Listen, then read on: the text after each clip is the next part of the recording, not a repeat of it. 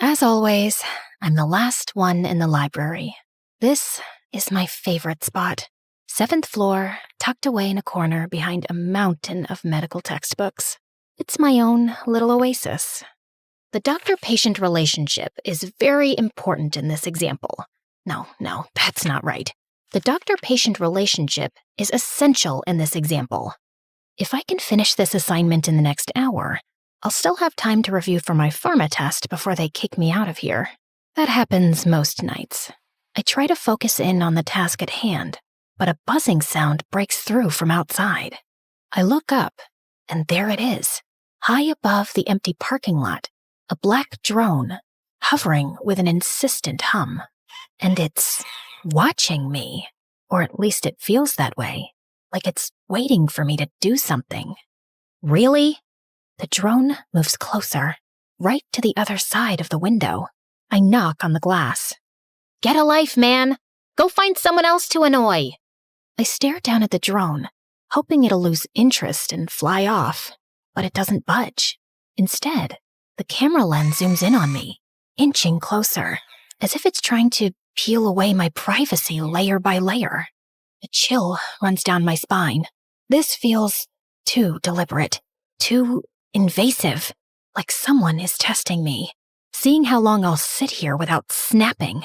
I swallow hard and reach for my harmonica bottle, needing something, anything to distract me. It's a gift from Mom, something she picked up on Amazon.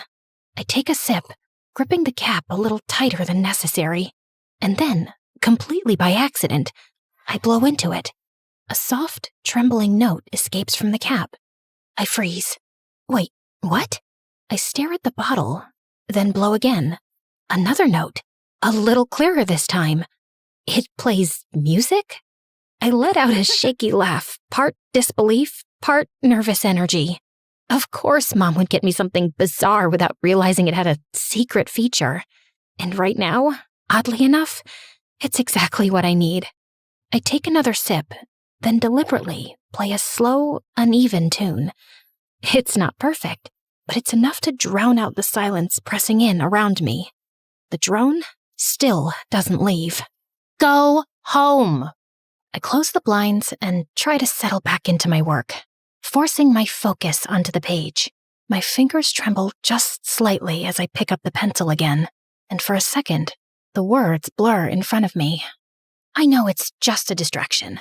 Some bored jerk with a drone, probably just trying to get a reaction.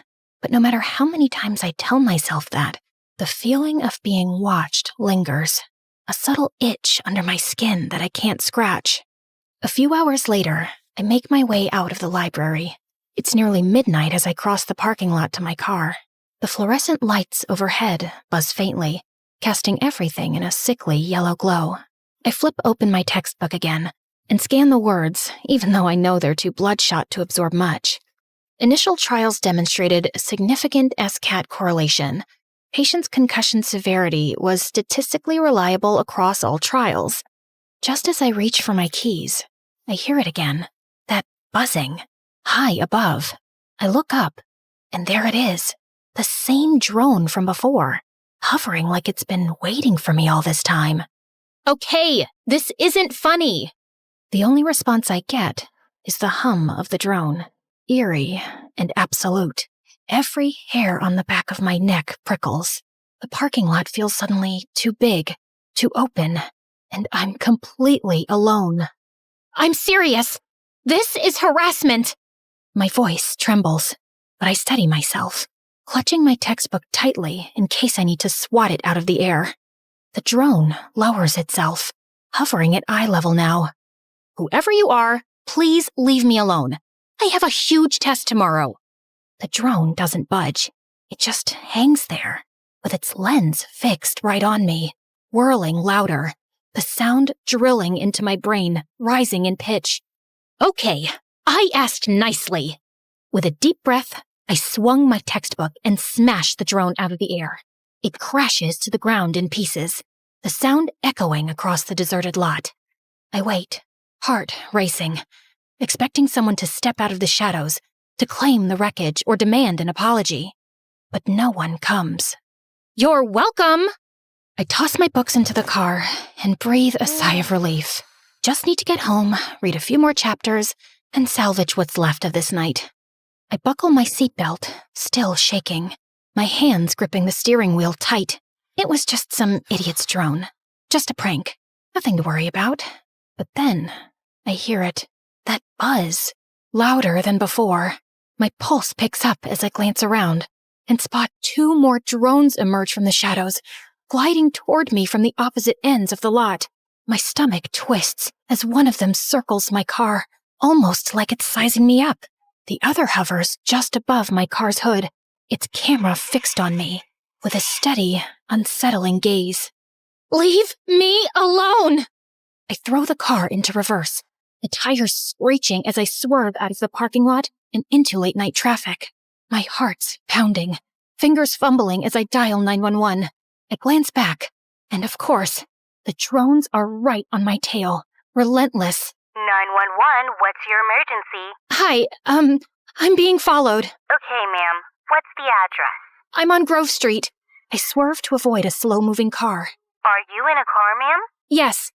Another glance in the rear view, and I almost lose it. There's a 3rd drone now, catching up with the others.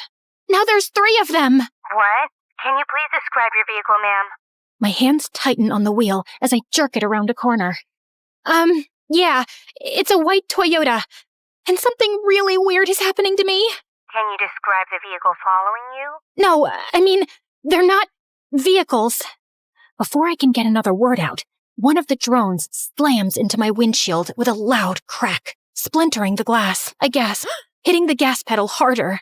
Another one shatters against my side window. Fragments of glass rain down around me. They're hitting me! What's hitting you? Drones! I can barely hear the operator anymore, her words swallowed by the chaos around me. My breathing is ragged, my pulse so loud it drowns out everything else. Glass digs into my skin. Up ahead, the stoplight flashes yellow, and I know I shouldn't, but I punch it, squeezing my eyes shut as I shoot through the intersection. Oh my god, oh my god, oh my god! The light turns red. Horns blare from every direction as I thread my way through, somehow avoiding everything. Ma'am, are you okay? No! I need help!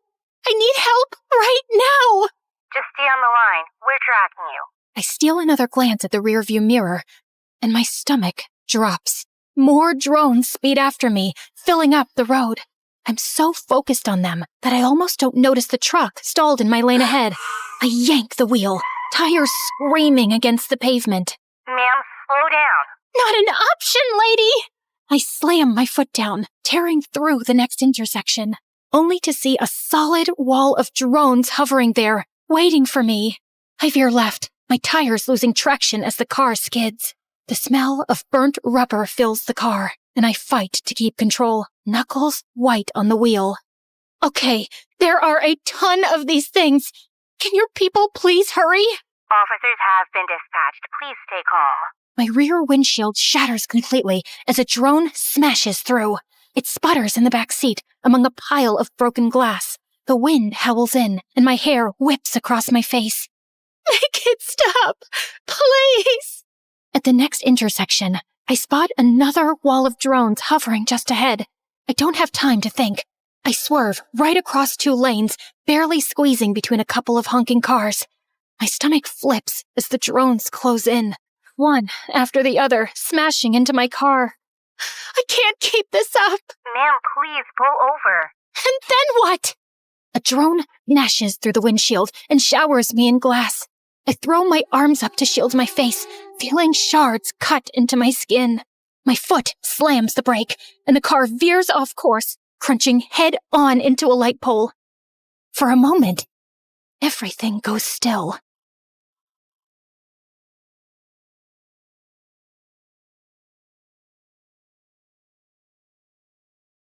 Ma'am? Ma'am, are you there? Rescue is on the way. Stay with me. I cough, tasting blood. Or maybe just fear. My hands shake as I shove the car door open and stumble out into the street. My books spill out beside me, scattering across the pavement like the thoughts tumbling out of my head. Every muscle aches. I can barely breathe. But that buzzing sound, it's still there. I look up. The sky is filled with them. Drones. Hundreds of them. No, thousands. They fill the air like a swarm of angry bees, red lights blinking, cameras fixed on me. I can't move. Ray Austin. Who are you? You could have killed me with those things. Do you know where you are? Los Angeles, okay? What does that matter? The drones shift, giving me a clear view of the intersection. My heart drops. No, I know this place. I know it too well. The blinking crosswalk light, the cracked curb, the old billboard half burnt out. This is where it happened. 2 years ago. What did you do? Nothing. I didn't do anything. Don't lie. The pressure builds in my chest. My knees buckle. I feel like I'm drowning in my own heartbeat. Who did you hurt? I shake my head. I try to hold it in, but it's over. I'm unraveling. I don't know his name. I was driving from the library. I was tired. I closed my eyes for a second, just 1 second. I didn't see him crossing. I hit him. I drove off. I left him there. I left him to die. I scream it. Every ugly word. I sob until I can't breathe. Until my knees hit the ground and I can barely see through the tears. The drones don't move. They just hover there, watching, judging. I pull out my phone and call 911. 911, what's your emergency? I hit someone 2 years ago. I ran. I left him. I killed him.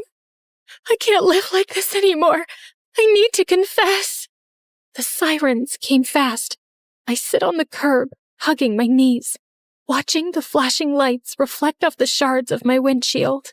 Ma'am, we got your call. Are you hurt? No, not really. Not physically. But get rid of the drones, please. What drones? I look up. The sky is empty. There's nothing there. They were here. I swear. They talked to me. She glances at her partner. I can tell what they're thinking.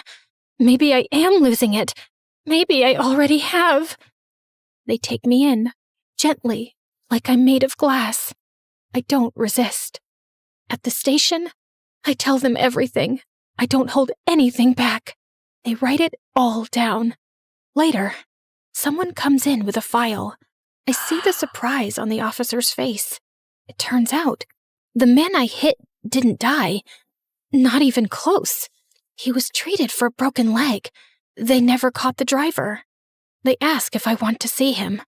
I nod. He's older now, walks with a cane. He has kind eyes, the kind I don't deserve. I remember that night. I always wondered who it was. I won't lie. I was angry for a long time, but I survived, and I moved on. My throat tightens. I didn't. I never did. Then maybe it's time you should. I don't want revenge. I want you to get better. Live better. I will. I promise. I'll heal people. I'll help them. For free. For the rest of my life. That's all I want. That's all I've wanted since that night. Then start by healing yourself.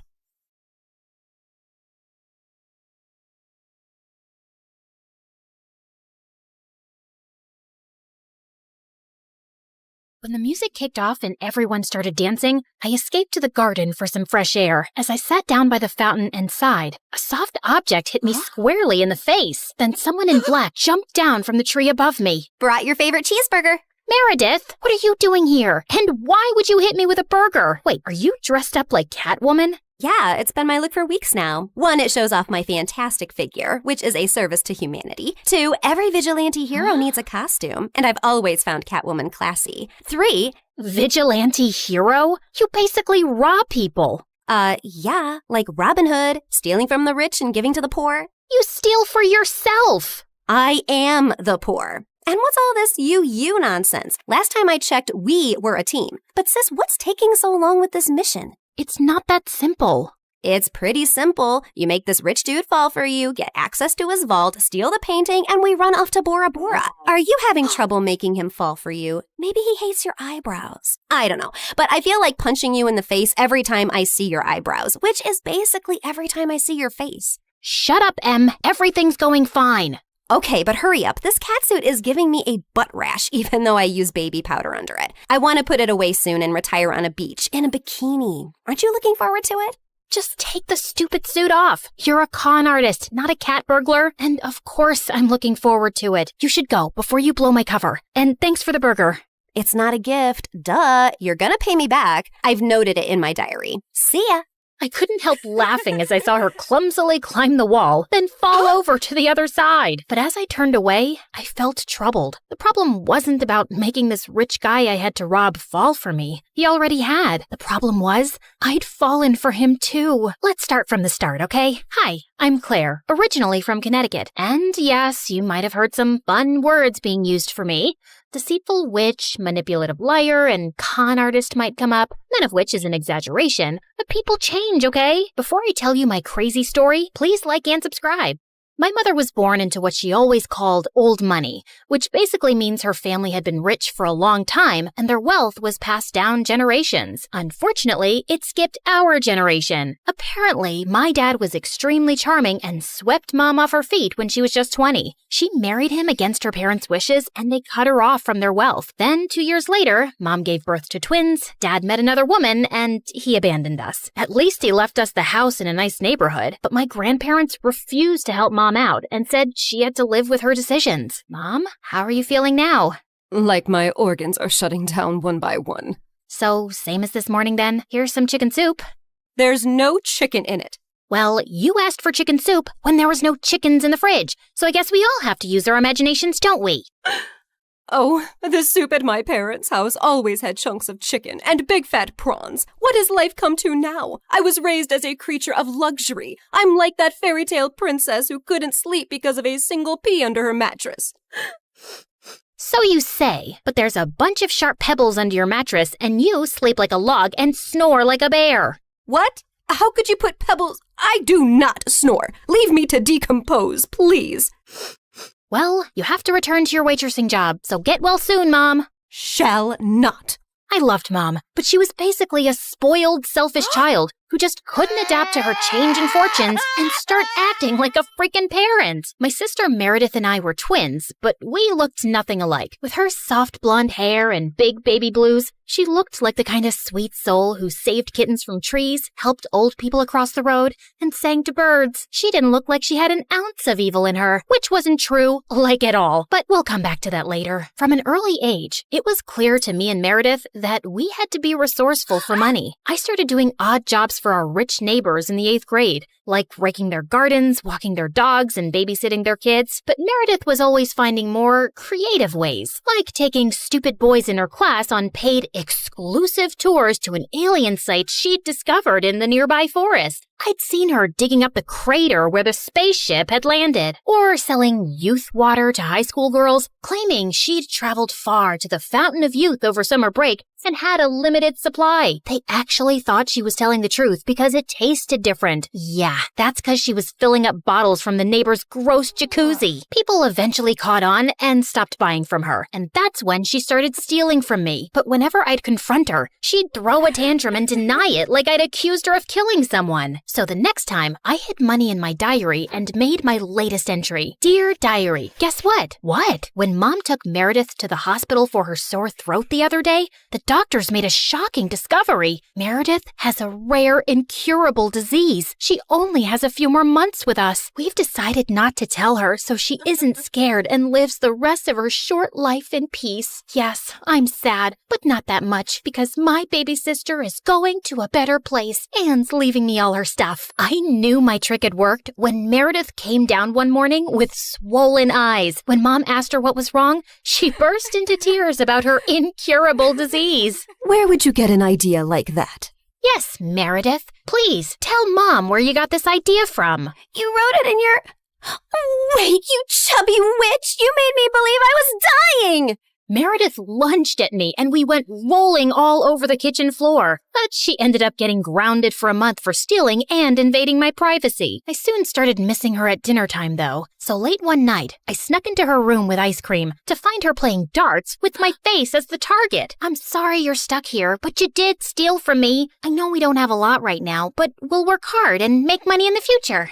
But the future is in the future. What do I do now when I need money for mascara and gummy bears? Maybe we can think of some business idea. Oh, I thought you'd never ask. She pulled out a box from under her bed full of t-shirts. So you know my friend George, the next-door gardener's nephew? Apparently he volunteers at a mental institution every weekend. The owners got t-shirts made from all the patients, but they refuse to wear them, blah, blah.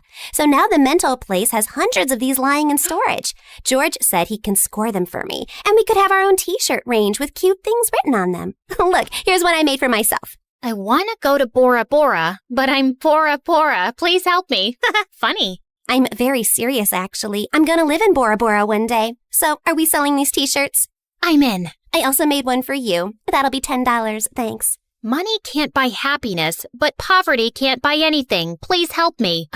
You should pay me for wearing this. Meredith didn't have the best reputation in our neighborhood or school to sell things, so we decided to hit the other end of town and set up a t-shirt stall outside a private school. With my salesmanship and Meredith's flirting, we managed to sell quite a few on the first day. We started setting up shop at different locations, and one day as we were heading home, Meredith suddenly said she had to pee really badly. So we walked up to the closest house to ask if they'd let us use the bathroom. We rang the bell, but no one seemed to be home. I was peeking in through the window when suddenly I turned around to see Meredith already crawling halfway through one. Are you crazy? That's breaking and entering! I'll kick in your face so hard that you'll need plastic surgery, which we don't have money for. If you don't want to be ugly for the rest of your life, let me pee.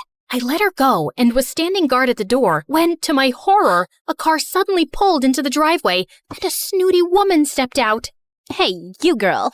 What are you doing lurking around my house? Were you thinking of breaking in? What? No, of course not. I'm a Girl Scout selling cookies. Yeah, I study in the, Aston Bridge School for Girls. Oh, I see. It's a lovely school. I know many people whose children go there. Sorry for my mistake. I'll be happy to buy some cookies from you. Put me down for 20 boxes. Sure. It's, $5 a box, so that'll be $100. I'm putting your name down on my list, and I'll drop them by tomorrow. That's perfect, sweetie. Here's the money. I'll see you soon. Just then, I saw Meredith slip out the window, and as soon as the lady went in, we ran like crazy down the block and then collapsed on some grass. Look, I took some pastries from her kitchen. Perfect for a spontaneous picnic. That's stealing. Oh, you're one to talk. I heard the whole cookie conversation from inside. You took that lady's money, and you're never going to give her any cookies. I was just trying to distract her before she caught your butt. I didn't think she'd be dumb enough to actually give me the money. I can return it. Look, she didn't do it out of the goodness of her heart. She's a rich snob who was being really rude till she thought you were someone rich, too. You didn't force her to give you money at gunpoint. Oh, Claire, this has just given me the best idea. You're not serious. Yes, I am. Dumb people deserve to be tricked. And what does $100 mean to someone who has a gold toilet seat? I knew it was wrong, but it was also so easy. And before I knew it, Meredith and I were wearing private school uniforms and hitting different neighborhoods, collecting money for Girl Scout cookies that we had no intention to deliver. We made $2,000 in a month. But one day, when we went up to a rich old lady's house, she invited us in and even offered us cake as we signed her up. How many boxes will that be, ma'am? Oh, none, thank you. You see, I don't buy imaginary cookies. What? I'd heard that there were 2 conning Girl Scouts in town, and I was ready for you. I've called the police, and you two will end up in a detention center. Just then, there was a loud bang and the power went out. In the confusion, Meredith kicked the old lady and yelled, "Run!" As we were sprinting down the street, I suddenly noticed a nerdy-looking boy my age running beside us too, grinning and waving at us. Hey, hold on. Who are you? I'm your new neighbor, Freddie. I'm the one who saved you from that old crow. What? I'm so confused right now. New neighbor? You moved into the house next to ours? Why are you here? I was bored and saw you girls leaving your house, so I followed you for fun. Don't worry, I won't tell anyone about your little cookie secret. When I heard that old lady threatening you, I went to the main circuit board and pulled out a wire with my tweezer, which I always keep handy. You could have been electrocuted. You're either incredibly smart or exceptionally dumb. My mom says the exact same thing, except for the incredibly smart part. Listen, you geek, what do you want? If you think you're gonna get a cut of our profits. No, my parents are well off. They're neurosurgeons. I just want to be friends. I swear, I don't have any siblings and I don't know anyone here. What if we say no? I'll keep following you around until you say yes. Okay, fine. Congratulations. You got yourself 2 friends. Oh, I'm so happy! Merry Christmas and a Happy New Year!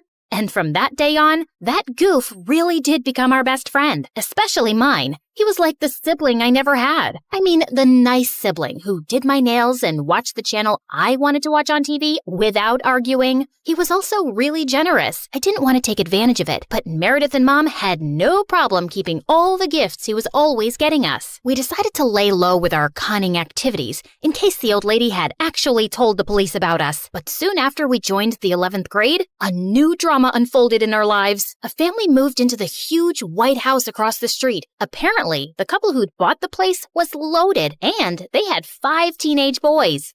Finally, some eligible bachelors on our street. Thanks. My feelings aren't hurt at all. Oh, I'm sorry I left you out, sweetie. Maybe you'll find someone too. I mean, they have 5 boys. There's a good chance one of them is gay. What? Why would you think? Okay, girls, here's a basket of goodies for you to take over as a welcome present. Now go, throw yourselves at those boys.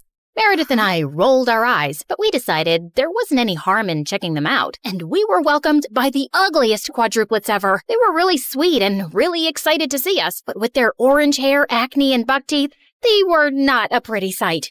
Man, I feel sorry for those parents. Like, Mom got one average-looking kid, but God made it up by giving her me. But those parents, God decided to use copy-paste on that ugly model. They must have done something terrible to deserve this. Huh? You are so rude. Oh, shut up. I know you're thinking the same. I just have the guts to say it out loud. But then a day later, I'd just woken up when the bell rang, and I opened the door to find the most gorgeous boy ever standing outside. Hello, I'm Eric. You got some of your mail? I came to return it. I just stared at him, dumbstruck, feeling acutely aware of how terrible I looked. Just then, Meredith pushed me out of the way. Hey, thanks. You're such a lifesaver. Haven't seen you around before. I just moved into the house across the street. The big white one with the quadruplets? Yeah, they're my brothers. What? No, they can't be related to you. They're very unattractive. Meredith, can't you ever sugarcoat anything? I am sugarcoating. Did I call them ugly ogres? I am so sorry. It's okay. People have this reaction often. I'll see you girls around. He flashed his beautiful smile at us and then left. Wow, Eric stole his brother's luck, the schoolboy's luck, the neighborhood boy's luck, and his mother's and his father's luck, and the whole town's. I agree. He's beautiful. I hope he's smart and funny and kind too. I'm sure he is. I never believed in love at first sight till I met Eric. Okay, maybe love is an exaggeration, but I was crushing on him hard. Freddie, how does this purple dress look on me? Claire, what the? You can't just come in without knocking? What if I wasn't wearing a towel? Well, you are, so unclench your butt. Now, what do you think about the dress? Hey, Freddie, I want your opinion on this red dress. Oh, hi, Claire. I didn't know you were here. Have some respect for my privacy. What are you talking about? Actually, I don't care. Now tell me, I look hot, right? Of course I look hot. I could wear a potato sack and I'd look hot. I can do hot in my sleep. What's the dress for? The party at Eric's place? What, did you think you're the only one who got invited? The red's a bit much for a casual housewarming party, no? Yeah, you're right. It's more of a second date dress. Thanks, I'll look for something else. And your dress looks lovely. I am not your sister, and you can't treat me like this. I am a man. Okay, thanks for the news flash. Come on, Claire, let's go before Freddie has a heart attack. The party was coming up soon, but I knew there would be many guests, and I wouldn't really get a chance to talk to Eric then. So I decided to drop by to borrow some sugar one evening. But my heart sank when I spotted Meredith and Eric in the kitchen, and they were kissing. I couldn't believe that witch. It was so obvious I was crushing on Eric, wasn't it? Can you give me some mashed potatoes, Claire? I lifted a spoonful and threw it straight at her face. Claire! What the heck? Oh, I'm sorry. You didn't want them on your face? You should have been clearer then. You got a problem with me? What a genius. Since you're so smart, I'm sure you already knew I liked Eric, but you went after him anyway. Yeah, I saw you two kissing. Oh my God, what? You like Eric? I had no idea. You should have been clearer too. Cut it out, okay? You knew. Did not. Okay, so now that you know, will you stop seeing him? No, duh. Are you really into him? Not really. I barely know him, but he's cute and rich and he likes me. You did see that he was kissing me back, right? I flung another dollop of mashed potato straight in her eye and stormed off. Fine, that jerk could have Eric. I wasn't even gonna go to the party now. But on the night of the party, when I heard music floating from across the street, I couldn't help myself. Eric had just known Meredith for 2 days. This battle wasn't over yet. I knew I looked smoking hot as I marched up to Eric and Meredith in her stupid red dress. She looked furious to see me before she turned sickly sweet. Oh, hi. I thought you were unwell and not coming, honey. How are you doing now, honey? I'm good, honey. How are you, honey? I'm great, honey. Do you like my honey, honey? What honey? Honey? The honey. I see no honey. Honey? What's happening here? Don't worry about it. Let's go get some honey, honey. We don't have any honey, Meredith. Honey! You ruined it. You should have ended the sentence with honey. Don't mind her, Eric. You already know she's rude. And she has a vile temper. She once tried stealing money from an old lady and kicked her hard when she resisted. Oh, so that's how it's gonna be, huh?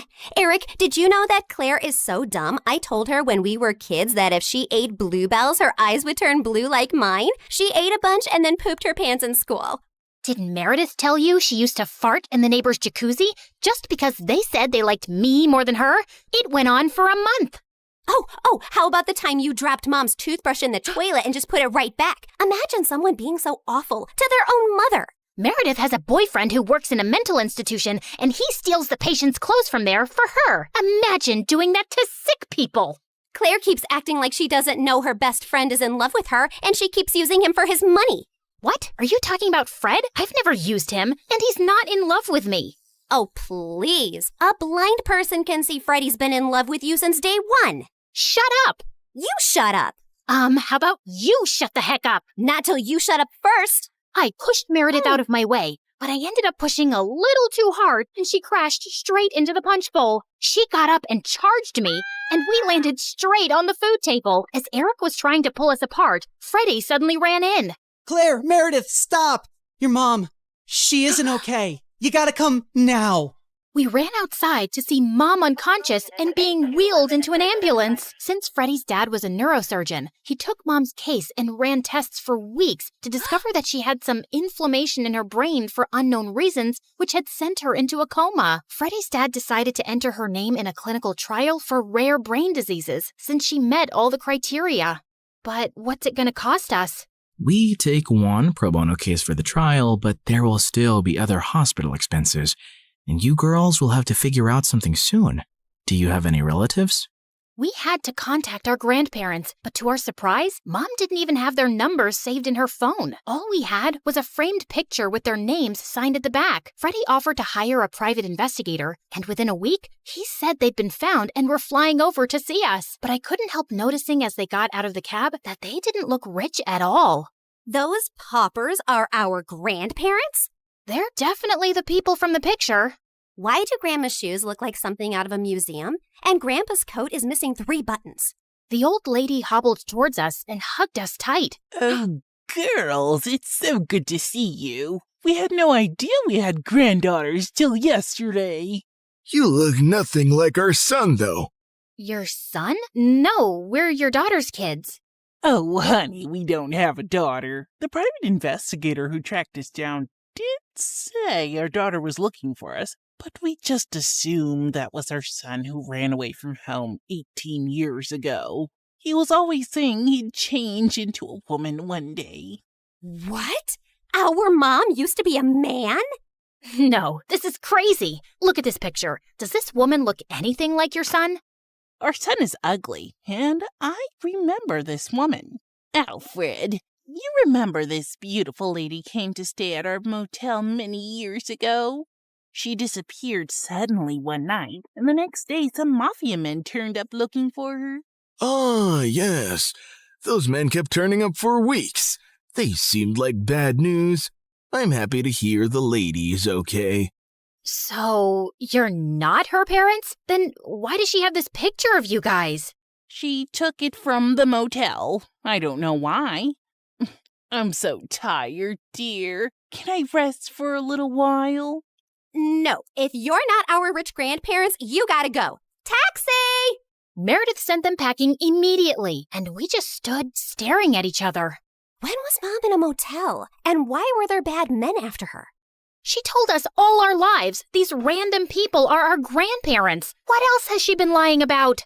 Apparently, a lot of things. When we checked out if she had any health insurance, she couldn't be found in the system. I went to the diner where she'd been working for years to see if the manager could help, only to find out that no one there had ever seen her. We had no clue where she'd been going all this time while she was pretending to work, or where she got her salary from. Meredith and I tore up Mom's room looking for more clues. We didn't find anything in the closets or under the bed, but I pulled the rug away and came across a loose floorboard. We pried it open to find a laptop and so many fake IDs and passports, all belonging to Mom.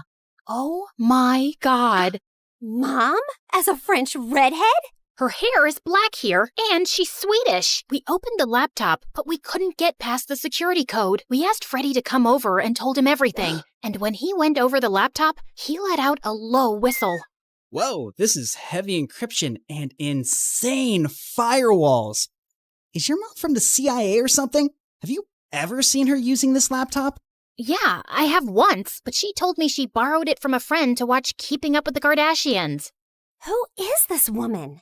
We really had no idea, except that her hair dye started fading soon, and we discovered she was a natural blonde. We still desperately needed the money and contemplated selling the house, but we couldn't even find any documents for it. For the first time in my life, I felt overwhelmed and completely out of ideas. Then one night, as Meredith and I were sitting on the porch, Freddie joined us, looking grim. I need to tell you guys something about the clinical trial. There's only a 50% chance that your mom will get the drug that could make her well. What do you mean? Doesn't everyone get the drug? No, half the patients get a placebo drug. Oh God, I did something really wrong. I checked the files of everyone on the clinical trial, and your mom has been assigned the placebo drug. She's not going to get the treatment. So that's it? We're just gonna sit back and watch, knowing there's no chance of her getting better?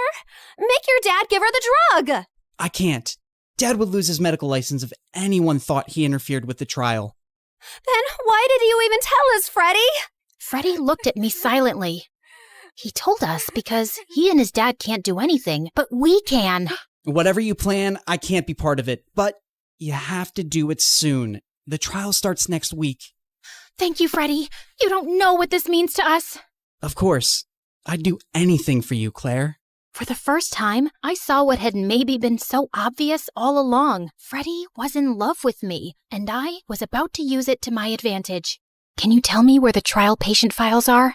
When we visited Mom next at the hospital, I was able to slip away and retrieve Mom's file and another patient's who was receiving the drug. That night, Meredith and I used every Photoshop skill we had to make duplicate copies, complete with the hospital's seal and everyone's signatures to ensure that Mom was the patient chosen for the treatment. And the next day, I slipped the files back in. I knew what I'd done was wrong, and I'd broken at least 5 different laws. But as I walked away, I didn't feel like a criminal at all.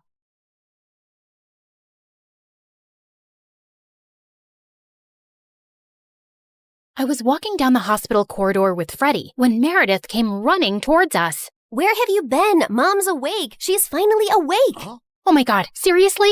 This better not be a joke, Meredith. I swear on my beautiful face, it's the truth. The doctors are just checking her vitals. Can you girls stop making so much noise?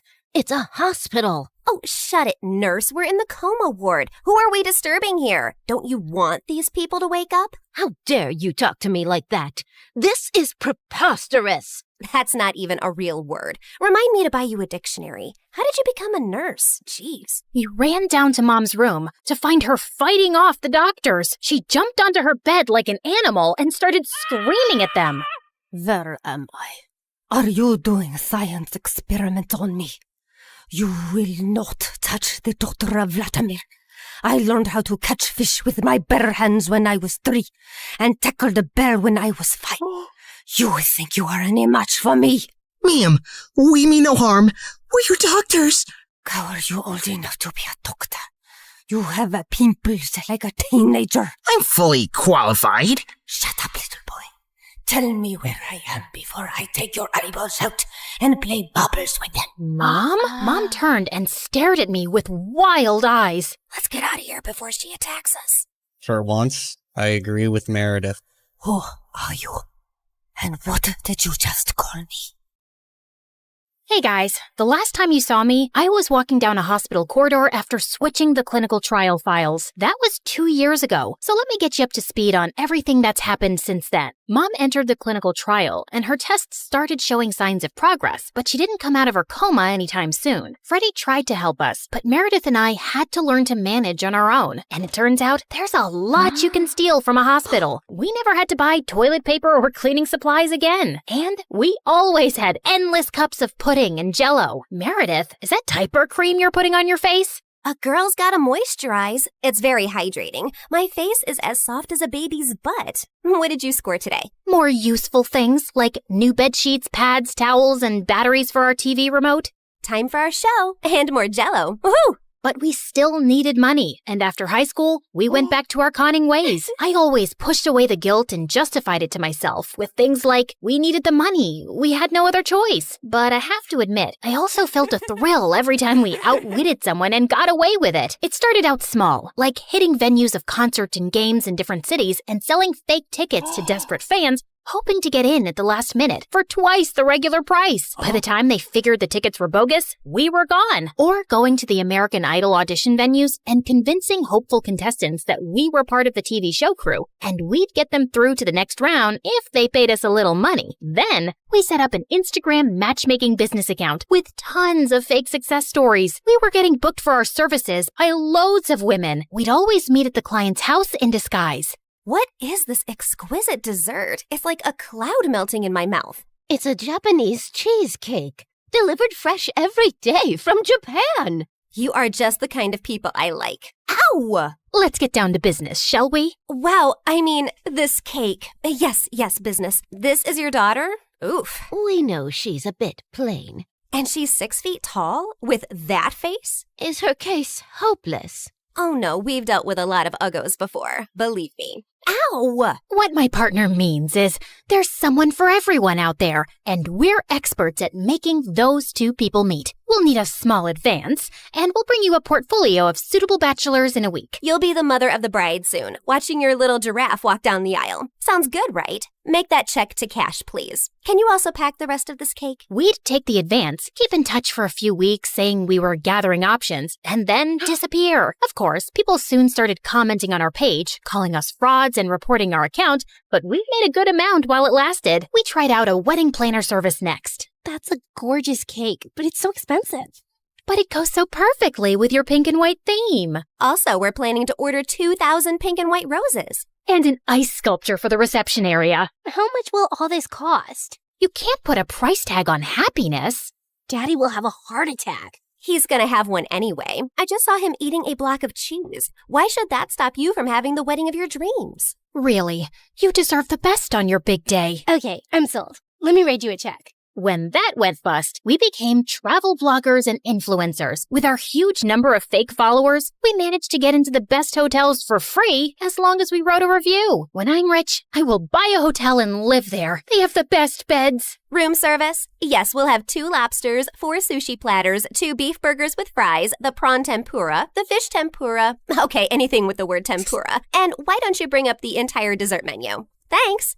Of course, none of these businesses lasted too long, and we were always on our toes, traveling from place to place, changing disguises, trying not to get caught. The only person who had any idea of our activities was Freddie. But whenever we went back home, he was always happy to see us and never asked questions. 2 years had gone by like this, and Mom was finally awake, except she didn't remember being our mom. Now, we had no chance to ask her about the fake IDs and laptop we'd found, because all she seemed to remember was her childhood in frickin' Russia. We showed her pictures of us together, and the doctors explained that she'd lost most of her memory, and they were unsure if she'd regain it. Oh, my girls. I am so sorry I don't remember anything about you, but I feel a connection to you, as strong as the frost on my toes, walking barefoot in snow, and as sweet as the smell of my grandmother's honey cakes, and as deep as the violet skies of Siberia, and— Yeah, we get it, Mom. We love you too. As the 3 of us sat in a cafe later, I was still trying to process everything when I saw Meredith had a faraway look on her face. I know that face, Em. What are you planning? Oh, nothing. Just thinking how excited Arthur will be when he finds out Mom is awake. You're talking about our neighbor, Arthur? Yeah, he's been visiting Mom every week for 2 years. He's always been in love with her. He'll be happy, but she won't even remember him. That actually works in his favor. Mom always found him irritating. What are you saying exactly?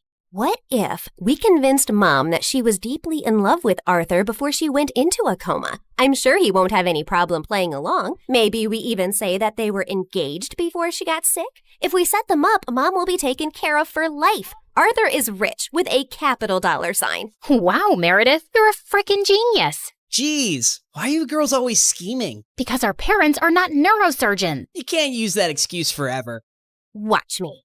Like we expected, Arthur immediately agreed, and we got to work. We photoshopped tons of pictures of Mom and him, and soon he even turned up with a giant emerald ring. You chose this Russian emerald ring from an antique shop where I proposed to you. Oh, it is so beautiful. I wish I remembered all of these moments. But I do feel a connection to you, as strong as the smell of lavender on a Russian summer breeze, and as warm as Papa's fur coat, and as comforting as a bowl of kidney pickle soup, and— Kiss her, now! As Arthur and Mom kissed, Meredith and I walked out of the room and burst out laughing. We laughed till we almost peed our pants. Oh God, my tummy hurts. Are we doing the right thing? Fooling Mom? She's no fool. She asked me how rich Arthur is yesterday. Now she feels very connected to him. And within a month, Mom was walking down the aisle in a grand wedding in Arthur's garden. Of course, Meredith and I had made all the arrangements and totally overcharged Arthur. I promise to cherish and to love you forever, and follow you to the ends of the earth. We will go to Russia and start our new life there in the lovely house you have bought me as a wedding gift. And yes, I will cherish and love you and whatever, etc., etc. Now you may exchange rings. Did you just hear what I just heard? Are they moving to Russia? That can't happen. Is it too late to object to this wedding? Shh! You guys are ruining the ceremony. What's wrong with you? Are you a moron? You know she can't go to Russia. Why not? She's Russian. Isn't she? Oh, yeah, she shouldn't go to Russia. Hold it, everyone! Sorry, Mom, but you can't go to Russia. Oh, sweetie, I will take you girls with me, don't worry. We're taking them with us? No one's going to Russia. Can we, discuss this later? You're ruining the moment. Arthur, shh! Listen, Mom, we need to talk. As I got up to talk to Mom, I tripped on my dress and crashed into this big cage holding 100 pigeons, and they all started flying off. This was supposed to be for after the ceremony!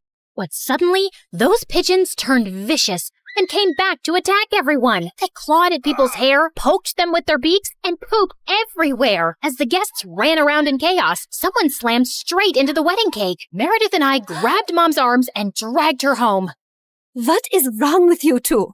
There's something you need to know, Mom. Meredith and I ended up showing her all her fake passports, IDs, and the laptop, and she was stunned. My name is Alexi, and none of these IDs have that name. Mom, we don't know who you really are or why you left Russia. What if you were a spy or some sort of criminal? What if you're wanted in Russia? If you go back there, you might get arrested or worse. Apparently, many years ago, some bad people were looking for you, and we don't know why. You have to stay here and keep a low profile. But I want to find my parents and see my home. It's all I remember. You can't risk it. Not till you get your memory back. Or we get someone to tell us what's on that laptop and figure out who you are. We're sorry. We hugged Mom as she cried, then fixed her makeup and returned to the wedding. The pigeons had left, and the guests were leaving too. Stop, everyone. The wedding isn't over yet. And Arthur, Mom wants to move to Hawaii instead. From the top, people! Arthur was very confused, but they finally got married. Later, as everyone moved towards the dance floor, Freddie asked me to join him. So, now your mom is well and you have a rich stepfather. What are your plans? I like traveling around with Meredith. Maybe I'll do that for some time. There isn't any reason to stay here anyway. Ouch. Why don't you just hit me with an axe? Of course, there's you. I can always come visit. That's not good enough, Claire. Look, I have to say this now. I've been in love with you since forever, and let's not pretend you don't know that. Don't you think you can give us a chance? We're best friends, and I'd do anything for you. I know, Freddie, but I just can't. I love you, but not like you want me to. You can try dating me. Maybe you'll feel differently. I don't think I will. And I can give you a good life. You don't need to live like a freaking criminal anymore. Some people might call me an artist. Con artist, yeah. Still a criminal. Maybe I enjoy being one. It's kind of thrilling.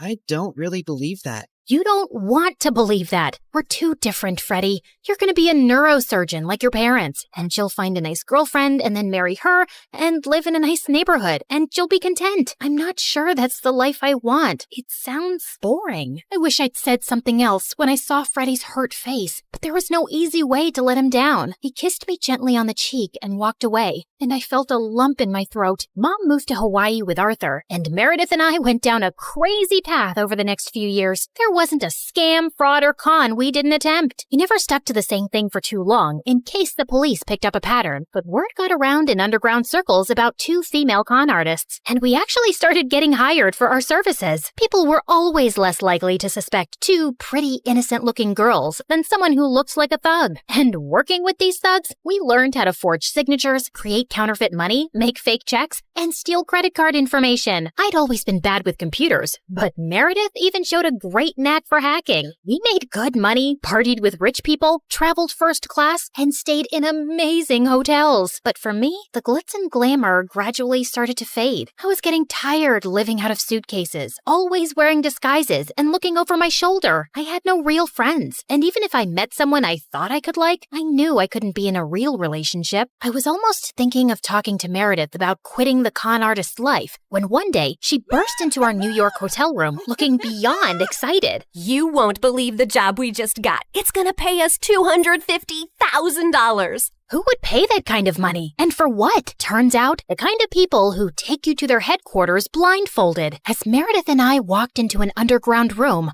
a large chair swiveled around to reveal a tiny, skinny guy. What? You think all mafia bosses are tall, fat, bald, and wear gold rings? Sorry to disappoint you with my looks, but trust me, I am every bit as ruthless. Something about his steely gray eyes sent a shiver down my spine.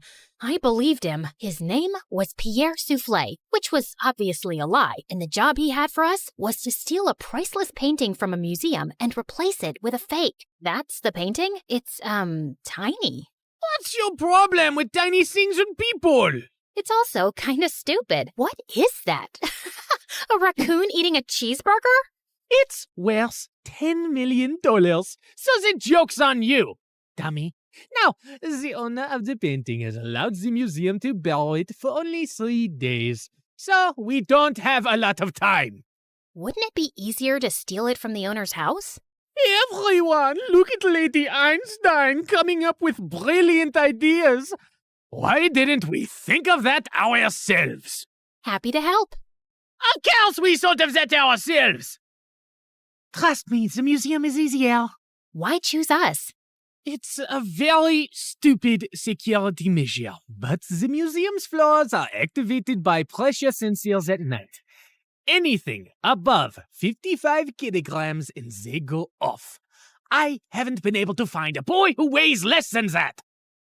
Ellie, get the weighing scale. Meredith weighed 52 kgs, while I weighed 55.1. How is this possible? You eat so much more than I do. What can I say? I got all the good genes. Okay, you're out, fatty. Meredith, you're my leading lady. The plan was to enter the museum through its large air ducts, carrying the fake painting with us. We first had to make a stop in the security room and disable all the cameras and alarms. Then we'd crawl back through the ducts till we reached the exhibit area, and I'd lower Meredith down along with the painting so she could switch them out. As Meredith made it to the bottom, I dropped the painting to her, and she missed it. And we heard a loud crack. Oh my God, did you break the frame? Me? It's your fault. Who told you to throw it like that? I was expecting you to catch it. But what was I thinking? You made us lose the Frisbee tournament in 8th grade because you're so bad at catching things. Unless it's someone's boyfriend. Seriously? You were so distracted by that hot boy on the bleachers, your throwing skills were completely off. FYI, that boy was totally into me. Why are we even talking about Frisbees and boys right now? You started it. No, I didn't. Okay, shut up. Let me think how to fix this. Are you trying to glue it together with your saliva? You got a better idea? Any idea would be a better idea than that. Look, it's a museum. They must fix broken, ancient things here all the time, right? I'm looking at the floor map, and there are some offices in the left wing. I'll go get some glue. It took me an hour to find glue and return to our spot. And I found Meredith eating a bowl of ramen. Where did you get that? I brought a packet of instant ramen with me, and you were taking forever, so I went to make it in the staff kitchen. There was someone's chicken sandwich in the fridge, so I used the meat from that. And there was also some tofu, and I added a dash of oyster sauce. I'm so happy you chose this moment in your life to become a gourmet chef. Just send the painting back up so I can fix it. Tried to fill in the crack as best I could, then sent it back down to Meredith, who took the real one off and put the fake one on the wall. But just as she started walking back, the whole floor lit up suddenly, and a blaring sound went off. Oh my God, what's happening? I don't know. Is the painting heavier than the fake one? Just hurry up. We gotta get out now. They pulled up Meredith and the real painting and closed the opening in the ceiling seconds before security burst in. We crawled down the ducts and out of the building as fast as we could. We ran a few blocks down where Pierre's van was waiting for us, and we sped away. Oh, I would have preferred if you hadn't alerted all of New York about a break-in. Now I'll have to move this painting around with cops crawling all over the city. Never mind. Here's your check, and Claire, try to lose some weight. Au revoir. And without warning, we were dumped on a dark street. We scrambled to our feet, headed for the subway, and made it home. It was all over the news the next morning that someone had broken into the museum and switched off all the security systems. But apparently, nothing had been stolen, except a chicken sandwich and a block of tofu from the staff kitchen. You ate the entire block? Hey, I'm not the one who needs to watch her weight. I do not need to. Whatever. Listen, I've been meaning to talk to you about something. It'll have to wait. I got a hair appointment. We'll talk over dinner? Yeah, sure. I was gonna tell Meredith that I wanted a break from this life, and I wasn't sure how she'd react. As I sat in a cafe later, I suddenly found a cute guy next to my table. Mind if I sit here? There are no other empty seats. I won't disturb you. I promise. We actually ended up talking for over an hour, and I found him sweet and charming. I'd love to meet you again if you're free. I don't live in New York, but I come every weekend. You come here for work? No, actually, I came to visit my mom, who's admitted in the hospital here for a medical trial. She has some rare brain issue that sent her into a coma. Oh, I'm sorry to hear that. How long has she been in a coma? 6 years now. It's been the toughest thing I've ever dealt with. Actually, she was part of this other really promising clinical trial before, but that didn't work for her. He was in a hospital in Connecticut. As he kept talking, I suddenly felt like I was spinning around very fast, and I could hear my heartbeat in my ears. My chest felt heavy, and I could barely breathe. I don't know what I said to the boy, but I just ran out of there and didn't stop till I got to our hotel room. Hey, I was about to call you. What's wrong? Claire, are we in trouble? I am a terrible person. Hey, you're not that terrible, just a bit ugly. You don't have cops after you, do you? Meredith, I met someone. It's not a cop, is it? No, I met a random guy in a cafe, and his mom was in a clinical trial. I hope this gets interesting at some point. In a hospital in Connecticut. Oh my god, the same hospital Mom was in? And the same trial? What a small world. No, it's not the same trial. It's a different hospital, too. Okay, I'm bored again. The coincidence made me interested for a bit. Meredith, his mom's been in a coma for 6 years. We did that to someone. Didn't you just say it's not the same trial? Yes, but for a few seconds, I thought it was the same trial. And I just realized for the first time today that we did something awful to someone out there. When we switched the patient files, we took away someone else's chance to get better. You realized this just now? Are you dumb or something? Of course that's what we did. I mean, I never really thought about it like this. It was just a name on a file. But meeting someone who's going through that with their mom for years, it just made it so real. We're really bad people. Not really bad, if you consider all the bad people in the world. Okay, look, we didn't have a choice. If I had to do something like that to save Mom all over again, I'd do it in a heartbeat. Okay, so we did that to save Mom, but what about everything else? We had a choice to not continue living this life, but we didn't stop, and I want to stop. What's the big deal, man? It's not like we're stealing from poor people. It doesn't matter who we steal from. It's not about them. It's about us and the people we've become. I don't want to be this person anymore. Look, just calm down. I'll get you a pina colada and everything will seem better. But I pushed her away angrily and she landed on the floor. She looked up at me, stunned. No, I am done. Meredith and I barely spoke over the next few days, and I had no idea what was going through her head. But I'd made my decision. I was gonna go home. I sent Freddie a text to say I'd be coming next week, and he called me back. Hey, I'm actually in New York with my parents for the weekend. Can we catch up? The moment I saw Freddie, I just burst into tears and he hugged me tight. As we talked over dinner, he assured me that he'd talk to Meredith and try to make her come home too. We had just stepped out of the restaurant and walked 2 blocks down when suddenly a black van screeched to a halt beside us and some men pulled us in, handcuffing and blindfolding us. When our blindfolds came off, I realized we were in Pierre's quarters and I found Meredith there too. What's going on here? Welcome, welcome. We just gathered here to discuss a teensy-weensy, itsy-bitsy issue. Now, Meredith, go ahead and tell them the moronic thing of titanic proportions that you just did. Apparently, Meredith had found her way to Pierre's headquarters and stolen the real painting from him. She had then tried to sell it to a buyer she'd arranged, and while the exchange was about to happen on the docks, the cops had showed up. Meredith had barely managed to escape, but the buyer and the painting were in police custody. The police didn't let it get out in the news, but they knew the real painting had been stolen and replaced with a fake. They were probably watching every dock, airport, and train station to see if someone would try and move it out. And your sister practically handed it to them. What were you thinking? It's your whole quitting the biz talk that made me do it. I did it for us, so we could sell the painting and retire to Bora Bora for good. And what the heck is Freddie doing here? Hi guys, I'm Freddie. Old friend. Nice to meet you. Not terrified at all. You made me lose a fortune, and you double-crossed me. And Pierre does not take betrayal well. Harry! Sam! Yes, sir! You know what to do.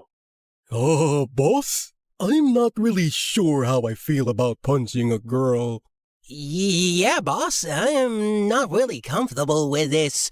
Maybe we can just punch the boy. I'm not really a boy. I used to be a girl. Ask Claire and Meredith, we practically grew up like sisters. Please don't hurt him.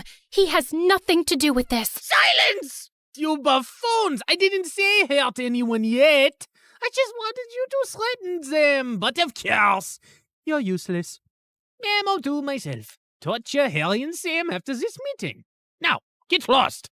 Then Pierre shifted his cold gaze to me. That painting is everything to me, and I want it back. And now the only way we can get it is from the owner himself. You, Claire, will be executing this mission. The heir of that painting is a young, charming millionaire. And you will get to know him, become his girlfriend, kiss, cuddle, yada yada. You need to earn his trust completely, so he lets you into his life and his home. Then, when the time is right, you'll steal the painting from a high-security vault inside his house and bring it back to me. You will do this if you care about your moon sister and this girl/boy and his family and your mother and your stupid husband and your whole neighborhood. What if I fail? I don't think you want the answer to that. But once you succeed, I'll give you two enough to go to Bora Bora and never return.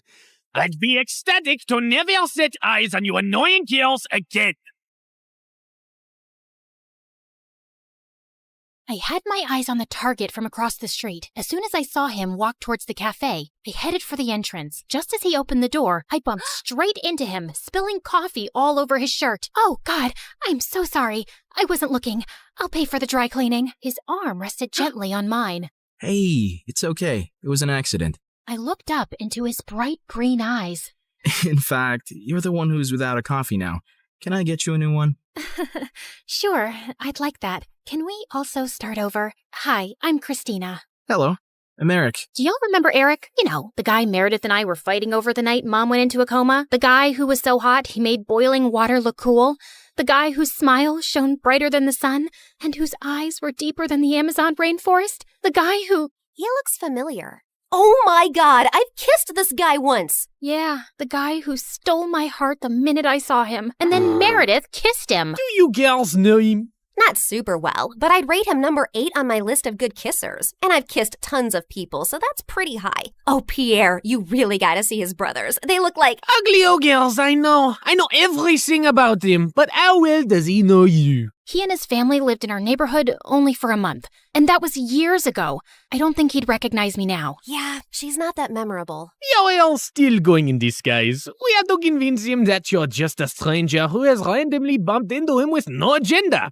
Also, he must believe you're very rich, so he doesn't think you're a gold digger. From Pierre, we learned that Eric's mom had passed away at his birth, and his dad had remarried a woman years later who already had children of her own, the quadruplets. The world makes sense again. Thank you. Eric's maternal grandmother recently left the painting to him in her will. His father is a big business tycoon, so they always have security at the mansion. But the painting is even harder to access. The only way you'll make it in and out of there is if you're welcomed into their home. I couldn't believe that of all the millionaires in the world, I had to pretend to like Eric, make him fall for me, and then rob him blind. And how was he even better looking now? Over the next few days, I took on the identity of Christina Delafour, a wealthy socialite with a law degree who lived in a beautiful apartment in a posh area and wore only designer braids. Wow, this Givenchy coat is stunning. It's Givenchy, you moron. Okay, geez. Also, Pierre, can't someone do a background check on me and easily find out that I did not graduate from Harvard and that I don't have parents who made a fortune out of selling toilets in India and now live there? If anyone runs a check, they'll find all this information to be accurate. I've made sure of it, and no one is interested in the law or toilets. So they won't ask you many questions. Now, show me how to walk in heels like a rich lady. Fine.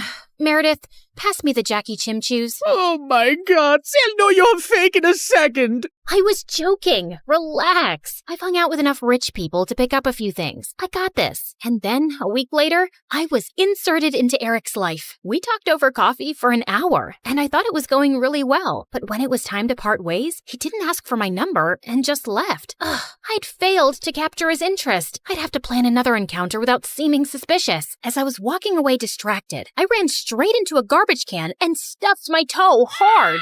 Son of a biscuit! Holy mother of fudge! I was still hopping around when I crashed into a woman pushing a stroller, and a doll went flying out of her hand onto the road. Just then, the car ran over the doll and turned it into a pancake.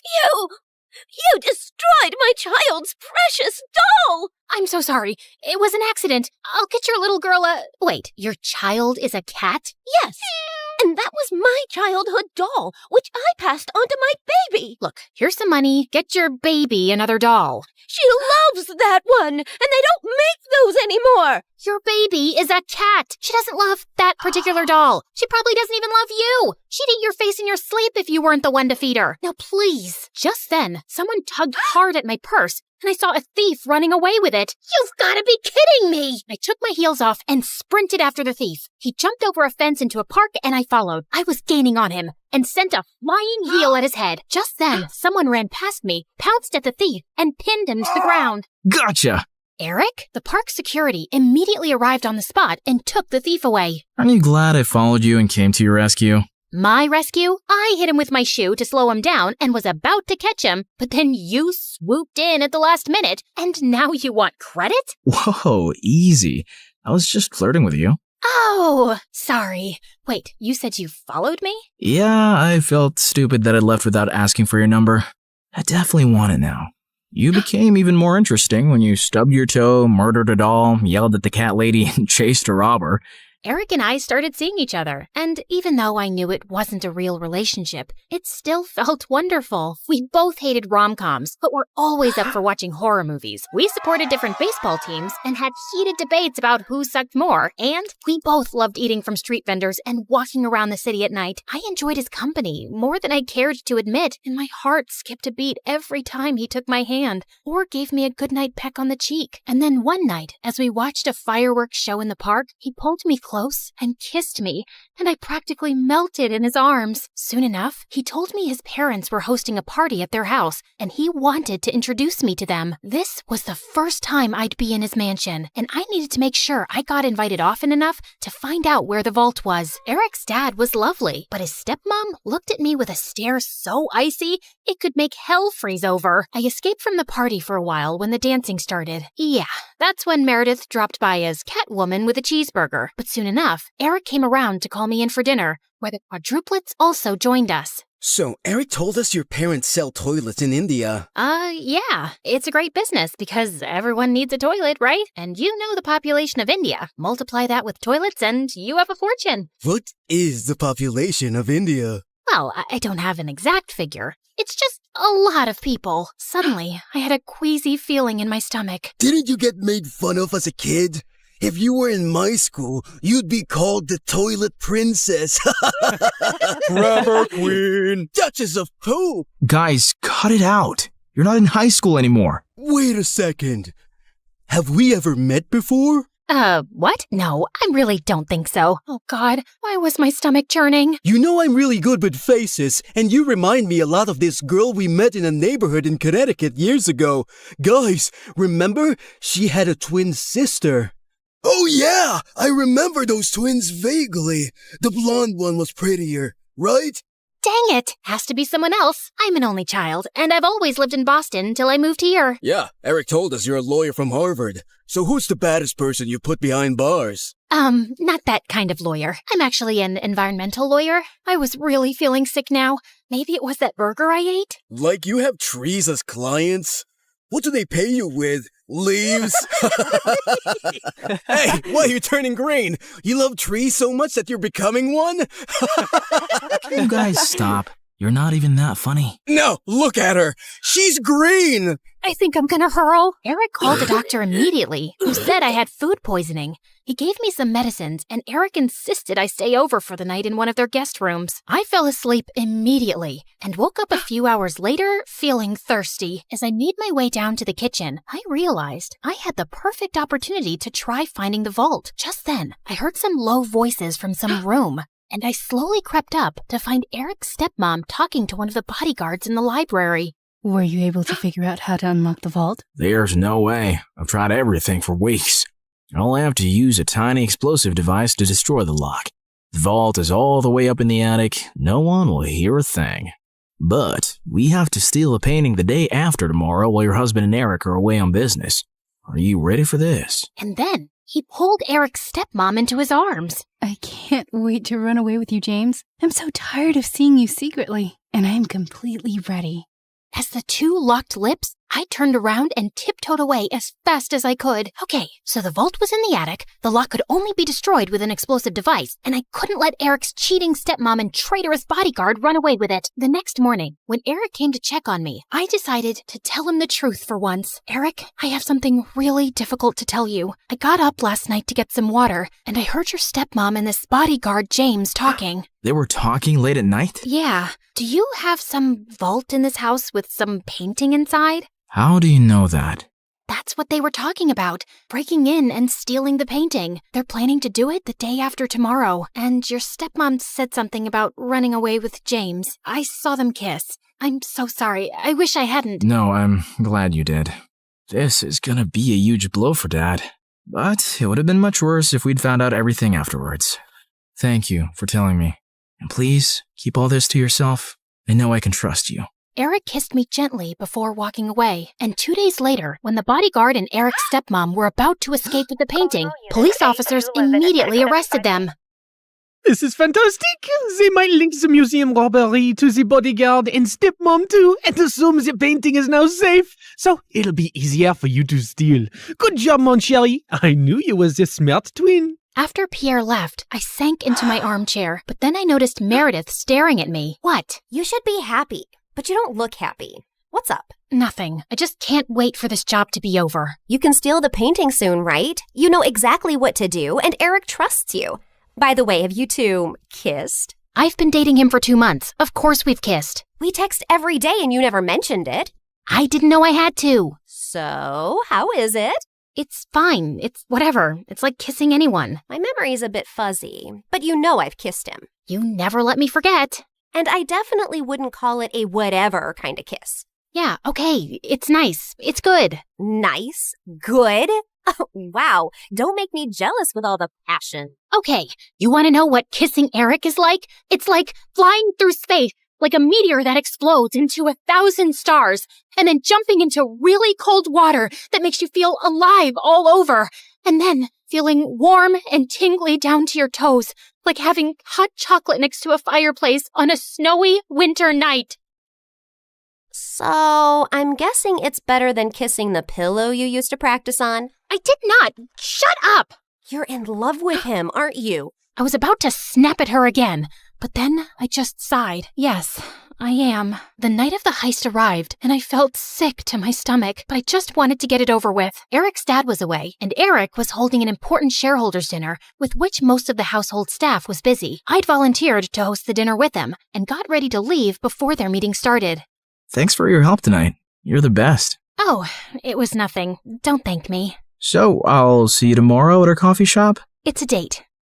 As Eric walked away, my heart felt like it was breaking into 1,000,000 pieces. This was the last time I'd ever see him again. I gulped down my tears, and instead of leaving, I sneaked up unnoticed to the attic. Inside, I found a heavy metal door to a vault. I took out the tiny explosive device Pierre had given me, placed it on the lock, and activated it. In a few seconds, there was a tiny pop and a sizzling sound. Then, I heard the lock click open. I walked into a tiny, dark vault and found the painting under a glass case, praying to every god that no alarms would go off. I lifted the case carefully, put the painting in my bag, and started sprinting down the stairs. But just as I'd reached the second floor landing, one of the ninja turtles blocked my way. What are you doing? Hey, bro! You know when I stayed over a few weeks ago? I dropped a necklace, and I was looking for that guest room, and I got lost. But it's fine. I'll just get new earrings. See you later. He suddenly grabbed my bag and pulled out the painting. Do you think I'm a moron? A moron? You? No way! Sorry, which one are you? Michelangelo. Okay, no one has time for that. Now listen, Mike, you're definitely the smartest of your brothers, and just a tiny bit better looking than all of them too. We're identical. That's what they want you to believe, but I know you're better. I think you and I can strike a deal, okay? I'll sell this painting, and you and I can go halvesies on it. Just give me an account number and I'll wire the money to you. No, you're not leaving with it. Okay, look, dude, I'm doing this for your mom. I have to sell this painting so I can pay for her bail and get her a really good lawyer. Don't you want that? No, my mom's in jail because she did something wrong, and she abandoned us all.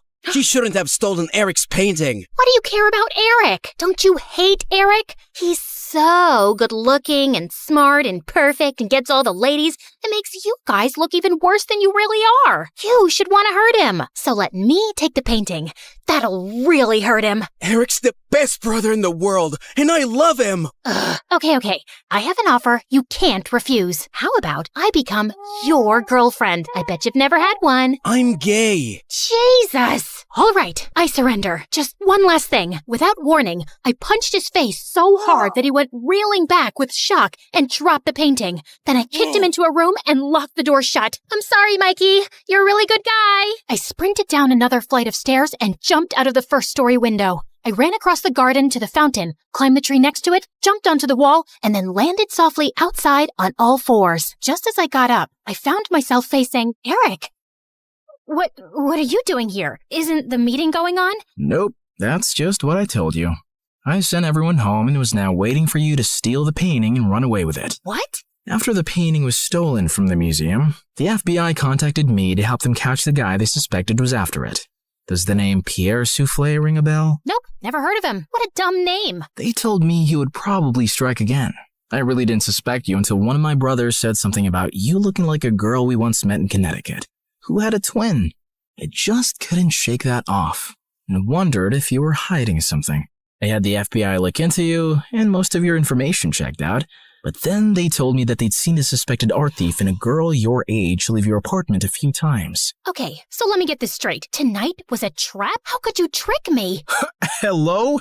Should I get a mirror for you? You've been tricking me from the very start. That's different. Only if different means exactly the same. You'd really send me to jail? You'd really walk away with that painting? Eric, I have to do this. I don't have a choice. It's to protect everyone I love from Pierre. And I'm guessing that list doesn't include me, does it? As we stared breathlessly at each other, suddenly Pierre's van stopped beside us. Good Lord, get a room! And before I knew it, his men had grabbed both me and Eric and put some rags on our faces, and I instantly drifted into unconsciousness. When we came about, Eric and I found ourselves tied to chairs on some boat. Ah, the sleeping beauties are awake just in time for me to say goodbye. You're not getting away with this. Oh, yes, I am. It's not like you were smart enough to call the police to your house when you caught Claire.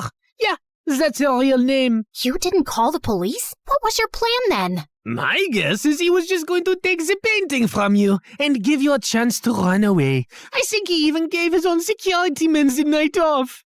Why would you do that, Eric? Because he wasn't going to send the girl he loves to prison. Duh. Eric sat there poker-faced as I glanced at him. Pierre, you got what you wanted. Now keep your end of the deal. Pay up and let us go. Your sister double-crossed me first, which landed you in this mess, remember? I think I'll do the same. Why is there water coming in the boat? Oh, that's because it's got oils everywhere. It's going to sink soon. You two should make up and forgive each other because life's too short to be angry. I mean, literally, your life is really short. I'd say about another 30 minutes. Adieu, so long, farewell. And with that, Pierre and his goons left. There has to be some way out. Don't you know how to get out of such situations after all your years as a criminal? I'm a con woman. I don't know how to trick my way out of these ropes. Great. Then I'll just die here with you of all people. Who would you rather die with? Maybe that really pretty, extra smiley waitress at the restaurant you love so much? You know what? Let's just not talk. Fine by me. We sat silently for a few minutes as the water kept seeping in. I've never had boba tea. What? You know, a few years ago when everyone really got into boba tea, and I never had boba tea. I always thought I had time to drink boba tea, and now I'll never drink boba tea. It's nothing special. You didn't miss much. You really mean it? Nah, it's amazing. Who is stopping you from trying boba tea? No one? Oh, you're the worst. Let's go back to not talking. As we sat there in silence again, I slipped my fingers through Eric's. Eric, I'm so sorry for getting you into this. I really wish I'd never crossed your path. He pushed my hand away. For the first time today, I agree with you. Just then, the door burst open, and Meredith came running in. Thank God, Em. I knew you'd come for me. You could have told me, too. I would have panicked less. Hi, Eric. Remember me? We kissed once. We'll talk more later. Gotta go now. Meredith cut through our ropes quickly, and we splashed through the water, climbed onto the paddle boat outside, and rowed back to shore. I had a feeling Pierre was up to no good. I followed his van to Eric's house and saw him take you two and bring you here. I had to wait for him to leave before I could rescue you, and that jerk left without giving us a dime. We have to get that painting back. He can't get away with it. What is so special about that stupid painting? Why is it for $10 million? Apparently, it's worth much more. My grandmother bought it at some auction a few years ago, but I don't think she ever knew its real worth. The FBI told me that painting has hidden codes all over it. Sensitive government secrets and coordinates of underground facilities. and Pierre wants to sell those secrets to the highest bidder. Jeez. Trust stupid men to make everything so complicated. Who put codes in a painting? Who wants them now? What is wrong with everybody? All I ever wanted from life was to go to Bora Bora, and now we have no money. If you girls know anything about where he's going, help me catch him. I'll tell the FBI you were helping me all along, and you'll go scot-free. Free but poor? Should I offer you a reward for helping me get back a painting you stole from me? That would be polite, yeah. Meredith, do you have any idea where Pierre's going? Yeah. I've bugged everything that man owns. His phone, his coat, his shoes, that painting. I know where he's going. Oh, by the way, Mom wants us to come home. She says she has something important to tell us. And yeah, her memory is back, and she's very angry we made her marry Arthur. What? More about that later. Eric immediately got in touch with his FBI contacts, who picked us up from our spot and followed Meredith's trackers on Pierre. He was headed for a train at the Grand Central Station, and seconds before he was about to get onto his ride, he was surrounded by officers. Don't manhandle me, you orangutans! My outfit costs more than your yearly salary! I lose the day I ever laid eyes on you two! I'll make sure I take you down with me! I'm taking all your coats, Pierre. They fit me perfectly, you tiny mafia boss. Get used to an orange jumpsuit, because you'll be wearing that for a long time. As the FBI officers took him away, I turned to Eric with a worried face. He'll give them information against us. You've helped recover a really important painting and capture a criminal the FBI has been trying to nail for ages. I promise, I won't let you get into any trouble. Thank you. We stood there in awkward silence. Okay, this is super uncomfortable. Do you guys need privacy to talk or something? I'll grab us some hot dogs. Do you want relish or mustard or... No, actually, I think we're done here. I have to go. Good luck and goodbye, Claire. Goodbye, Eric. Meredith and I took the next flight to Connecticut to see Mom back at her old house, and I was really happy to see her with her memory back. And then, Mom shocked us with her whole story. Many years ago, I was a government scientist in Russia, working on top secret technology, and our team later wanted to sell it to an enemy country. I refused to do that and destroyed the technology, and after that I had to go on the run because I knew those traitors would come after me. I had a boyfriend, and he recently found out I was pregnant, so I never told him about you girls and just escaped. I settled in America and took on the identity of a helpless mom living in the suburbs. Before I left Russia, I set up this laptop as a way to communicate with my father, who sent me a little money every few months to get by. I was even afraid of working in any place for too long, as being part of any system by which I could be tracked down. Whoa! Mom, that's insane and so cool! I'm sorry we never had much, but I was glad you grew up independent and resourceful. When I finally recovered my memory a week ago, I was able to access the laptop and get in touch with my father. He hadn't heard from me in so long, he thought I wasn't even alive anymore. He told me that the traitors working on the project are all behind bars now. It's safe for me to go home. So we're going to Russia? Man, it's so cold there. I always wanted to go to... Bora Bora, I know. That's all you said growing up. We'll visit Russia to see my family, and then we'll go anywhere you girls want. Mom, we're kinda poor, especially since you've left Arthur too. Oh, but my family isn't poor at all. I come from old money. We've been rich forever. There is a God out there. Thank you. Claire, we're finally going to Bora Bora. Yeah, it's everything we ever wanted. I tried to be as excited about the trip as Mom and Meredith, but my heart felt heavy. I wish things had ended with Eric on a better note. On the bright side, I got to meet Freddie, and I was so pleased when he introduced me to his lovely girlfriend. I'm so happy for you, Freddie, and I don't know if I can ever thank you for everything. You're amazing. I know. Just don't forget about me and come to visit, okay? On the day of our flight to Russia, we just reached the airport when Mom and Meredith turned to me with strange smiles on their faces. What's going on? Here's your ticket. That's a ticket for New York. Why, are we going there? No, Mom and I are going to Russia, then Bora Bora. You're going to New York. What? Why would I do that? Come on, Claire. You've been so mopey lately. I can't stand your face anymore. Just go talk to Eric, okay? You're in love with him. And even though he's way out of your league, he loves you too. And that's something you shouldn't give up on so easily. Pretty sure he hates me now. Claire, go meet him once. You'll regret not trying. And in case it doesn't work out, you know where to find us, love. Go get him, loser. Mom and Meredith hugged me, and I felt tears flowing down my face fast as I turned away. Suddenly, I got the wind knocked out of me as Meredith gave me a bear hug. I can't say this with you looking at me directly, so don't turn around, okay? I love you more than anyone in the world, sis. You're my BFF and my soulmate and my better half, so you better not stay away too long because of some stupid boy. No one's ever coming between us, Em. I love you too, and I'll see you soon. As I walked out onto the New York airport, I was feeling so nervous about visiting Eric that I accidentally bumped into a man's luggage cart and went down with the suitcases. Are you blind? You blind idiot? It was an accident, sir. You don't have to be so rude. You don't have to be so blind, you blind idiot. You're so obnoxious. I grabbed the bagel the man was holding, threw it on the floor, and started jumping on it. As I continued jumping and he kept yelling, I suddenly found Eric by my side. I'm sorry, sir. She hasn't taken her meds today. So sorry. Jeez, what's with your temper? He started it, and what are you doing here? You texted me that you were coming and wanted me to pick you up. You said it was an emergency? Oh, I'm guessing that was Meredith. Yep, but I did come to New York just to see you, Eric. So I might as well say my piece now, which I've been rehearsing on the plane, and I've forgotten every single word.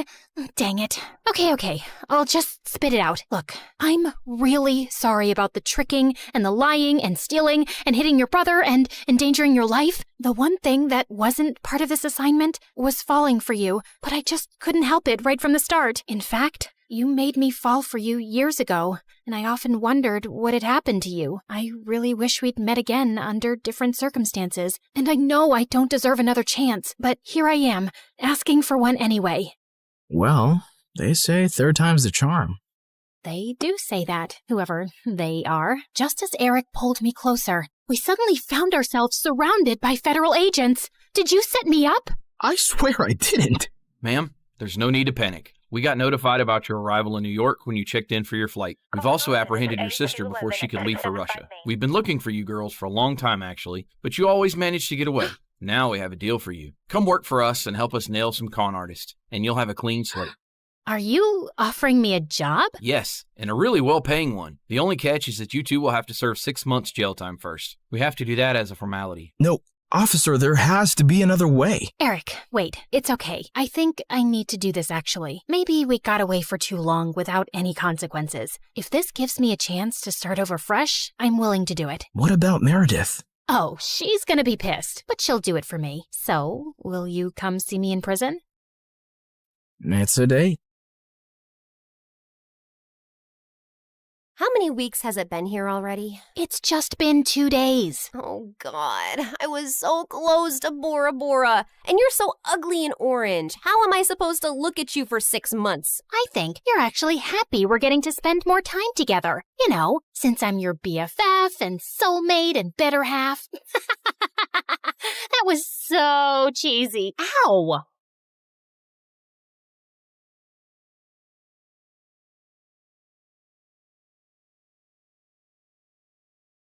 It's a funny thing about most human parents. All over the world, they treat their babies like unique, extraordinary miracles. Every spit bubble and burp is celebrated. Every crooked step is recorded like it's worthy of Olympic gold. Not my mom, though. She never kept records or celebrated milestones. My dad had left before I was born, so she was too busy keeping a roof over our heads to even notice me much.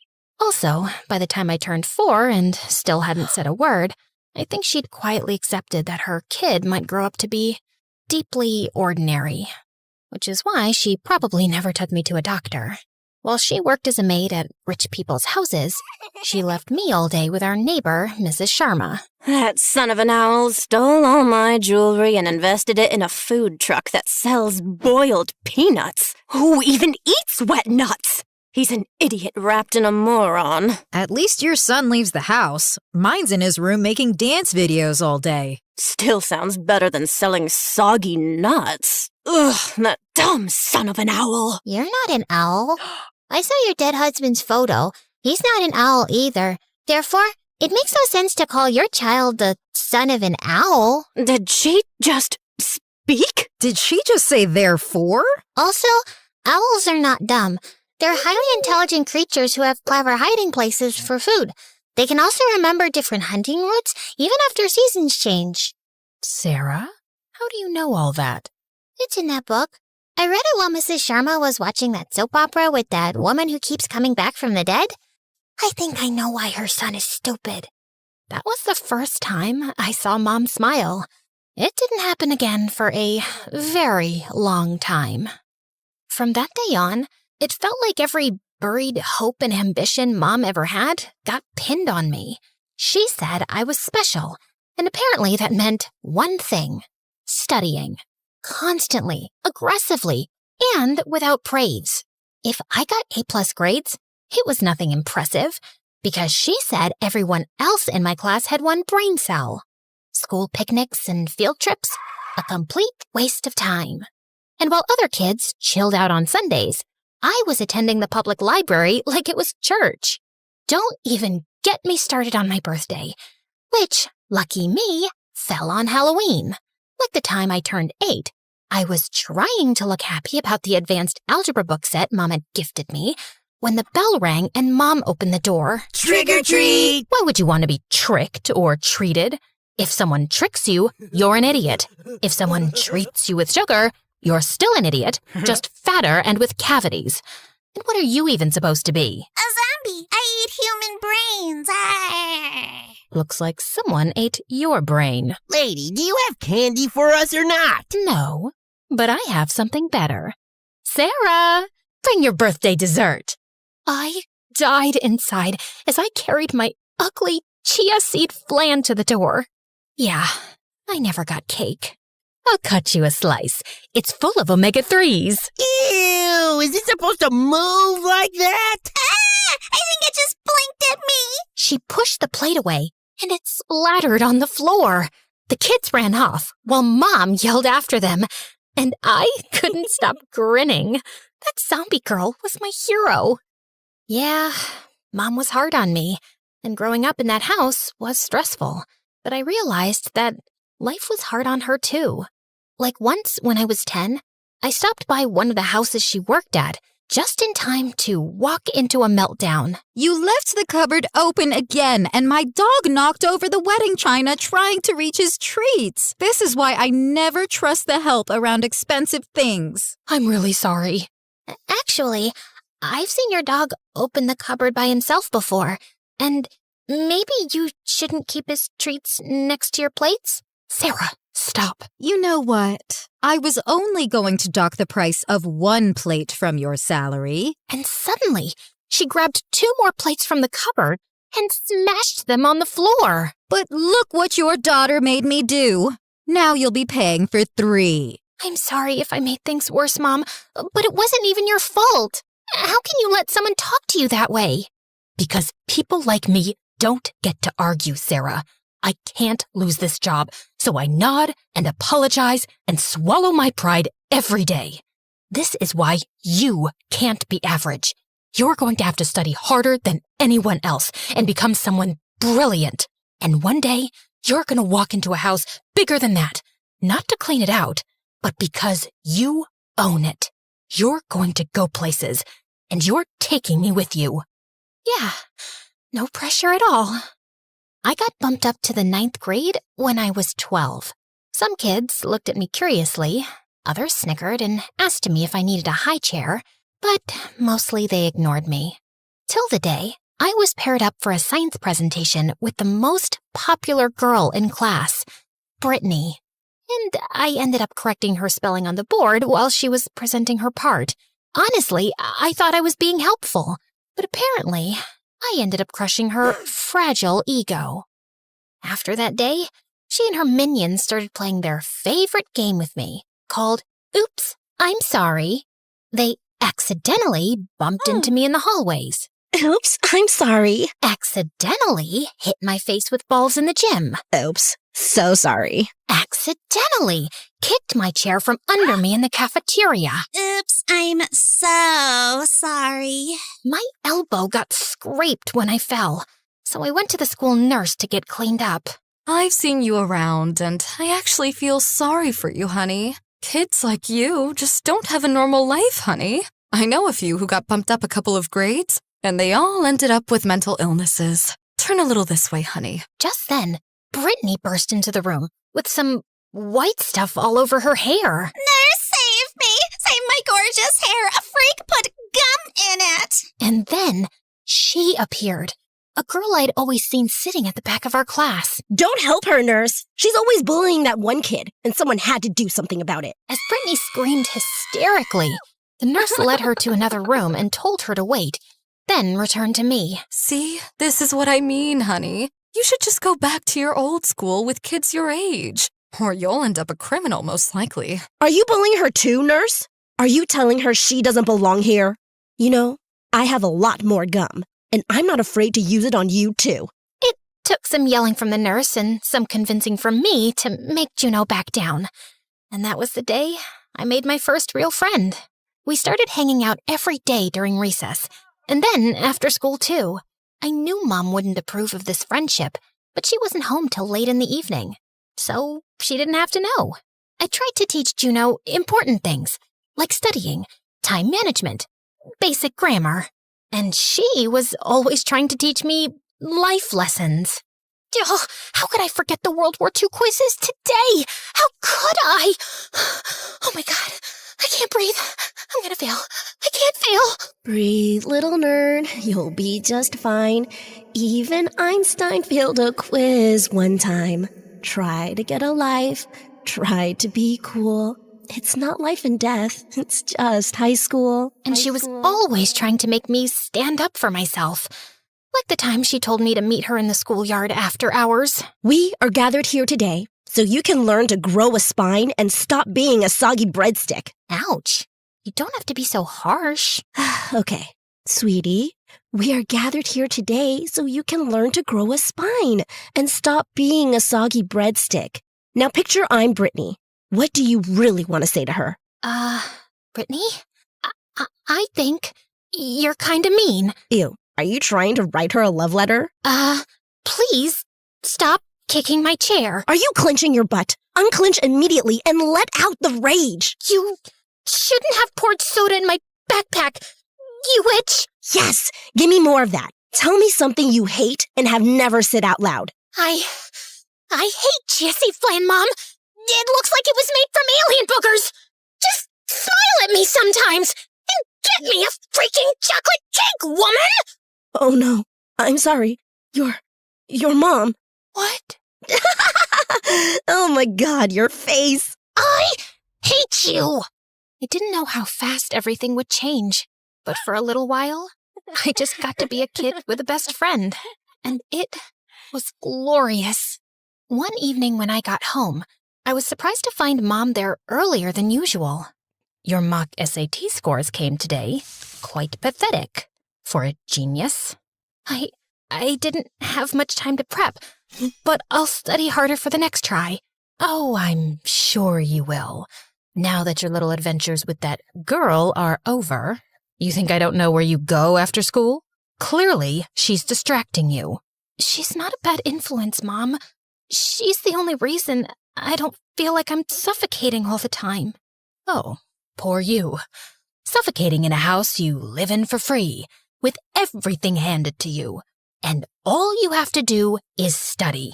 But no, you've got other priorities, like hanging out with some loser. You don't even know her. She's kind and brave and funny. I know her family. They're poor and cheap. And what are we, Mom? Royalty? Juno's my best friend, and I don't care if you don't approve. I felt shocked at myself as Mom looked at me. She got up and left the room. The whole weekend, she gave me the silent treatment, and the guilt started eating me up.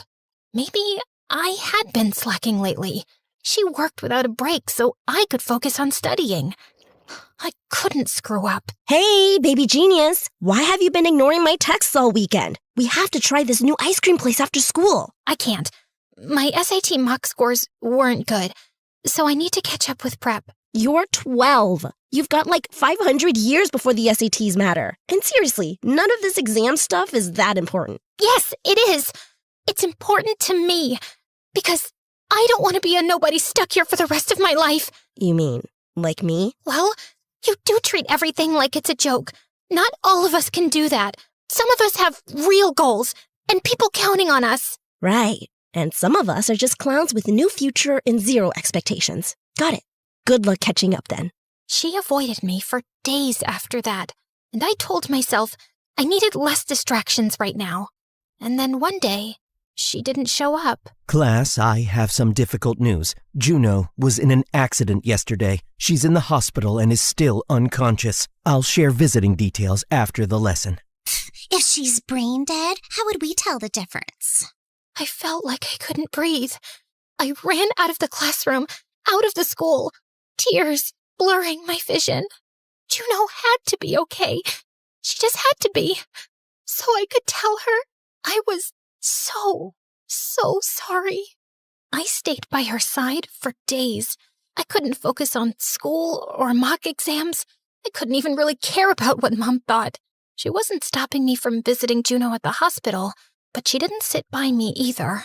A few days later, I was getting a candy bar from the hospital vending machine when I spotted Mrs. Sharma and Mom talking down the hallway. How's Juno doing now? Still the same.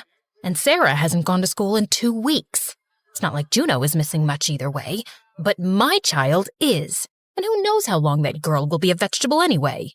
Just then, Juno's mother appeared around the corner, looking furious. If this is how you talk about my daughter, I don't want you here. And take your precious child with you. Our family's going through a lot already. We don't need you to make it worse. No, wait, I'm so sorry.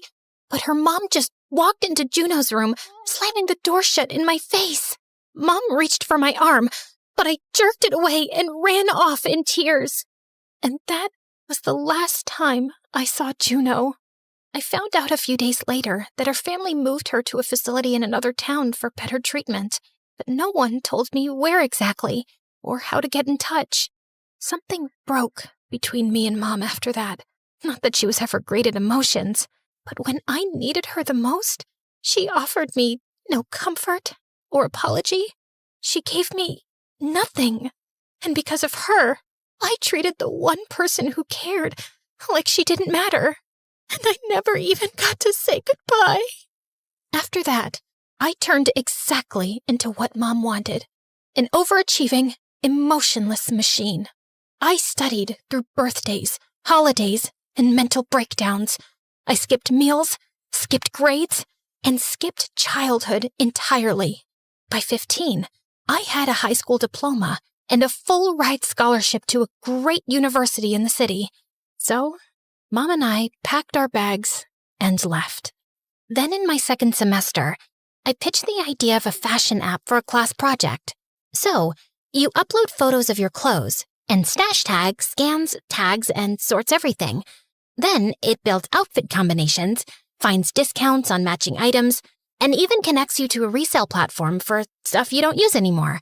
Basically, it's your closet, but smarter. My professor loved it and said he knew people who'd be very interested. Before I knew it, I was pitching the idea to real investors. And then, Stash Tag blew up overnight. TikTok lost its mind. Fashion bloggers and stylists were calling it revolutionary. And just like that, I became a millionaire before I was legally allowed to drive. We had everything Mom ever dreamed of. A house bigger than any she'd cleaned. Respect. Security. She even started her own business called Bright Minds Academy, a prep center for SATs and college applications built on the slogan, I raised a genius. Let me help you raise one too. I was happy for her, really. I'd worked hard so she could live this life one day. But I'd also worked hard to get away from her. So, at 19, I'd quietly applied to a master's program in literature some months ago, just because I wanted to do something for me. The university was across the country, and my flight was tomorrow. I was going to tell her tonight, over dinner. And then, I got the phone call from Mom's secretary. Miss Sarah, your mom slipped down some stairs. You need to come to the hospital immediately. The next few weeks went by in a haze of test results and doctor consults. Mom had suffered a spinal injury and head trauma, and she still hadn't woken up. And then one night, I was jolted from my sleep with a smack on my face. Ow! What the heck? Oh my God, Mom? You're awake! Get away from me. Who are you? Where am I? What? Mom, it's me, Sarah. It's okay. You had an accident. I don't know you. I don't want to be here. She yanked the blanket off herself, but she couldn't get off the bed. Why can't I move my legs? Mom, please, calm down. What did you do to me? What's wrong with me? Just then, some medical staff rushed in and calmed Mom down by giving her sedatives. And the next morning, the head doctor gave me his diagnosis. Your mother's spinal trauma caused temporary paralysis from the waist down, which will be fixed with physiotherapy and she will walk soon. But mentally, it seems like she reverted to when she was 8 years old, and we don't know if it's permanent. So, are you saying she doesn't remember me? She only remembers some of her childhood. So yes, she has no awareness of who she became as an adult or who you are. I know this is a lot to process, but we will help you both adjust. First, she ruled my life as my mother.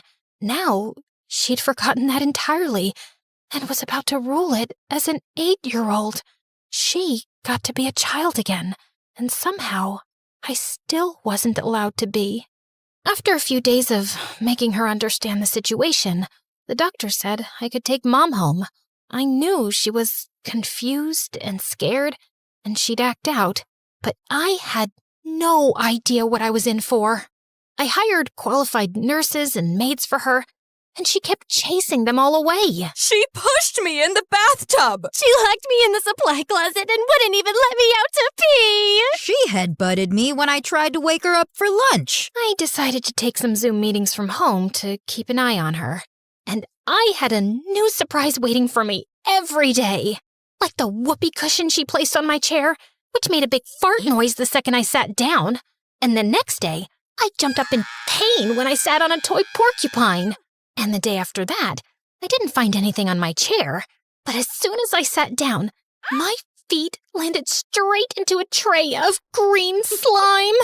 I was so sick of her stupid tricks. Especially when I found out she was funding them with my Amazon account. And anytime I tried to talk to her, it was just so difficult to get through. So, the doctor said I shouldn't call you Mom anymore since it makes you so uncomfortable. Yeah? Also, because I'm not your mom? Right. So I'll just call you Mary then. Nope. Only my friends call me that. You can call me Your Majesty. Yeah, that's not happening. Suit yourself. Mary, can you please put that away and eat your food? You need to take your meds after this. Mary? Mary? Mary? Your Majesty? Yes, servant. Please finish your food. Okay, servant. Don't you think that sounds a lot better than Sarah? There was a girl in my class named Sarah, and I hated her. Then why did you name me Sarah? I don't remember naming you, but if I did, maybe it's because I hated you too. Her childish, spiteful words got under my skin, and I just wanted to scream. A few days later, I took her grocery shopping with me, and after she kept chucking vegetables out of my cart and throwing in candy, I told her caretaker to wait with her at the front of the store.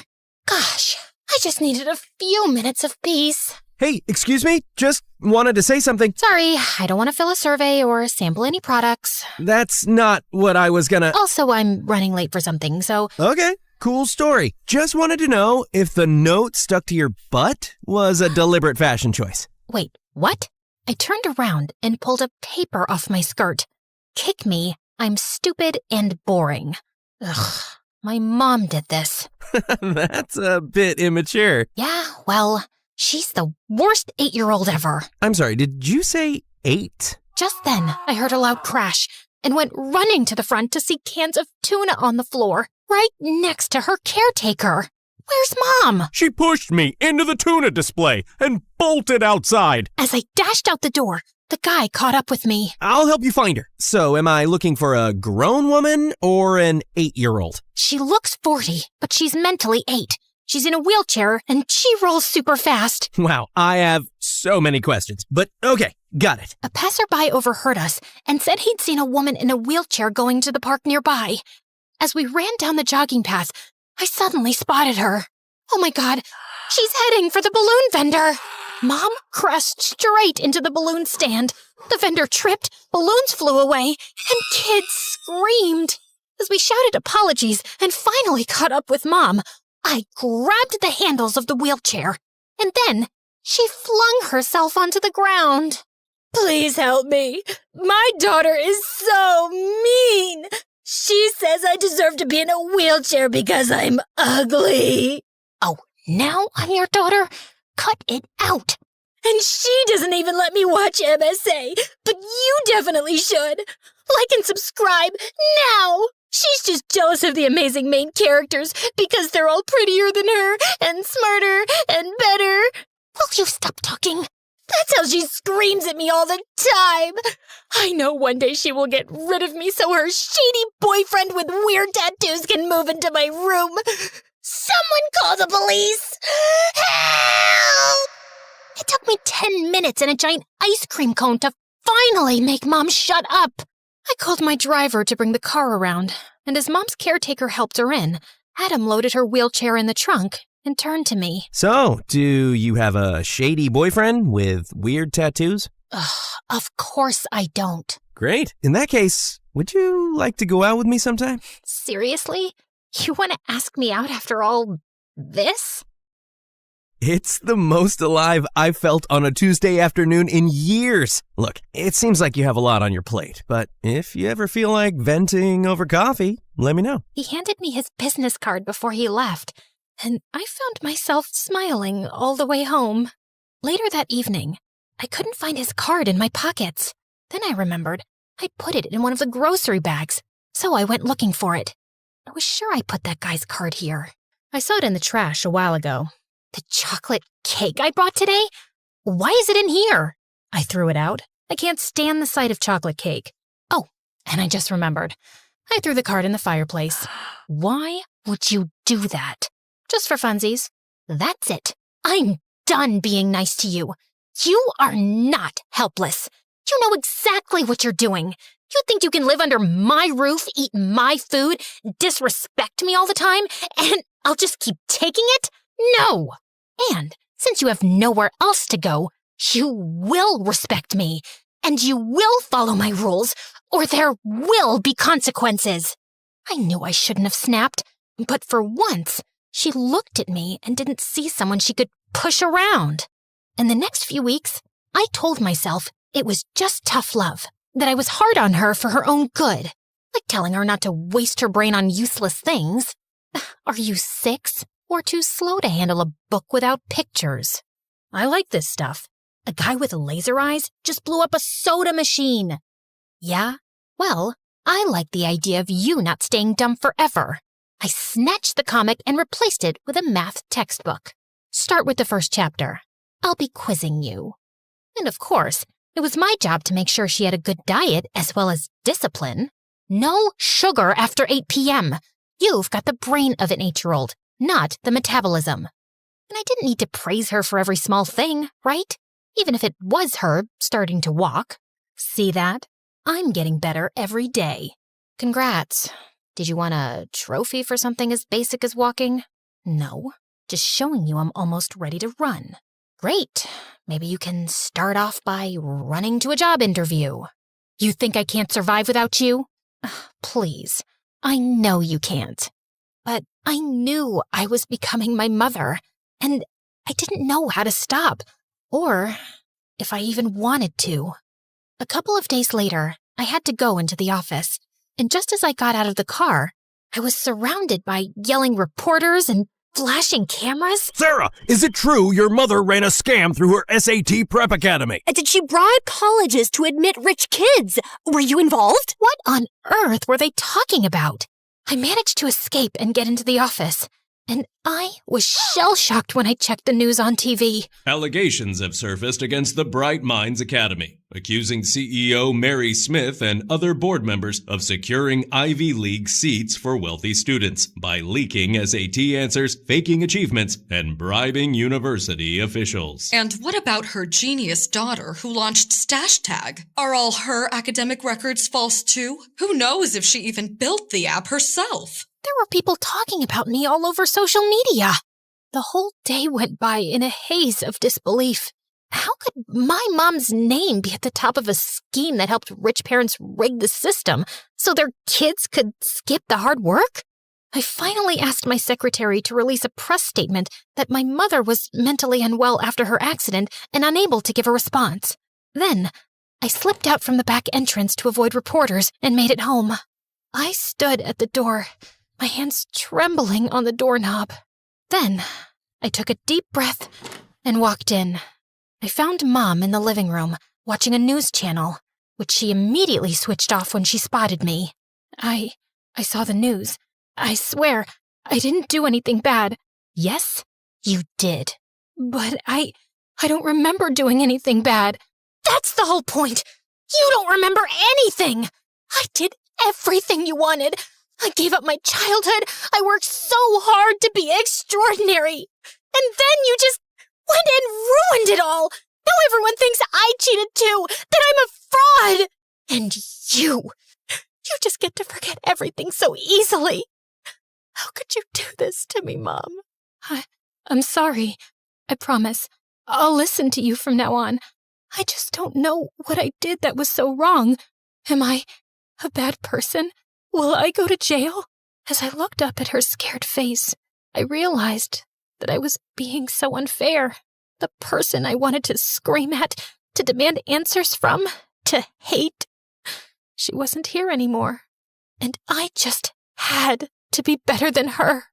No, you didn't do anything bad. It's just a misunderstanding. I'll take care of everything. I promise. I shared Mom's medical records publicly, and she was exempted from the trial. But her academy was dissolved, and the other board members got 2-year prison sentences. Meanwhile, I was stuck in meeting after meeting, trying to convince journalists and investors that I had nothing to do with the scandal. One evening, I walked into the office parking lot and noticed the lights were mostly out. Just as I got close to my car, I spotted a shadowy figure leaning against it, holding something long in his hand. Without another thought, I turned and bolted, and I heard him follow me. Hey, wait a minute! I reached into my bag, turned around, and pepper sprayed the man in the face. He stumbled and fell to the ground. And just then, the lights came back on. Ow, my eyes! Oh, my eyes! Oh my God, Adam? Why were you lurking in the dark like that? It wasn't dark when I got here. I thought you had a weapon. Now I see it's just a baguette. Did you get it for me? No, I bought it for my breakfast. Can you focus on maybe helping me? I pulled out my water bottle so he could wash his eyes. You never called, and I should have taken the hint, but no, I had to come and get maced in the face. My mom threw the card away, so I couldn't call you. I saw the news, and I reached out to your office many times, but your secretary never got back. I'm a PR specialist, and I wanted to offer my services if you need them, or just my support if you need that. I'm sure things have been pretty rough. Thank you. Let's talk over dinner. I hired Adam, and he started helping me clean up my image. On his suggestion, we got my university professor to do a public interview backing my claim that Stashtag was my original idea for a class project. Slowly, the frenzy died, and people moved on to juicier gossip. Adam and I got close in the process, and with him around, things didn't feel like they were always about to fall apart. Mom had been good lately. She was treating me well and helping around the house, and one evening, she even surprised me with a small tea party, for which she'd ordered cakes online, a chocolate one for me, and vanilla for herself. So, what's your deal with chocolate cake? Why do you hate it? After my parents' accident, I had to live with my aunt, and I hated it there, so I acted out a lot. Auntie always said chocolate cake was only for special kids with good manners, which was never me. Every birthday, my cousins got this big chocolate cake with candles and frosting, and I never did. So I started saying I hated chocolate cake. Like, if I couldn't have it, I'd pretend I didn't want it. And then, I guess I started hating it for real. I felt a lump in my throat. She'd never given me details of her childhood before, and I'd never asked. How about you try it now and see how you feel? Mom stared at it uncertainly, then took a small bite. She seemed surprised by her own reaction, and blinked hard, like she was trying not to cry. It's really good. Yeah? How about you and I go to Paris and try the world's best chocolate cakes? I think we both deserve some fun. Maybe my mom didn't know how to love better, because no one had ever loved her right. Maybe the wrong things she'd done came from always being in survival mode and never feeling safe enough. And choosing to forgive her and being different from her, maybe that was the smartest thing I would ever do. Because letting go of your anger takes real strength and wisdom. Breathe, little nerd, you'll be just fine. Even Einstein failed a quiz one time. Try to get a life, try to be cool. It's not life and death, it's just high school.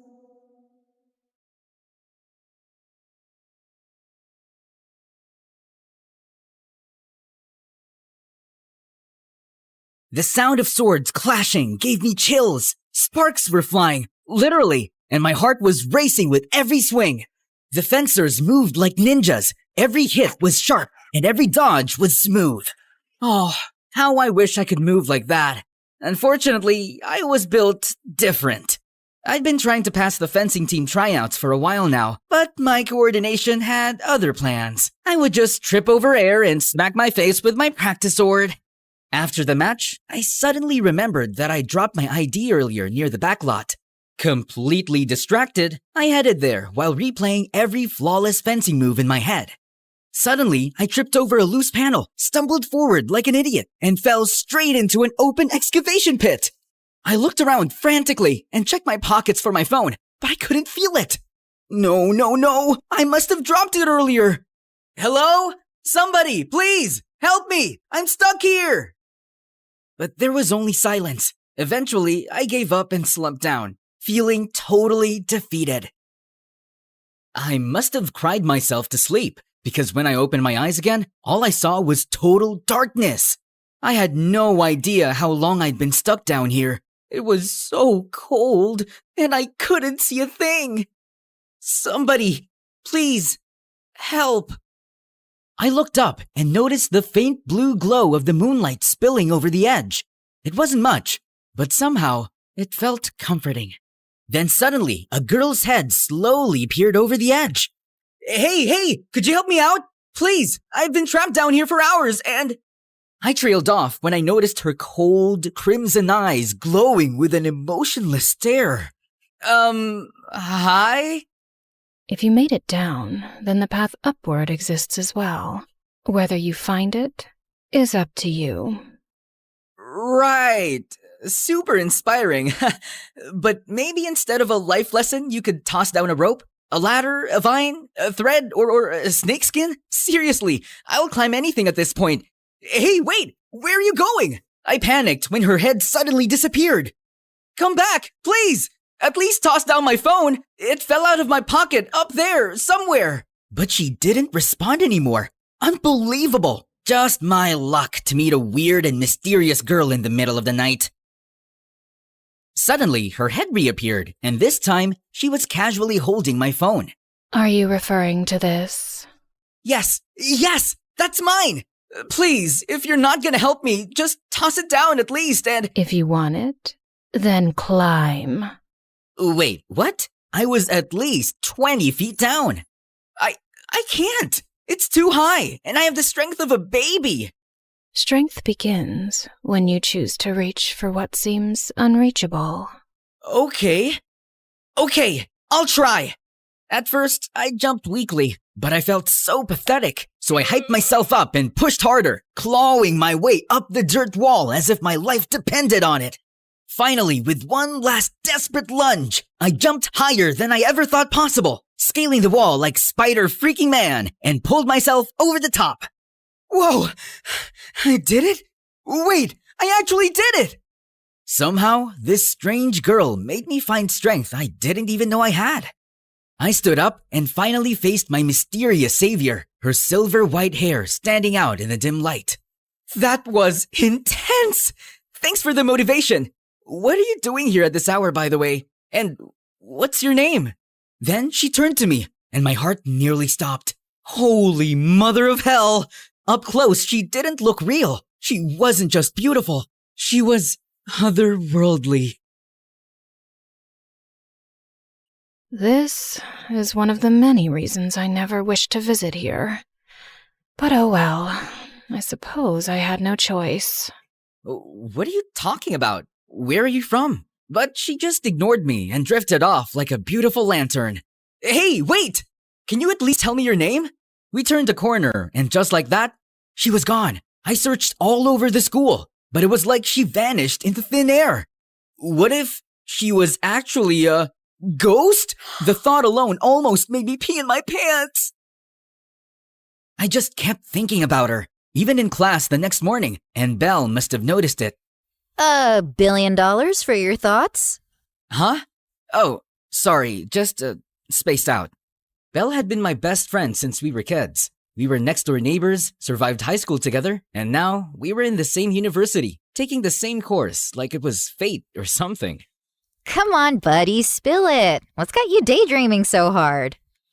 Well, yesterday I went back behind the school to look for my ID, and I met this mysterious girl. I was about to finish my story when the door suddenly burst open, and our professor finally arrived with a girl trailing behind. My jaw then dropped straight to the floor when I saw her familiar face. No freaking way! It was her! Class, this is Sky, a transfer student. She will be joining us today, so please, make her feel welcome. As expected, the other boys also lost their minds the second she walked in. They were practically drooling on their desks. Sky, do you have anything you'd like to say to the class before we start our lecture? I held my breath as she scanned the room like an emotionless queen. I have little to say to those I have yet to understand, but I'll observe, and perhaps learn something worth remembering. We were all dumbfounded by what she said. Believe it or not, but that's the girl I was just telling you about. I see. She seems interesting. Well, that was quite a speech, Sky. Thank you. You may take any empty seat you like. Without a word, she walked straight down the aisle and sat right next to me. Hey, it's me. From last night. You know, the guy in the hole? But she just stared straight ahead, like I didn't even exist. And when the lecture finally started, she was completely locked in, silent, still, eyes focused on the presentation like they were battle strategies or something. Seriously, who is this girl? And where did she even come from? Later that day, I dragged Belle to the announcement board to check out the newest fencing team updates. Just then, a calm, serious voice spoke behind me. How do I join this battle? I turned and nearly jumped out of my skin when I realized it was Sky. Man, her ethereal presence gave me goosebumps. Battle? You mean the tryouts? They're holding practice today, but you'll need to, sign up first, fill out some forms, maybe get a tetanus shot, probably wrestle with a few waivers, and... Where's the gym? She cut off Bella with a look that could end conversations in 46 different languages. We then pointed wordlessly down the hall, and she immediately walked away, like a warrior headed for her next conquest. Wait, girl, you can't just barge in. There's, a system. We followed her, and by the time we reached the gym, practice had already started. Sky walked in like she belonged there, and one of the senior members stepped forward. Can we help you? Who leads here? I guess that'd be me, captain of the team. She approached the rack and picked up one of the practice foils, turning it slowly in her hand. These weapons, they lack edge, but the balance is decent enough. Those are regulation practice foils, kind of the point. Then it will suffice. You here to try out, or...? I simply wish to test the limits of your strongest fighters, if you allow it. There was a moment of awkward silence before the captain spoke again. All right, mysterious transfer girl, let's see what you've got.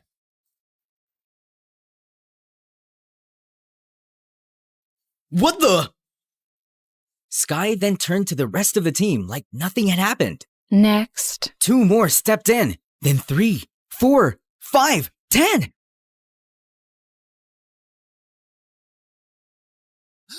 What in the world is happening? Suddenly, the whole gym started to feel colder. She moved like water with a blade, fluid, graceful, but dangerous. She was tripping, dodging, disarming, absolutely destroying everyone in her path. And it was mesmerizing. Every movement purposeful, every dodge calculated.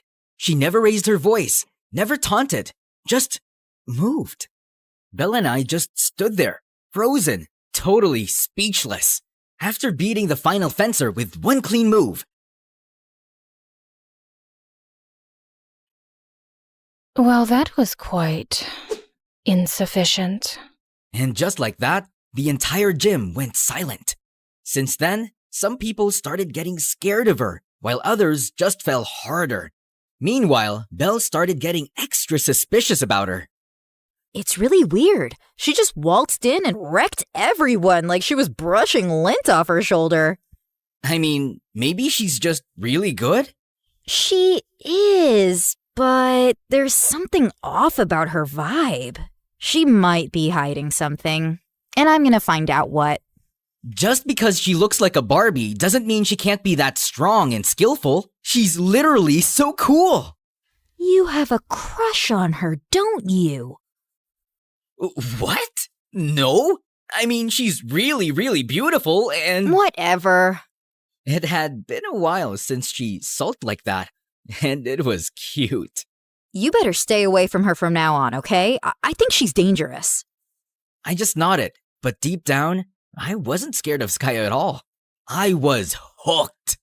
After that day, I started noticing her in every club and tournament. Polo, martial arts, taekwondo, even logic and strategy games. Anything competitive, anything that required skill, she joined and won every single time. But she never celebrated, never even smiled. It felt like watching a boss-level character trapped on beginner difficulty. Nothing here seemed to challenge her. One time during a swimming match, she moved through the water like it was part of her. Fluid, swift, unbothered. She was like a mermaid trained by the gods of war. No splash, no struggle, just pure, effortless power. Another time, I saw her watching a freshman student from the martial arts club, a shy girl who always kept to herself and stood in the back. Without a word, Sky walked over, gently adjusted the girl's stance, then stepped back and nodded once. The girl blinked, startled, then smiled like someone had finally seen her. Sky didn't say anything else. She just returned to her corner and resumed her own training. But that one gesture said everything. She wasn't just strong, she inspired strength in others. Who really are you, girl? One day, Belle came up to me and slapped a notebook on the table. It's time to put on our detective hats. We follow her, subtly. Define subtly. These. Midnight Stealth Tint, limited edition. Put them on. You are not serious. I've never been more serious in my life, Eli. And just like that, we became Sky's personal shadows. Day 1, Sky walked into the abandoned art wing and never came out. We waited for 53 minutes and found no exits, just a clay sculpture of what I think was a horse or maybe a giant oven. Day 2, she went to an aquarium and underwater zoo and had a staring contest with the sea creatures for 2 freaking hours as if they were besties or enemies. Day 3, we caught her standing under a flickering hallway light for a full 5 minutes, unmoving. She was just staring into the corner. She's talking to the shadows. She's just probably checking that wall paint. Or maybe she's possessed? Wait, what if she's a spy? Oh, a vampire. She's totally a vampire. Eli, this is serious. Just then, we both screamed when Sky looked directly at us from 50 feet away, even though we were clearly behind a potted fern. One night, after watching a horror movie that Belle swore wasn't scary when it actually was, we stopped by a convenience store to grab some snacks. The store looked quiet, just us and the bored cashier. Just then, two sketchy guys in knockoff tracksuits stepped up to the counter and turned to us. Well, you four look loaded. How about a deal? Four? There's only three of us here, and...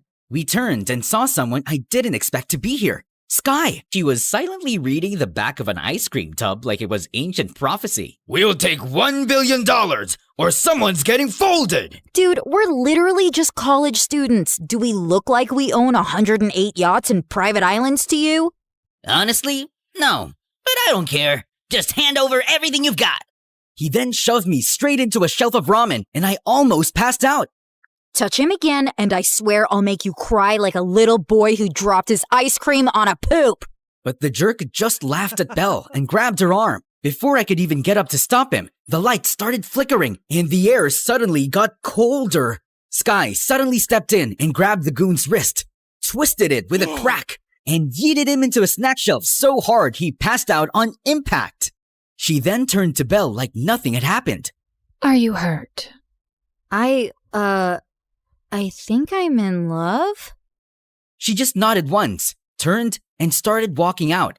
But just as we thought it was over, the other jerk stumbled outside and somehow got into a freaking bulldozer. I'm taking down this whole store and taking you broke and useless college kids with it! Belle and I panicked, but Sky just calmly stepped forward and grabbed the front of the bulldozer like it was a freaking shopping cart. Then, without a word, she lifted it, and yeeted the entire machine into a glowing thing that appeared out of thin air. Gone, just like that. What the? Belle, did you see that? But Belle was already out cold on the floor, straight up passed out from disbelief. I couldn't stop replaying it in my head later that night. Sky was literally out of this world. Like, she lifted a bulldozer. Who does that? But what bothered me more was me. I couldn't even stay on my feet long enough to protect Belle. The next day, I saw this tiny scratch on her forehead, and my stomach flipped. I was such a loser. All I did was stand there and breathe dramatically. It was sunset when I wandered to the back of the school to get some air, and I was surprised to see Sky just standing there, perfectly still, half in shadow like she was about to disappear through the crack in the earth. Hey, you saved us last night! You were like a superhero! Seriously, why are you even that strong? Belle could have seriously gotten hurt, and I couldn't even help her. I panicked, and you showed up like a force of nature, coming like a hurricane. Apparently, she had no plans to speak, so I finally gave up. Anyway, I just wanted to say thanks, and sorry for being totally weak and useless. And that was when she finally looked at me. You carry too much shame for someone who stood up. That is more than most would do. But it wasn't enough. Strength isn't always loud or immediate. Sometimes it begins when you decide to stop running. I didn't know what to say. Her words just echoed in my head. If you still wish to change, then follow me. I just found myself following her like a clueless puppy as she led me behind the trees until we stopped at a tall brick wall. Then, with a flick of her wrist, she summoned this glowing thing again. A strange, shimmering light pulsed in the air like it was alive. I must be dreaming right now. What's happening? What is that? She then stepped through it like it was nothing, and without thinking, I followed. Suddenly, I was standing in a massive, dimly lit space. Blades lined with the walls, swords, spears, weapons I couldn't even name. Let's begin.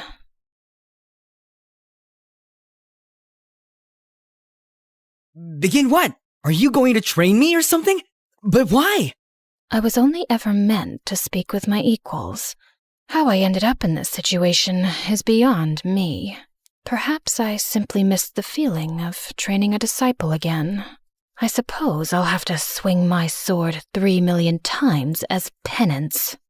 It was the first time I heard her say more than 2 sentences, and my brain was about to explode with questions. So, about all this and everything you just dropped on me, can you explain? Because none of this looks normal, like, at all. Let's keep this simple. No questions, just training. If that's acceptable to you, we'll begin. From that moment on, my life did a total 180. In between and after classes, we kicked things off with the basics. She started teaching me combat skills, how to hold a weapon, how to move, how not to slice my own foot off, and I kept failing all of that. But despite being cold, strict, and silent, my master was patient with me. Soon, we moved on to one-on-one fights. She fought me with one hand and still destroyed me every single time, like she was swatting away a fly. One time, I arrived a little earlier than usual. The portal buzzed softly as I stepped through, but something was different. Sky was already there. She was waiting. She was training alone, focused and unshaken. With a sword in hand, she moved through a relentless series of drills. Strike, spin, parry, recover, over and over. Not a single break. Only 2,972,000 left. I froze. She wasn't counting victories. She was counting some kind of punishment. I stood there, hidden in the shadows. And for the first time, I realized she wasn't just strong. She was relentless, and that made her unstoppable. When I tried to ask her about it, all she did was give me a cold stare and continued training me. As the days went by, Belle got more and more suspicious of my frequent disappearances, but I kept throwing out excuses. Until one day, she caught me sneaking back to class looking like a total mess. Okay. You've been disappearing, coming back looking like you lost a duel with a garbage disposal. Talk. I was jogging? Try again. Belle? Spill it. I saw you with Sky. You're doing something sus with her, aren't you? You were following me? Are you kidding? I've got notes, charts, a full Sky timeline. Okay, fine. I'm training with her. Training? For what? Is this like fencing? Demon hunting? A secret society initiation? To become stronger. Eli, I know you. You're soft. You're gentle. You cry during dog food commercials. But I'm tired of being weak, of always being the one who needs saving. I couldn't protect you at the store. I saw that scratch on your forehead and, Belle, I hated it. I hated myself. I'm done feeling like a loser. Yeah, but she's weird. She's powerful and quiet, and we don't know anything about her. I did a background check. Nothing came up. No school records. No socials. It's like she didn't exist until the day she showed up. What if she's from another world? Or a different dimension? What if she's dangerous? I didn't even know what to say because I myself was wondering too, because Sky never answered my questions. I just miss my best friend, you know? I'm still here, but I need to do this. For you. For me. Belle didn't smile, but she nodded. Okay, fine. Just don't get possessed or anything. No promises. A few more days of training passed. Bruises, sore legs, and Sky silently judging my every move. But somehow, I got better. Then came the next fencing tryouts. I stood at the edge of the gym floor, foil in hand, heart pounding. The whistle blew, and I finally moved. No tripping, no freezing, just focus, speed, and everything Sky drilled into me. By the final strike,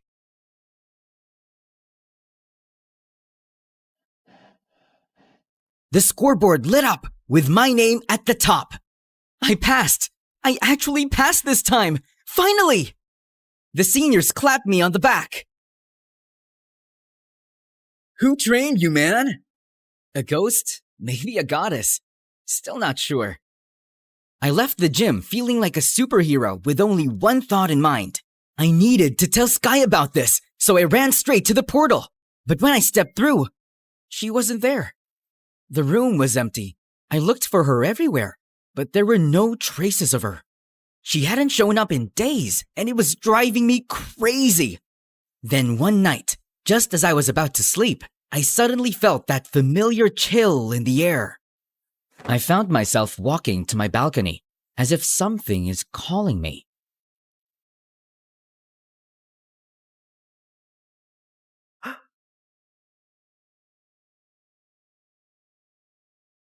Master!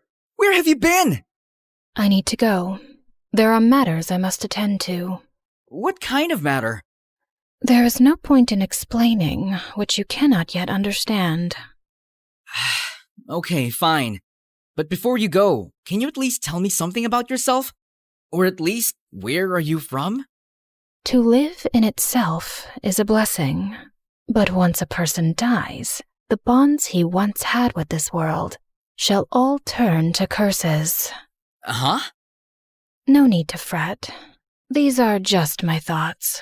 Soon, you'll know and understand everything. But how? You'll see. She raised her hand, summoning another portal. And without a word, she stepped through it. And now, she was gone. I suddenly felt so empty, like something had been pulled out and taken with her. No one knew where she went. Not the school, not the staff, not even Belle and her resources. Until one afternoon, she barged into my room like a hurricane. Eli, you need to see this, like right now. What is it? Genshin Impact's newest playable character. What about it? I hadn't opened the game in almost a year, so I wasn't updated. She shoved her phone into my hands, and the moment I saw the screen, I swear my soul left my body. White silver hair, crimson eyes, a massive sword on her back. Same cold stare, same grace, same everything. What kind of sorcery is this? And then suddenly, it all made sense. Skirk. So that was your real name, huh? Brace yourself, Skirk, because I'm gonna log back in and unlock every answer you never gave me.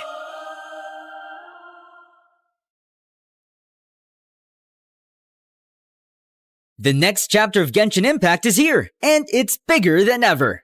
Step into Teyvat, a world where 7 elemental powers surge in this open-world RPG game, playable on mobile, PC, PlayStation, and Xbox. In version 5.7, Skirk, the formidable cryo sword user who commands the cosmos' darkest energies, finally joins the game.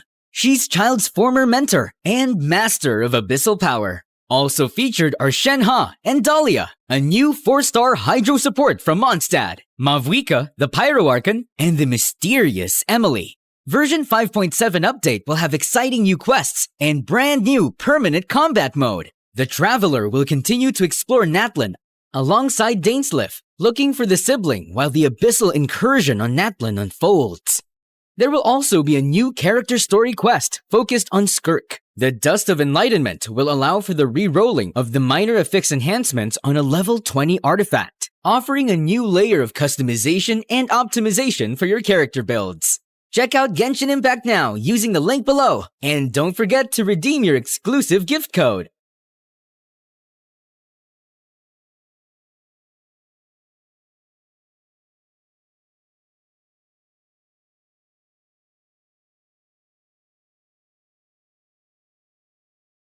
Hi, my name is Rose.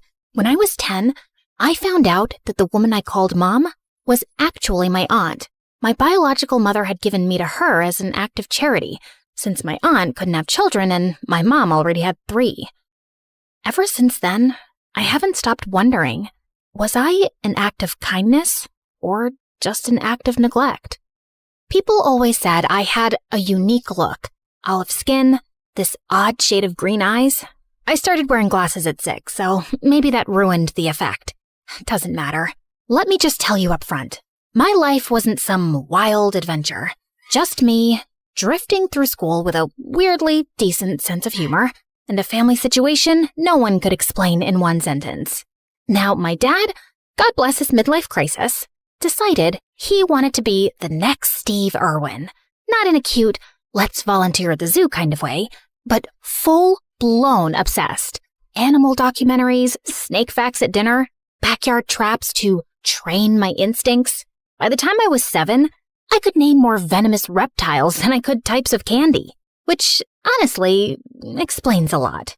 So when Christmas rolled around, I didn't ask for Barbies or ponies or whatever other kids were crying about. I had one very specific, very non-negotiable wish. A snake. A real one. A snake? Absolutely not. But not just any snake. He's educational. So is watching a nature show. Why don't you print out a picture and hang it on your wall? His name is Venno. I already made a tank out of the rice cooker box. I'm not feeding it, I'm not touching it. And if it escapes, you're sleeping outside. I was that weird kid in school, obsessed with snakes, reptiles, and obscure animal facts. So no, I didn't have many friends. And honestly, I was fine with that. Apparently, not everyone else was. So, as you both know, Rose is different, and I think we should work together to help her make some friends. Well, you're saying it like there's something wrong with my daughter. Maybe all her classmates are just weird and stupid, and she doesn't want to be their friend. Honey. Mrs. McGill, I understand your frustration, but your daughter brought a snake to school, and she threw it at another student. Do you understand how dangerous that is? She threw it at Jessica, the little bully brat you should have suspended years ago? But no, let's go after the quiet, weird kid who minds her business and likes snakes. Look, I get what you're saying. I do. But this is our daughter. She'll stay like this until she grows out of it, hopefully. So please, don't call us in for these Dr. Phil meetings again. Come on, honey. That night, I did the only logical thing a lonely, misunderstood 11-year-old could do. I sneaked out to get a tattoo of Venno. But the guy at the shop called my parents before the needle even touched my skin. And yes, I got an earful the entire way home. Things stayed the same until I turned 17. And then, everything changed. I stumbled across this online ad for something called the Reptile Lovers Retreat. It was this once-a-year, deep in the jungle kind of event, a snake nerd paradise where people from all over the world camped out and swapped stories about their pet snakes and lizards. Next thing I knew, I was on a private jet for the first time in my life. Turns out, the whole retreat was organized by Matthew, a teenage billionaire with a thing for snakes, drama, and 5-star everything. He was the kind of guy who could throw a party mid-air like it was just another Saturday, and somehow make everyone feel like they belonged there. Nice tattoo. Thanks, bro. Got it last week. Finally. Been trying to get it for years. You look familiar. Have we met before? Oh, come on. Are guys still using that line? Is that, still a thing? What? You've been eyeing me since the party started. Well, yeah. You looked familiar. Haha, see? Classic move. Old but gold. Babe, what's so funny? Jessica? What the heck are you doing here?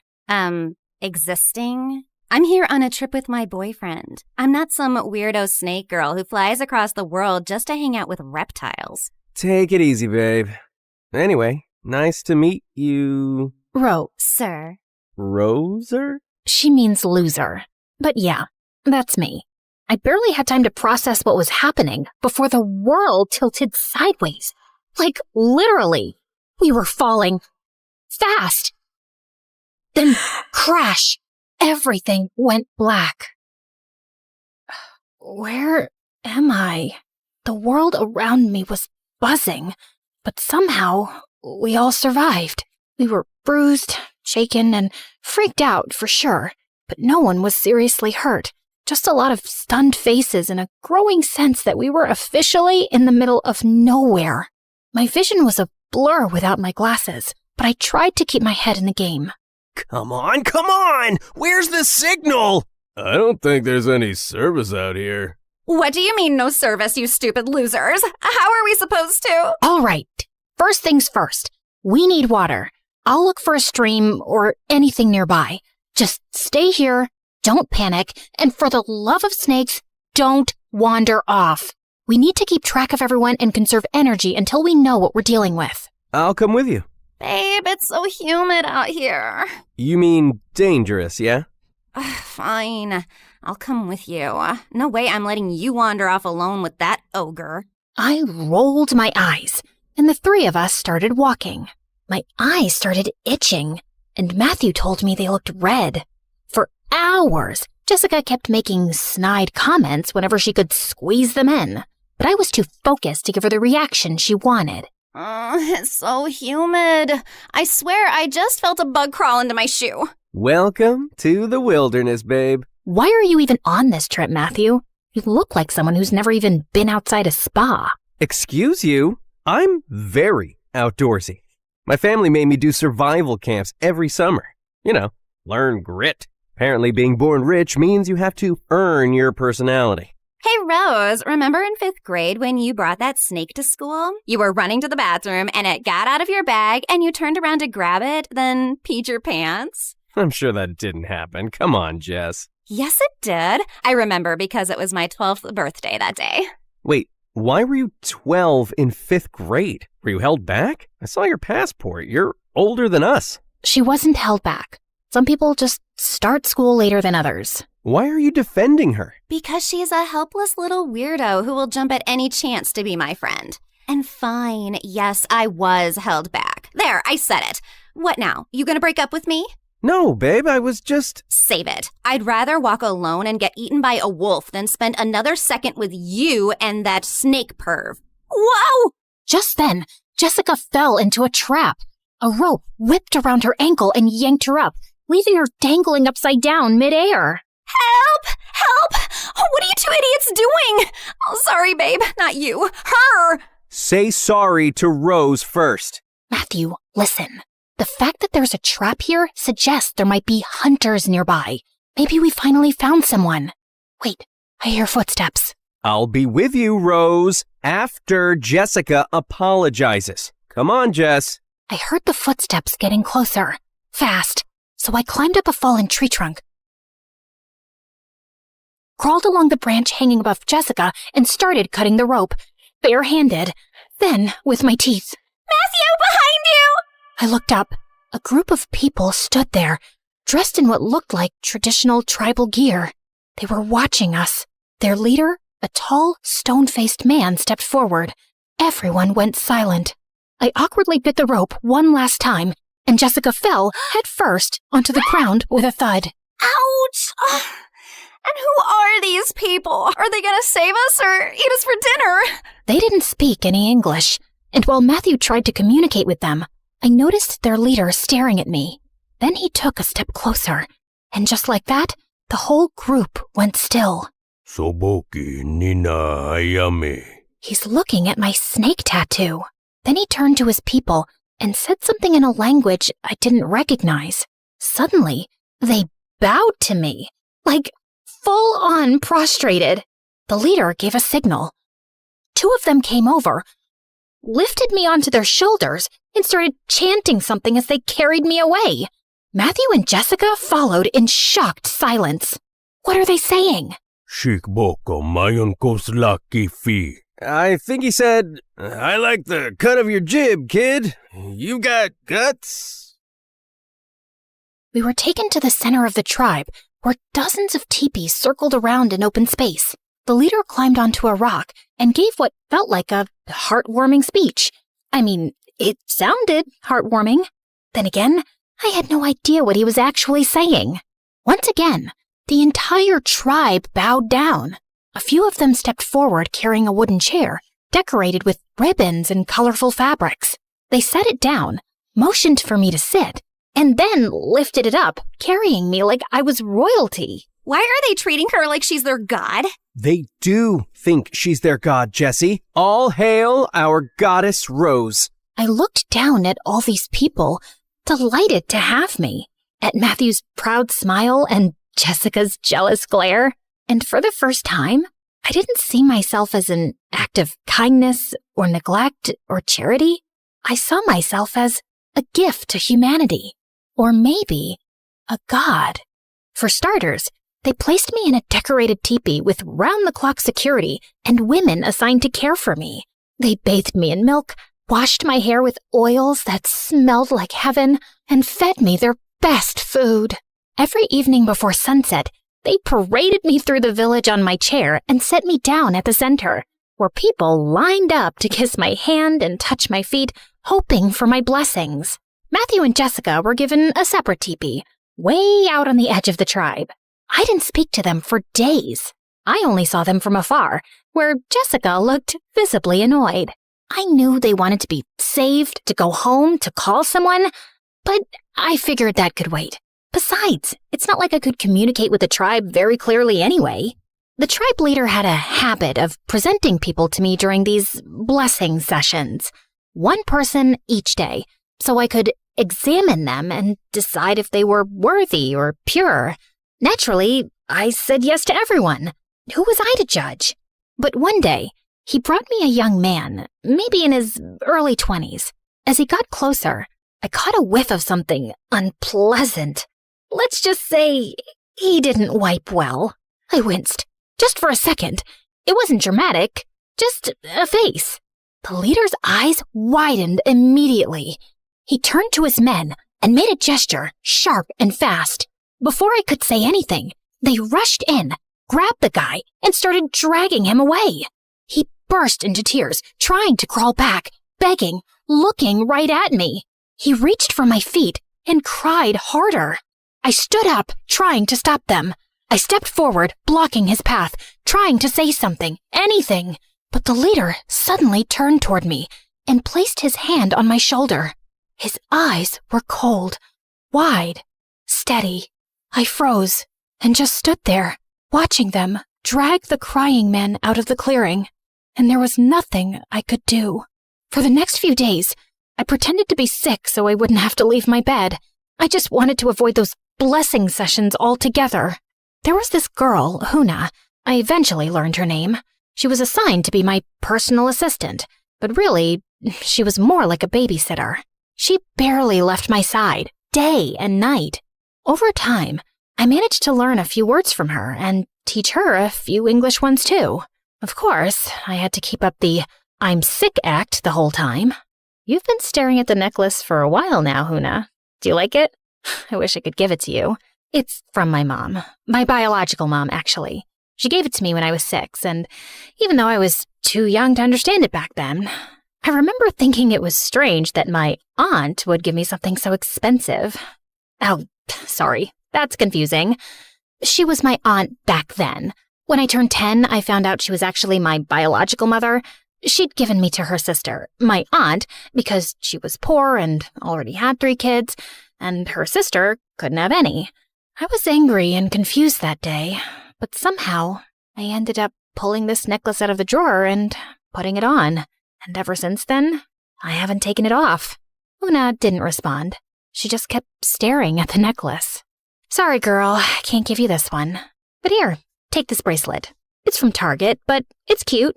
I'll give you the other bracelet if you like and subscribe and interact with this video so more people can see it and I become more famous. Huna gave me a side eye, but took the bracelet anyway. Just then, the leader barged in. He looked furious. Without saying a word, he grabbed Huna and pulled her to her feet. He started scolding her and pointing at me. My guess was that he figured out I was faking being sick and that Huna was covering for me. He tried to drag her out. I panicked. I didn't want her to get in trouble, especially not for me. I jumped up to stop him. The moment he saw me on my feet, his eyes widened. He shouted even louder at Huna. And I don't know what came over me, but I slapped him. He froze, stunned. For a few seconds, no one moved. Then he just turned around and walked out. Huna, I'll give you the necklace, but you've got to help me with something. Eventually, I managed to explain, at least partly, that I needed her to sneak Matthew and Jessica over to me. She looked hesitant, but after I gave her the necklace and pleaded for what felt like hours, she finally reluctantly agreed. That night, just before dawn, she stuffed them into the giant bags they usually use to carry firewood and placed the cart near my teepee's entrance. Matthew and Jessica snuck in quietly. You better get us out of here before I kick your butt, you little miserable smackhead. I wouldn't use miserable here, Jess. In case you haven't noticed, she's literally a god here. She's still a stupid loser to me, and don't you ever defend her again. You did it before, and you're doing it now. I'm warning you, Matthew. What are you gonna do, Jessica? We're stuck in the middle of some weird cult tribe, and this is what you're focused on? Belittling Rose? What has she ever actually done to you? It's okay, Matthew. Thanks, but let's just focus. We need to figure out how we're getting out of here. Oh, now you care about us? Do you have any idea what we've been through? We wake up at dawn, get sent to the mountains to hunt, whatever that means, and then we're out in the fields all afternoon. All we get to eat is plain rice and dry corn, while you're here eating fish and meat and bathing in milk like some freaking goddess. You're letting this whole thing get to your head, maybe because deep down you know how worthless and dirty you are. Just a smug little snake-loving mutt. Jessica, enough! Cut it out, all right? Huna sensed something was wrong. She stepped in, trying to gesture for Jessica to calm down. Oh, what do you want now? Instead of standing there like some useless statue, why don't you go fetch us something decent to eat, huh? Food, stomach, hunger, food. You hear that? She shoved Huna toward the entrance. Matthew rushed to stop her. I'm tired. I want to go home. I miss my bed so bad. It's okay. Calm down. Rose will help us figure this out. She's an idiot. She never does anything right. She killed my brother. Yeah, she did. You didn't know that, huh? We were best friends, Rose, for 10 years. And then that night, you showed up crying, pouring rain, screaming about your mom and whatever. My brother, he came running down to check what was going on, and he tripped over you. Yeah, she was lying on the floor crying because she's that dramatic. He just had surgery, okay? He wasn't supposed to fall. Now he's in a coma. And every time I see you smiling and pretending like it didn't happen, I see him lying there. You didn't just ruin our friendship, you ruined everything. Jess, that's not fair. You can't blame her for that. I'm sure Rose is sorry. God knows how sorry I am. I think about it every single night. I've said I'm sorry more times than I can count. Yeah? Look how sorry you are. Getting pampered like royalty while we rot out there. You and your crocodile tears. I'll never forgive you. I'm sorry. I'm sorry. I was crying hard. That incident never left me. It came right after I found out about my mom and aunt. And then Jessica completely cut me off. She hated me. Made sure everyone else did too. That's when I started isolating. When I got more into snakes. They didn't judge. I took a shaky step forward, trying to reach out, maybe just to plead. But Jessica looked at me with pure disgust. Then she spat on me. Don't you dare touch me, you pathetic little freak! She stormed off. Matthew tried to shout after her, but she was already gone. He followed a second later. I stood there, wiped her spit off my cheek, and blinked my last tear away. The next day, during the blessing ceremony, the leader brought forward a few villagers like usual, but I didn't even look at them. I shook my head. He stopped, looking confused. I scanned the crowd. Then slowly, I raised my hand and pointed at Jessica. The crowd turned to look at her. Jessica didn't move. Her eyes locked on mine, wide and panicked. Her face went pale. You wouldn't dare, Rose. The leader ordered his men to bring her forward. She didn't resist. She walked with them, calm, composed, almost proud. When she got closer, she looked straight into my eyes, cold like she was daring me. What are you going to do, Rose? So now I'm just Rose, not a pathetic loser anymore? She didn't say a word, just stared, but her eyes were saying, do the right thing. I looked at the leader and gave the signal to take her away. No, please, stop! Rose, tell them to stop! He tried to run toward us, but a few of the men held him back as Jessica walked away silently, without a fight, never once looking back. That night, I sat in my teepee with the worst headache of my life. My eyes were burning. I'd already kicked Huna out because I needed a break, some rest without someone hovering around me like I was prey. Just then, Huna tiptoed back in, dragging Matthew by the ear. Oh, Pakiheneme! Shokomuhene! Matthew, why were you outside walking around my teepee? Do you know how dangerous that is? Good evening, Rose. Couldn't have a bad one if I tried. I needed to talk to you, and I didn't know how. Ow! Seriously, tell her to let go of my ear. If you're here to talk about Jessica, save it. She got what she deserved. I've been silent enough. I get your pain, I really do, but she's been through a lot too. I mean, I wanted to break up with her, but ow! What is her hand made of, metal? It's okay, Huna. You can let go of his ear now. I was gonna break up with her before the trip, but her dad asked me to wait. He's a friend of my dad's. Said she wasn't doing well, that this trip might help. Her therapist thought nature would fix things, I guess. She's all he's got. I just wanted to get her back safe. All of us. Boo and who? Come on, Rose, show empathy. Her going through stuff doesn't mean everyone else has to suffer for it. Her therapist should have taught her not to be a jerk, not to go out and connect with the trees. Now, if you don't mind, it's time for my nap. Huna pushed him toward the exit. Wait, Huna, right? Here, I picked this flower for you. Thought it looked cool. I've never seen anything like it. Huna clutched her chest, visibly touched, then promptly threw the flower away. Shokuri! It's poisonous, you idiot. Now get out. Huna gave him one last glare and dragged him out. That night, we had one of the biggest ceremonies yet. A celebration marking the night of arrival. A sacred tradition passed through generations, where they believed a god would descend from the sky to guide them. Apparently, I was that god. At one point, I noticed a kid staring at me with hatred. It was the first time I'd seen that kind of look directed at me here. Huna caught the tension. From what I could gather, the man they dragged away during the last blessing was his father. I was so tired of people blaming me for things that were completely out of my control. I mean, I was sorry it happened, but it wasn't my fault. Not really. So I stuck my tongue out at the kid. He hid behind his mom. A few moments later, the men came to carry my chair for some ritual. They lifted me high into the center of the gathering.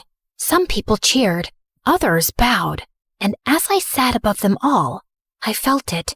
No matter what I did, they would keep worshiping me. Even that boy from earlier had been pushed forward by his mom to join the celebration. Funny how I was someone's discarded kid. Now I'm someone's god. I still don't know which one hurts more. The boy stared straight at me. Then he pointed behind him. I followed the direction he pointed, half expecting nothing. But then, completely unrelated, I saw a glow. The glow was faint at first, but it quickly grew into visible flames, rising higher and spreading fast through the dark. I raised my hand and pointed, and the music slowly faded as people turned to look. Then came the gasps, and the shouting followed soon after. Panic broke out, and someone rushed to carry me away to safety. The next morning, smoke still hung in the air. Half the village was reduced to skeletons of ash and cinder. And yet, no one cried.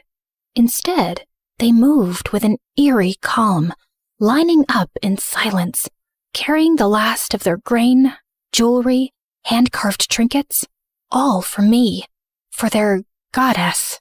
Children clutched burned dolls. Old women limped barefoot across blackened earth. as if none of it mattered. As long as I was safe, they would have done anything I asked. Anything. And for a second, I didn't hate that. That scared me more than the fire. How can I be a goddess if I can't even help them? I'm just an idiot, like Jessica always says. I attract chaos everywhere I go. The leader had dragged me away the moment he saw the flames. While others burned, he made sure I was untouched and adored. Now he stood beside me, perfectly clean, arms folded, like nothing had happened. Why isn't anyone upset? Just then, the leader spotted a woman near the back of the line, clutching something under her clothing. His face darkened. He barked something in his language and pointed at her. She froze, then slowly stepped forward, shaking. From beneath her clothing, she pulled out a small bundle of dried herbs and placed it at my feet. Her child clung to her side, coughing quietly. No, keep it. It's yours. You need it for your child. I tried to hand it back, but the leader yanked it from my hands and gave it to his men. He pointed at my hair, then nodded approvingly, muttering something about the herbs, as if they were meant for me, as if some miracle hair treatment was more important than a sick child. What is wrong with you? These people lost everything, and all you care about is them giving me things? What am I going to do with all this stuff? What kind of leader are you? Just then, I spotted Jessica in the crowd and ran to her. Are you okay? Why do you care? If you must know, I was assigned to clean the poop hole. Guess the fire saved me. Never thought fire could be a blessing, but here we are. We need to find a way off this island, Rose. I know, but we can't just leave them like this. We have to help them. Well, gee, isn't that wonderful? Help yourself first, Rose. Before I could respond, the leader started shouting orders, telling the villagers to rebuild. No rest, no mourning, just obedience. First we were asking how we'd survive the jungle. Now I'm wondering how we survive him. His men approached me again. I knew what that meant. Back to the teepee. Back to playing goddess. I didn't resist. I just walked silently, trying to figure out how the heck we were going to get out of here. That night, I sat in my teepee, waiting for Huna to sneak in Matthew and Jessica.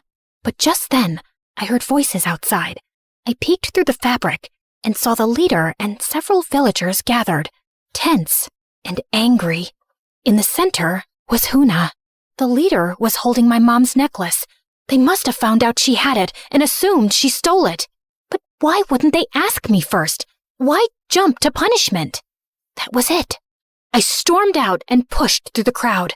I grabbed the leader by the horned band on his head and stared down at him. Everyone, he's not pure. I don't give him my blessing. Take him away. Why are you looking at me like that? I said, take him. But no one moved. They all looked down. And then, quietly, so did he. His chin dipping just slightly, like he'd expected this. Like he knew they would choose him over me, even now. So who do you fear now? God or man? I walked over to Huna and helped her to her feet, and for a second, everyone just watched, waiting for me to lead, to fix it. The weight of it hit me all at once, and it made me realize something. Maybe my biological mom didn't give me away because she didn't love me. Maybe she was just overwhelmed, trying to survive with more than she could carry. I used to hate her for that, but now, faced with such a big responsibility to help Huna and the others, I finally understood how overwhelming it could be, and I was going to make a different choice. I wasn't walking away. Inside, Matthew and Jessica were already waiting. Hey, Huna. Looking lovely today. Anyway, Rose, we found a boat on the shore. It looks solid, newly built. Since everyone's busy rebuilding the village, we figured we could take it. Tonight. Get ready. And leave everyone? With that jerk still in charge? You didn't seem to mind when he was pampering you. Yeah, and you're really making it hard for me to regret punishing you. She rolled her eyes. Anyway, you guys can go. Try to get help. Sounds like I'm the only one who can stop that man from hurting more people. I'm their god, remember? I'm safe. Just then, Huna reached over and squeezed my hand. Father, leader. Wait, he's your father? Wow, this man just keeps giving. Huna gestured for us to wait and slipped outside. 5 minutes later, she returned with folded clothes, disguises. We changed quickly and followed her out. We walked through the woods in silence for about 20 minutes. Remind me again, why are we following this primitive girl deep into the jungle? What if she's leading us to be sacrificed? Let's go back, guys. I mean, this place is messed up enough, even for you, Rose. They think I'm something sacred, like a spirit their ancestors waited for.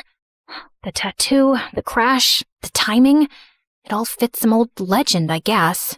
Yeah, plus those weird red-green eyes and your olive skin. I mean, you're also like goddess-level beautiful. Whoa, look at that! We had arrived. In front of us was a hidden stash. Crates of food, piles of fruit, and even gold. Not a few coins, but full chunks and trinkets. All hoarded by the leader, probably taken from the people or gathered during raids. I wasn't even sure if he knew what gold was, or just kept it because it looked shiny. We need to leave tonight. If we make it to the mainland, maybe we can bring help, especially if we tell them about this. Smart thinking showing us this spot, Huna. Huna blushed, smiling shyly. Jessica rolled her eyes and ran toward the pile, stuffing gold into her pockets. If I'm gonna die in the ocean, I might as well die rich. I'm staying. I'll help these people. Or die trying. Just then, I spotted something. Movement. A snake slithering behind Jessica. I lunged, grabbed it, and flung it into the woods. It was right behind you. Are you okay? Yeah, I'm okay. Thanks, Rose. I gave her a small, tired nod. Come on, let's move. We've got some escaping to do. Why are you so excited about this? You do realize it's not one of your yacht trips, right? Yeah, and I was sent to jungle camps before I even learned how to shave. My dad called it character building. Character and mosquito bites. We get it. You're rich but humble. Very Disney Prince of you. The three of us laughed, and we kept walking toward the shore. Are you guys sure about this? More than ever. And I want to say something. I think I'm sorry for blaming you all these years. Look at me now, facing death and holding on to the thing that kept me bitter. Great speech. Now let's move on, babe. Don't babe me. I know you've been planning to leave me since forever. Just waited because you felt sorry for me. Pray I don't kill you on the way. Or maybe I will. Therapy is all about release, right? Hey, Huna, take care, all right? And then, to everyone's surprise, Huna hugged him. What was that? Seriously, what was that? What can I say? Everyone loves me, tribal or not. The next morning, I didn't wait for anyone to carry me out. I stepped out of my teepee on my own, hair tied up, eyes tired, but clear. The sky was still gray with ash, but the smell of smoke had dulled overnight. All around me, people were back to working, repairing what they could with what little they had. They didn't look up when I passed. No one bowed. Maybe they were tired of pretending. Maybe I was too. I walked up to the group building a new shelter frame and rolled up my sleeves. Where do I start? Before anyone could answer, the leader stormed over, his expression tight. Tako mohana, biki hana so. He pointed toward my teepee. It was clear. He wanted me to go back, to sit on my chair, to play the part again. No, I'm not going back. He stepped closer, his eyes narrowing. You want a goddess? Fine. But what good is a goddess who sits around while her people rebuild the world? I'm not above them. I'm one of them. And if I stay, I help. He didn't answer, just stared for a long time. Then, without a word, he turned and walked away. That was the last time he tried to stop me. Over the next few days, I did everything I could. I carried water buckets on my back, helped tie wooden beams with vine rope, sat with the old women, and learned how they cooked with next to nothing. Huna showed me how to sharpen sticks into tools, and even taught me the word for thank you in their language. I said it a lot. Some of the villagers still looked at me with confusion, others with quiet surprise. But a few started nodding back, offering me fruit, smiling, just a little. It was a slow shift, but it was real. This is how freedom is made. Working together, sharing what we have. Don't you want to live in a place where we smile at each other as we pass, instead of hurrying away worried you might be punished? Where you get to choose your leaders, not fear them? I took Huna's hand and spun her around into a playful dance. She laughed, shy at first, then let herself enjoy it. Freedom doesn't mean chaos. It means you get to choose when to work, what to believe, who to follow. You don't have to give your food or your herbs or your memories to a god just to feel safe. You're already worthy. You're already free. You just forgot how to be. And then, on the 5th morning, I heard the sound. A low hum at first, then louder, unmistakable. A helicopter. I dropped the woven basket I was holding and ran. Others followed behind me, some hopeful, some scared. We burst out of the trees just in time to see it land in the open field beyond the village. Doors swung open. Medic stepped out first. Then 2 people ran past them. My dad and my mom. And behind him, her, my biological mother. I froze. She ran to me first, arms wide, eyes brimming. Rose! Oh my God, Rose! I let her hold me. She was shaking. I didn't know what to say, so I said nothing. I just let her cry into my shoulder. Eventually, the rescue crew tried to approach the villagers. They offered help, food, clean water. Some of the villagers nodded politely, but backed away. Others disappeared into the trees. They didn't want saving, not from strangers. I didn't blame them. Before we left, the leader and Huna approached me one last time. I stepped forward and hugged her tightly, burying my face in her shoulder. Come with me. You don't have to stay here. You can go to school, dance when you feel like it, be away from him, be free. But she gently pulled away and gave me a small, sad smile before stepping back beside her father. I wanted to scream at her, tell her to run while she could, but I didn't, because deep down, I knew what it felt like to still need the person who failed you. I reached back into my bag and took out my mother's necklace. I pressed it into Huna's hand and closed her fingers around it. She blinked at me, stunned. It's yours now. The leader held something out, a single, rough chunk of gold. I stared at it for a long moment, then slipped it into my bag. I'd never say where it came from. Some things deserve to stay buried, but some people, even the broken ones, deserve the right to choose what freedom means to them.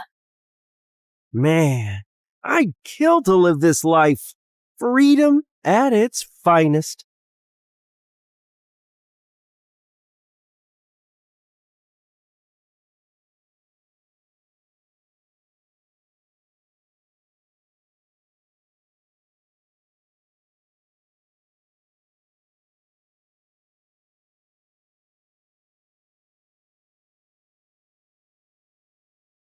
The morning bell echoes through the halls. 1,000 voices bouncing off the walls. From the quiet corners of the library floor to the laughter leaking through the classroom door, we're walking hallways where the legends grew.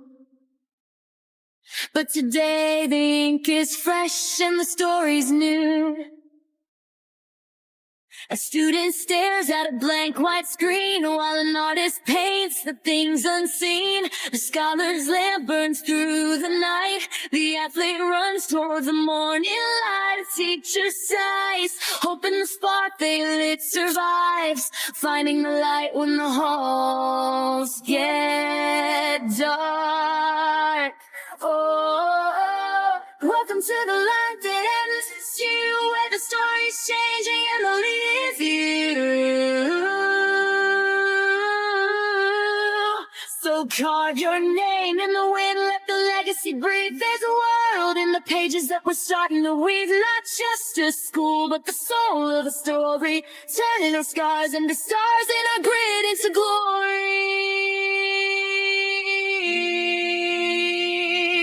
Oh.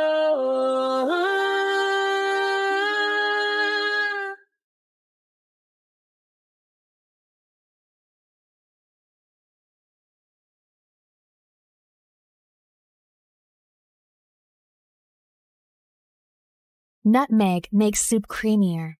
Rosemary is steak's best friend. Basil goes with almost everything. Cinnamon brings comfort to sweet and savory alike. And chili sets the soul alight. But nothing could have prepared my tongue for what came next. Flying to the other side of the world just to try this steak was totally worth it. Medium rare. Juicy and tender. Garlic butter glaze, flame-kissed edges. The scent alone levitates my soul to heaven, like it was invited to have lunch with the beautiful angels up above. Okay, here comes the love of my tongue's life. Oh my Gordon freaking Ramsay! My taste buds were twerking like it was a Friday night. It's savory, juicy, yummy, steak-tacular. It wasn't just a steak. It was a 5-star marriage proposal to my tongue. Goodness gracious, lady, get a room. Oh God, she is either possessed or just really, really starving. I was still mid-foodgasm, letting every bite baptize the very depths of my taste buds when the haters around started mumbling. Did I care? Not one juicy crumb. I had my priorities, and it was to finish this masterpiece. It seems like you've been thoroughly enjoying our food, milady. Oregano. I finally opened my eyes and came face to face with the handsome chef. Oh, I practically proposed to the steak. Weren't you watching me, Mr. Chef? I was, and now I'm wondering, should I be jealous of the steak? Oregano. Okay, that was my cue to leave before I started flirting back and accidentally dated this man over medium rare beef. I came here for the food. Just the food.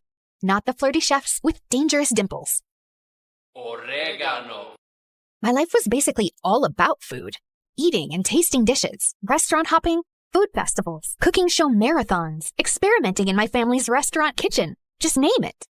But here's the thing. I have golden taste buds, and they never lie. So the question is, will your dish make me scream and lose my voice, or spit it out in disgust and hate you for the rest of my life? Some boys at school have made it their life's mission to get option A. And I wasn't complaining. It was literally free food and a little ego boost. Try mine first, Taffy. My mom helped cut the onions and boil the eggs. Forget that, peasant. This is from a 5,000-star Michelin restaurant. It cost me 10 kidneys. Mine's completely and personally handmade. Took me a month to make this, but don't worry, it's not rotten yet. My mouth and soul were ready, but my brain was totally overwhelmed. Just then, my bestie Jules swooped in with his imaginary cape fluttering. Excuse me, take it easy, gentlemen. Form an orderly line if you wish for Queen Taffy to bless your humble dishes with her divine taste buds. If your food makes her moan louder than a K-drama kiss scene, congrats! You win a date after class, but only for 60 minutes. No extensions, no exceptions. The boys went feral. What are you doing? I don't have time for boys. I just want to eat and that's it. Oh, babe, it's time you started eating with them, not just their food. Whatever. But let's see if one of these can make me scream. Unfortunately, every dish was a disaster. This one tastes like a zombie rat crawled out of the sewer, licked a quadruple A battery dipped in rotten mayonnaise, and fell into my mouth. What were you even thinking, dude? Next, fish and chocolate? It's bold and daring, but a total abomination. Next, please. Are you sure you ordered this from a Michelin star restaurant? Or did you accidentally grab it from a dumpster behind one? Suddenly, I felt it again. That weird, stabby vibe that hits me every time I chew. I turned my head, already knowing the source. And there he was. Gavin. The silent, brooding window guy. I always caught him glaring at me as if I just ate his pet goldfish. Maybe the bowl, too. And whenever I confronted him about it, he'd just roll his eyes at me. Like, seriously, did I eat his precious lunch in a past life or what? He was insanely annoying. It was even worse because he's stupidly attractive. Ugh! Why do Hawkeyes always have to have the worst attitudes?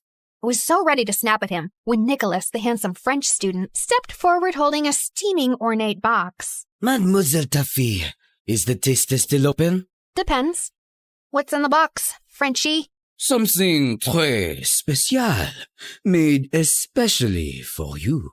I took a bite, and fireworks started exploding around me instantly. Sweet gravy heavens! This is criminally delicious! Oh, I knew it. His dish looks as perfect as he is. So, do we have a winner now? Did you hear me scream? No, right? Because it's missing something. Are you implying my dish isn't perfect? It's really good, but it needs a little more kick. Maybe some spice, some crunch, some little twist, something to surprise me. Right now, it's just giving something, but not everything. You'll regret this, woman. I'm sorry, what? Nothing. I said I'll do better next time, just to hear that sweet scream of yours, mademoiselle. We'll see about that then, buddy. There was only one place that had ever made me scream so loud I lost my voice. The MSU cafeteria. I didn't come to this school for academics. I came for the food. The cozy, stylish ambience was just a bonus. And you know what was more interesting? Behind those lunch ladies hides a secret cooking legend. A masked mystery chef, whipping up dishes so good they'll make you cry in 1,000 different languages.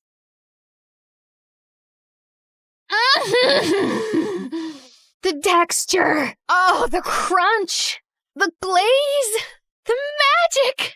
Ah! There she freaking goes again. Her freaking scream makes me want to freaking lose my freaking appetite. Freaking... She's just a freaking freshman, but she freaking acts like she freaking owns this freaking cafeteria every freaking day. So freaking annoying. I freaking know, right? Girl, you're moaning like a feral sexy cat in heat. Tone it down, or those freaking girlies will start complaining again. Those freaking haters can choke. I only listen to flavor, not jealousy. It had been 6 months since we started at MSU, and I still hadn't made any new friends. Just Jules, my ride-or-die since diapers, now slaying here in MSU on a fashion scholarship like he owned the runway. And that's exactly why you don't have friends. You treat food like it's your boyfriend. So what? I've got you. Oh, wait. Are you getting tired of me? Tired? Never, babe. But let's say I get kidnapped by a cute guy in Milan. What's gonna happen to you then? Are you sure he's the one who'll kidnap you, or is it the other way around? Excuse me, Miss Ma'am. That's a bit rude. Just then my phone buzzed. It was from my older sister Tanya, and my heart leapt when I saw the word emergency. I zoomed out of the school and headed straight to our family restaurant without wasting a second. What's going on? Taffy! Oh, the mayor's here with the whole table of business tycoons, and they asked for a special twist on our signature steak. I tried tweaking the sauce, but the flavor's flat. Oh, something's off. I've added, adjusted, prayed. Nothing's working. If we mess this up, we'll be trending for all the wrong reasons, and Dad's gonna kill me. Breathe, okay? Let me see. Too much soy, not enough soul. All right, everyone, I got this. I swung the spice rack open and started working my magic. 2 pinches of smoked paprika, 1 drizzle of honey, a splash of aged balsamic vinegar for depth, a whisper of garlic, not chopped, grated, 2 drops of lemon juice for a little spark, and a dash of espresso powder. Now, try it. Oh, I quickly clapped a hand over her mouth before she could scream and alarm the entire restaurant. Now go serve that magic to your VVIPs. Oh, you're a lifesaver, sissy, as always. I assisted her as she served it herself to the VIP table. The mayor took 1 bite and started crying. This tastes like my childhood and my 22nd divorce healing at the same time. I need a moment. This steak just forgave me for all of my sins.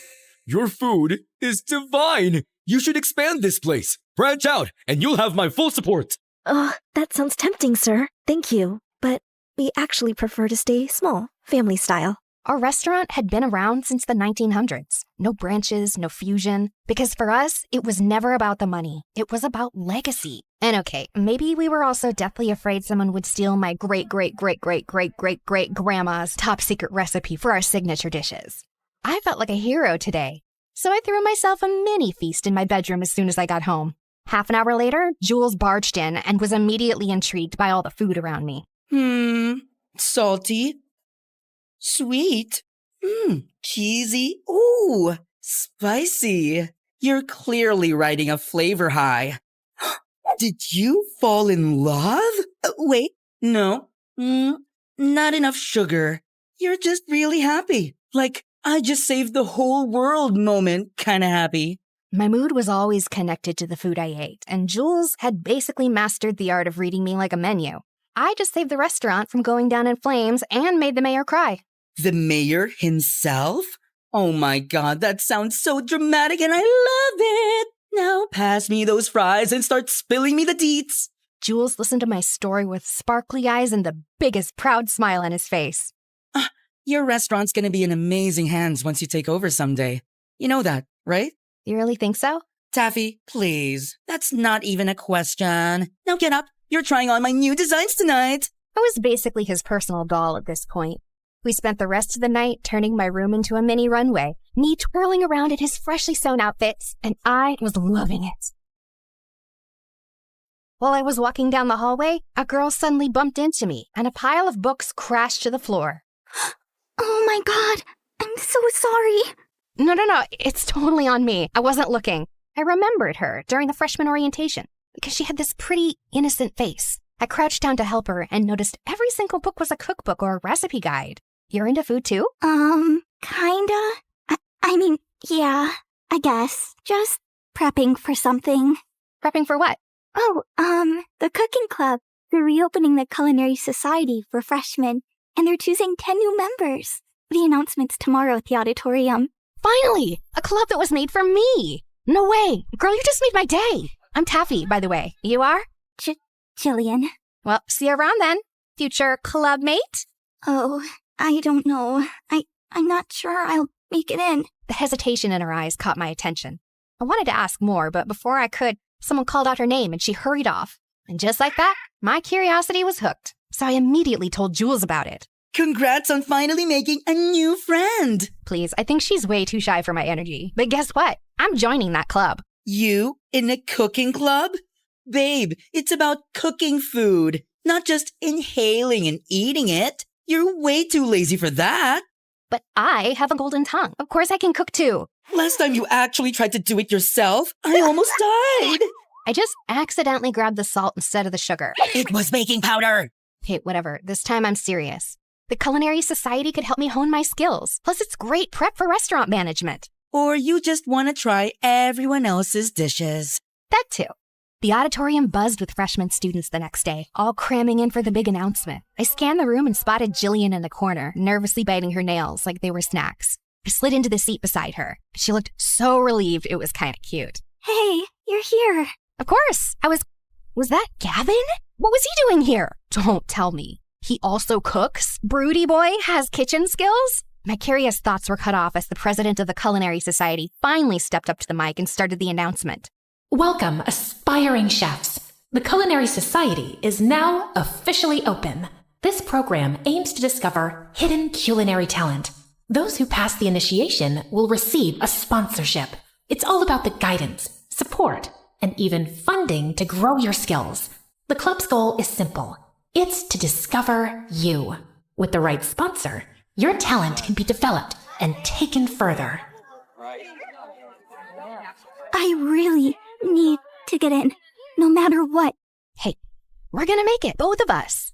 No plan B, no backing out, got it? I smiled as she gave me a tiny nod. The initiation will last 3 days, and the judges will be the senior members of the club. Just then the student council president stepped forward. This guy looked like he had walked straight out of a rule book. Dead serious and probably hasn't smiled once since birth. Tomorrow's challenge is a written exam, so study hard. The second and third challenges will be surprise practical tests. Exam venue and time will be posted shortly. You may now return to your classes. Holy spicy sauce explosion. This is going to be amazing. My foodie heart was on fire. I glanced back at Gavin, only to find him already looking at me. Of course, he was glaring again. Seriously, what was his deal? The glaring, the eye-rolling, the mysterious brooding energy. It was driving me nuts. So on the way back to class, I finally snapped and cornered him. Hey, got a second? He didn't even respond, just rolled his eyes at me as always. Are you joining the club just to roll your eyes at me every 5 minutes? Or do you actually cook? The world doesn't revolve around you and your stupid food cravings, you annoying brat. Seriously, why are you so mad at me? What did I ever do to you? You exist. That's enough. Now, get out of my face. Unbelievable! This guy clearly didn't know who he was dealing with. That night, I studied like my life depended on it. Notes in one hand, spicy instant ramen in the other. Then came the written exam day, and everyone looked so tense. But for me, it was easy peasy mac and cheesy. I was the first one to finish the test, so I stood up with a proud smile. Till I saw Gavin, already done and standing. Before me? After submitting his papers, he turned to me and scoffed before walking off like he owned the place. The audacity! The next morning, I dragged Jules with me to check the results. Out of 100 applicants, only half made it, and I nearly choked on my gummy bears when I didn't see my name at the top. Second place? Wait, who's first? I leaned in and gasped when I saw the name. Gavin? Like Gavin, the cute and brooding window guy? He cooks? No, there's no way. That's probably a different Gavin. But then the crowd parted, and speaking of the devil... Excuse me. Oh, look. It's me on top. The one and only Gavin.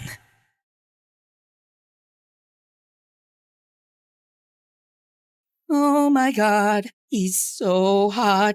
Like hotter than a steak on a grill. Jules was right, to be honest. But I shouldn't be distracted right now. Can we focus on his evil smirk, please? He's literally challenging me. I think that's officially a war declaration, babe.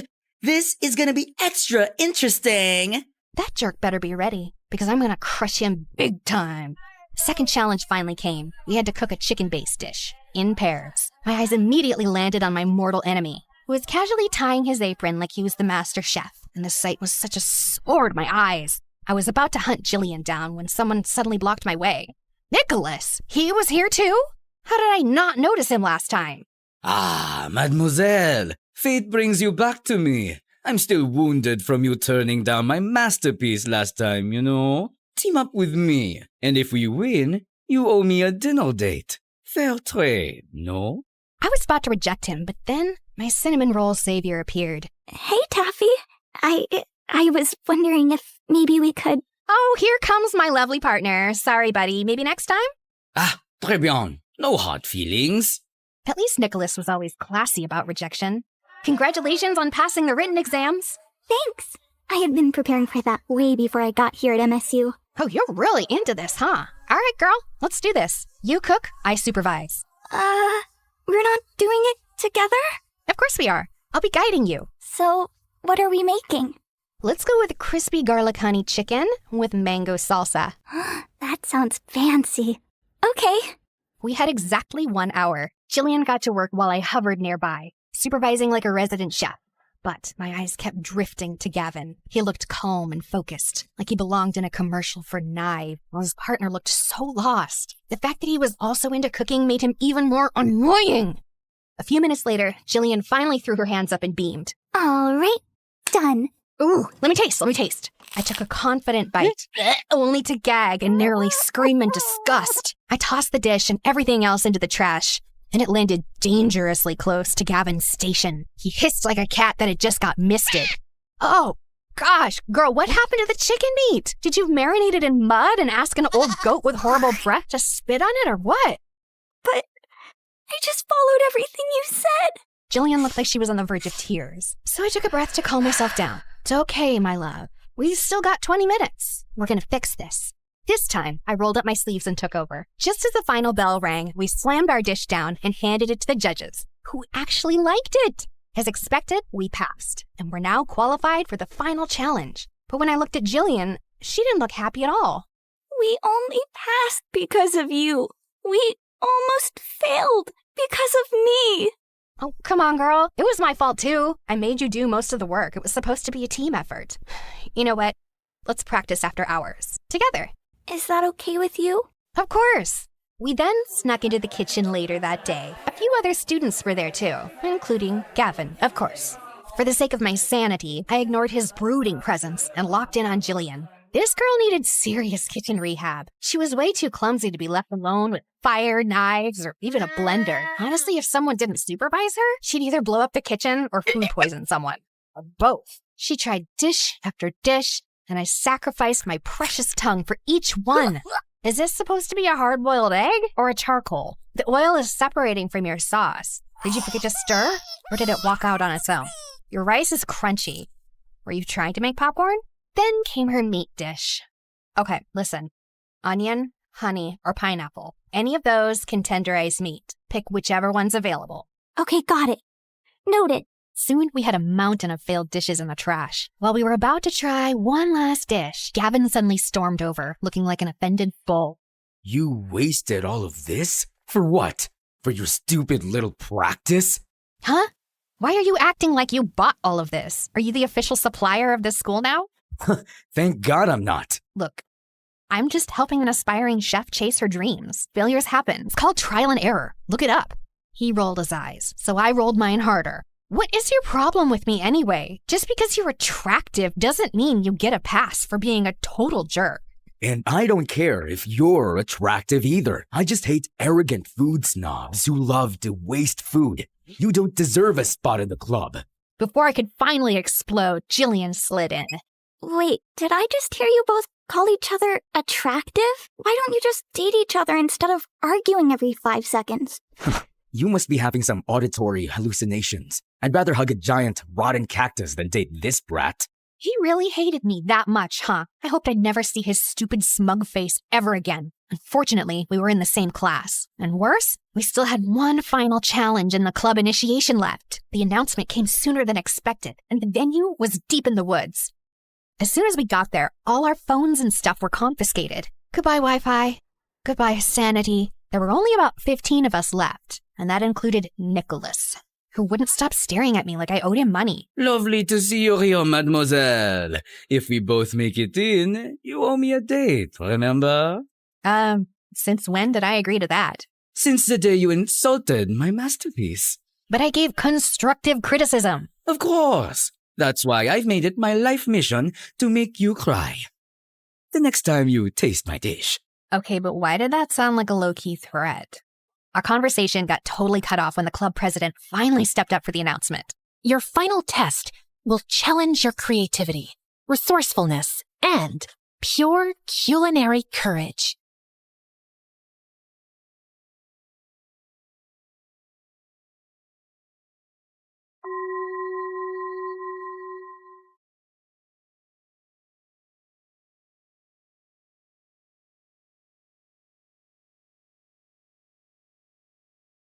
Hi, I'm Marie.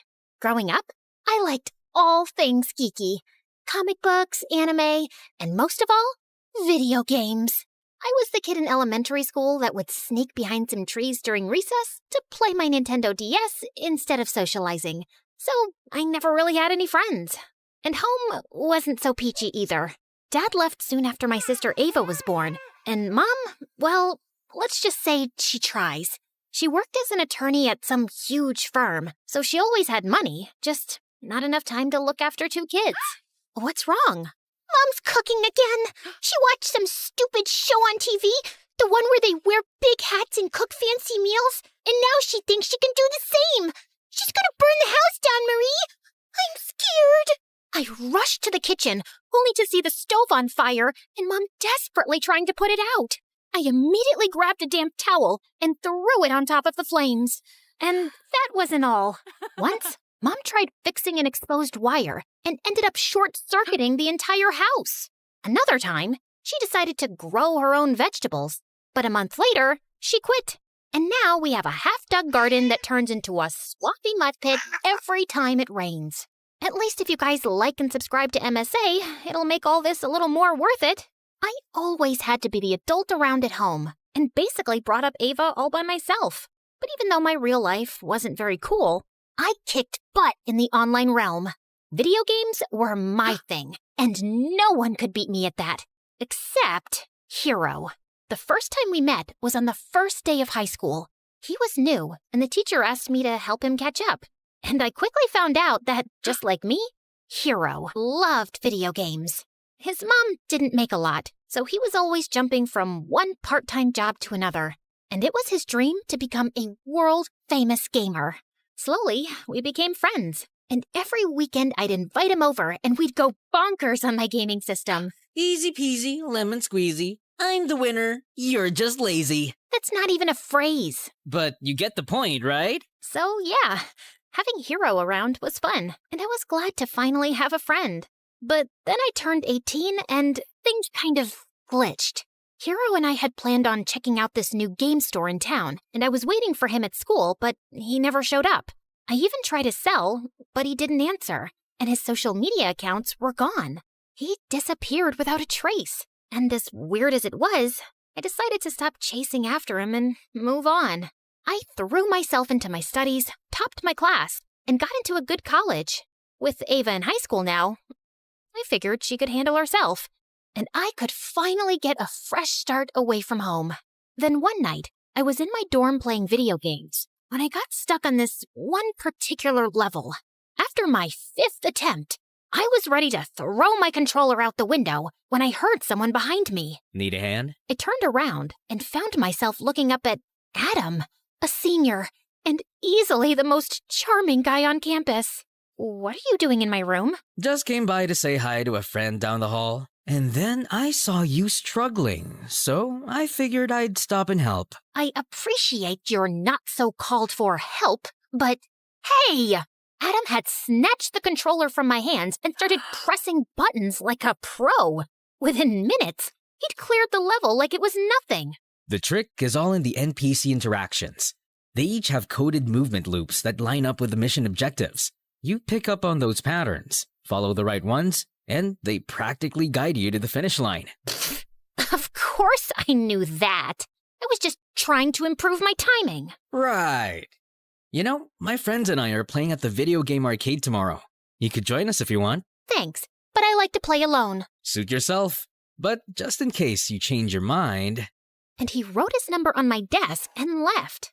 I tried to shake off his offer, but then I thought it had been a while since I was playing solo and maybe teaming up with others wouldn't be so bad. So, the next day I called him and he sent me the address. I expected it would be a casual gaming session with a few friends, but I was stunned to see that it was a massive gaming tournament.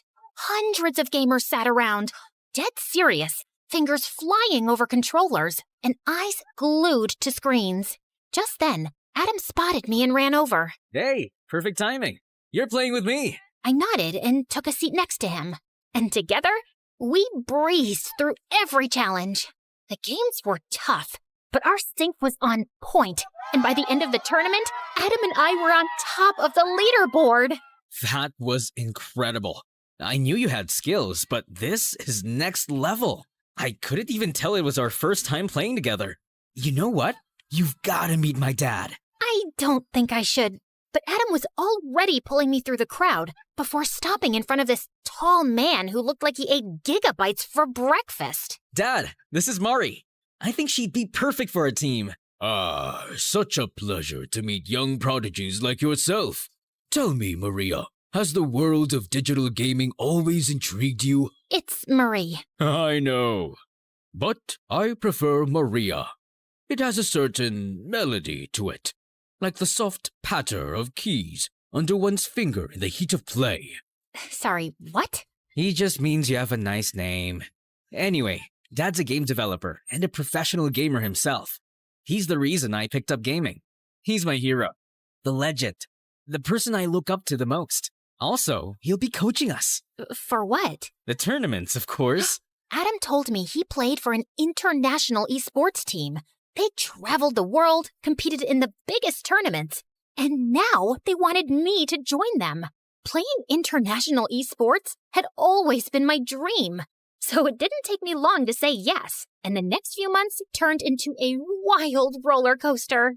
We traveled from one tournament to the next, diving headfirst into the tense, fast-paced life of esports. And while I loved competing, Adam's dad made things really complicated. Our primary objective is to establish dominance in the early stages by monopolizing resource nodes and obstructing adversarial progression. What is he saying? He wants us to capture as many resource points as we can at the start and block the other team. Why doesn't he just say that? That's just how he talks. You'll get used to it. But Adam's dad's constant hovering and descriptive plans made every practice session feel like a mental marathon, and I just couldn't keep up. Then one day, after a grueling practice, I was scrolling through my phone when I came across an invite to the closed beta test of Infinity Nikki, a game that had been making waves as the coziest open-world experience out there.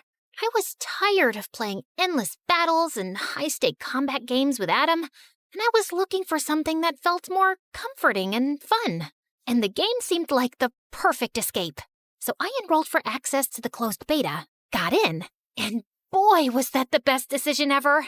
The game took me into the magical world of Mirrorland, where Nikki, the main character, went on amazing quests with her cute companion Momo. The coolest part of the game were the ability outfits that helped Nikki navigate Mirrorland, gather resources, and complete quests. I got to explore dungeons, tackle boss battles, ride vehicles, and even capture beautiful moments with the photo feature. It was so much more than a dress-up game. It was pure magic. I was so amazed by it, I even joined Infinity Nikki fan forums to know more about shortcuts and outfit combos. And I found myself chatting regularly with one user in particular, Silent Warrior. Oh my god, Momo camera is so cute. I could pose in front of that forever. Oh, but here's something that makes it even better. Usually, you can only take pictures of the scenery in Nikki, but there are certain spots on the map where this Feywish sprite, Dakabo, will suddenly pop up and look straight at the camera while you're capturing the shot. I swear, it's the funniest and most unexpected thing ever. No way. How did you even figure that out? Spent hours wandering the map, taking random shots. The first time Dakabo appeared, I almost dropped my controller. You've got to try it. It's seriously worth it. Well, since you've been so helpful, I've got news for you too. December 6th is actually Nikki's birthday, and to celebrate that special day, all Infinity Nikki players will be getting this stunning new dress called Starlit Celebration, absolutely free of charge. I mean, talk about a sweet deal. But you have to log into the game before December 19th to redeem it, so tell all your friends to download it now. I've already told mine. It felt like I'd found someone who spoke my gaming language, and I really wanted to meet him. So, naturally, a week later, I was one of the top players invited to play Infinity Nikki live at an exclusive arena. I walked in feeling excited, and I was at the snack bar getting a soda when another hand reached for the same can. I looked up and froze as I saw Hero smiling at me. Didn't realize this one was yours. Well, it certainly doesn't have your name on it. Just then, the announcer called all gamers to the stage for a quick face-off, and I hurried to the stage. I was settling down in my seat when Hero pulled up the chair next to mine. He opened his mouth to say something, but I shushed him and focused on my game. I entered the breezy meadow, collected a bunch of daisies, and was just enjoying my walk through the vibrant flowers when Momo told me that there was a Whimstar nearby. So I hurried through the meadow, collected the Whimstar, and upgraded to a new outfit. Wow, you're still as good as I remember. Oh, so you do remember me. I thought the way you vanished, you probably forgot all about me. Okay, yes, I deserve that. But I had a reason for leaving so suddenly, Mari. That's when Hero told me that his mom had lost her job, and since they lived in her employer's house, they had to pack up and move to a new town, almost overnight. You could have dropped a text, at least. I just couldn't find the time to. I had to pick up jobs to help Mom out, until I figured out a way to make money through gaming. You have no idea how many times I thought about calling you, but I just didn't know what to say. So when I saw your name on the Infinity Nikki forum, I decided to send you a message as Silent_Warrior. Wait, You're Silent Warrior? So you took me for a fool not once, but twice? That feels good. I'm sorry. I just didn't know if you'd talk to me. I even learned the whole game just to get to this live event and meet you, Mari. So, what do you say? Can we restart? I kinda miss you. Okay, yeah, I missed him too. Hiro was the one person who always understood me, and he did genuinely sound sorry for the way he'd acted. So I agreed, and we reconnected. We spent hours chatting about games, and I told him everything about my new team and life at college. Our conversations felt effortless, and I was happy to have him back in my life. But while things with Hiro got better, with Adam, it only got more tense. Maria, grab the plasma cannon next to you. You're wasting essential resources. I'm pinned down by these two enemies. I need to deal with them first to advance. Incorrect. Your role is to support Adam. He's leading the mission. Provide suppressing fire, and use that weapon to neutralize the opposition. But if I expose myself, I'll get eliminated. Then strategize smarter. Honestly, you're making me question your tactical skills. Did we make a mistake by bringing you onto the team, Maria? Oh, I don't know, sire. Maybe you did. So why don't you go ahead and find someone who's better than me and can understand what you're actually talking about? And yeah, for the record, my name is Marie. And I just threw the controller down and walked out. And seconds later, Adam followed. How dare you talk to my dad like that? He's constantly breathing down my neck, Adam. It's annoying. He just wants you to do better. And honestly, Mari, you could use a little extra practice. Dad doesn't think you're ready for the tournament, and he might be right. Your dad thinks no one is ever ready. And every time I talk to him, I feel like I'm in the middle of a test I didn't prepare for. I don't think I can play like this. And before Adam could get out another word, I flung my bag over my shoulder and left. I was so distracted that evening, I could barely focus on my game with Hiro. I had to jump through some glowing hoops in a sequence before the time ended, and I just couldn't keep up. Hiro immediately understood something was off and asked me what happened. And I told him everything. Why are you even with them if they don't value your skills? It's not all bad. The rest of the guys on the team are great, and Adam's a bit edgy, but he's a good player. It's his dad who gives me the ick. My mom's a saint compared to him. At least she never trash-talked me the way he does. Mari, you're a great player. And from what you're telling me, this Adam sounds like a jerk. I think you should just quit and play with me instead. We're good. I just laughed at Hiro's suggestion. He was clearly joking. There's no way he'd actually expect me to quit my team at the last minute. Although, I'll admit, the idea was kind of tempting, considering how Adam being on the team was seriously getting on my nerves lately. Later, I ended up talking to my sister Ava about it, and the next day, she and Mom showed up at my dorm with dinner to cheer me up. I was struggling through the lasagna Mom made, when suddenly there was a knock at the door. Hiro? What are you doing here? Okay, don't freak out.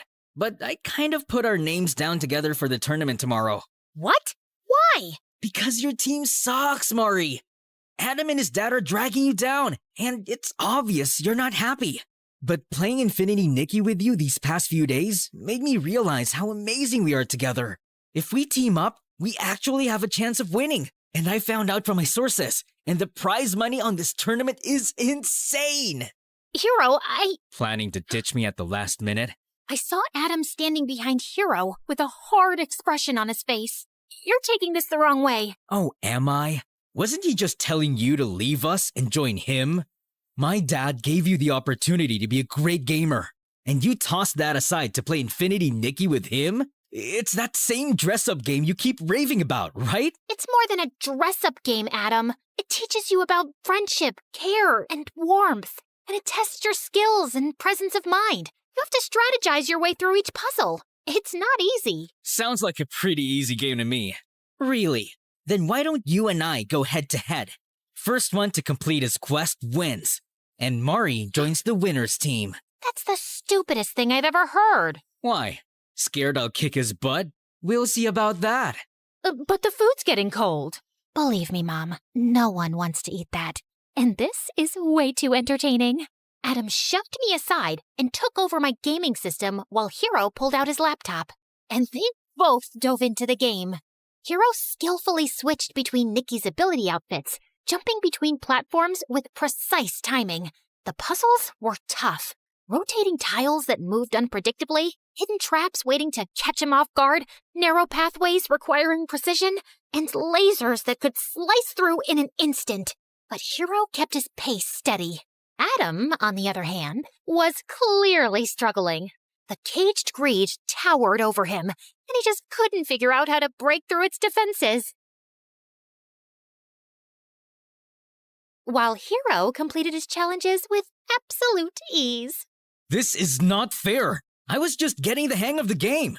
Besides, you already knew the shortcuts and how to switch between the ability outfits. Fine. Then how about we do a dress-up contest? Mari can rate which dress combo looks nicer. Does that sound fair to you? Huh. I breathe fashion. Bring it on. The combat started, and just like before, Hero nailed this one too. He carefully curated a stunning look. A bright yellow playsuit called the Sunny Agenda, paired with a set of elegant stockings and white high-top sneakers. He finished the outfit with a sleek ponytail and the sweetest headband, creating a perfectly coordinated ensemble. I was just watching him work in awe when Adam jumped up. That's how you do it, baby! Adam, why have you paired the red shimmery gown with the green shimmer jacket? And what's up with these blue glitter stockings? So, it's all glitter, and I know girls like glitter a lot. Yeah, if you're 5 and dressing up your doll, your outfit has no synchrony, Adam. Everything looks great individually, but together, it looks like Nikki fell into a pool of glitter. It doesn't make any sense. And that's why I vote for Hero. Hero smiled at me proudly, and I was about to shake hands with him when Adam jumped in between. You're a cheat. Obviously, you'll vote for Hero because you like him. Hero won because he's good, and he genuinely made an effort to learn the game. Yeah, right, liar. What's your problem, dude? I beat you in 2 games straight, and you're still crying like a baby. Be a man and just admit you suck. What did you just say to me? And with that, Adam launched himself at Hero, grabbed his laptop, and threw it across the room. Hero lost his mind, swung back, and the two of them got into a fight. I tried to stop them, but they kept swinging at each other. And then Hero pushed Adam, and he went flying into the table with all the food. Oh my god, I made that with my own 2 hands. It took me hours to get the flavor on point. And somehow it still sucked. What did you just say to me? Ah! Shut it! All of you! What is wrong with y'all? And Mom, I love you, and I'm happy you're here, but you've got to stop cooking. As for you two, I'm not teaming up with either of you. I've decided to go solo. What? Oh, don't look surprised, Adam. After the way you and your dad have pushed us around, it's a miracle I stayed as long as I did. But I'm a gamer with ethics, so I stuck it out for my team when it mattered. And Hero, these past few days have been fun, but you can't just show up and expect me to jump on your team. You didn't even know about this tournament until I mentioned it. And now you want to participate for the prize money? I get that it's a big opportunity, but I can't make decisions like that on a whim. Maybe someday we'll team up again, but for now, I need to do this my own way. And I totally respect your decision. I don't. It's a stupid decision, and I'm not letting you get away that easily. Adam grabbed my hand, but I twisted his arm around in one swift motion, and he winced in pain. Guess I picked up a thing or two from your so-called combat games. Maybe you could learn a little something from Infinity Nikki and handle defeat with a little grace, instead of throwing a tantrum every time things don't go your way. Wait till my dad hears about this. You and your dad can both eat slugs for all I care. Now get out and don't come back. Adam left that night, but I knew he wasn't going to stay quiet. Not that I cared. I'd already made up my mind to pull my name from that stupid tournament. I didn't want to be part of something that sucked the joy out of the one thing I loved. It was time to take back my happiness, to focus on what made me feel alive again. And for the first time in weeks, I felt free. It's showtime, baby.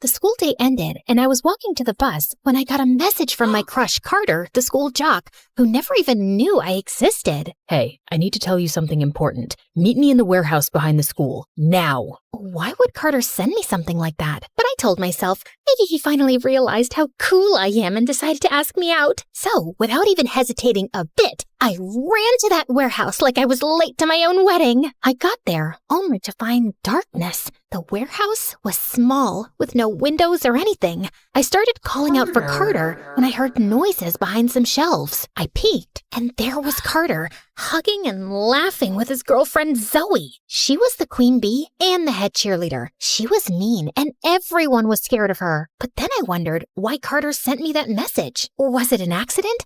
Of course it was. God, I'm so stupid. I tried to tiptoe out, but the door wouldn't budge. I kept pulling like crazy until I ended up with the knob in my hand. Oh my God, could this get any worse? Yep, because right then, Carter and Zoe noticed me, and she glared at me like she was about to eat me alive. What are you doing here, you freak? Are you stalking us? Did you follow my boyfriend here? I didn't know what to say because she was scary as heck. Hi, my name is Amanda. And this is how I got stuck with my crush and his girlfriend for days, until I discovered a secret that almost cost us our lives. Carter tried to open the door, but it didn't work, so we started calling for help. We pushed and kicked the walls, but no one heard us because it was a faraway warehouse and everyone had already left. And to make matters worse, it was Friday. And to make it even triple worse, it was the last day before winter break, meaning the school would be closed for 2 freaking weeks. And to make it even quadruple worse, oh wait, there's nothing worse than that. Don't worry, guys, I'll call 911. I took out my phone only for it to die on me. Or, never mind, my phone just died. Can you guys call for help? Oh, we have a genius here. Don't you think we would have if we had our phones on us? Why don't you? Not like we owe you an explanation, but we just wanted some private time, alone without distractions. So we left our phones outside and brought only our bags. I even made my baby boo some food in case we talked for hours. Oh, I'm so sweet, aren't I, Pookie Bear? We sat in silence for what felt like forever, until Zoe leaned on Carter's shoulder and started crying like a lost puppy. Babe, tell her to move. It's cramped and I'm claustrophobic. Babe, tell her to fold her legs. Her feet are disgusting. Babe, tell her to stop breathing so loudly. I literally cannot. And he actually comforted her. What an absolute fake. But then my stomach growled, and I laughed nervously, trying to play it off. Zoe pulled some sandwiches out of her bag, and I thought she was going to give me one, but she just handed one to Carter. Then they both started chewing like monkeys. I'm here, but they ignored me. Seconds later, Carter looked at me like he felt bad and started gesturing and making faces at me like he was hinting at something, but I couldn't understand what he was trying to say. Man, speak up. He face-palmed while Zoe turned to me and warned me not to ever speak again. I got so annoyed by her bossing me around. Like, what would she do? We were both stuck and miserable, so I started singing to annoy her. La la la la la la la la la. I was walking with a group and I stepped in poop and I tried wiping it, but I still smelled like poop, so I got off my pants and I still smelled like poop. Turns out the stink came from the group. They smelled like poop, poop-a-doop. La la la la la la la la la. Zoe looked so annoyed, I could swear I saw Carter smiling. She grabbed him and they went to sit across from me. Good riddance. Later, I felt tired, so I just fell asleep right there, hugging my bag. I woke up in the middle of the night to their kissing noises. Apparently, Zoe had bad dreams and Carter was comforting her. I had a dream that a dumb blonde with a mole above her lip came into our lives and stole you from me. Babe, I can't live without you. Was she describing me? And Carter just went ahead and kissed her again. Blech. But I really had to pee, so I grabbed an empty bottle near them and went over to a shelf to do my business behind it, when Zoe yelled at me to bring the bottle back. When I was done, I turned around and saw Carter standing there. I literally jumped. He whispered that Zoe was asleep and wanted to tell me something. I like you, Amanda, and I wanted to talk to you about it today. Wait, you like me? For real? So his message was on purpose. Finally, a win! Then he told me he broke up with Zoe 2 days ago. He said he liked me and wanted to talk to me in private yesterday, but before he could do that, Zoe convinced him to come in here to talk about their relationship because she thought he wasn't serious about the breakup since it happened before and they always got back together. So why are you still kissing her like a chimpanzee? I'm just trying to keep her calm because she's crazy. Plus, what's the point in saying anything now? We're stuck. Annoyingly, that made sense. And honestly, I had a huge crush on him. Carter was kind and smart, and everyone loved him. The whole school knew he deserved better than Zoe. So I hugged him, and he hugged me back. But just then, I felt dizzy from hunger and tiredness. Carter caught me before I could stumble and held me steady in his arms. You okay? I nodded. Wow, you smell amazing. Let's get you to sleep. He carried me to my spot and gently helped me lie down. Then he looked straight into my eyes, and I thought he was going to kiss me. But right then, Zoe shifted in her sleep and Carter pulled back. He left, but not before winking at me, and my heart fluttered. I woke up to find Carter had slipped a snack bar into my bag. I ate it in one go. Zoe was extra fussy because her foot still hurt from yesterday's cheerleading practice. So she was relying on Carter for physical support to get behind the shelf so she could do her business. She was rubbing his hair and his neck and his back like a psycho, and I literally gagged. I got up and wandered around to distract myself, and that's when I stumbled onto something, a knob that opened into a storage room below. I climbed down. The space was small, probably for extra storage, but it was cleaner and nicer than the warehouse, so I stayed there for a bit. Carter noticed and followed me once Zoe fell asleep. Nice place you have here, cutie. I blushed, and he smirked as he offered me a soda can he'd stolen from Zoe. I drank half of it too fast and let out the loudest burp. I clapped my hand over my mouth, mortified, but Carter gently moved it away and smiled. Then suddenly, he winced. God, you're stepping on my toes. I tried to move my leg away, but I lifted it a little too high at the exact moment he bent down to check his foot, and I ended up kneeing him straight in the nose. Oh my God, I am so sorry. I looked up at Carter. His nose was bleeding, and his eyes crossed as he tried to look at it. Then, without warning, he passed out right then and there. Oh, Jesus Christ. I tried slapping him awake, but he wouldn't budge. What the heck is going on? Give me a hand first, then shout all you want. Get your butt over here and help me pull him up. It's too tight in here. So it wasn't too tight when he was awake? Or were you too busy trying to steal him to notice? Oh, God, I wanted to yank her hair, but I had to help Carter first. I grabbed him under the arms and tried dragging him up the stairs, and Zoe just stood there watching me. After what felt like 10 minutes of struggling, my arms burned and I was completely exhausted. So I climbed up for air and found Zoe yelling through a hole in the wall. The janitor was on the other side. I joined in, but he had headphones on. Still, I could have sworn he glanced our way and paused for a second, then shrugged and walked off. I'll bet he recognized your voice and decided to let you rot because you bullied him like crazy. Whatever. He cleans the mirror with the same mop he uses for the bathroom floor. He's nasty. Not nastier than you. Zoe and I kept shouting at each other for 5 minutes straight until my throat hurt. Then suddenly, someone gently pulled me back. Oh, watch out. A huge spider was dangling from the ceiling right above us. The second Zoe saw it, she screamed and ran like a headless chicken. So you saw the spider and decided to help her and not me? Carter stared at her with challenging eyes, and I thought he was finally going to snap. But then he just nodded and smiled. You're right.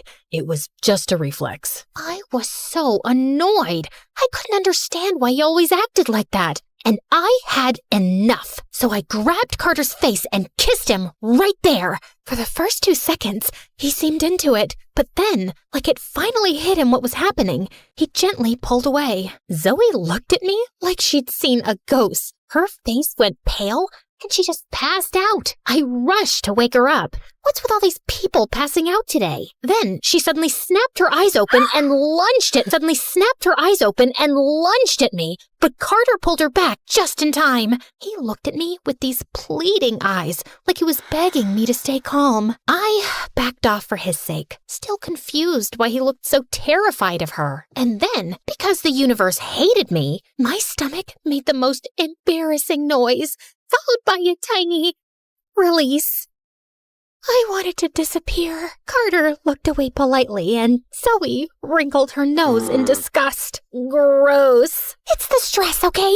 Being trapped in here is messing with my stomach. I was mortified. Great. Just kissed my crush and immediately humiliated myself. Later, around midnight, I woke up starving. Zoe and Carter were fast asleep, and Zoe was snoring like an orphaned bear. Then Carter suddenly woke up and put a finger to his lips, signaling me to shush. He got up, slid Zoe's bag out from under her arms, and started digging through it. I whisper shouted at him, asking what he was doing, but he ignored me. Zoe made a little sound, and Carter freaked out and basically threw the bag at me. She might be hiding something to hurt us. Search for it. Then he said he'd distract Zoe and cuddle her in case she woke up. I was freaked out. What would this psycho even have in her bag to harm us? I hurried down to the storage room and started searching frantically. Man, she stuffed that bag like she was moving to another country. Then Zoe's voice came from above. I panicked and hid her bag behind my back. I'm looking for food. How would you find food in this stupid storage room? And then, as luck would have it, I ripped open a big package on the floor and literally froze. Ramen packets, cookies, bags of chips, even soda cans. It was probably just the school's cafeteria stock stored in here. I quickly shoved Zoe's bag behind some other boxes and stood up like I wasn't doing anything suspicious at all. And then I got up to Zoe, holding the food box. You're not getting anything until you apologize, Zoe. Oh, bite me. And with that, she whipped out some cheerleader gymnastics leg move, knocked me to the ground, and yanked the box away. The box hit the floor and spilled, and I managed to scramble up and snatch about half the snacks. But then she grabbed Carter. We kept pulling Carter in opposite directions until he jerked his arms free and shoved us both back. Knock it off, all right? I don't want to eat anything. I just want to get out of here. Then he stormed off and climbed down into the storage room to sit alone. A little later, I saw him quietly slide Zoe's bag back under her arm like nothing happened. She didn't even wake up. I still had no idea what he found in there, and he wasn't talking. So, yeah, I went back to sleep, hugging all the snacks I'd managed to save. The next morning, we woke up exhausted. We'd been there for 4 days, and we were getting more drained by the hour. Well, except for Zoe. She was actually making breakfast and humming like a psycho. But Carter seemed different today. He ignored both me and Zoe all day, no matter how many times we tried to win him over. Eventually, Zoe had enough and snapped. If you don't talk to me, I'll tell everyone your secret. Carter looked at her with tired eyes, then smirked. Go ahead, tell everyone. Oh wait, we're stuck in here, and it's only Amanda. You know what? I'll save you the trouble and tell her myself. Zoe's had a crush on me since the first time she saw me, back when I worked for her family as a gardener. Yep, I was the gardener boy, and she convinced her dad to pay my tuition to this fancy school. It's not a scholarship like everyone thinks. I'm just her charity case. And she's been threatening to cut me off if I ever tried to break up with her. Well, Zoe, I'm sick of you and your games. We're done. Oh, I think you left out a tiny detail, honey. Like the part where you're a thief? Yep. He and his dad stole money from my dad's safe. And don't you dare deny it. We have it on camera. I even begged my dad to forgive you and not call the cops on you. But sure, I'm the bad guy here. Okay, that was intense. And then Carter just cursed her, straight up. I thought Zoe was gonna lunge at him, but to my surprise, she burst into tears like a little kid. I just want a boyfriend. I never had one. They leave me after the second date. And when I finally found one, I am not letting go just like that. And definitely not because of that freak. She stomped over to the corner and cried while angrily munching on cookies. I looked at Carter, but he wouldn't meet my eyes. He just walked off and went back to the storage room again. Okay, this was officially awkward. But things changed after that. Later that night, Zoe was crying like crazy. I honestly thought she was going to drown in her own tears. Then she came over to me and sat next to me. Listen, Amanda, girls like you always get what they want. You're smart, you're funny, you're beautiful.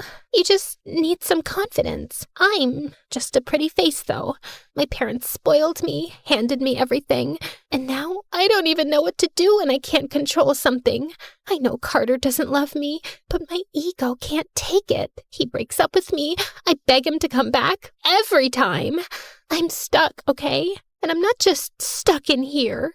I'm not asking to be best friends. I'm just saying, don't make this worse. Can we be a little nicer to each other while we're trapped here? I couldn't believe my eyes, but she looked genuine, and I figured I might as well give her a chance. I mean, what other choice did I have? At first, it was just quiet nods and polite little smiles. Then she started being nicer and nicer, which honestly felt kind of amazing. She even shared some of her homemade cookies with me. Here, girls gotta look out for each other, right? But Carter kept to himself. He got weird. And then I remembered how he used to talk about Zoe, how he cursed her, and how he was ignoring both of us like we didn't exist. And on top of that, he was searching through her bag without her permission. Wasn't that manipulation? That night, Zoe made a dinner out of whatever snacks we had, and we sat together and actually talked like normal people for once. Have you liked and subscribed to MSA? Not yet. Well, too bad, because if you had, you'd know a lot about psychos. So guys, like and subscribe now. I didn't know what she meant until later that night after we went to bed. Someone started shaking me awake. It was Carter, and he looked mortified. I shifted, and my stomach made another horrible noise. Before I could stop it, oh God, sorry. It's these cheap snacks, I swear. Get up. Zoe is going crazy. Then he explained they'd gotten into another fight, and it got so heated that Zoe went digging around and found a lighter and a bottle of gas. I'm gonna burn this whole place down. If you're not mine, then no one else gets you, Carter. See? I told you she's a psycho. I tried to stop Zoe while Carter looked around for a way out. He found a hammer and went at the wall like his life depended on it. I tried to push Zoe back, but that girl was strong. I sent you that message, Amanda, not Carter. He's always liked you, and I knew the second he broke up with me, he'd come running to you. I needed to get rid of both of you. I just didn't know this stupid warehouse would lock us in and you two idiots would start bonding and just ruin my plan. So basically, Zoe wanted me and Carter in the same place so she could do God knows what to both of us. But the warehouse locked by accident and the whole thing backfired on her. Before I could even process it, she lit some boxes on fire and the flames spread fast. I grabbed another hammer and ran to Carter to help. The hammers were mistakenly put in a box labeled scientific equipment, so we didn't open it earlier. Not until our lives literally depended on it. We hit the wall with all our strength. Once, twice, then finally it gave. Come on, let's go. But I looked back at Zoe. She was on the floor, crying. Carter, you never loved me. You lied. But you were the most beautiful lie in my life. Oh my freaking God. Get up now. I ran back as the fire kept crawling up the boxes. I managed to haul Zoe up and drag her outside. The fire caught the neighbor's attention, and someone called the fire department. Everyone was safe, and Zoe was taken for investigation. I told you she wasn't stable. And yeah, I was checking her bag because she keeps pictures of me and my dad next to her dad's safe. The thing is, we didn't steal anything. My dad was desperate. Zoe's dad was a jerk to him and fired him unfairly. I followed my dad that day because I was too scared he'd do something stupid. He opened the safe and took the money out. And that's what Zoe has on camera. She was threatening to show the whole school. But I stopped him. I made him put the cash back and begged him to leave before it got worse. Sorry if I was unkind to you, Amanda, but I had to keep the act up. Just then, the cops told us they found something weird in Zoe's bag, a small bottle of digestive drops. They asked Carter about it, but he had no idea. Then it hit me, the embarrassing gas moments. Every single time Zoe had given me food or touched my drinks, she'd been putting drops in them. Oh my God. She was trying to make you think I was disgusting. Well, it didn't work. I still think you're perfect. I couldn't believe it. Even her nice moments were part of her twisted plan. Well, I'm just glad we're safe. And wow, we couldn't use these hammers before. We have the survival instinct of a fart. Speaking of farts, I liked your singing. Maybe you can sing to me on our next date. But no poop included. Happily. And with that, he kissed me. And for once, nobody was there to ruin it. Until my parents showed up and hugged me so tight I couldn't breathe. I learned 2 things. In tough situations, you don't argue with the psycho. You nod, you survive, and you deal with your feelings later. And never, ever trust somebody who's suddenly too nice to you, especially when they're offering you food. Don't leave. 'Cause the time is running out, and the lives are running out.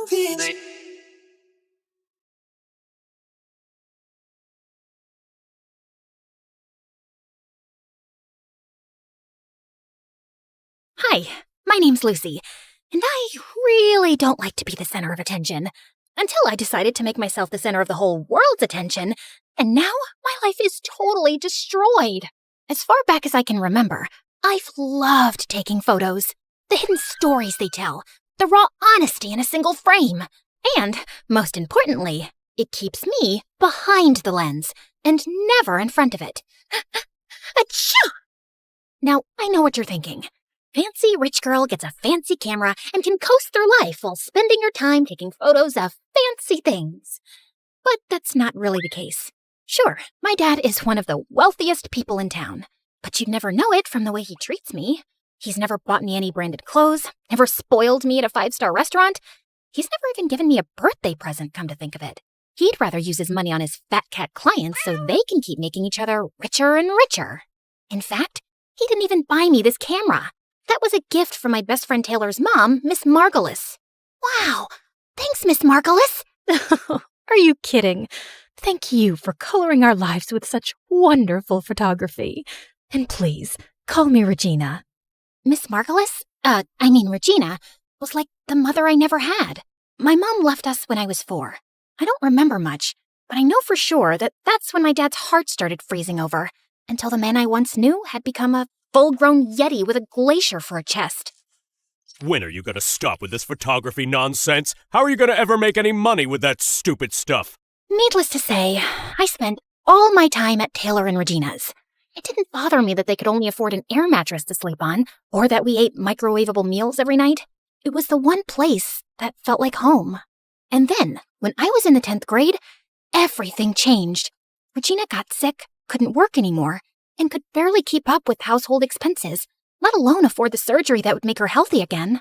I tried asking my dad for help, but that went as well as you'd expect it to go. What am I, a walking ATM? You need money, you earn it. Just like I had to. I began to feel guilty that I'd been practically living there without contributing so much as a single dime. I even offered to sell my camera. Absolutely not. You don't owe us anything, Lucy. You've already given me plenty by spending all these years with us. I didn't know what to do. But just when all hope seemed lost, Taylor found an advertisement from the billion-dollar brand Floriful saying they were looking for photography submissions for their Be Real campaign. The chosen winner would win a huge cash prize. I knew it was a long shot, but being real is kinda my thing. If you ever want to see the realness of how messy life is behind the glitz and glamour, my dad is a masterclass in how not to live your life. I walked around for hours combing the town, capturing life in its rawest form. Candid smiles of couples in love, faded graffiti on old brick walls, anything that told a real story. Then I submitted them to Floriful, and after 3 agonizing days of waiting, my heart exploded with excitement. I won! Or at least, I must have won. Those were my photos, front and center on Floriful's website homepage. But why hadn't I been notified? As I clicked on the article and looked closer, what I saw nearly crushed me to pieces. Someone else had taken credit for my work. I'm so humbled to know that my vision, my passion, my soul touched Floriful so deeply they just had to pick me and didn't just settle for something amateurish. As I looked deeper, I found out that Fiona was the niece of Floriful's CEO. What a scam! I couldn't bear to tell Regina the news. I went to school the next day, hopelessly depressed. That's when I saw Eli walking in my direction. Now, normally, we would do our typical routine. Me, cowering beneath the shadows of his beautiful hair and massive brain. Him walking by like I was a particularly uninteresting ficus. But this time was different. This time, he was walking straight towards me. Hey, you're Lucy, right? Well, I can be a Lucy if you want me to be. But your name's Lucy, right? Like Lucy with a C?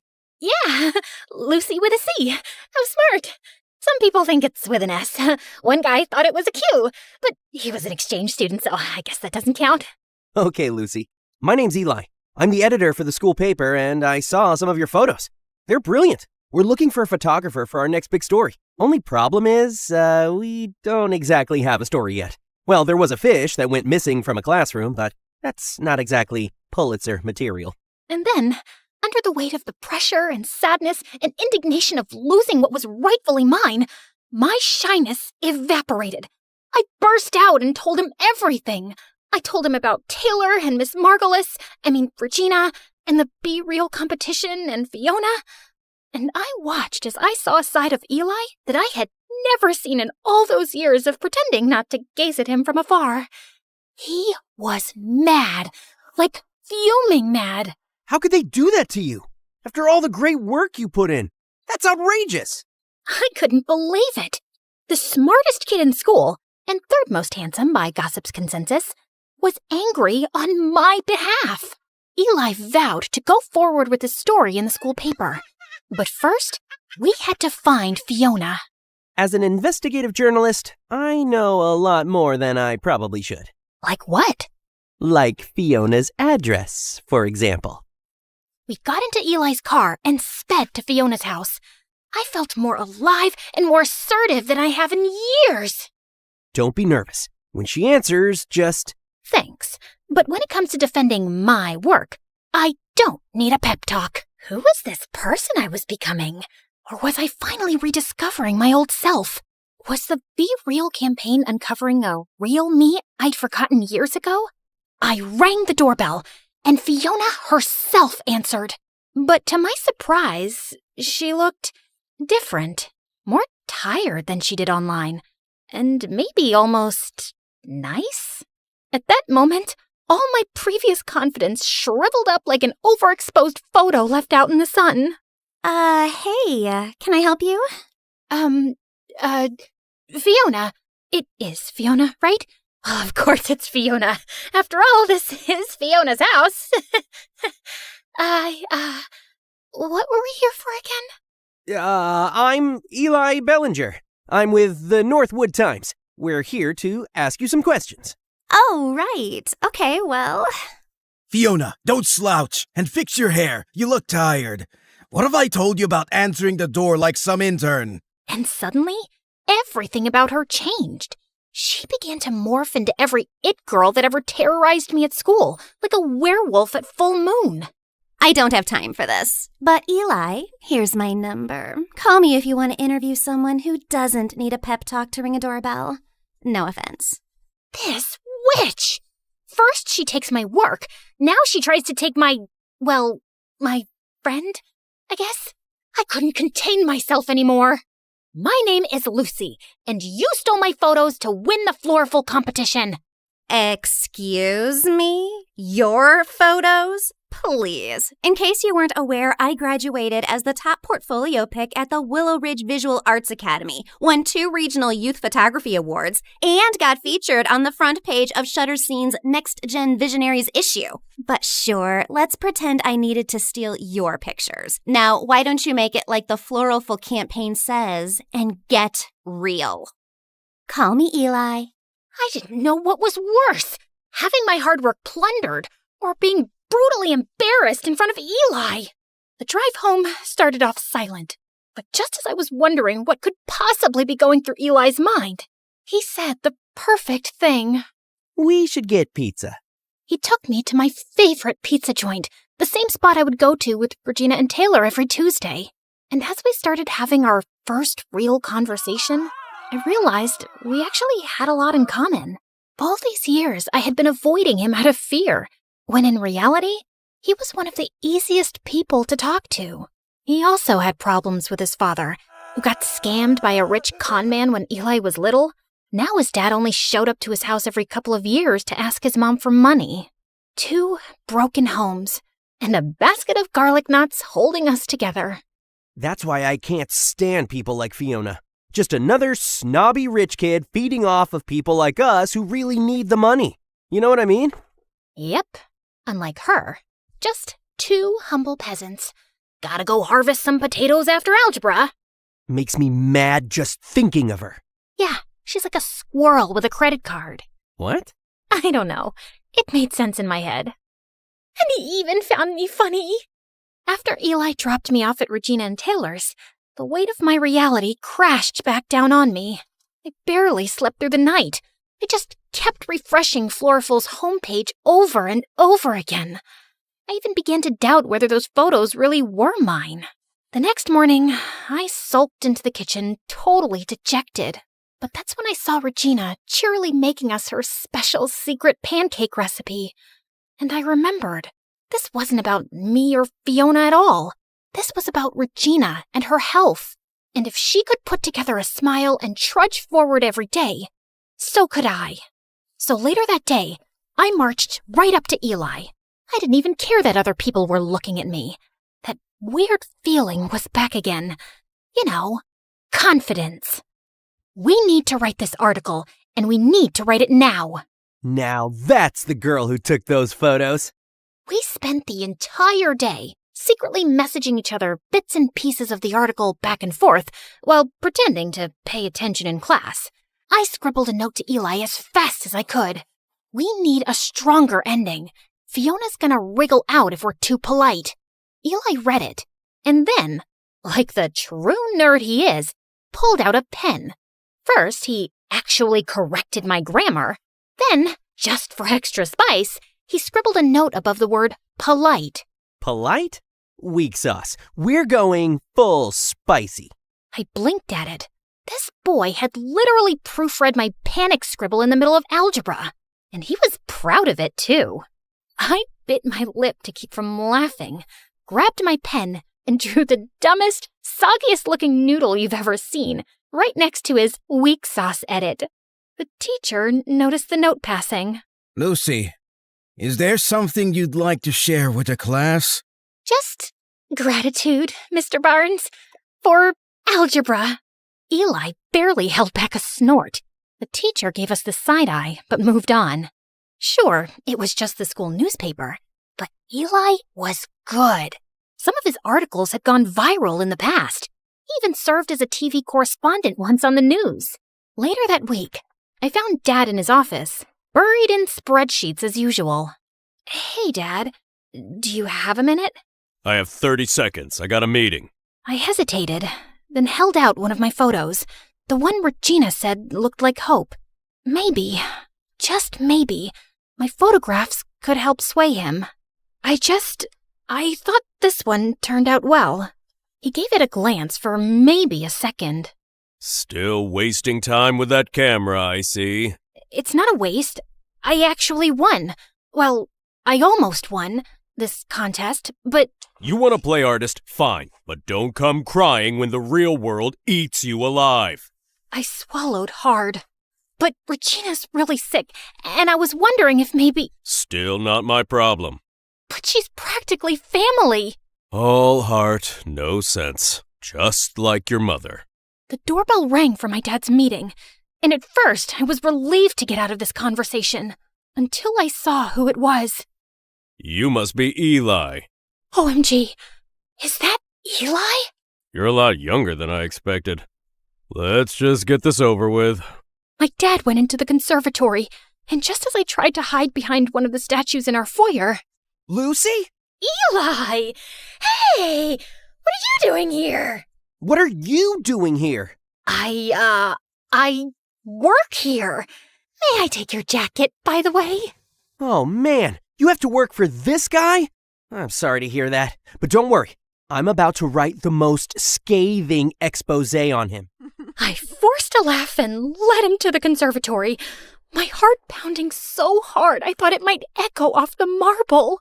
Would you like a refreshment before your meeting, sir? Sure. Orange juice? I darted toward the kitchen, which I'm usually not even allowed to go into, and grabbed a tray of orange juice, much to the horror of our housekeepers. I balanced the tray for dear life, and just as I arrived in the conservatory, the housekeeper burst through the door. Ma'am, please don't.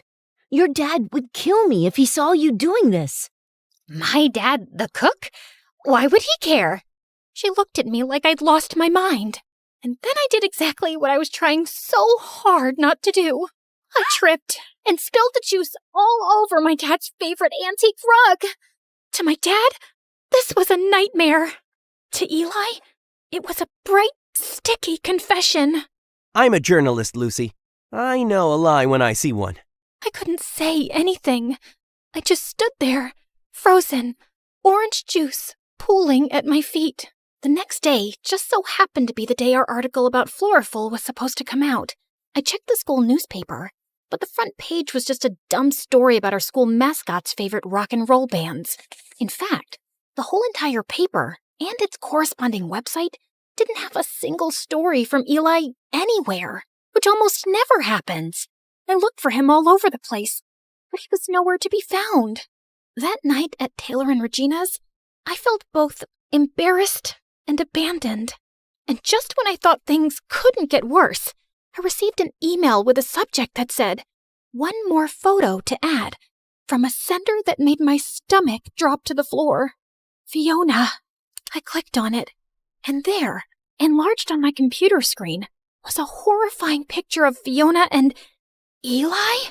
And she had her arm around him? I couldn't make up my mind about whether to throw up on the screen or smash my computer to pieces.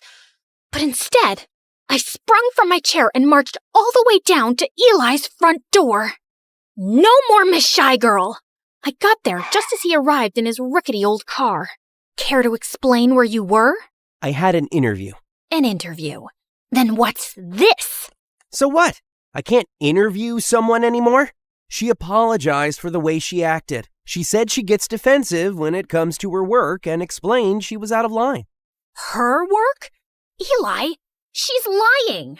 And what about you? Do you really need this contest money after all? Look, I'm sorry I lied about my dad, but you don't understand. Save it, Lucy. I just don't know what to believe anymore. You're just another spoiled rich kid, too. Wow. You know what? I'm gonna go storm off home. And you know why? Because I don't have my dad's car to drive off in, or my dad's money to call a cab home, or my dad's love to come pick me up. But yeah, I'm real spoiled.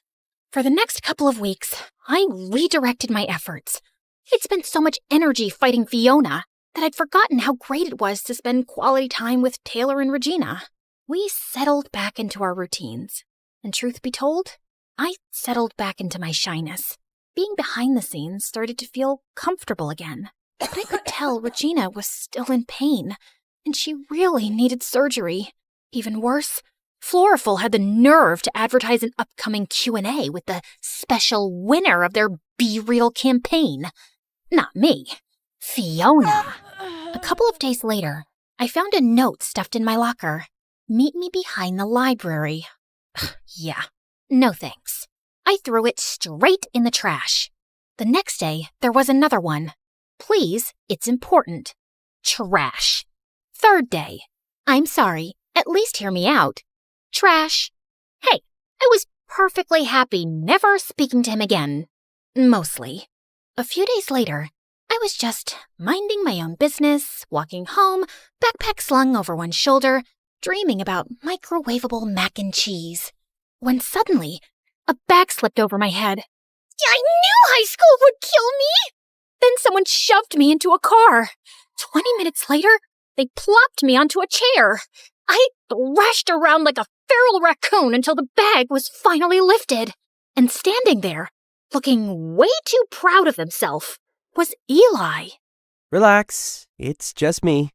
You kidnapped me? You left me no choice. I glared at him, panting like a cornered cat. And then he pulled out his secret weapon. A sad, crumpled bag of garlic knots. Truce? I stared at the bag, then at him, then back at the bag. Some battles aren't worth fighting. You're lucky I'm weak for carbs. I'm so sorry. I know it'll be impossible to make up for what I said to you, but I have a surprise that might help. I braced myself for, I don't know, a heartfelt speech.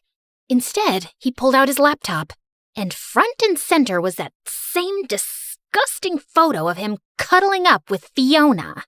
Eli, if this is some sort of twisted joke, it is not funny. No, Lucy, seriously. Look closer. I was about 2 seconds away from hurling his laptop into the sun, but then he zoomed in, and there it was, hiding in the background of that gross photo, Fiona's email inbox. A whole page of messages, including one that said, "Like and subscribe to MSA, or I steal your work." Just kidding. But seriously, you should. Anyway, there, between all the junk mail and regrets, was a message from her uncle, the CEO of Floriful, with a subject line that read, "Be Real Contest Winner, Lucy Roth," dated 2 whole days before Fiona was announced as the winner. As much as I tried to stay mad, a tiny, smug grin betrayed me. Well, this doesn't excuse how you treated me, but I'll admit, that's a good catch. However, you're writing the article this time. I think we're gonna need more than just a photo. Otherwise, she'll be able to say it's fake. We need to catch her off guard. Well, lucky for you. Your bestie Fiona is making a public appearance soon at the Floriful Q&A. She's not my bestie. Oh, could have fooled me. You two looked very cozy. I was investigating, undercover. Sure, real deep cover operation there, Agent Bellinger. Focus, Roth. This Q&A might be our shot. Perfect. Let's blow her cover live. Eli used his journalism connections to get 2 press passes to the event, which was being held at the fanciest hotel in town. Seeing as how this is your plan and your work, I think it's best if you do the talking. What? Me? But there's so many people here, and so many cameras. I'm more of a behind-the-lens kind of girl. That's all in your head. You got this. I believe in you. But as the event started, and Fiona started lying her face off on the stage, it became harder and harder to stop myself from bursting. And for this next photo, I really wanted to capture the feeling of solitude, of inner peace. People were eating up her fake work like it was the second coming of Picasso. I had enough.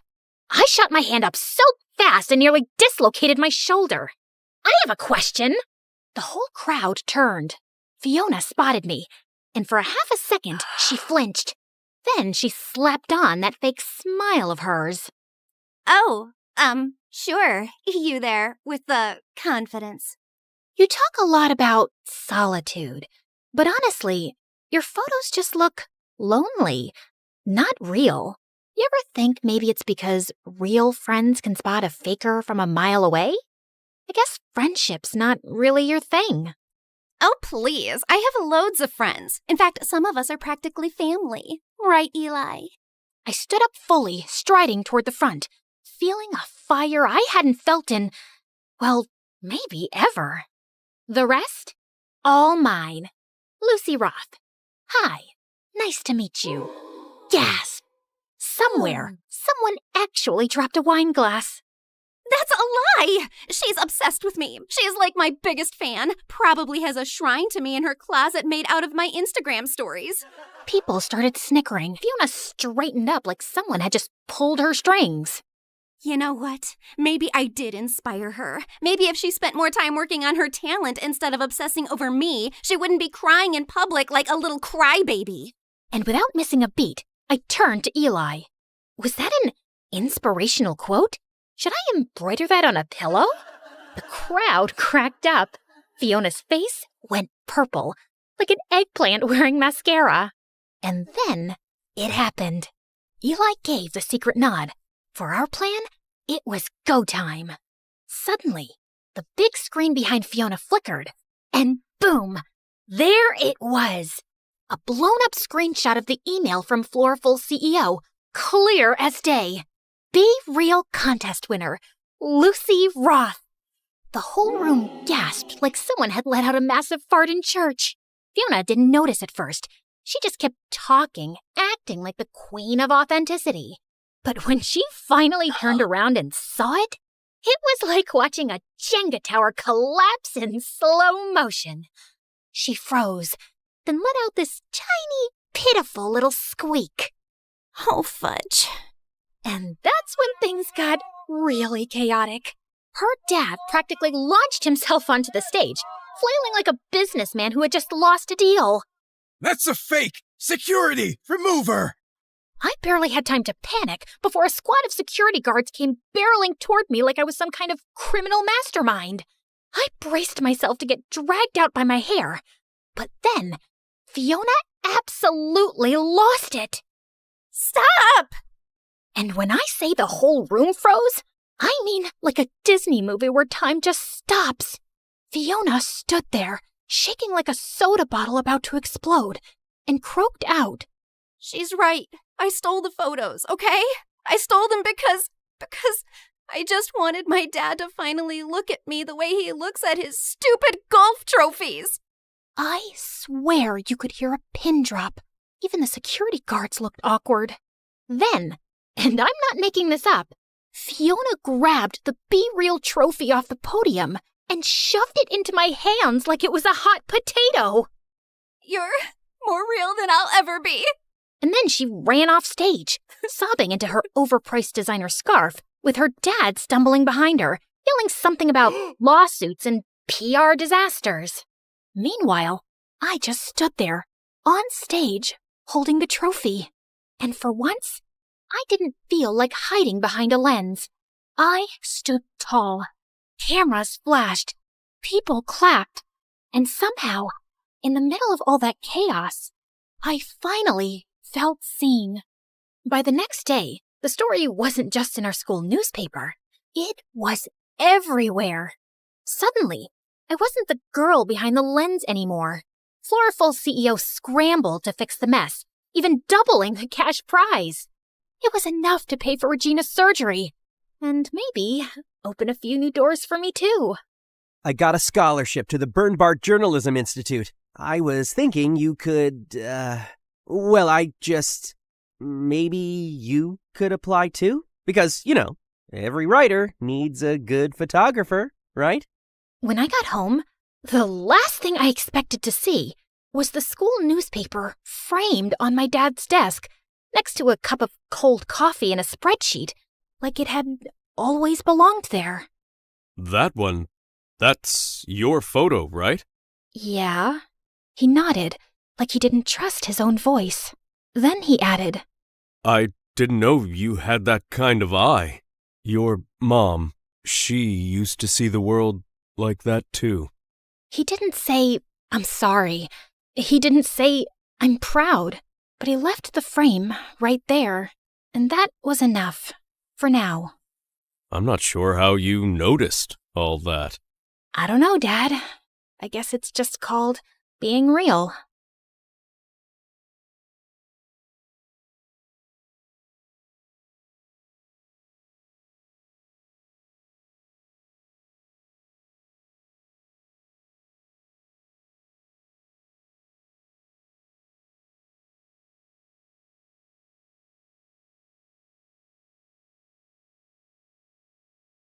Hi, I'm Layla.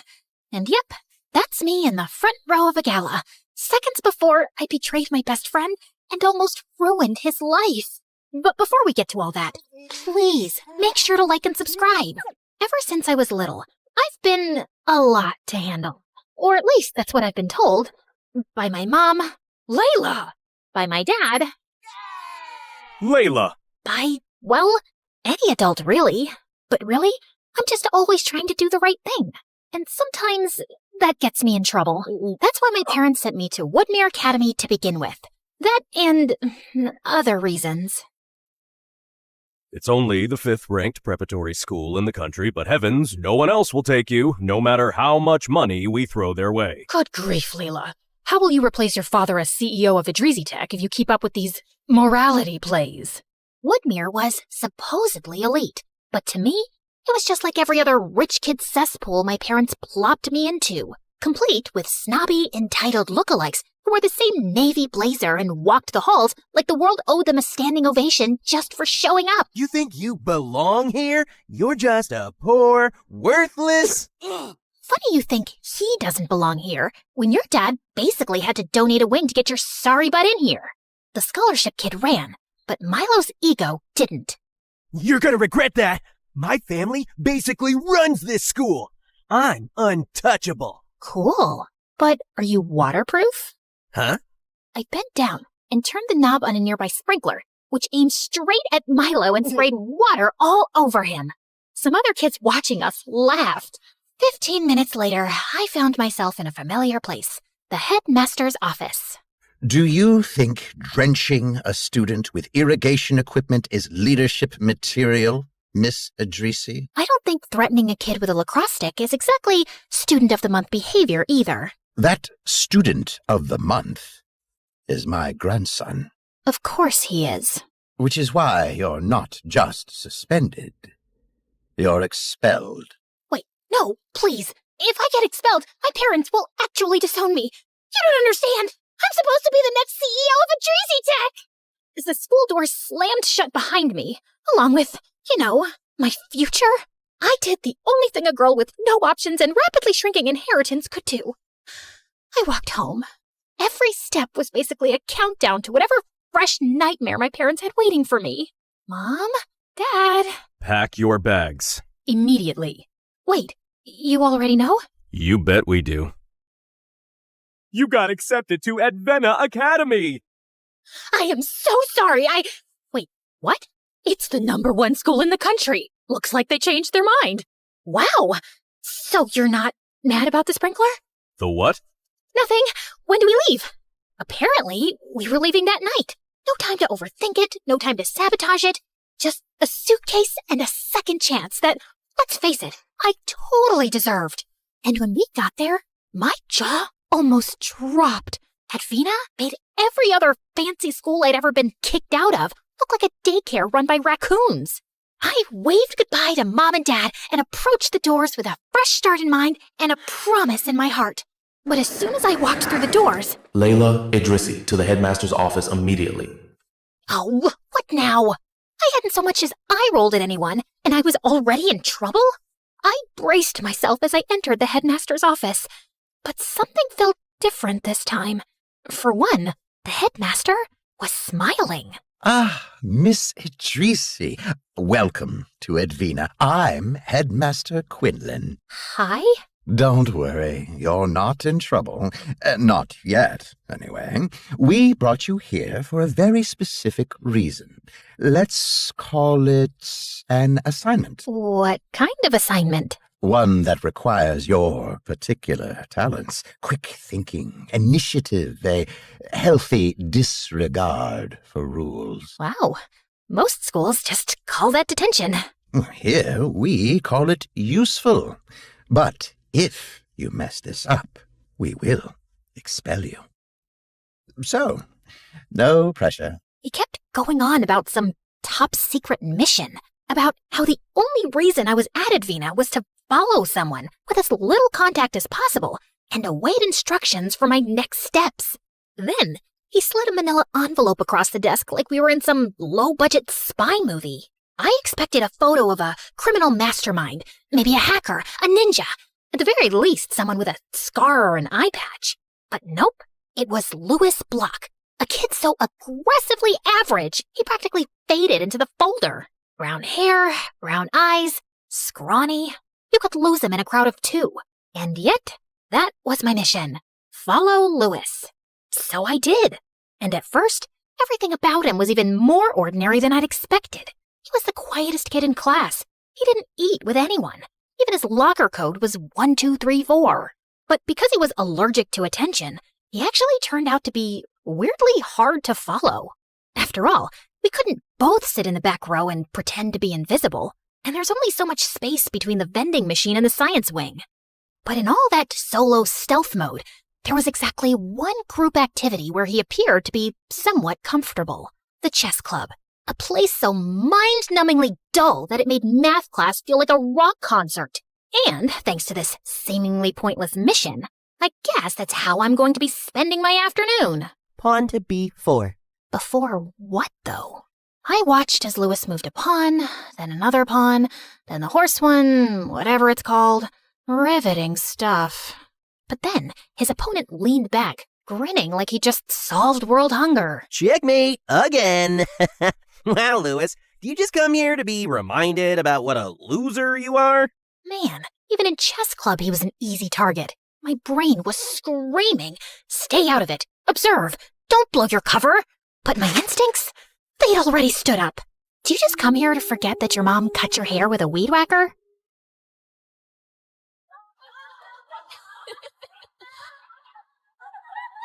And out of the corner of my eye, I saw Lewis do something I hadn't seen him do all week. He smiled. After the 3-hour chess club that felt like 3 years, I felt a tap on my shoulder. And when I turned around, it was him. Hey, thanks. You can talk? Yeah, no sweat. And just like that, we started chatting. Nothing dramatic, nothing spy-worthy. But for the first time since I got here, it didn't feel like an assignment. It felt normal. Actually, it turns out we had a lot in common. My parents put so much pressure on me. I figure it's better for my future to keep a low profile. You probably wouldn't understand. Oh, trust me, I do. Maybe he was just a regular guy after all. But as we talked more often, I started noticing something unique about Lewis. He had a knack for expressing himself in a way that was poetic. So you always eat alone? Mostly, but sometimes the birds show up. They all swoop down for the crumbs, pecking at them like it's their last meal on Earth. Yet, somehow, they always leave enough for each other. And I think that's kind of beautiful. Yeah, it kind of is. Even his voice had this magnetic pull. Like there was something musical about him. And over the next few days, my whole just observe and report strategy kinda crumbled. I told myself I was keeping things professional, that staying close to Lewis was just part of the mission. But the truth? We were becoming friends. Real ones. He was also weirdly funny, in that dry blink-and-you-miss-it way. And he could quote MSA videos like they were Shakespeare, which, let's be honest, is a wildly underrated skill. Why don't they teach those videos in school? I know, right?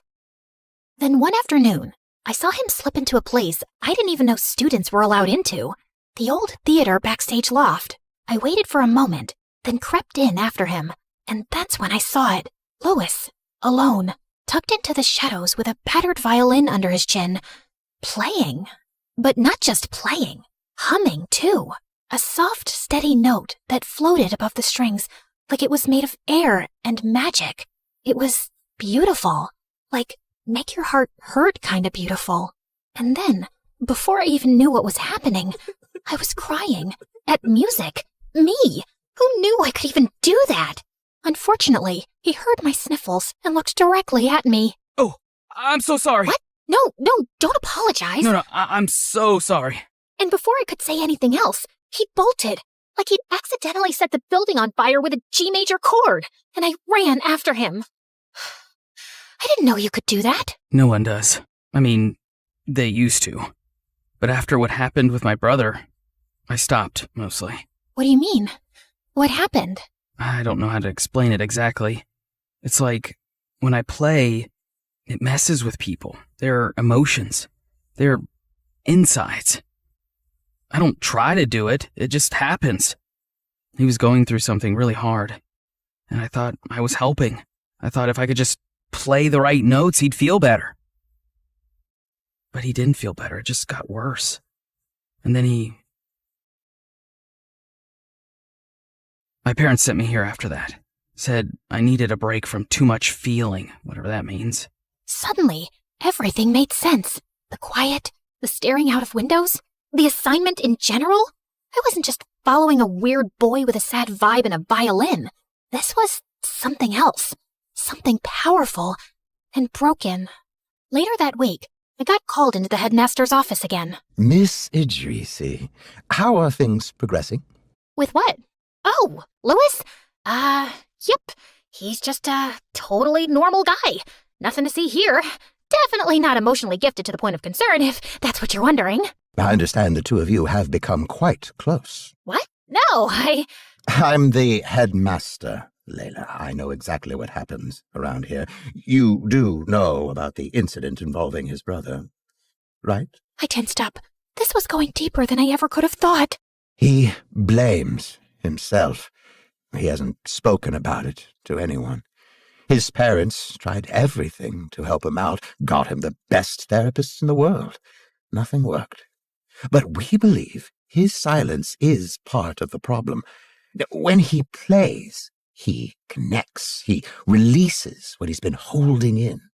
Now, suppressing a gift like his is not healthy, especially when it's tied to guilt. Now, that's where you come in. You need to help him heal, Layla. There's a gala next month. Nothing flashy, just a showcase of student work, a safe space. If Louis were to play again, even just one song, it might be the first step back to himself. Convincing the quietest kid in the universe to sing at a fancy fundraiser? No pressure or anything. I found Louis in his usual spot, tucked behind the music building, sitting on a chipped concrete ledge that overlooked the soccer field. Want one? The cafeteria throws them out a day before they expire. Still perfectly fine, just no longer worth the shelf space. Wait, what?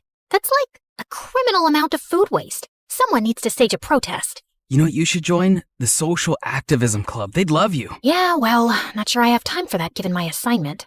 Assignment? Assignments. Like school assignments, homework, tests. Never mind. Anyway, you know what you should join? The roster of performers at the annual gala. Oh, no, Come on. I heard you play yesterday. It was... I said no, Layla. Sorry, it's just not my thing. I should go.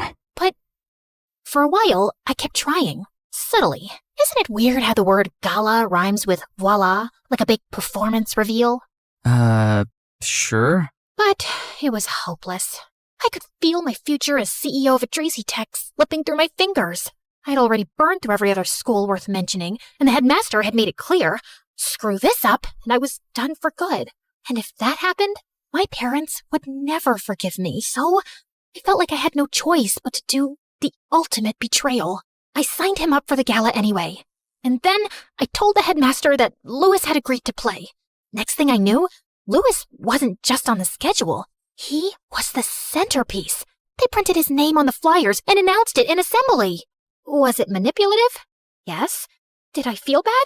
Also yes. But it was for his own good, right? I mean, he had to break out of his shell eventually, right? Unfortunately, he didn't see it that way.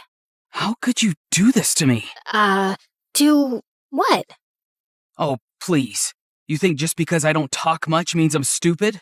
I know it was you who signed me up for the gala. Thanks for reminding me why I don't trust anyone. I'd done the opposite of what I was trying to do. He wasn't coming out of his shell. He was burrowing deeper in. Thanks to me. So I went to the headmaster's office, rehearsing my confession in my head. How I'd pushed Louis too far, and how I'd betrayed his trust. That maybe I wasn't the right person to help him overcome his dark past. But when I reached the door, it was already cracked open.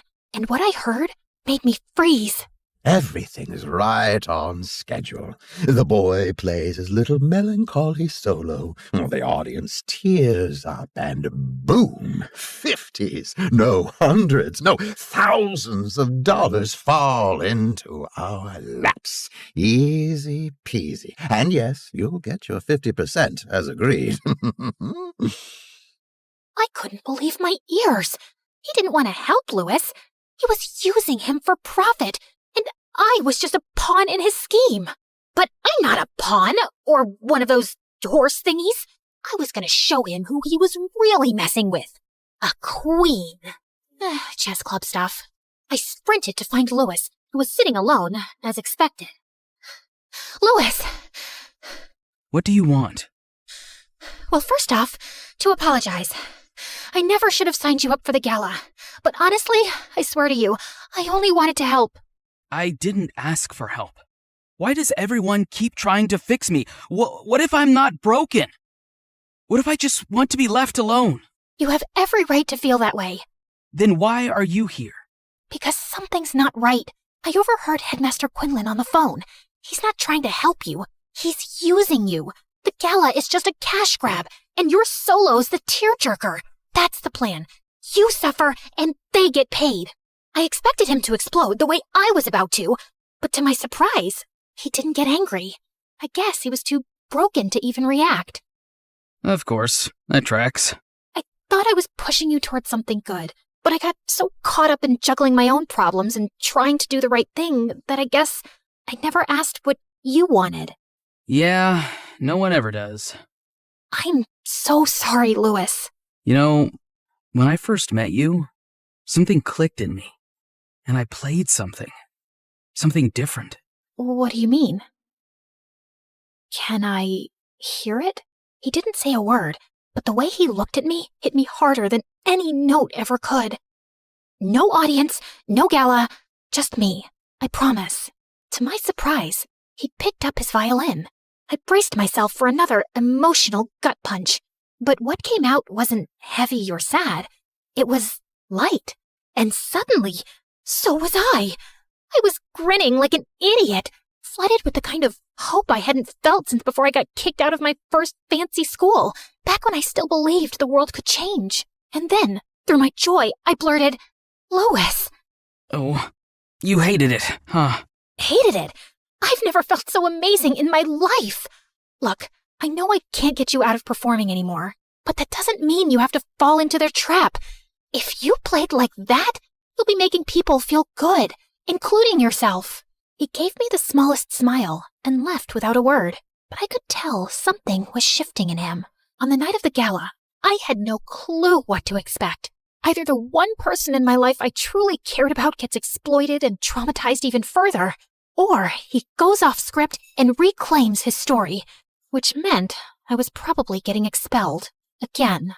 And then, just when I thought my bundle of nerves couldn't get more twisted, I spotted them in the audience. My parents. Guys, what are you doing here? Layla, look at you. Still enrolled. How nice. Come sit. We saved you a seat. We hear you're close with tonight's little prodigy. If getting expelled was my worst-case scenario, then watching my parents' live reaction to it was the apocalypse. But as Louis made his way onto the stage, he looked unchanged in a way that made me sad. It was like the spotlight was too hot and had shriveled him back into the broken boy they all expected. And sure enough, a sad melody followed suit. As I looked around, I could see the audience tearing up, dabbing eyes, sniffles everywhere. And right on cue, Headmaster Quinlan started slinking between rows, smiling and collecting checks like it was church.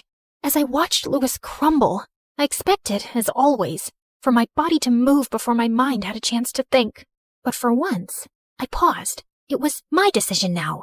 I could sit there and be the good girl everyone wanted me to be, or I could stand up and be me. You're amazing, Louis! I believe in you! Louis froze mid-note. As the wealthiest people in the country stared me down, I still stood firm. And then, like he just remembered who he was, Louis's lips twitched into a smile. And suddenly, the music changed. It became lighter, happier, and the audience, they forgot all about me. In fact, they actually started dancing. Headmaster Quinlan's donations became an afterthought. And just as I was ready to start joining the dancing... Layla, what have you done? Huh? What do you mean? The donations are stopping. Do you know what that means for the company? This was supposed to be a proof of concept for investors for our latest tech. Emotional music activation. You've ruined it. Make it stop. And it dawned on me. The person on the other side of the phone call with the headmaster was my father. How do you think you got into the school in the first place? You had one task. Now we'll never be able to convince the board to make you CEO. No, wait, But I couldn't finish the sentence. I looked up at Louis and saw something I almost never saw in myself. True joy. And then I remembered what he'd said to me. No one ever asks what I want. Did I even want to be the CEO of some big tech company? I realized the answer was no. If Louis could find his voice, then maybe I could too. You know what? Fine. Find another CEO. Layla, you don't mean that. Stop telling me what I mean. I don't want to be the CEO of Idrizi Tech. I want to work on something that helps people, not manipulate them. Now, if you'll excuse me, I have some dancing to do. I walked toward the front of the stage, feeling more alive than I ever had. For a second, Louis looked up mid-note, and our eyes locked. I didn't know what the future held, but I knew one thing. Unlike so much in our lives, we'd earned this moment. The next morning, I was called into the headmaster's office, and I was rehearsing my speech to talk my way out of expulsion. But I walked in to find Headmaster Quinlan looking weirdly ashamed. You're not being expelled. I blinked. But your parents said if you wanted to transfer to any school of your choice, they'd support it. I didn't know what shocked me anymore, that I was still enrolled, or that they actually cared about what I wanted. Maybe, for once, they were trying. Thanks, but I think I'll stay here. I hear there's a social activism club that may need some help. I walked out of the office towards Louis, who was waiting for me down the hallway. Still enrolled? Shocking, I know. You were kind of amazing last night. Kind of? Wow. Stop. I'm blushing. He suddenly stopped walking and looked at me, more sure of himself than ever before. I'm really glad you followed me. Yeah, me too. Turns out, I didn't need a mission to save someone. I just needed to stop chasing who I was supposed to be and finally start choosing who I wanted to be. And maybe, for the first time in forever, that was enough.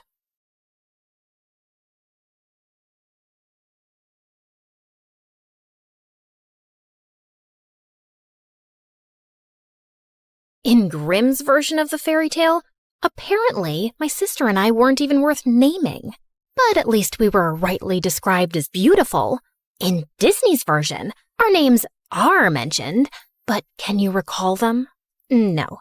I bet all you can remember are two pug-nosed sisters with terrible hair, the nasolabial fold of a 70-year-old, annoying voices, and very big feet. The thing is, we really weren't ugly. Especially me. Honestly, I was kind of a looker from the right angle. No, move to the left. That side is prettier. Like, sure, I could have benefited from a nose job if it was a thing back then, but I've got great hair, a bangin' body, and deep eyes that look like dark pools you could drown in. Or so I've been told. No, the problem wasn't us. The problem was her. Because next to her, anyone would look like a gnarly potato. You know how one day you feel you're looking really good? The skin is skinning, the hair is hairing, the outfit's outfitting. And then you see some celebrity on Instagram and feel like you two can't even be creatures from the same planet? Yeah, that's what the Cinderella effect was. Making everyone around her look like E.T. And you know what the biggest joke is? She was never a victim or forced to be our maid. She was very OCD, so scrubbing everything like a maniac all the time is entirely on her. No one asked her to do that. I guess she didn't love being a nobody, because slowly, very slowly, she started spinning her story. And before we knew it, we were the villains. She was the poor, mistreated servant girl, and I was the bitter hag trying to steal her man. But he was my man first. My name is Drizella, and I'm here from the dead to tell you the true story of how Cinderella pulled off one of the greatest cons in history. She got the name, the ball, the prince, the animated pigeons, the march, the eternal adoration. And it's built on lies. All of it. Well, except for the part about me having really big feet. Like, I was told most of my life to shop from the men's section of the shoe store. I bet that's half the reason I've ended up being a villain in every version. Because how dare I imagine myself as a worthy princess with my US size 11 feet? I digress. I must stay on track. And even though my version of events is no charming fairy tale, I must begin the story the right way. Once upon a time, there was a man with a family, a fortune, and a functioning household. So naturally, he had a midlife crisis and ran for the hills. Gone to figure myself out. Don't wait for me. And tell your mother, it's not me, it's her. I hope you figure out you suck big time. Yeah, I wasn't shocked. Because honestly, we'd be idiots if we hadn't seen this coming. I crave adventure. This provincial family life is suffocating my soul. Someday I'll leave to seek my higher purpose. Marriage and fatherhood can't be it. I have to find myself, and I really don't think I can do it, while married to you specifically. But Mother was still blindsided, shocked, bamboozled. Why had he left? Was it because she wasn't pretty enough, or young enough, or hadn't plucked her eyebrows properly since 1823? Maybe her elbows were too pointy. Maybe her eyes lacked emotional depth. I tried to explain that it was more about him being a spineless lizard running away from adult responsibility, but she just kept sinking in the depths of her despair, and the couch. And without a husband around, she went into full damsel in distress mode. Oh, how I crave pickles. If only I had a man with strong arms to open this jar for me. Never mind that she had servants to open all the jars in the world and 2 perfectly decent daughters. Okay, fine. She had 1 decent daughter, because the other one was Anastasia. Let's just say that we didn't know back then that excessive glue sniffing causes brain damage. And that kid always had her head stuck in a pot of glue. Anastasia, focus! With father gone and mother officially losing her mind, you and I have to run this household. Mother has plenty of money, but we need to start budgeting. Why? Mother is always telling me to stop budgeting when I'm around horses because it makes them nervous. Like, hello, lady, I'm the nervous one here. I'm the one who got kicked by a horse in the head. No, she's telling you to stop fidgeting. Those are 2 completely unrelated things. Are you sure? They sound a little related. They're not! Look, budgeting just means that we need to keep track of our expenses. For instance, how much do we spend on candles per week? Oh, candles? At least 11. 11 what? Candles. I meant money. What about it? How much money do we spend on candles? We spend money on them? No, Anastasia. They just grow on trees and we pluck them like fruit. Yeah, that's what I'm saying. Candles are free. What's the next item on your fidgeting list? Yep. This was my partner in responsibility. Her loyalty was unwavering, as was her misunderstanding of absolutely everything. She had a heart of gold and the usefulness of a fork in a soup bowl. Okay. I'll stop roasting my poor sister now. Despite all her flaws, she was my rock. Heavy, useless, and mostly in the way. Ha ha ha, bazinga. But we soon had a much bigger problem at hand. Mother was dying for attention from men, and word of her wealth and desperation spread fast, sending every gold-digging bachelor within 100 miles our way. And I figured out how to get rid of them fast. Of course, my sister slowed me down. Okay, Anastasia, are we ready for afternoon tea? Absolutely. I ordered those fancy pastries Mother loves, fresh lilacs, lemon curd. No, Anastasia, not the actual tea. The plan. Are we ready for the plan? Oh, the plan. Right. Let me just quickly cancel the musicians. You ordered musicians? This isn't an actual date. It's an ambush. Do you remember the strategy or not? Not really, but I'll think of something on the spot. You know I'm very quick on my, Did you just forget the word feet? Quick on my feet? No, that doesn't make sense. You know I run slower than a duck. I have yet to beat a duck in a race. Oh my God. Focus on the T. Fine. I'll spill tea on his thighs. No, that's not what we... Actually, you know what? You do that. Leave the rest to me. Great. And afterwards, we can eat the pastries? Yes, we can eat the pastries. And the lemon curd? Yes, fine. The lemon curd, too. I had discovered that the fastest method to drive off unwanted suitors was to casually mention Dad, and then watch Mother spiral into all 5 stages of grief. Well, 4. Acceptance was off the table. Mother, you look lovely today. Isn't this the dress you were wearing the day Father left? No, that was the lavender one. Oh, yes. The one Father said made you look washed out. He said what? Madam, you look absolutely radiant today.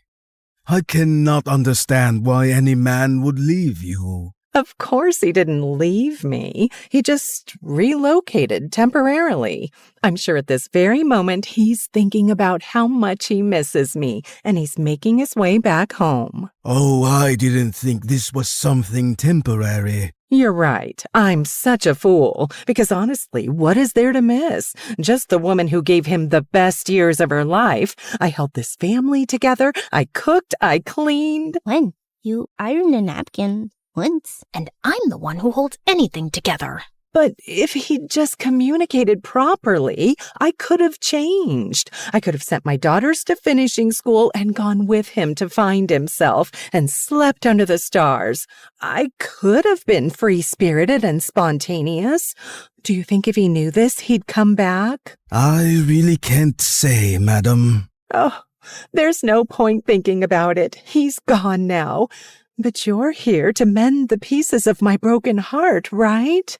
You have good, strong shoulders to cry on. I'm going to cry on them so much. It's getting kind of late for my horse's dinner. This has been lovely. Are you running away from me too? No, I mean, yes, but it's not you, it's me. Oh! He was leaving anyway, genius. Tea is expensive. You're all crazy. As he ran off and Mother sobbed into the tablecloth, we high-fived. I thought I was so smart, chasing off Mom's suitors and taking charge of the household. But then I made the biggest mistake of my life. Yeah, bigger than letting Anastasia give me a haircut once. I hired a gardener. Ma'am, thank you for the position. If it pleases you, my daughter Ella will also be staying with me in the servants' quarters. I'm sure she can make herself useful to you. A girl my age emerged from behind him, and I will never forget the first time I saw her. Her hair was like honey catching sunlight, her skin like porcelain, and her patched-up linen dress looked better than any silk I owned. Her eyes were the kind of blue that would make painters cry into their palettes trying to replicate it. Every feature on her face was in perfect harmony. And then she smiled. We didn't know it yet, but the entire trajectory of our lives was rewritten at that moment. Oh my, just look at you, child, like something out of a dream. You're perfect. You're too kind, ma'am. I'm so grateful to you for letting me stay. She's glowing. Should people glow? Do you use some kind of special shampoo made from unicorn tears and fairy dust? You're funny. I like you. Did you hear that, Gisela? She likes me. As Mother led her father away to show him their living quarters, and, I don't know, Anastasia went after a butterfly, Cinderella stayed back and looked directly at me. Drizella, isn't it? Yes. And you're Ella? Yes, but my late mother nicknamed me Cinderella because I'd always sleep by the fireplace and get covered in ashes. You know how nicknames stick. You don't have one? No, but you can call me Miss. You hired my father, Miss. That means you changed my life, and I'll be sure to return the favor. I felt a chill down my spine that had nothing to do with the weather. As she walked away, I just knew I disliked her intensely. Part of me thought it was because I was jealous, and yeah, of course I was. But I just had a feeling that beneath that flawless facade was someone calculating and dangerous. And oh, how I wish I wasn't right for once. At first, she just helped.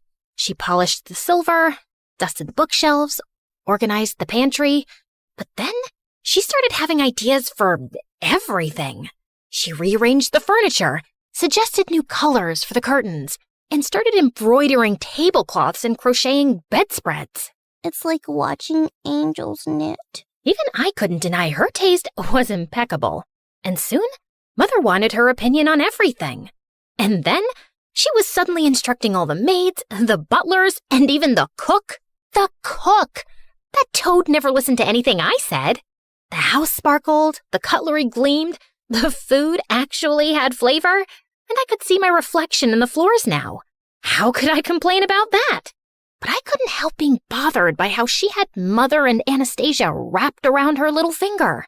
She would make them face masks and hair oils, play the piano for them like she was Mozart's daughter, and sing like a nightingale. And then there was the dancing.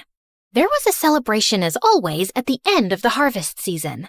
And as the servants gathered to dance, Cinderella joined them. She didn't dance like a girl raised in servant quarters. She danced like the air was conspiring to hold her up, like the music was written just for her, like she'd spent her whole life rehearsing her steps to perfection.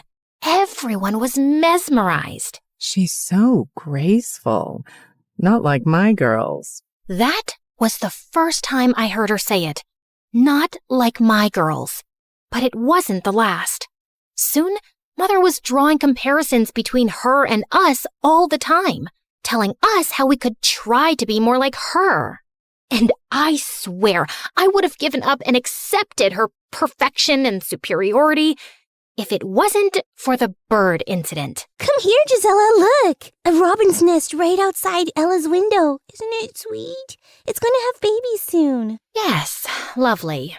But I bet it won't be so sweet when they're all screeching at dawn. The two of them continued to look utterly enchanted, and I lost interest soon and left. But the next morning, I ran outside to Anastasia screaming. I found her standing under the tree, and the nest lay on the ground, completely destroyed. The eggs and the robin were gone. Anastasia cried half the day, wondering if it was the work of an evil squirrel, or an evil raccoon, or an evil eagle. Later that evening, Cinderella walked into the living room, holding something behind her back. Mother, I made you a gift. Mother? Since when did she... Then I saw the gift, and my blood ran cold. It was a delicate comb, woven with tiny blue-gray feathers twisted through gold thread. Oh, my dear, it's exquisite. Mother kissed her on the cheek. Anastasia clapped, while I just stared, stunned. This couldn't just be my imagination running away with me, right? Still feeling uneasy, I was going up to my room for the night when I found Cinderella polishing the stairs banister vigorously. Still cleaning?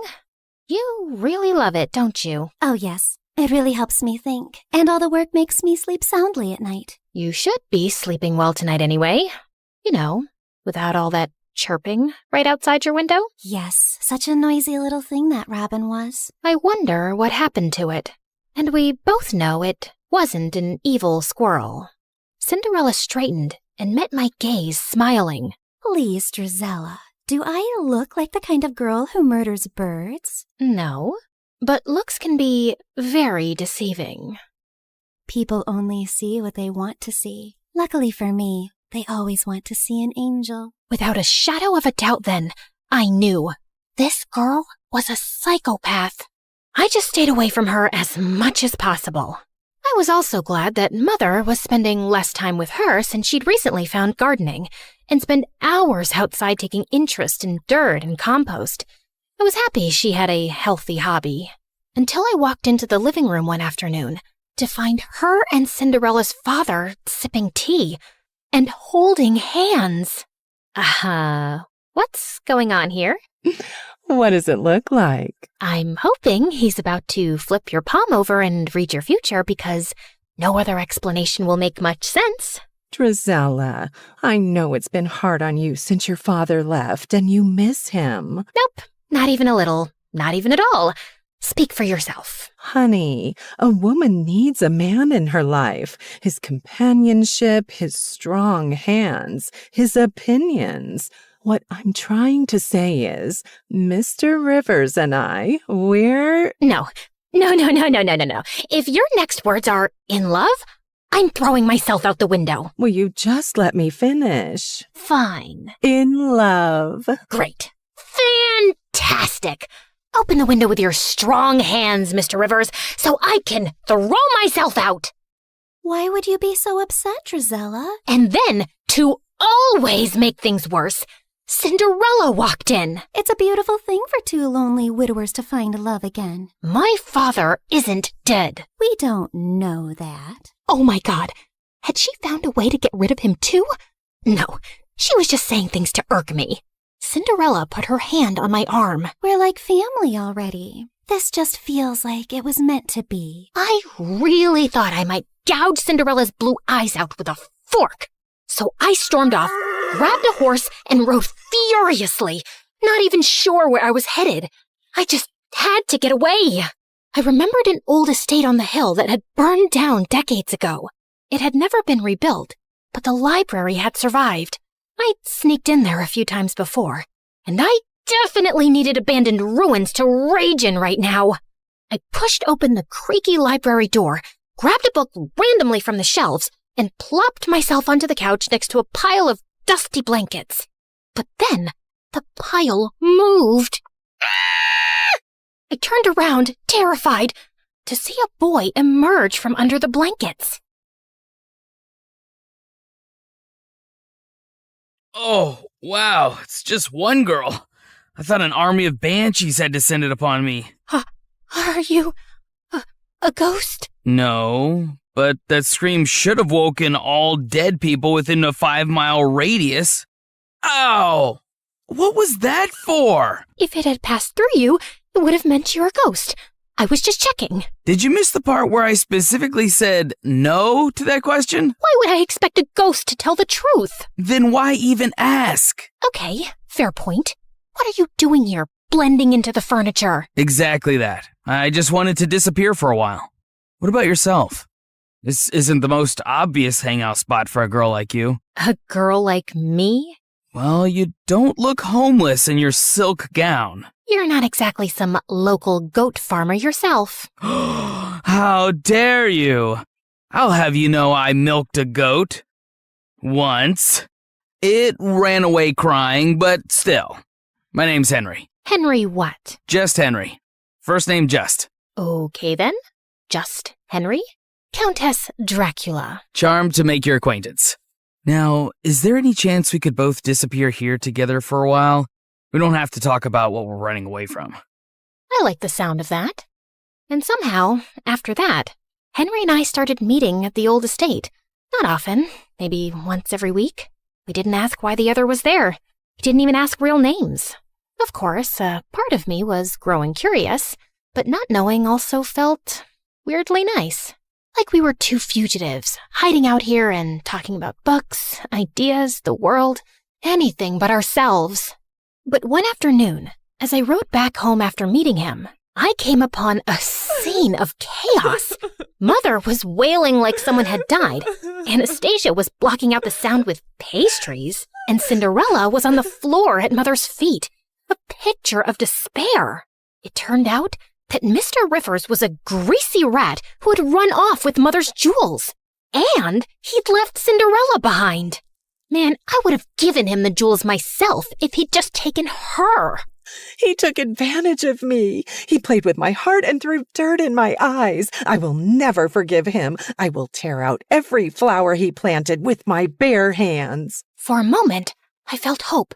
Surely Mother would toss Cinderella out after this. She would be a constant reminder of his betrayal. Please don't send me away. Please don't send me away. This is the only place I've ever felt safe. I will do whatever you ask of me. Please, I love you. I love our home, Mother. Ugh. Oh, my poor precious child. How could I hate you? You're betrayed and abandoned just like me. Of course you will stay here and we will heal together. Anastasia and I were abandoned too, and Mother never paid attention to our healing. As Cinderella sobbed into Mother's lap, she shot me a sideways glance that clearly said, checkmate. Mr. Rivers' betrayal just cemented Cinderella's place in our home more firmly. Now she wasn't just beautiful, she was tragic too. She needed love and care, and everyone from the servants to the house cat wanted to give it to her.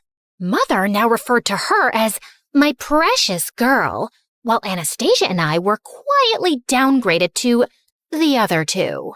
And I just found being around Cinderella unbearable. It's not like I was even needed around the house anymore. So I started slipping away more often to Henry. One afternoon, we decided to explore the woods near the estate.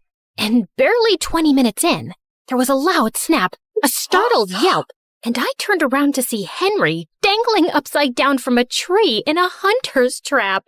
I couldn't help laughing as he flailed around, trying to reach up and unhook himself. A little help before I pass out, maybe? I was just waiting for you to ask. I started tugging at the trap rope, but Henry kept giving me instructions nonstop. You're doing it wrong. Step to your left. Pull tighter. Then twist. No, not like that. Oh, you'll break it. Do you think I'm a helpless little girl who can't possibly figure out a rope trap for herself? Have you ever seen a rope trap before in your life? Of course not, because all I do is embroider cushions and sigh dramatically. I bet you don't even know how to embroider. You're right. I hate it. My threads get so tangled up that I want to poke someone in the eye with my needle. Violent and unladylike. You're a real catch. I yanked hard at the rope, and his face swung towards mine. Suddenly, we were too close, and his lashes were longer than any boy's had a right to be. Ooh, your eyes are really pretty. Flattery isn't going to make me help you faster. No, really. They're dark and deep, like pools one could drown in. That's just the blood rushing to your head. I quickly moved to brace the rope again, when suddenly I noticed his shirt had slipped to reveal his belt, which had a silver crest. The royal crest. Wait, are you from the palace? Define from. Define it before I drop you straight on your head. Technically, yes. Are you the court jester? The guy who polishes the king's shoes? Something like that. Yeah, I'm gonna need better answers before I help you. I pushed him hard and sent him swinging like a pendulum. Oh, come on, Lady Dracula, just let me down. That's when I heard boots thundering through the woods. And before I could react, a pair of soldiers in armor grabbed me roughly by the arms. Another two swooped in, expertly cutting Henry down and catching him before he face-planted into the dirt. Endangering the crown prince is a punishable offense, girl. Endangering the who now? Stand down, man. She's harmless, unless she has a needle and thread in her hands. I just gaped at him. You're the crowned prince? Yes, first name, Crown, second name, Prince. You told me just Henry. Well, I am just Henry sometimes. You never asked follow-up questions. You will say nothing of this to anyone, men. Same as you. Keep quiet about my visits here. Is that understood? Yes, Your Highness. Your Highness? Your Highness? You look like you're both spiraling and want to murder me. No, that's just my normal expression. Now, since we're being honest and going for full disclosure... You're a liar who got forced into telling the truth. How about you tell me your real name, too? Drizella. That's pretty. Dracula suits you better. Lots of names are coming to my mind for you, but I shall refrain from using them since I know who you are now.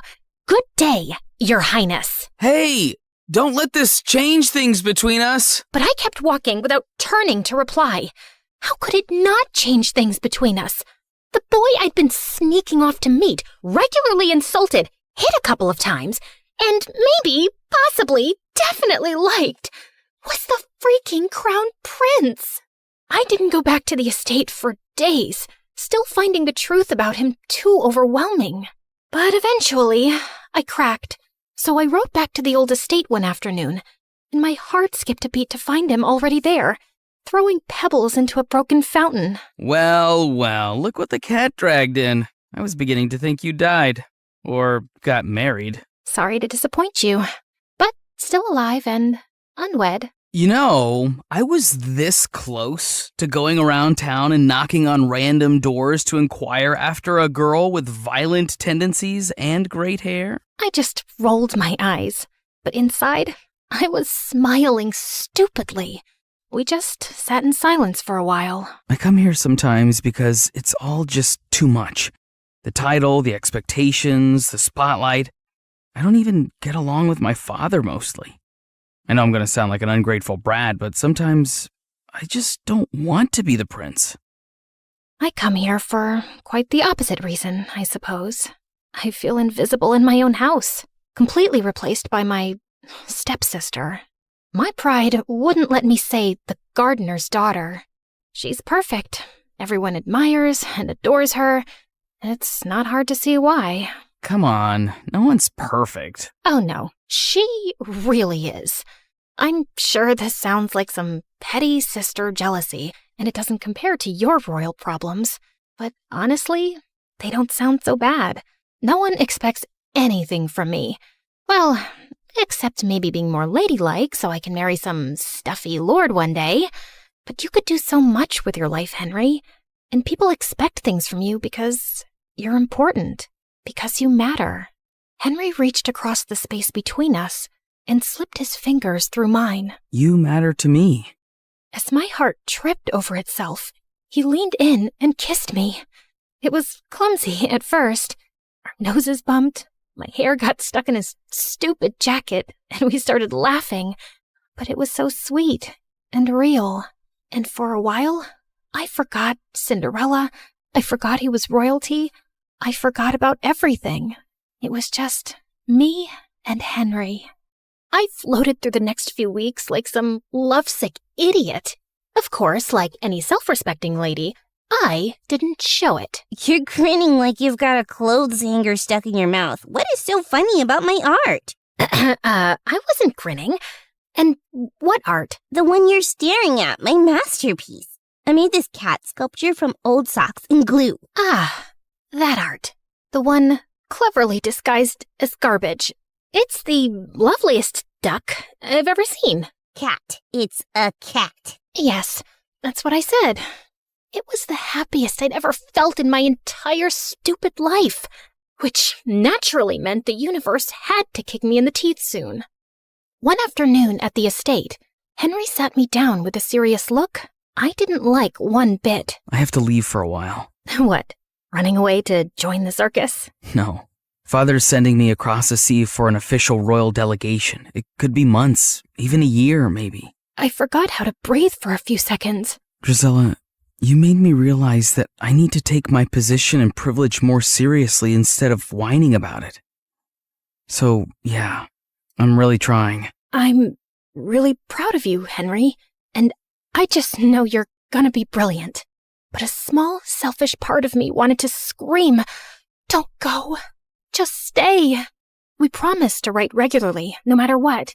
And for a while, his letters were the only thing keeping me sane. Of course, I always picked them up from the post office. I didn't want to draw anyone's attention to our correspondence. Dearest Countess Dracula, you will be thrilled to know that the local delicacy here is fermented fish eyeballs. Guess who had to eat 3? Smiling all the while. I cannot sleep at night because I keep imagining those eyeballs swimming around my gut, winking at each other. Send help. Dearest one-time goat milker, I regret to inform you that my life is way more exciting than yours. Just today, Cinderella invented chamomile soap and taught our cat to fetch her ribbons. Anastasia lost an intense staring match to a goat. Mother tried flirting with the milkman, and he fled on the aforementioned goat. I am so close to faking my own death. P.S. I miss your face and your insults. Mostly your insults. Fine. Also your face. P.S. I miss insulting you too. I'm forced to practice my skills on vendors at the market, but it's not the same. They cry too easily. Of course, it wasn't ideal, but every letter kept him close, and for now, it was enough. But then, the letters stopped coming. At first, I told myself it was all fine. There could be a million reasons for delays. But when 2 months passed by with no word, I started to feel a bit crazy. Still nothing for you, same as earlier this afternoon. You want me to save you a trip and scream no at you from across the street every morning? You might consider picking up a hobby. How about embroidery? I wasn't getting any letters, but I didn't stop sending them. Pages filled with jokes, questions, news, bad drawings. But weeks and weeks went by, and still there was no reply. By now, my heart was filled with dread. What if something had happened to him? But if that was the case, the news would be everywhere. And then finally, a letter arrived one morning. My hands were trembling so much, I almost ripped the letter trying to open the envelope. Dear Drizella,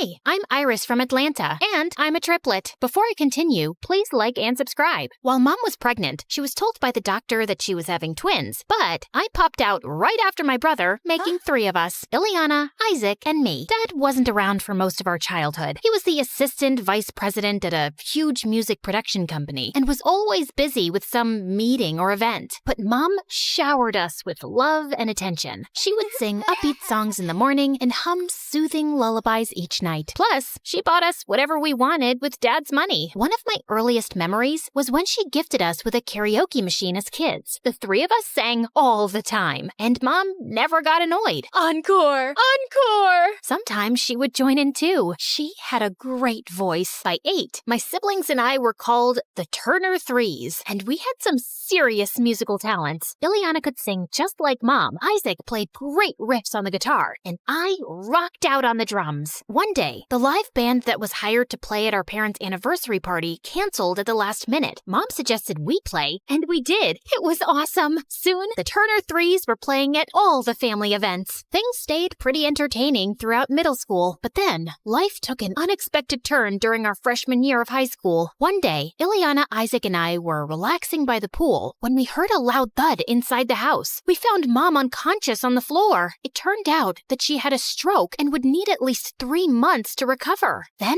Dad lost his job shortly after. The company he worked for lost a massive copyright infringement lawsuit. Dad needed to find work soon to pay for Mom's medical bills and keep the roof over our heads. He took up the first job he could find, freelancing as an agent for local musicians. One evening, Dad invited a client over for a business meeting who overheard the 3 of us practicing our music. I heard him ask Dad about the music coming from down the hall. My kids have a band thing, just for family events. The client requested to hear more of our songs and suggested Dad help us book bigger shows. They're pretty good. If you set up their career now, they'll have some real financial independence in the future. For the first time, Dad took interest in our music and took his client's advice. And soon we were playing at cafes, restaurants, and private events. We weren't making much, but it was a start. Dad didn't have the same positive attitude, though, especially as Mom's recovery was taking a while. The bills were never ending, and his savings were running low. He was always in a sour mood and fell into a deep depression. But despite her health issues, Mom kept cheering us on. Keep playing. Keep sharing your talent. So we stayed consistent. Thankfully, by our junior year of high school, the Turner Threes got more popular. We had enough gigs to keep the house and help Mom medically. But Dad was so depressed that he stopped work altogether. He barely left his man cave. Halfway through the school year, extracurricular activities began taking up a lot of time. Ileana excelled in her studies and joined the AP Physics Club to get a head start on college credit. Isaac was naturally gifted at baseball and became co-captain. And I was one of the best actresses in the theater class. Oh, happy dagger, this is thy sheath. It was getting harder trying to balance school, shows, and home finances, and it seemed like the Turner Threes differences were splitting us apart. I think you should sing at a higher pitch. Baseball puns? Seriously? I don't need advice from you. This band would be nothing without me. You're not that That's special, Ileana.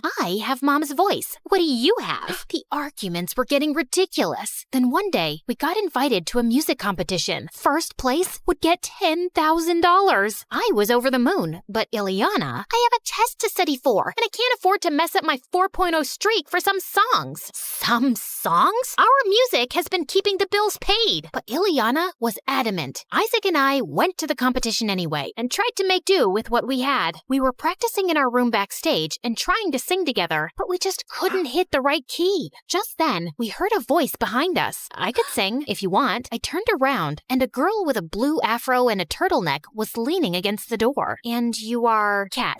Kat was apparently the only child of the venue owner. I never get to perform, but it sounds like you two could use some extra help. You can't just barge in here and join our band. Maybe she can help, Isaac. Why don't you sing something for us, Kat? Kat opened her mouth to sing, and the voice that came out was horrible. Is this girl serious? I couldn't believe such a hideous voice came from such a gorgeous girl. Let's just say nails on a chalkboard sound better. We're on in 10 minutes, and this is what we've got? I need some air. Frantic, I left the room. The view from the balcony was relaxing. I remembered the melody Mom hummed to us as kids and started to sing along to it to calm down faster. Your voice is good. I turned around and saw Kat walking toward me. You know, you could just sing and this entire problem could be fixed, right? And you don't need to sing with Isaac. He's holding you back. And I could play a simple beat on the drums. I promise. I'm better at drums than singing. I mean, I had trouble trusting her after her horrible audition, but maybe it was the only option we had right now. So we decided to follow Kat's plan. Isaac stayed on the guitar, Kat got on the drums, which she was surprisingly not bad at, and I stepped up in front of the mic. To our surprise, the crowd loved our performance. We got second place with a cash reward of $5,000, which was great, and we were invited back in 3 months for the next showcase. Later, on my way to our backstage room, I found Ileana waiting in the hall. I was so mad to see her there. You're bold to show up here, considering you were willing to let us fail. We're the Turner 2s now, Ileana. I wanted to make her feel bad, but what she said shocked me. Good, you've got that sorted out, because I'm leaving the band permanently. What? She explained she wanted to dedicate herself to her studies, and the band was taking too much of her time. This pays the bills. What about Mom? A real job with a real degree also pays the bills. I need to focus on college so I can have a better future and also take care of our parents. Both Mom and Dad didn't graduate from college, and look where they are now. That's not fair, Ileana. Mom is sick. Education won't stop you from getting sick. Plus, Dad had a good job.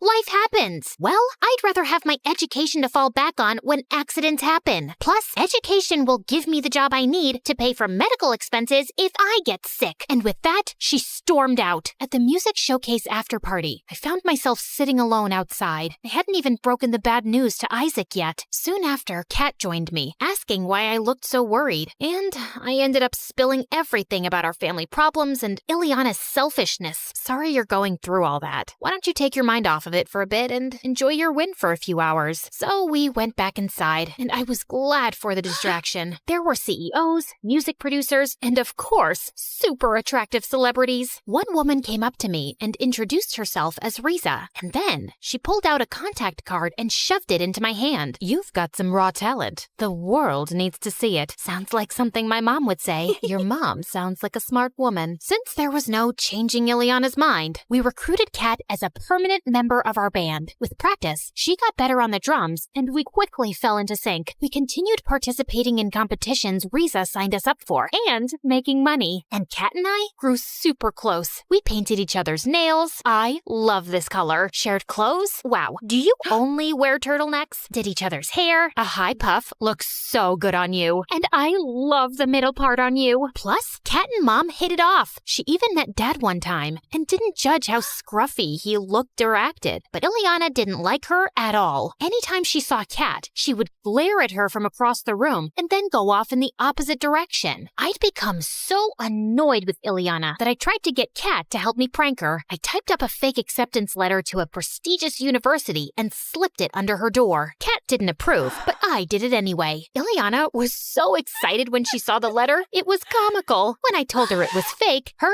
happy bubble popped. Honestly, it felt good seeing her get humbled, but Kat was clearly disappointed in me. We were hanging in the kitchen before practice one night when Ileana walked in. Hey, how was it at the library? But Ileana just made her way to her room without even acknowledging Kat, and she kept behaving like that all the time. One day, Kat and I were keeping Mom company at the hospital for her checkup when Ileana randomly showed up. Oh, I didn't expect to see her here. Hey, Ileana. Of course, Ileana pushed past Kat and went straight to Mom. It made things so awkward. Even the nurse looked uncomfortable. Mom, how are you doing? Honey, I think Kat said hi to you. Ileana looked Kat up and down, rolled her eyes, and continued talking to Mom. I was so fed up with her. I couldn't take it anymore. What is wrong with you? Kat has helped this family stay afloat by joining the band, and that's how you treat her? I was so angry I could feel my face burning. Calm down, Iris. Yeah, Iris, this isn't the time or place. Let's get some air. What is this turtleneck-wearing weirdo even doing here? And I don't owe her anything. She didn't join the band to help our family. She just did it because she was some friendless loser. I lunged at Ileana, but the nurses came between us. Kat grabbed me by my arm quickly and dragged me out of the room. We went for a walk and then sat down on some swings so I could breathe. You're still fuming. She's just so rude. And since she's my sister, I'll yell back unapologetically. Kat stopped swinging and turned to me with a serious look. She lowered her turtleneck and held up a dainty necklace with a locket. This is my brother Austin. I thought you were an only child. Now I am. Austin got into a car accident with my mom when he was 10. Mom made it. He didn't. What? Oh my gosh, I'm so sorry. Why didn't you ever say anything? I don't like to talk about it because I feel guilty. Why? She explained how much she and her brother argued a lot growing up. They would fight over who would use the bathroom first, who would get the biggest slice of cake. Yeah, but that's normal sibling stuff. Before he left the house the morning of the accident, we got into a screaming fest over some video game. The last thing I said to him was that life would be better if he just didn't exist. Kat's eyes started watering. I felt horrible for everything she'd experienced, including the drama with me and Ileana. I've been so focused on being angry and making money, I've let it ruin my relationship with Ileana. The good thing is that you realized arguments aren't always worth it. A few weeks passed, and Mom was recovering well at home. I also asked Riza to help find Dad a job, and she actually got him an interview. Things were looking up, but even though I made an effort to stop arguing with Ileana, we still weren't talking. One evening, Kat, Isaac, and I were heading to a gig when Ileana got home. She walked past us silently, but I told Kat and Isaac to go sit in the car, and I followed her. Wait, can we talk, please? Like normal people? I miss you. Ileana turned around. Tears were streaming down her face. I miss you too, Iris. If singing isn't your passion anymore, it's totally okay. It was wrong of me to be mad at you for that, and I'm sorry. I'm sorry too. I was overwhelmed with school, and then I got really jealous of Kat. Yeah, I don't want to do music anymore, but I felt like I got replaced really quickly. You're my sister. No one can come in the middle of that. Now how about you drop studying for one night and come see us perform? I'd love that.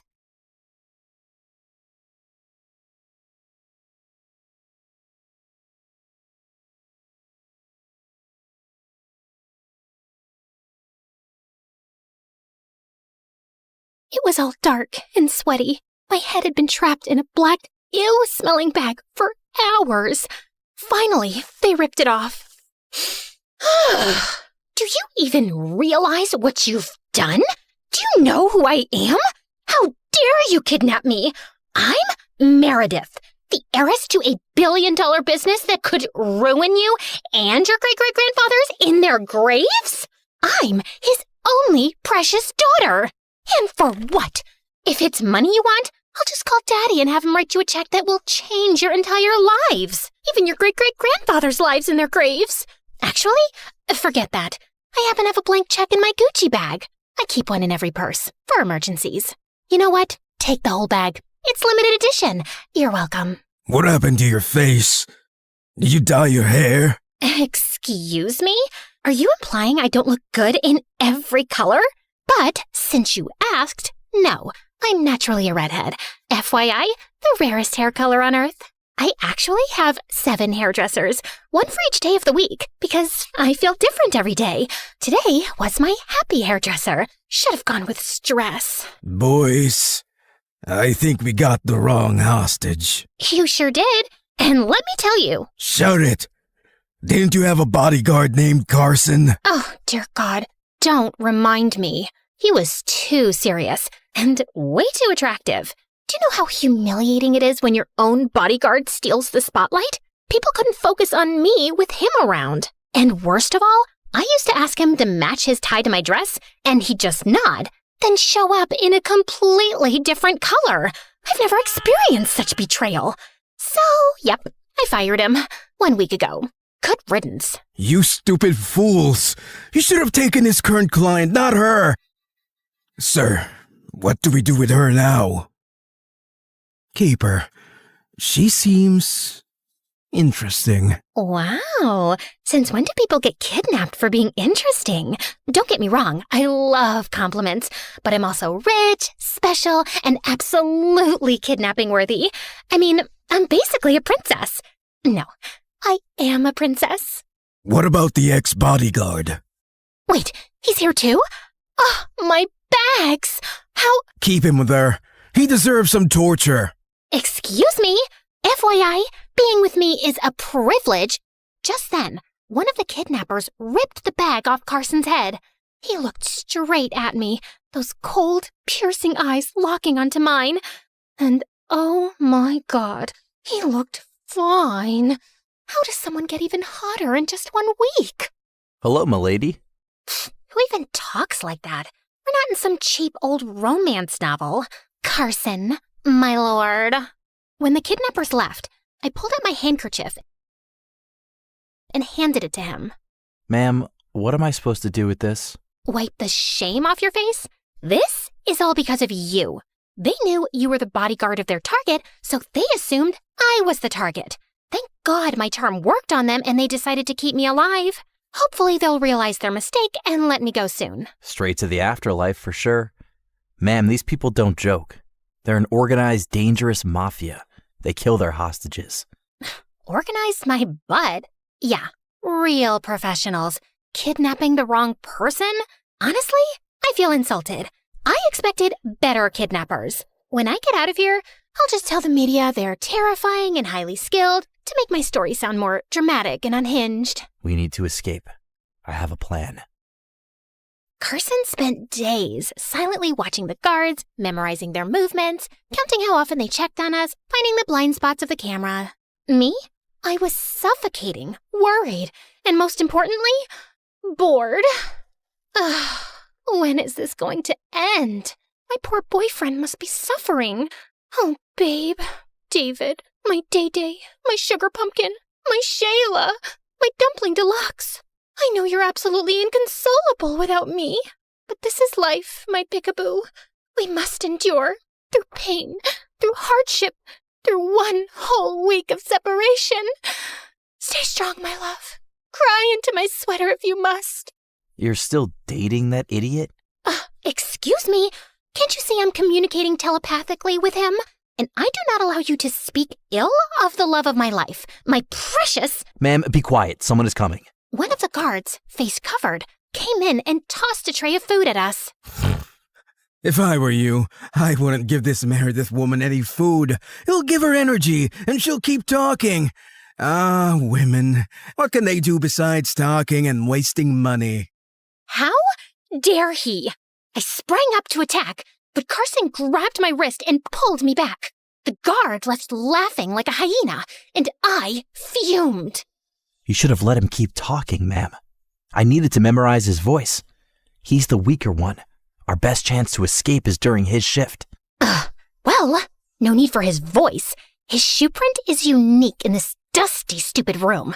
I know these shoes. It's called the B for Boring brand. Ugh, what ugly taste. I wouldn't even let my enemy wear them in their coffin. That's a very smart observation, ma'am. Of course it is. Then we're ready. That night, I unleashed my Oscar-winning performance. I started wailing in pain, groaning, kicking the floor, and clutching my stomach. At first, the guard ignored me, but I kept going for hours, moaning like a dying goat until he finally snapped and stormed inside. I dragged myself to the corner. Carson had told me it was a blind spot. What do you want now? You were right. We women are useless, just for talking and wasting money. You know what else? Having periods. You know what a period is? Not the lengthy one, the bloody one. Oh, my tummy. It's like I'm pregnant with a baby elephant. He made a face and took a cautious step forward, and I bit his arm. Just transferring the pain of my tummy to your hand. Oh, Mommy, wish you could see your little baby in pain. Give your other arm to bite, sir. It did make me feel better the first time. The guard was now panicking. He was about to push me away when, bam, Carson came out of nowhere, knocking him out cold. I gasped, then clapped my hands. Woohoo! Okay, let's go. But Carson turned to me. Stay inside. Excuse me? Yeah, right. Let him go alone while I wait here like a sitting duck? Absolutely not. But just as I tried to follow him, he grabbed my shoulders and said firm and low, Ma'am, you need to wait here for me. Oh, why did that sound so attractive? No, bad heart. Wrong man. Carson changed into the guard's clothes and typed the code in without hesitation. He'd memorized it just by watching the guard's fingers move over the keypad. The lock beeped and the door clicked open. From the next room, I heard punches, cursing, furniture breaking, and then silence. Carson reappeared, slightly out of breath, grabbing my wrist. Let's go. Wait! I need to get my bag and my heels first. How can I walk in public like this? Carson stared at me like I just asked to adopt a shark. Ma'am, I have no time for this. And he threw me over his shoulder and ran. Put me down, you muscular ogre! No. And just like that, we were out. We had been walking for hours, and I was exhausted. Hey, Mr. Fighter, why can't I just go home to my mansion? How sure are you that it's safe there? Maybe they're waiting for you. Maybe showing up will put your entire family in danger. Ma'am, I know these people. We beat them up, we humiliated them. If they don't want ransom anymore, they just want to get their pride back. Pride, prejudice, pickles. I don't care. At least let me make one phone call. I bet my dad has shut down every company under his name, going on strike to grieve me. I need to tell him I'm alive and that I allow him to keep our businesses running. There's a public phone at a gas station 5 minutes from here. When we got to the public phone, I reached into my pockets. Empty. No coins. Ugh. So obviously, I did what any smart, resourceful person would do. I started crying loudly while staring directly at some random guy standing nearby. Maybe he'd take the hint and hand over some change. Carson, clearly confused, just watched, waiting for me to shut up. Oh, I never forget those who helped me. I remember a man once who lent me money when I was in need. And what did I do in return, you ask? I became his girlfriend for 3 hours. He died a few weeks later, and on his grave, he wrote, I spent 30 years on this earth, but I only truly lived for 3 hours. Obviously, he meant the hours he spent with me. Just then, the guy I'd been staring at actually approached us, smirking. Before I could reply, Carson punched him straight in the face. One punch and some kicking. The guy stumbled back, wheezing. I quickly stepped between them before Carson actually killed him, and, more importantly, before the guy changed his mind about giving me money. I bent down, snatched the coins from his hand, and he ran off. I turned back to the phone, inserted the coins, and just stood there.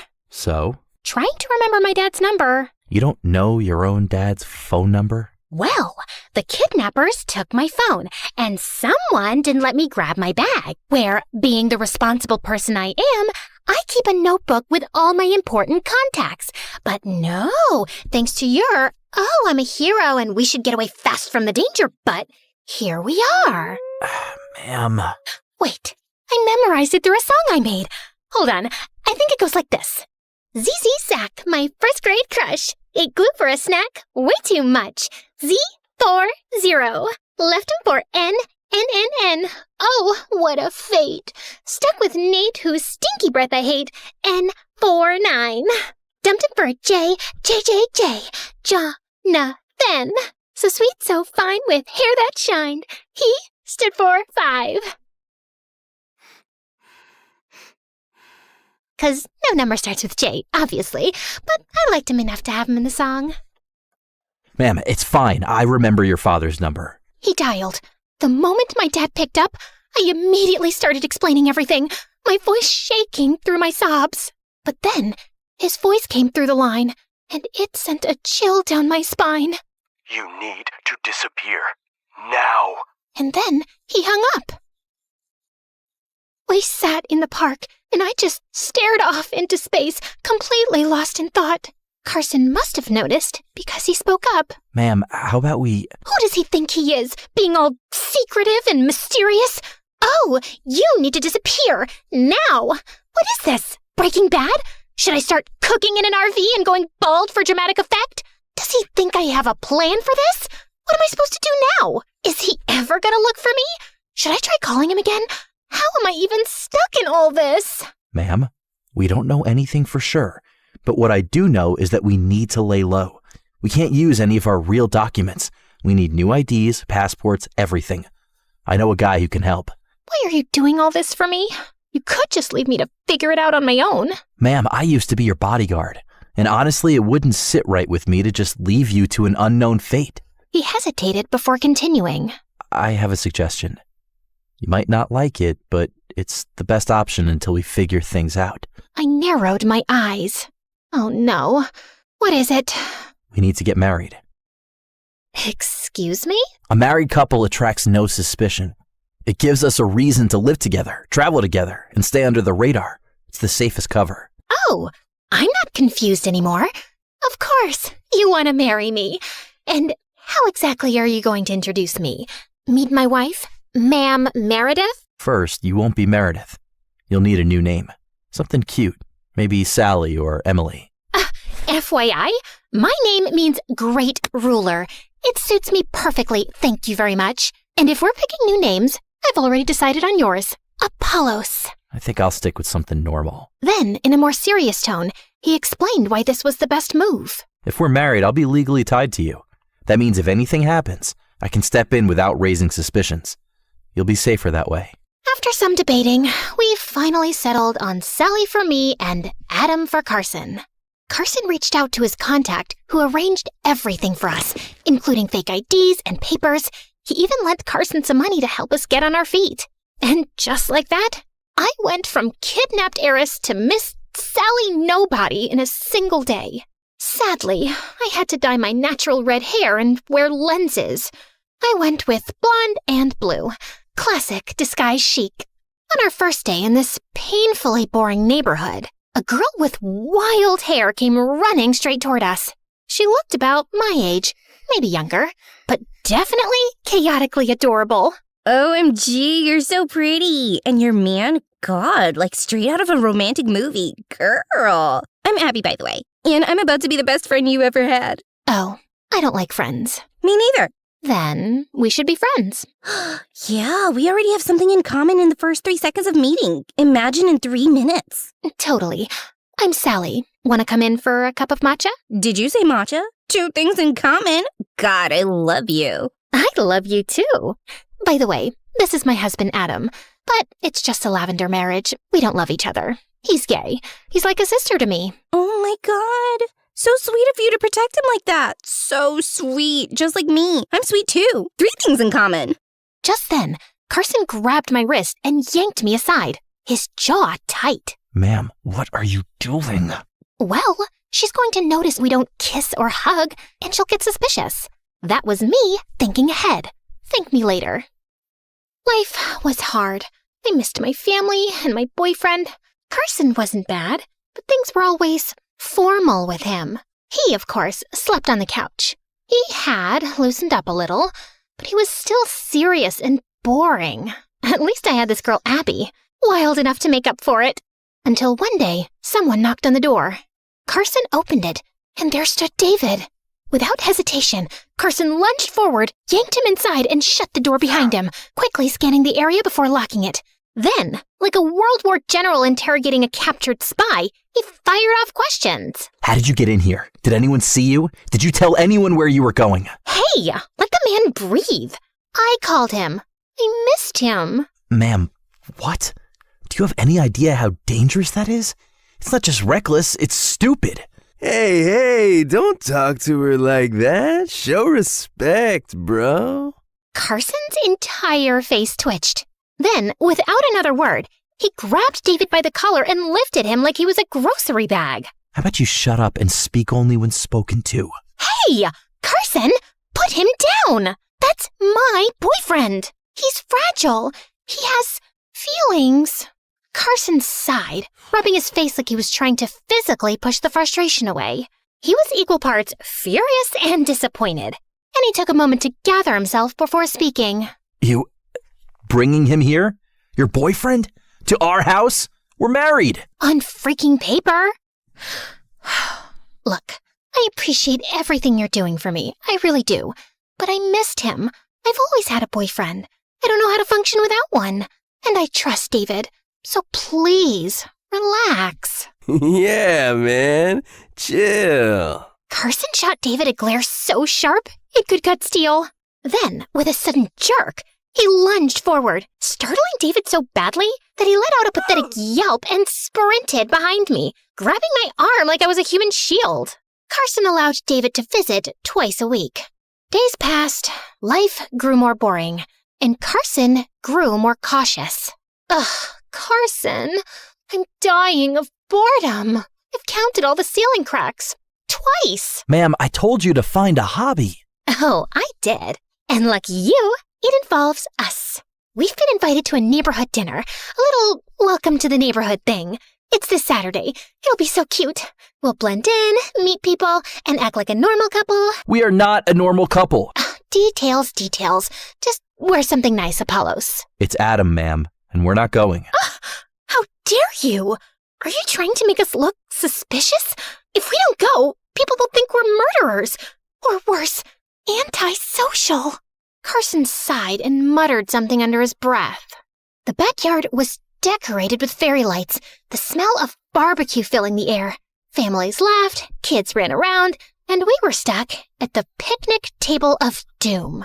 Across from us sat two suburban couple extraordinaires, the Sharps. So, Adam and Sally, how'd you two meet? I opened my mouth. Carson opened his mouth. And we said completely different things. Oh, it was fate. Love at first sight. He saw me in a coffee shop and boom, instant obsession. Silence. The Sharps exchanged a look. Oh. And how long have you been together? 4 years. Another silence. Well, that's sweet. And how did he propose? Oh, it was so romantic. A candlelit dinner, a rooftop view. He cried a little. I did what? Yes, you cried. You were overwhelmed by my beauty. You're just too emotionally stunted to remember, Mr. Cold Heart. She's right. I was emotional. I mean, who wouldn't be? After all, she had spent years searching for me. What? You see, she once visited a psychic who told her she'd meet the love of her life, a man whose name starts with C. And from that moment on, she searched for me. Every cafe, every street, every parking lot. The moment she laid eyes on me, she said, "What was it again, darling?" Nope. Not happening. Yes, I knew it was you. I've seen you in my dreams. And then she begged, pleaded for me to give her a chance. She even showed me her phone background, a photo of me, which she had taken secretly. I know it sounds intense, but I felt sorry for her. So I thought, why not? I'll give this woman who has clearly devoted her life to me a chance. And here we are. Wait, but you said the psychic told her true love's name would start with C, and yours begins with A. I crossed my arms, turning to Carson with a slow, satisfied smirk. Yeah, well, my middle name is Adam. My first name starts with C. It's Caesar. Like Caesar salad. By the end of the night, I was sure they thought we were complete weirdos. But secretly, seeing this side of him was weirdly entertaining. Who knew Mr. Coldheart had a sense of humor? One day, Abby showed up for her usual visit. Lately, she had developed this charming habit of bringing all the ingredients and cooking at our house, which meant we got to enjoy food that was half burnt, half stiff, and entirely inedible. That day, David was with us. He took one bite, gagged, and immediately spit it out. Oh, man, this is so bad. Even a stray rat would refuse it. And if you made him eat it, he'd take you to court. And just like that, all hell broke loose. Look who's talking. Aren't you just a stray rat in designer shoes? She launched at him like a wild animal. I tried to pull them apart, while Carson, of all things, just sat there looking amused. Would you, I don't know, help?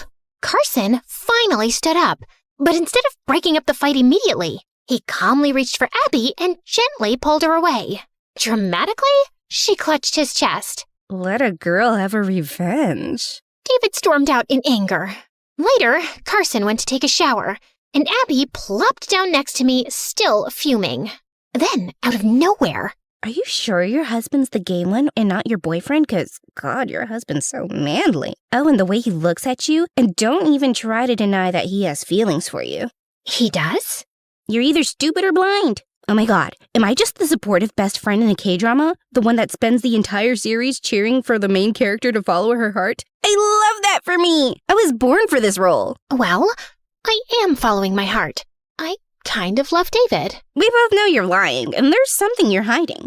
But whatever for now. By the way, I like the color of your shirt. This shade of brown, so earthy. Thanks. I fertilize it every day. That night, I couldn't stop thinking about what Abby had said. Why is Carson doing all this for me? Could it be love? Am I too stupid to see what's right in front of me? A few days later, Abby and I decided to clean the house, even though it was freezing and windy. Girl, where did you even live before this? Your room stinks. Get yourself a mop and start cleaning. I had no idea how to use a mop, so I just held it and started scrubbing the walls. Are you painting the walls with a mop? What's wrong with you? It's just a cleaning technique I invented. Oh? And when exactly did you invent it? Just now. Oh, totally. In fact, mop therapy is a thing. Just strap it to your head and let it sponge up all your poor life choices. And so I did. It's too cold and wet. Who even told you about this therapy? Oh, I just invented it. Just now. Oh my God, what is wrong with you? Who are you? Excuse me? FYI, I lived like a princess before this. And Adam is actually your prince, right? Not some gay bestie in a lavender marriage? I paused for a half a second too long. Wait, oh my God, you hesitated. You totally hesitated. I did not. You so did. Oh, wow. Are you, like, in denial? Because the tension, palpable? Like, I don't even need to ship you guys. You've already set sail. I ignored her and continued cleaning. That night, I got sick.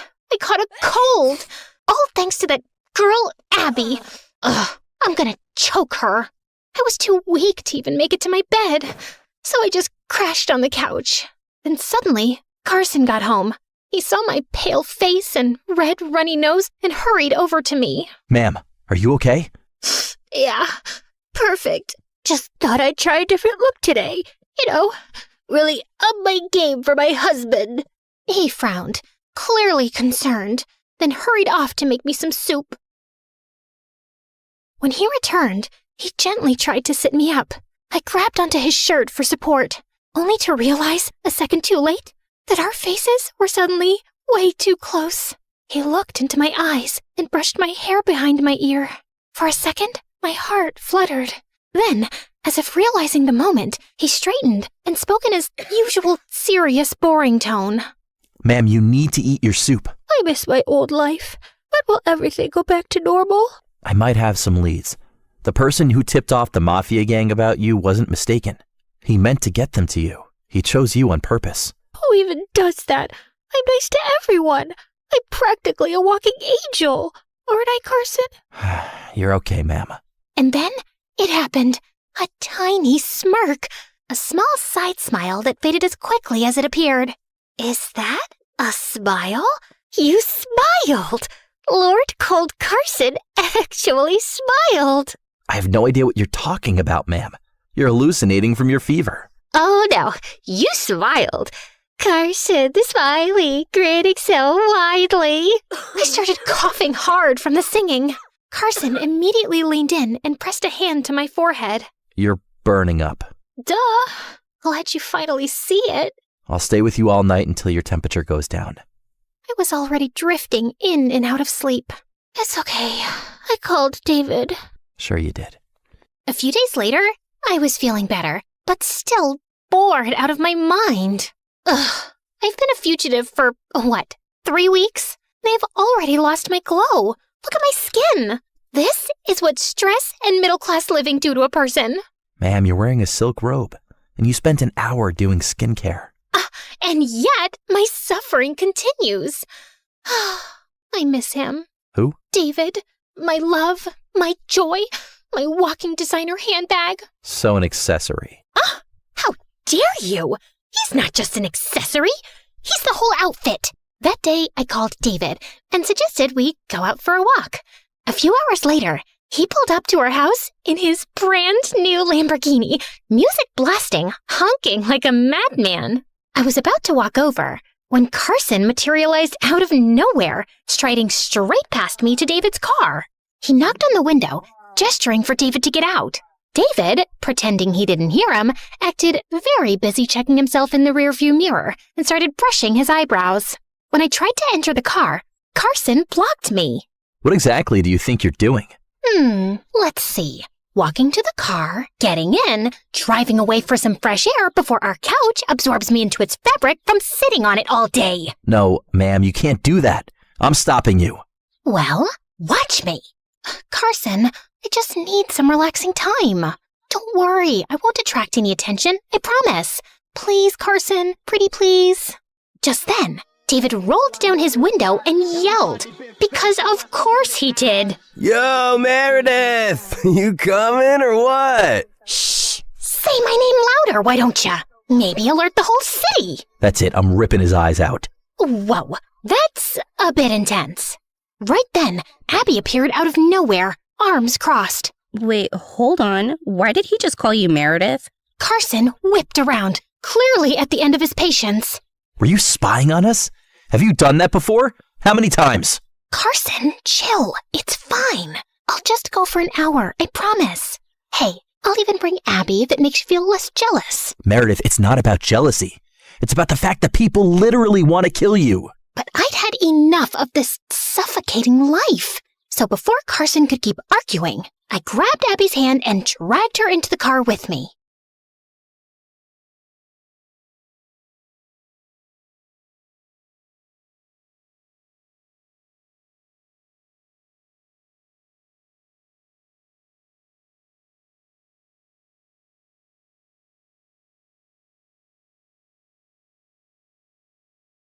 The park was quiet, the cool evening air brushing against my skin.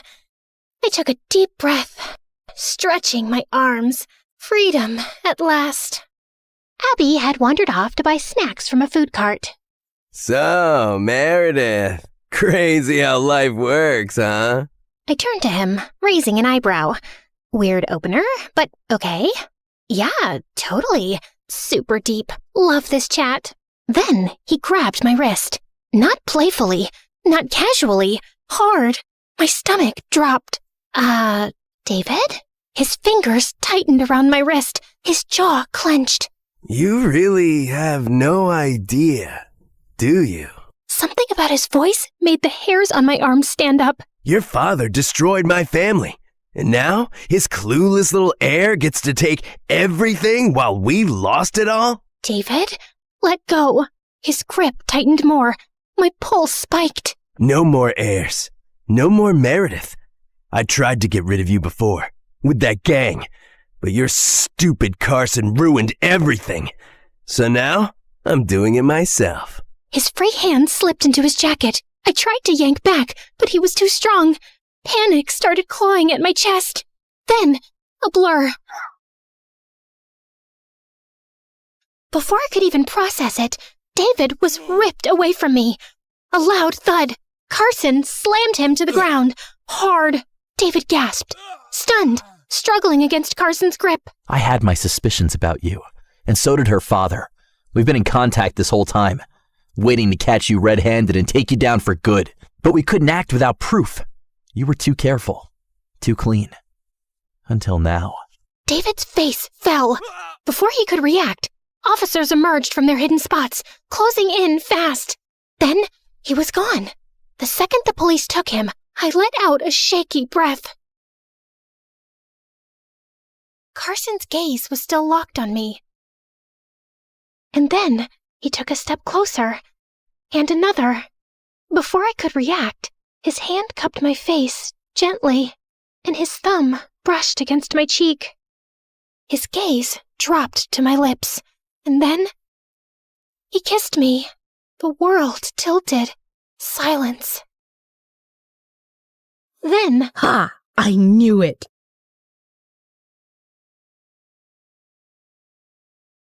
My parents were billionaires, so I got whatever I wanted growing up. Dad was the head of a huge fashion company that my mom helped him run. Dad was ruthless in the boardroom, like an ancient warrior. But when it came to me and my mom, he was a total pushover. He gave us everything we could ever want. Just one island? Anything for my girls. I'd give you the moon if you asked for it. Even though my life was practically perfect, I had a bad stutter, which made me a laughing stock at school. Wow, that's a pretty skirt. Where did you get it from? Shouldn't it? It's cool. I'll just check some stores. It was awkward, and my parents took me to the best doctors, tried speech therapy, medication, and even hypnotism, but nothing helped. I started to lose confidence, but my parents were always supportive and inspired me to accept myself, just as I am. It doesn't matter if it takes you 1 try or 100. Never stop speaking your mind. Your voice is just as important as anyone else's. As I grew older, I became more comfortable with my condition and even made friends at school. But my favorite thing in the world was being the princess of my house. Life was good, till I turned 13 and everything changed. My parents told me they were adopting from the orphanage, but it wasn't just 1 girl, but 5. I wasn't as thrilled as they were, but I didn't show it to my parents. Besides, it could be fun to have so many sisters. So I got on board. The day they were supposed to come home, I decked up the whole place and must have tried 100 dresses before finding the perfect one. I wanted to make a good impression. The oldest one, Olivia, was my age, and from the looks of it, she loved fashion just as much as I did. I'm Grace. Pleased to meet you. Olivia was so busy sizing up my outfit, I don't think she even heard me. I like your dress, but the ribbons are so tacky. And what's with those shoes? You know what? You look so cute with braids in this outfit, even though it's a little, weird. I think she looks nice. Ignore Olivia. She's just jealous. It was clear from the beginning that Olivia had an issue with me for some odd reason, but at least the other 4 were gentle. Margot and Beatrice didn't care about fashion, but they were easy to talk to. We became friends in no time, gossiping about boys and school and fighting over the best spot by the pool. Harper and Quinn were younger and stuck to themselves. Harper was obsessed with insects and was always collecting ladybugs and other creepy crawlies. Quinn was like her sister's shadow, silently following her everywhere. A week after my sister's arrival, my parents took us on a shopping spree so they wouldn't have to wear the same clothes from the orphanage. And Olivia bought everything I did. At first, she just wore the same belt or hat, but soon she was copying my whole outfit. Why are you copying me? I think you're copying me. But it's cool. I know I have a great eye for fashion, so it's a compliment. Oh my God, the new Gucci bag.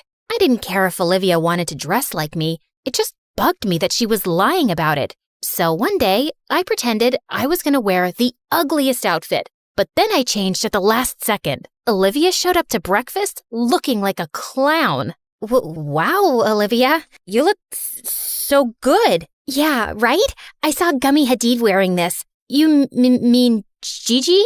And I don't think that she would ever wear something this funny. The only thing funny here is the way you talk. Olivia, apologize this minute. Why? It's just harmless jokes between sisters, Dad. Whatever. Sorry, Grace. Please don't cry now. After that day, Olivia stopped copying my outfits, but we just couldn't see eye to eye. I tried to be friendly, but she was just a mean witch. So after a while, I stopped being nice and just ignored her. While Olivia was a pain in my butt at home, in school, I had Pearl. She was the head cheerleader and a total bully. One day, my sisters and I were eating in the food court at the mall when Pearl swooped in like a vulture.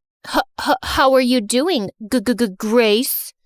Just leave me alone. What? I didn't quite catch that. Were you trying to say something? Zip it, moron. Don't you have something else to do? Like bore people with your dumb cheerleading moves? Oh, but I'm getting bored. And you're so entertaining. Did I do that right?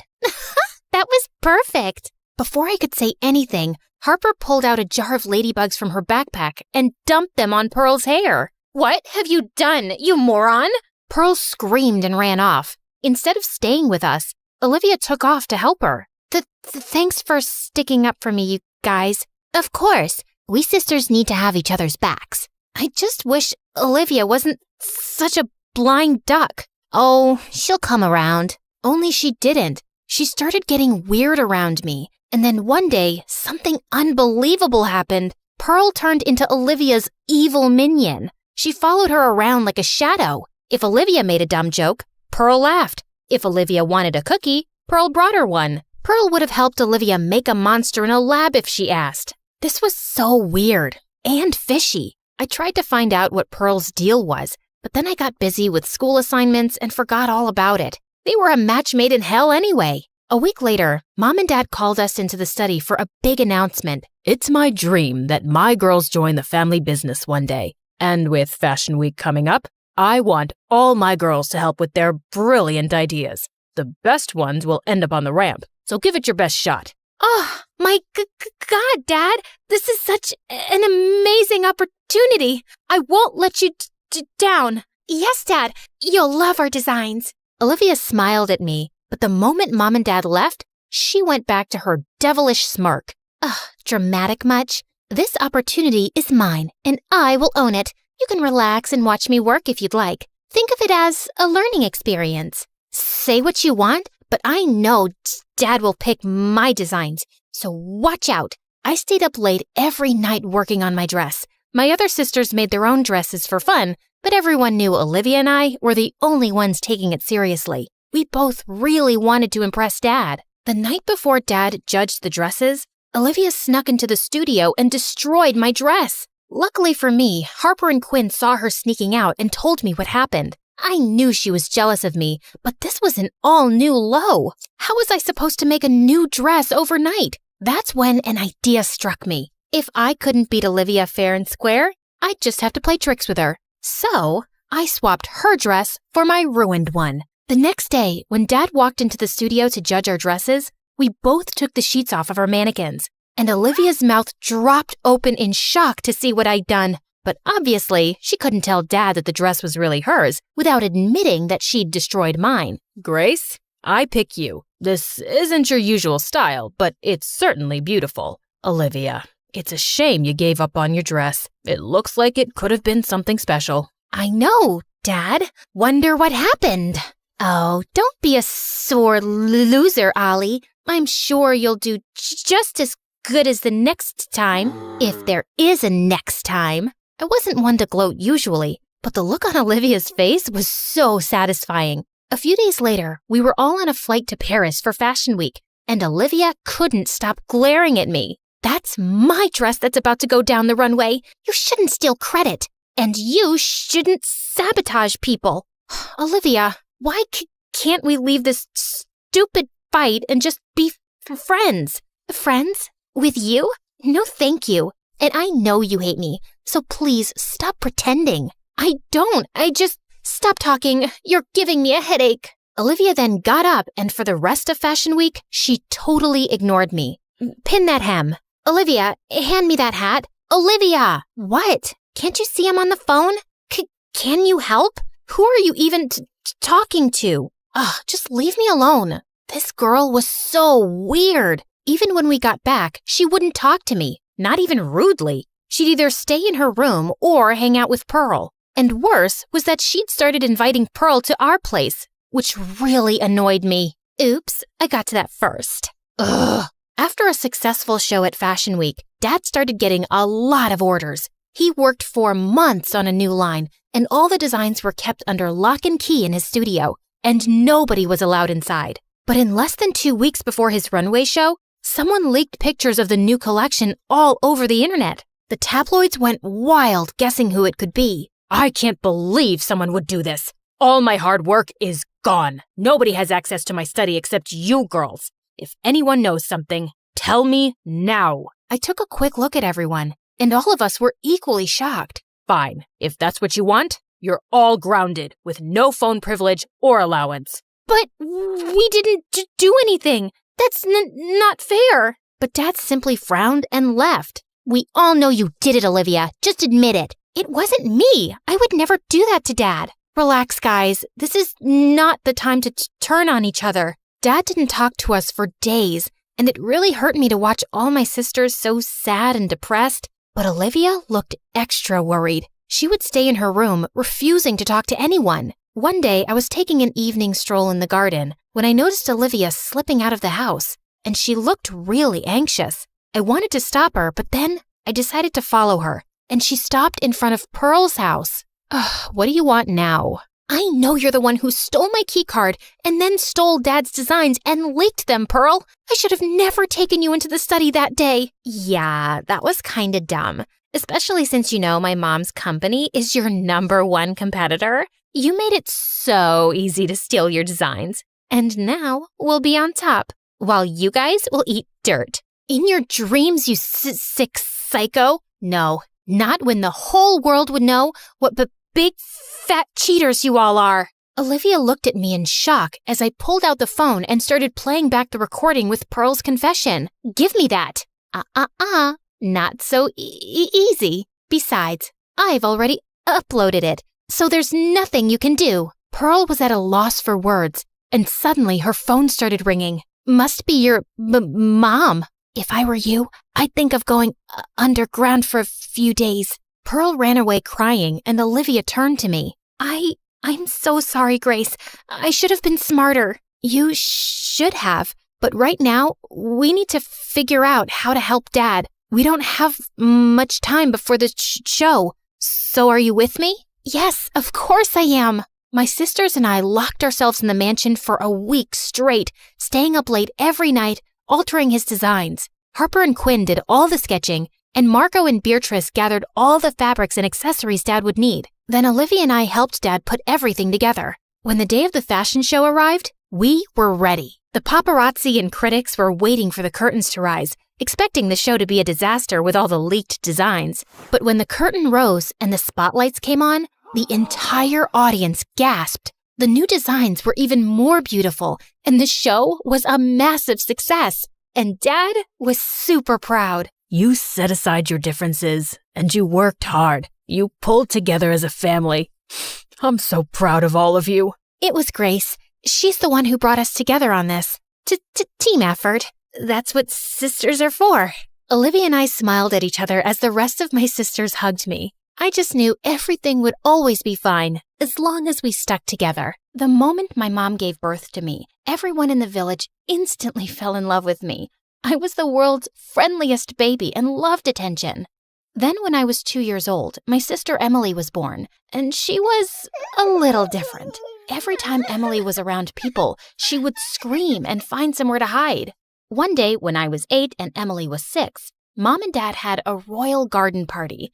I loved talking to all the grown-up guests, but Emily was terrified. Leah, I don't want to be with all these people. I want to be in my room, but Mom isn't letting me. Here, you can hide underneath my gown. Then no one will see you and I'll sneak you out. But hiding my sister underneath my dress wasn't the best idea. I ended up tripping over the refreshment table, spilling a chocolate fountain over some lady's dress. Mom and Dad were horrified, and my clumsy accident ended up being all over the news. But my parents didn't blame me for what happened. They were just worried and confused. Why is Emily so anxious and afraid of everyone? Was it something we did? It just doesn't make any sense. Emily's anxiety only got worse over the years. By the time she was 8, She refused to even leave our bedroom. Everyone in the village still adored me, but they were convinced something was seriously wrong with Emily. I hear she just stares out her window all day. It's a shame she's not more like her sister Leah. Worst of all, Emily wanted me to stay with her in our room all the time. I couldn't even go downstairs for dinner without Emily crying. Please don't leave me. I'm so lonely, and you're the only person that I actually like. It was so hard saying no to her. My parents tried enrolling her in therapy, but nothing seemed to work. And as time passed, I got tired of being cooped up in our room and wanted to go and have a life. One night when I was 16, I took a walk around the castle to get some fresh air. Then suddenly, I looked up and almost had a heart attack. There was a guy trying to climb onto the roof. Hey, what do you think you're doing? Climbing onto the roof? What does it look like? Excuse me, but this happens to be the King and Queen's castle? You better climb down before I tell my parents about this. The guy jumped down from the roof, landing inches away from me. There, I came down. You're welcome. With that, he just walked off, and I felt my blood boil. I just knew he'd been trying to cause trouble. The next day I came down for breakfast, and I was shocked to see my parents with the guy who climbed the roof. Oh, darling, you're awake. I'd like you to meet Nico. He's the Duke's son and a lovely young man. But I saw him climbing onto the roof of the castle last night. He's dangerous. He was up to no good. No. Nico just likes lying on our roof to watch the stars at night. What? My parents were crazy. What king and queen would let some weirdo climb their castle walls at night and believe such a stupid lie? Fine, be naive and let this intruder do his thing. But when he puts all our lives in danger, don't come crying to me. I was going to sneak up on Nico and see what he was up to. I would have one of our guards bring me up to the roof with a harness and a rope. But that night, as I rose up to the castle roof, I saw Nico sitting with tears in his eyes. He didn't even look surprised to see me. Nico, are you okay? I came to check on you, but I figured you'd check on me sooner or later, and I haven't been okay for years. What do you mean? I'm not really the Duke's son. I'm adopted. When I was 10 years old, my parents left me, and they never came back. Wow, I didn't know that. My parents were friends with your parents, so they'd take me up here a lot when I was young. My mom and I used to sit here together and watch the stars. Once, she told me if I ever got lost to come up to this spot and she'd know where to find me. I know she'll never come here, but hanging out at this spot makes me feel closer to her. Your dad's a saint. He was the one who convinced the Duke to adopt me. I just wish I didn't miss my parents so much. I was too stunned to speak. I had totally misjudged him. We ended up talking for hours, and before I knew it, the sun had come up. I should go, but this was really fun. Maybe we can do this again tomorrow night? I'd like that. You're a good listener, Leah. Then one day, something crazy happened. I was having lunch at school when suddenly a few girls came up to me with smirks on their faces. According to one of your mates, your weirdo sister threw a chair at a new mate of yours this morning? We didn't know she was that crazy. Oh, God, I wanted to disappear. They should just lock her up forever. You shouldn't have said that. I yanked the girl's hair hard and she started to scream. Just then, someone pushed the girl backwards and I saw it was Nico. You forgot you're speaking to our future queen, girls. Come on, Leah, let's go for a walk. Nico led me away from the girls, and that's when I asked him how he was in my school. I've been homeschooled my whole life, but my dad decided it was time I start studying with other royals. I was really happy Nico had transferred, but his words made me think of Emily. She had never been able to go to a normal school. All of a sudden, I had tears in my eyes, and I told Nico everything about Emily, how she never came out of her room, how my parents were ashamed of her, and how I always needed to stay with her. What if the girls are right? What if Emily really is crazy and she starts losing her mind? I don't know, but you shouldn't have to sacrifice your life for her. Emily probably just needs someone outside her family to feel safe with. If you want, I'll come over and talk to her. I hugged Nico and immediately agreed. That night, I brought him into our bedroom and Emily started having a panic attack. Hey, it's okay. Nico's a friend. Then suddenly, Emily stood up to really get a look at Nico. And seconds later, she was swooning. I never knew Leah had such handsome friends. You know I'm a princess too, right? Emily started flirting with Nico like crazy. But as the night went on, Nico got her to start opening up about her issues. I get what you're going through. Sometimes I get so depressed, I don't even want to leave my bed. But sometimes being alone makes it worse. How about I introduce you to some of my friends from school? We can start slow. To my shock, Emily agreed. Nico and I started out by taking her for walks in the park, and once in a while introducing her to people. I was so grateful for Nico, and as time passed, we grew really close, and I secretly started having feelings for him. Then one night, the three of us were walking along the pier when suddenly Nico tripped and fell sideways into the lake, hitting his head on a rock. Then he started sinking into the water. I jumped into the lake to get him. When I managed to pull him out, he was unconscious. Luckily, I knew CPR, and within an hour, he started to wake up. He was saved. The next day, I went to visit Nico at his house to see how he was. When I got there, he was lying on the couch and he looked super out of it. Hey, how are you feeling? I just remember that I hit a rock and almost drowned, and that someone special saved my life. You have no idea how much it means to me, Leah. I haven't felt this loved in years. My heart soared. I was just about to lean in and kiss him when Emily came over and Nico took her hand. Emily told me she dove into the water to get me and then did CPR. She's an absolute angel. To my horror, Nico pulled Emily close and kissed her. I felt like I was going to throw up. I yanked Emily's arm and pulled her into the other room.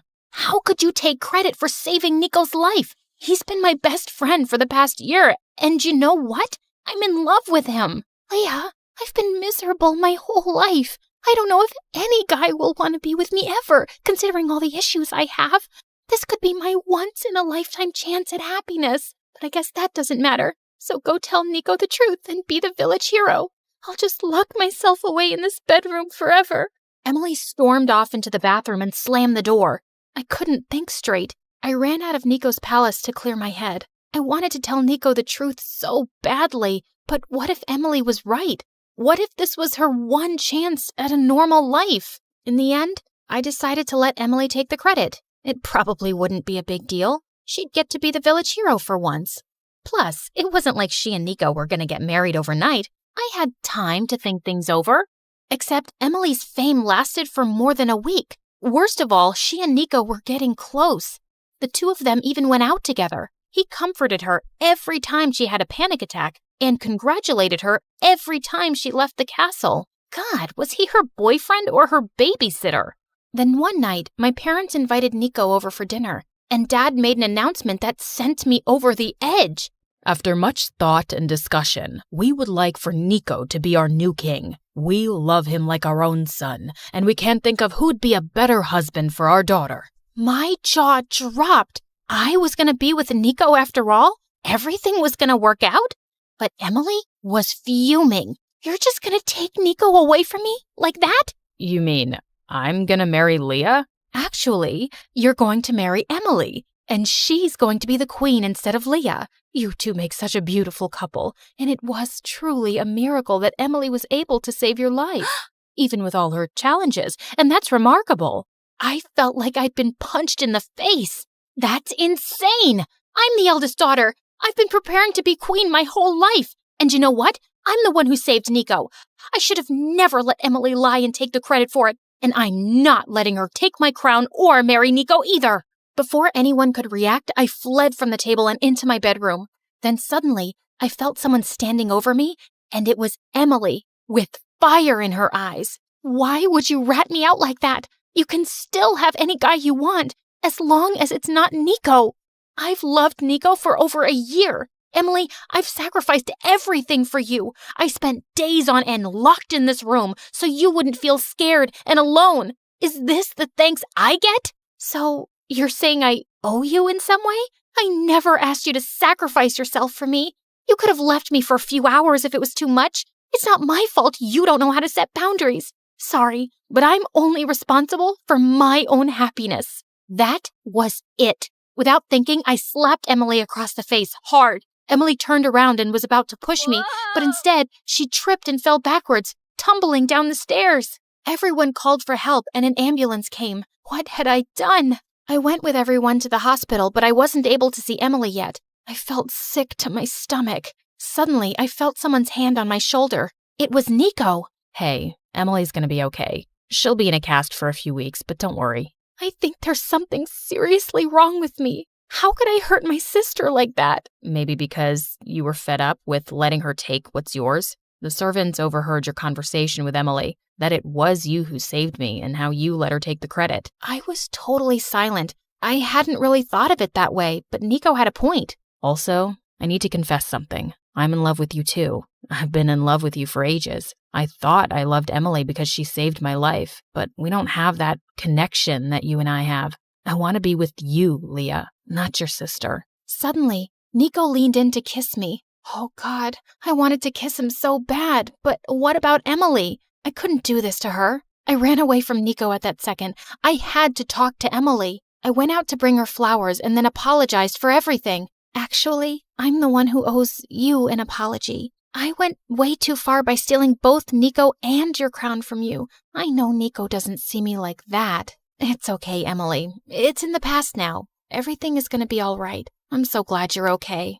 Honestly, me too. I hugged my sister tight. Today, I'm married to Nico as the Queen of Liechtenstein. And Emily is married too, with 3 kids. The day I was born was quite an exciting one at the hospital. When she held me for the first time, she gasped at my eyes. They were midnight blue in the center with a light blue ring outside. The nurses were stunned too, and, well, a bit confused. Blue eyes are rare, and you both have brown eyes. Quite unusual. What are you trying to say, woman? You think this isn't our child? Did you cause a mix-up in the nursery? No, of course not, sir. I was only saying. How about you keep your useless opinions to yourself? Her eyes are nothing special to talk about. And for some reason, it always really annoyed him when people noticed and talked about my eyes, which was every time they met me. And as I grew older, I started realizing that I had a strange power. I could get what I wanted using my eyes. Let me give you an example. Once when I was 6, I went with my parents to their friend's house, who had twins my age. I could tell the boy was really sweet, but the girl didn't like me much. When she left the room for a while, the boy climbed onto her bunk bed and returned with a beautiful doll. Her eyes are just like yours. I think you should have her. Oh, wow. Really? Thank you so much. Hey, thief! You can't have my doll. But your brother gave it to me. It even looks like me. It's not his. It's mine. And it looks nothing like you, witch. Let go. I pulled harder and suddenly the doll's head snapped off. The girl burst into tears and went running to our parents. Oh boy, I'd be in so much trouble with Dad. Suddenly, I looked deep into the boy's eyes. You'll tell everyone that your sister broke the doll's neck because she didn't want me to play with it. You'll say that, won't you? And that's what he said, word for word. The girl's parents apologized to me and scolded her. Over time, I just couldn't help using my eyes more often to get my way. Sometimes I knew it was wrong, but it was just too easy. I only had to look at people with my big baby blues, and teachers would help me during exams. People would give up their seats on the bus. And if someone got the last hot dog at lunch before me, they were sure to surrender it. By the time I was in high school, I was quite popular with the boys and had my girl gang too.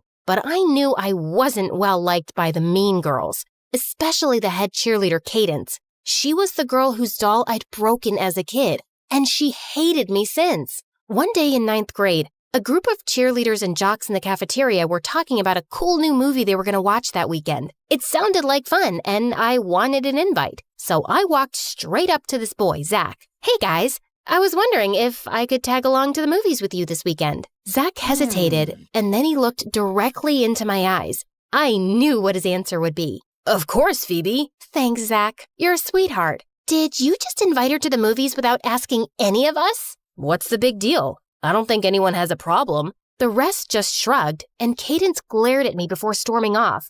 I was still grinning when I walked over to my locker later, and I found her waiting there. You're not going to the movies. No way. I don't care what Zach said. You're uninvited. What are you going to do? Ban my entry into the cinema? You can't, so I'll see you there. I turned to leave, but she knocked my books out of my hand and stepped on them. I grabbed her by the hair and we broke into a cat fight. We both ended up in the principal's office and she immediately called our parents. I didn't do anything. She started it. I hadn't even touched her.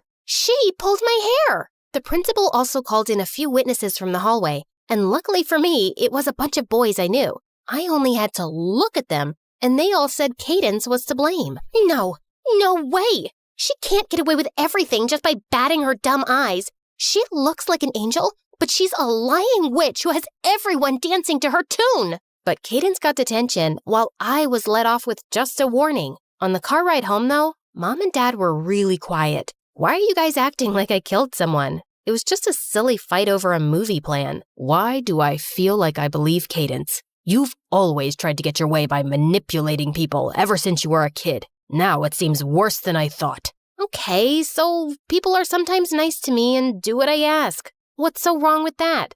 We'll talk about this tomorrow. You are grounded for a week. What? Why the heck? Phoebe, enough. You heard what your dad said. I felt really mad at both of them. But the next morning, I found them waiting for me in the dining room with a small box on the table. What's this? Something to cover up your eyes. You need to learn that life isn't so easy, and you can't just get whatever you want. Inside the box were brown contact lenses. They were the color of mud. Are you kidding me? You think I'm gonna wear those? You have to wear them if you want to continue going to school. I looked over at my mom, who wouldn't even look me in the eyes. But I could tell Dad was completely serious, and Mom just didn't have my back. With angry tears, I grabbed the box and ran out of there. It took me a few tries to wear the contacts, but I finally managed. And I hated what I saw staring back at me in the mirror. It wasn't me. At school, I was hoping by some miracle no one would notice. But of course, everyone did. Why are your eyes suddenly brown? Did your evil spell finally wear off once you got all your wishes? Everyone's comments made things hard because it felt really embarrassing to say my dad was making me wear brown lenses. I made up some lame excuse about how the doctor had recommended them for an eye condition, but it didn't seem to convince anyone. And suddenly, no one seemed to care about me much. Luckily, a month later, Dad's job caused him to transfer to another state. A fresh start was exactly what I needed. No one in school there would ever know I had blue eyes before. But it was quite strange walking into this new place and not having anyone pay much attention to me. My classmates seemed pleasant enough, but everyone just went off with their groups at lunch. I was sitting outside having lunch under a tree when someone dropped down next to me. Hello, mind if I join you? You already have, and I don't mind at all. Good, 'cause I'm too tired to get up anyway. Plus, I've been waiting for someone new to show up for ages. All these other girls just talk about boys and makeup, and they think they're from another planet. Or they think I'm from another planet, I'm not sure. Her name was Grace, and I warmed up to her instantly. We quickly became close friends, but I just couldn't tell her my stupid secret. A few weeks later, we were sitting on the gym floor making decorations for an event when some guys started playing basketball. And suddenly, the ball came flying at me and hit me smack in the face. I opened my eyes, and looking down at me was a gorgeous boy with black hair and the deepest blue eyes ever. Had I died and gone to heaven? Hey, are you okay? Of course she's not okay, you moron. You could have killed my best friend. Help me up, will you? Grace pulled me up, but my knees gave way and the boy swept me up effortlessly. He carried me to the bleachers and said he'd be back with some water. Phoebe, are you okay? Yeah, I'm fine. I see. Yeah, you aren't fine. And if he has his way, you never will be again. What do you mean? Just then the boy returned with a water bottle and knelt beside me. Really sorry. We should have been more careful. Oh, don't worry. I don't mind. I mean, it's just a ball, not a rocket. Now that would hurt. I don't know what I'm saying. Maybe I have a concussion, but I'm okay. O-Y-A-K. See? I can still spell. He just smiled at me and ran off to his friends. What a blubbering idiot. I turned to Grace and saw she'd already left. Later that night, I got permission from my parents to stay over at Grace's. So tell me, what do you know about the gym boy? That's Levi. He's my older brother. You're what now? Yeah, I know. Different set of genes. But Phoebe, he's a heartbreaker. He changes girlfriends faster than he changes underwear. He knows he's good looking, and he uses it to make girls like him, and then bam! 2 weeks later, some girl is crying in the school bathroom, and he's got a new girlfriend. Really? But he seems sweet. How would you know? He's my brother, and I'm telling you, he's a jerk. Is he here? Like right now? Yeah. But you don't want to talk to him, right? You're here to have a slumber party with me, and I just told you he's a jerk, right? Gotcha. but I couldn't get Levi off my mind. Grace messaged me on Monday that she had the flu and wasn't coming to school, and I decided this was a great chance to talk to her brother. On the bus, I was thinking about what I'd say to him when someone sat down next to me. Sorry, seats in the back are full. Holy lady luck! It was Levi, but it seems like he hadn't recognized me and just started reading a book. What you reading? He turned the cover to me without looking my way. Oh, nice. I've never read that. Okay, good to know. Wow, he did seem like a bit of a jerk, but I wasn't giving up yet. If it's good, maybe I'll read it. I'm the girl from the gym, by the way. The one you hit with the basketball. I know that. I didn't have memory loss. It's just that you're Grace's BFF, and she told me to stay away from you. That's strange. She didn't say anything to me. And why can't we all be friends? Grace was down with some virus and couldn't attend school for 2 weeks, and I ended up spending all my time with Levi. He was gorgeous, but he was also funny and thoughtful, and I just couldn't help liking him. And I had a feeling he liked me too. But when Grace returned, she was furious seeing us together. So what? You've replaced me with Levi now? Of course I haven't. You weren't here, and we just started hanging out. And now you're in love with him, aren't you? Even after what I said, doesn't take anyone too long to fall in love with Levi. He gets anything he wants. I was upset that Grace was mad, but I didn't want to give up on Levi either. Later that day, as I was running an errand, I passed by a cafe window and stopped in my tracks. Levi was sitting there with some blonde girl I'd never seen before. He suddenly spotted me, and I started walking away quickly. Phoebe, please stop. It's not what it looks like. It's none of my business, Levi, so no need to explain. I obviously misread some signs. You should go back to your girlfriend. 2 weeks, and it's time for a new girl, yeah? Just like Grace said. She said what? That you're a heartbreaker? And that you change girls faster than clothes, and that I should stay away from you? Phoebe, she made that up, okay? I went out with her best friend a year ago, and things ended badly between us. She blocked out Grace too and moved away, and it broke Grace's heart. In fact, that girl in the cafe is my ex. She's in town and wanted to return some things. And you didn't misread any signs. I like you a lot, and I was planning to ask you to the winter dance. I need to talk to Grace first, okay? I had a heart-to-heart with Grace, and she admitted that she'd lied about Levi. I know he's a good guy, but I don't want to lose another friend. Pinky swear, no matter what happens between me and your brother, we'll stay friends forever. We decided to go shopping together for the winter dance, and I found a beautiful blue dress. As I looked in the dressing room mirror, I suddenly took my contacts out and called Grace. What happened to your eyes? I told her all about how I'd get whatever I wanted because of my eyes, so my parents made me cover them up. That is ridiculous. They can't make you do that. I know, but maybe it hasn't been the worst thing. I got you and Levi, and it has nothing to do with my eyes. But yeah, I think I just want to be myself now. When I got home, I walked into the lounge where my parents were watching TV. What have you done? I'm tired of covering up my real eyes. This is who I am, and I won't hide it anymore. I'm done with your controlling nonsense. You'll do what I say as long as you live under my roof. Then maybe I won't live under your roof. I went upstairs to gather my things so I could go stay at Grace's house when suddenly Mom came in. I need to show you something. She pulled out contacts from her eyes, and they were the brightest blue, just like mine. Your dad hated the attention I attracted, and after we got married, he made me cover them up. But you're brave to stand up for yourself, and I don't want to let you down again. I'm leaving with you. We packed our things and left Dad for good. We checked into a hotel until we could find a place, but for the first time, I saw Mom happy and free. The next day, I put on my blue dress for the dance, and Levi came to pick me up. Grace told me about your eyes. You look beautiful. You think so? Yeah, but no matter what color they are, I'd think that anyway.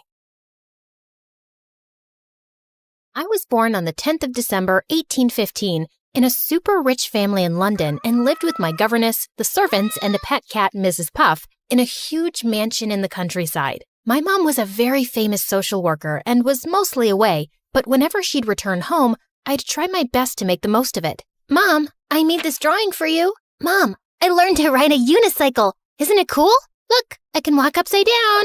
It was like everything I did was to impress Mom. Ada, I don't want you wasting your time in these senseless things. Darling, you are made for greatness. I will have the best tutors in the world for you. Mom was pretty bent on making me stop wasting my time, so she hired an army of tutors to teach me at home. I was being taught everything, from mathematics to astronomy, from literature to history. I was even learning French and Spanish, but I just couldn't sit through the lessons. They seemed so boring. Every time my teachers would start a topic, I'd want to go out and play, which I wasn't allowed to do because Mom had set all these rules for me to follow, a proper timetable, and even a meal plan. But then I found a way to make it work. I promised my teachers that I'd study if they gave me multiple breaks throughout the day, and they agreed. After every lesson, I'd go out and enjoy the weather, and it made learning fun for me. With the best teachers in all of England, I started to finally like studying, and my curiosity about things just kept growing. I'd lay my eyes on something and wanted to know how it worked. Why does the wind blow? If the earth is spinning, why don't we spin with it? Why aren't we dizzy? Where does the rain come from? And why is the rainbow always an arc? Why is it not a circle? One time, I wrote a poem about rainbows and read it to my mom. I thought I did a pretty good job, but Mom looked royally pissed. Ada, what is all this? Poetry? I hate it. I am giving you this lavish life far away from all the worries and troubles of the world, and you waste your time writing poems of all things? I hate poems. I'm going to get you new tutors. Looks like you have too much time to waste. Saying that, she went to her room where I was never allowed to enter because she always kept it locked. Mom thought I was some dumb kid who couldn't pick a lock and enter her room. As a matter of fact, I had known what she was hiding in that room right from the start. My dad. Actually, pictures of my dad. I had heard the servants often talk about him. My dad was a very famous poet. He was basically the first celebrity of England. He was sort of like a rock star of his time and had a massive fan following. People from far away would come to listen to his poetry, and that didn't sit well with my mom. My mom hated his work, and they'd argue so much that when I was just 2 months old, he moved away and never looked back. Mom didn't want me to be like him, and that was the reason she wanted me to always be super busy with studies. But Mom forgot I was my own person. Yeah, I had started to love science and mathematics, but I also loved something else that I don't think my mom ever experienced. Having fun. Like, everyone knows how fun it is to play in the mud and run like crazy in the rain. But for Mom, it was a big no-no. She would constantly be telling me to sit, stand, eat, and even breathe like a proper lady. One time, when I was about 12, we had a party at our place, and Mom made me wear the most uncomfortable dress ever. It was so tight that it just made me wonder how women could breathe in it. As everyone danced and enjoyed themselves, I just wanted to get some fresh air. So I went to the garden, and it was then that I saw it. A nest on a tree. It was about to fall. I quickly got into action and climbed the tree. Thank God Mom wasn't there. But then, out of nowhere, I heard her yell. Dear God, Ada, what in the world? You are wearing such an expensive dress. Ugh, it's ruined now. I held this party to introduce you to Augustus, the best math teacher in all of Britain, and this is how you behave? But Mom, the little birdie's nest was about to fall. I had to fix it. This nest was more important than this stupid dress or anyone else. You see, my lady, why I was refusing to tutor your daughter. Math, science, these are not the fields women should worry about. I suggest you teach her how to cook, clean, and yes, some manners too. Saying that, the man left, and Mom, wow, she literally went berserk, and I got the lecture of a lifetime, and it was then that it happened. I felt a shooting pain in my head, and then everything turned dark. When I woke up, I was in my bed, and it turned out I had a headache called a migraine. I was put on bed rest for not just 1 or 2 days, but for a whole year. Just in the first week, I felt like I was going to go crazy from boredom. I had solved tons and tons of puzzles, played all the board games in the house with the servants, read so many books, and I was still bored. But then one day I saw something amazing. The nest that I had saved had chicks. I was so happy over the coming weeks. I saw each chick, one by one, leaving the nest, and it was because of them that I fell in love with flying. I poured my heart into researching how to fly and called the subject flyology. I gathered supplies and even built wings. I so wanted to try them on and see if I could fly. But Mom, she thought it was a waste of time thinking about a machine that could never be made. In reality, if Mom could only see the world now.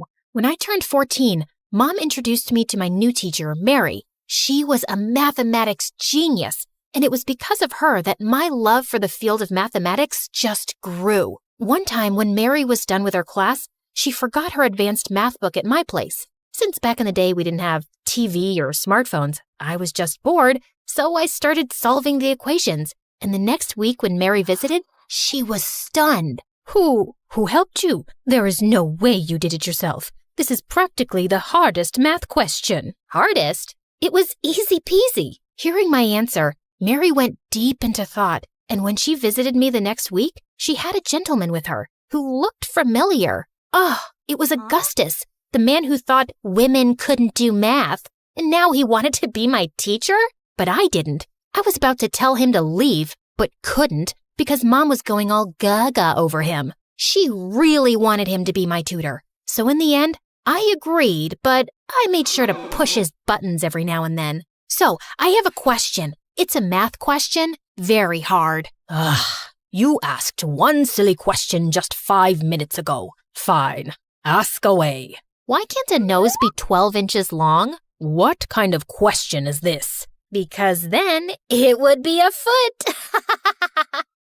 But it was funny. I guess I needed to cut Augustus some slack. He was a nice guy and taught me everything I needed to know about math. I know I was his favorite student. He never said it himself, but I did find his letters in Mom's drawer one time in which he told Mom that I had the potential to be one of the greatest mathematician minds in the world. One time when I was 17, Mom and I were invited to Mary's house for a ball. She was getting engaged, and to be honest, the party was boring. Like, there was no one I could talk to. All the girls my age wanted to talk about were boys, babies, and baking. Oh my. Look at your 9 o'clock. No, 3 o'clock. That guy is totally checking you out. Wave your fan. Say hi to him with your fan. Sweet lady. You look so pretty tonight. My thoughts about you keep multiplying by 10. I hear you love numbers. So, how about we dance? Cringe. I need something to eat. I feel like I'll faint if I don't eat something fast. Saying that, I hurried to the food table, and just as I grabbed the last donut, someone else took it. And when I saw who it was, I felt like a deer in the headlights. It was Charles Babbage, a science genius who had been building a giant calculating engine, or as you call it today, a computer. Oh my God, a big fan of your work.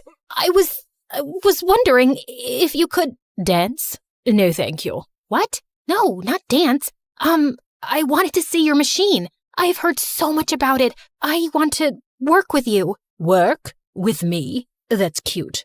Please excuse me. What huh? Well, I was determined to see his invention, and when I told Mom, she pulled some strings, and Charles had to finally invite me to a showing of his machine, which was still not complete. The moment I laid my eyes on it, I was in absolute awe. The man was a genius. His machines had like 25,000 parts, and once complete, could perform all types of complex calculations. The man was working on the very first computer, and I wanted to learn from him. It's marvelous. I have never seen anything like this in my whole life. How about you teach me about this marvelous machine, and I can help you make it better? Oh, wow. You think you can just make it, better? I have spent years and years working on this, and you think you can make it better? No way. Are you always such a jerk, or do you just show off when I'm around? And by the way, why do you have to repeat the same steps over and over again for a simple addition? Saying that, I turned to leave, but I guess what I said made perfect sense to him, and he stopped me in my tracks. The repeating steps again and again. It was on my mind, but no one, not even the best scientists, could understand that part. But you did. You really want to learn from me? Help me make this machine better? Fine. I'll have you as an apprentice, but only if you first translate the manual book for the machine from French to English. OMG, was this really happening? Oh, yes, it was. I was pretty glad Mom had me take French classes when I was a kid. It took me 9 months to translate the piles and piles of notes. As I understood his designs more and more, I added my own notes on how to make things better. By the time I was done translating, I had over 30 notebooks. But it was all worth it, because I realized Charles's machine, when finished, could even print, create graphics, play music, all along doing complex calculations. The man had hit the jackpot. But when Charles saw my notes, he looked confused. I was so sure I did everything right. Did he find some mistake? Were my calculations wrong? Did I blow my chances of working with the Charles Babbage? Look, I can do it again. Do it again? Nonsense. Ada, this is extraordinary. Everything you've written makes so much sense. With you by my side, I am so sure this machine will be a success and even better. Charles was so happy with my work that he started calling me the magician of numbers. He even got my notes printed and distributed to all the mathematicians and scientists in England. It was incredible. Just like Charles, I didn't go to school, college, or university, and here I was, standing shoulder to shoulder with the greatest minds of all time. After that, there was no stopping me. I officially started working with Charles, and he not only became my mentor, but also my best friend. Soon, we decided to make a new machine called the Analytical Engine. While working with Charles, I developed the first algorithm ever. It could calculate advanced algebra equations. Together with my algorithm and Charles's machine, we were creating the world's first mechanical computer. A few years later, I got married and had 3 children, but I still worked with Charles, even from home. Every day I'd write letters to him since he lived nearby. We were exchanging letters like 6 times a day. It was totally like texting. One day, I was home with my kids when I got the worst news ever. Mom was sick, so I visited her. I stayed with Mom for a week, and it was during those days that I told her about what I'd been working on. I wasn't expecting it, but Mom, she looked so happy, and then she said the most amazing thing ever, something I never thought I'd hear her say. You make me feel so proud every day with your courage, kindness, and hard work, Ada dear. I am sorry for being tough on you when you were a kid. I came from a family where women weren't allowed to study, and I wanted you to have every opportunity to be educated. Ever since you were a kid, I knew you could do far better than your dad or me, and I am so happy I was right. Mom, everything I am today, it's because of you. I love you. Once I returned from Mom's place, I got back to work, but then our big project came to a stop when Charles was out of money to build. He asked me to visit Queen Victoria and ask her to fund our project, but how could I? The woman basically hated me. Yeah, I had beef with the Queen after I stepped on her gown at a party and didn't recognize her. Oh God, this was gonna be so hard, but I had to do it. For Charles. I went to see the Queen and explained everything to her. I wasn't expecting it, but she agreed to help me. I was ecstatic, and when I broke the news to Charles, he was thrilled. Oh my God. Thank you so much, Ada. How can I ever repay the favor? How about you make me the CEO of Babbage's machine? CEO? You can be chairman, president, anything you want, because it's a fact, Ada. With your code, this machine will reach new heights.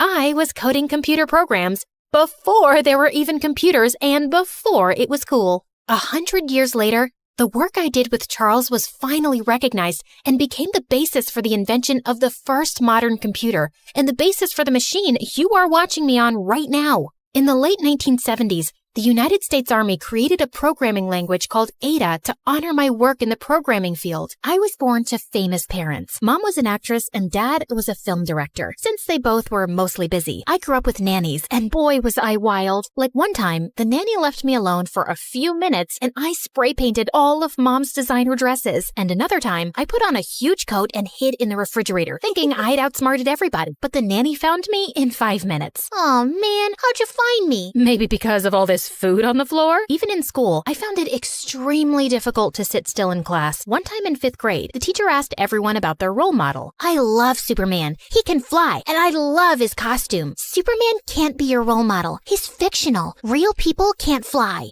Even I can fly. Watch me. I jumped and crashed right into the meanest girl in class, Jessica. Her mom was a famous actress too, and Mom always said she got lucky without any talent. I just thought she was ugly. Anyway, Jessica broke her arm, and after that, that day, we became sworn enemies, always trying to one-up each other with pranks. She would stick glue to my chair, and I would fill her lockers with slime. But the worst was when she spread mean rumors about Mom. I've heard that Nora's mom wears a wig and never leaves the house without makeup because she's ugly. At least in her case, makeup helps. Your mama looks like a potato no matter how much makeup she uses. Don't talk like that about my mom, and you shut your filthy mouth about mine, you little snake. Jessica pounced on me and pulled my hair. I punched her nose, and we both fell on the ground fighting, and we both landed in detention. Growing up, my parents tried everything from therapy to music to calm me down. But what finally worked was dancing. It felt great to finally have an outlet for all my energy and to find something I was good at. But then a week before my 17th birthday, Dad came home looking really upset. Apparently, this was his 5th movie in a row that had flopped, and no one wanted to work with him anymore. He was home all the time and constantly whined. Meanwhile, Mom continued getting more famous and traveling the world. I missed having her around, but kept myself distracted with dancing. Then one day during lunch, I was learning a new dance routine when someone tapped on my shoulder. "You're doing that wrong." "Excuse me?" The girl showed me a much cooler step, and I was blown. That was amazing. "Can you teach me that?" "I'm Nora. I know. I actually love your mom. I'm such a big fan.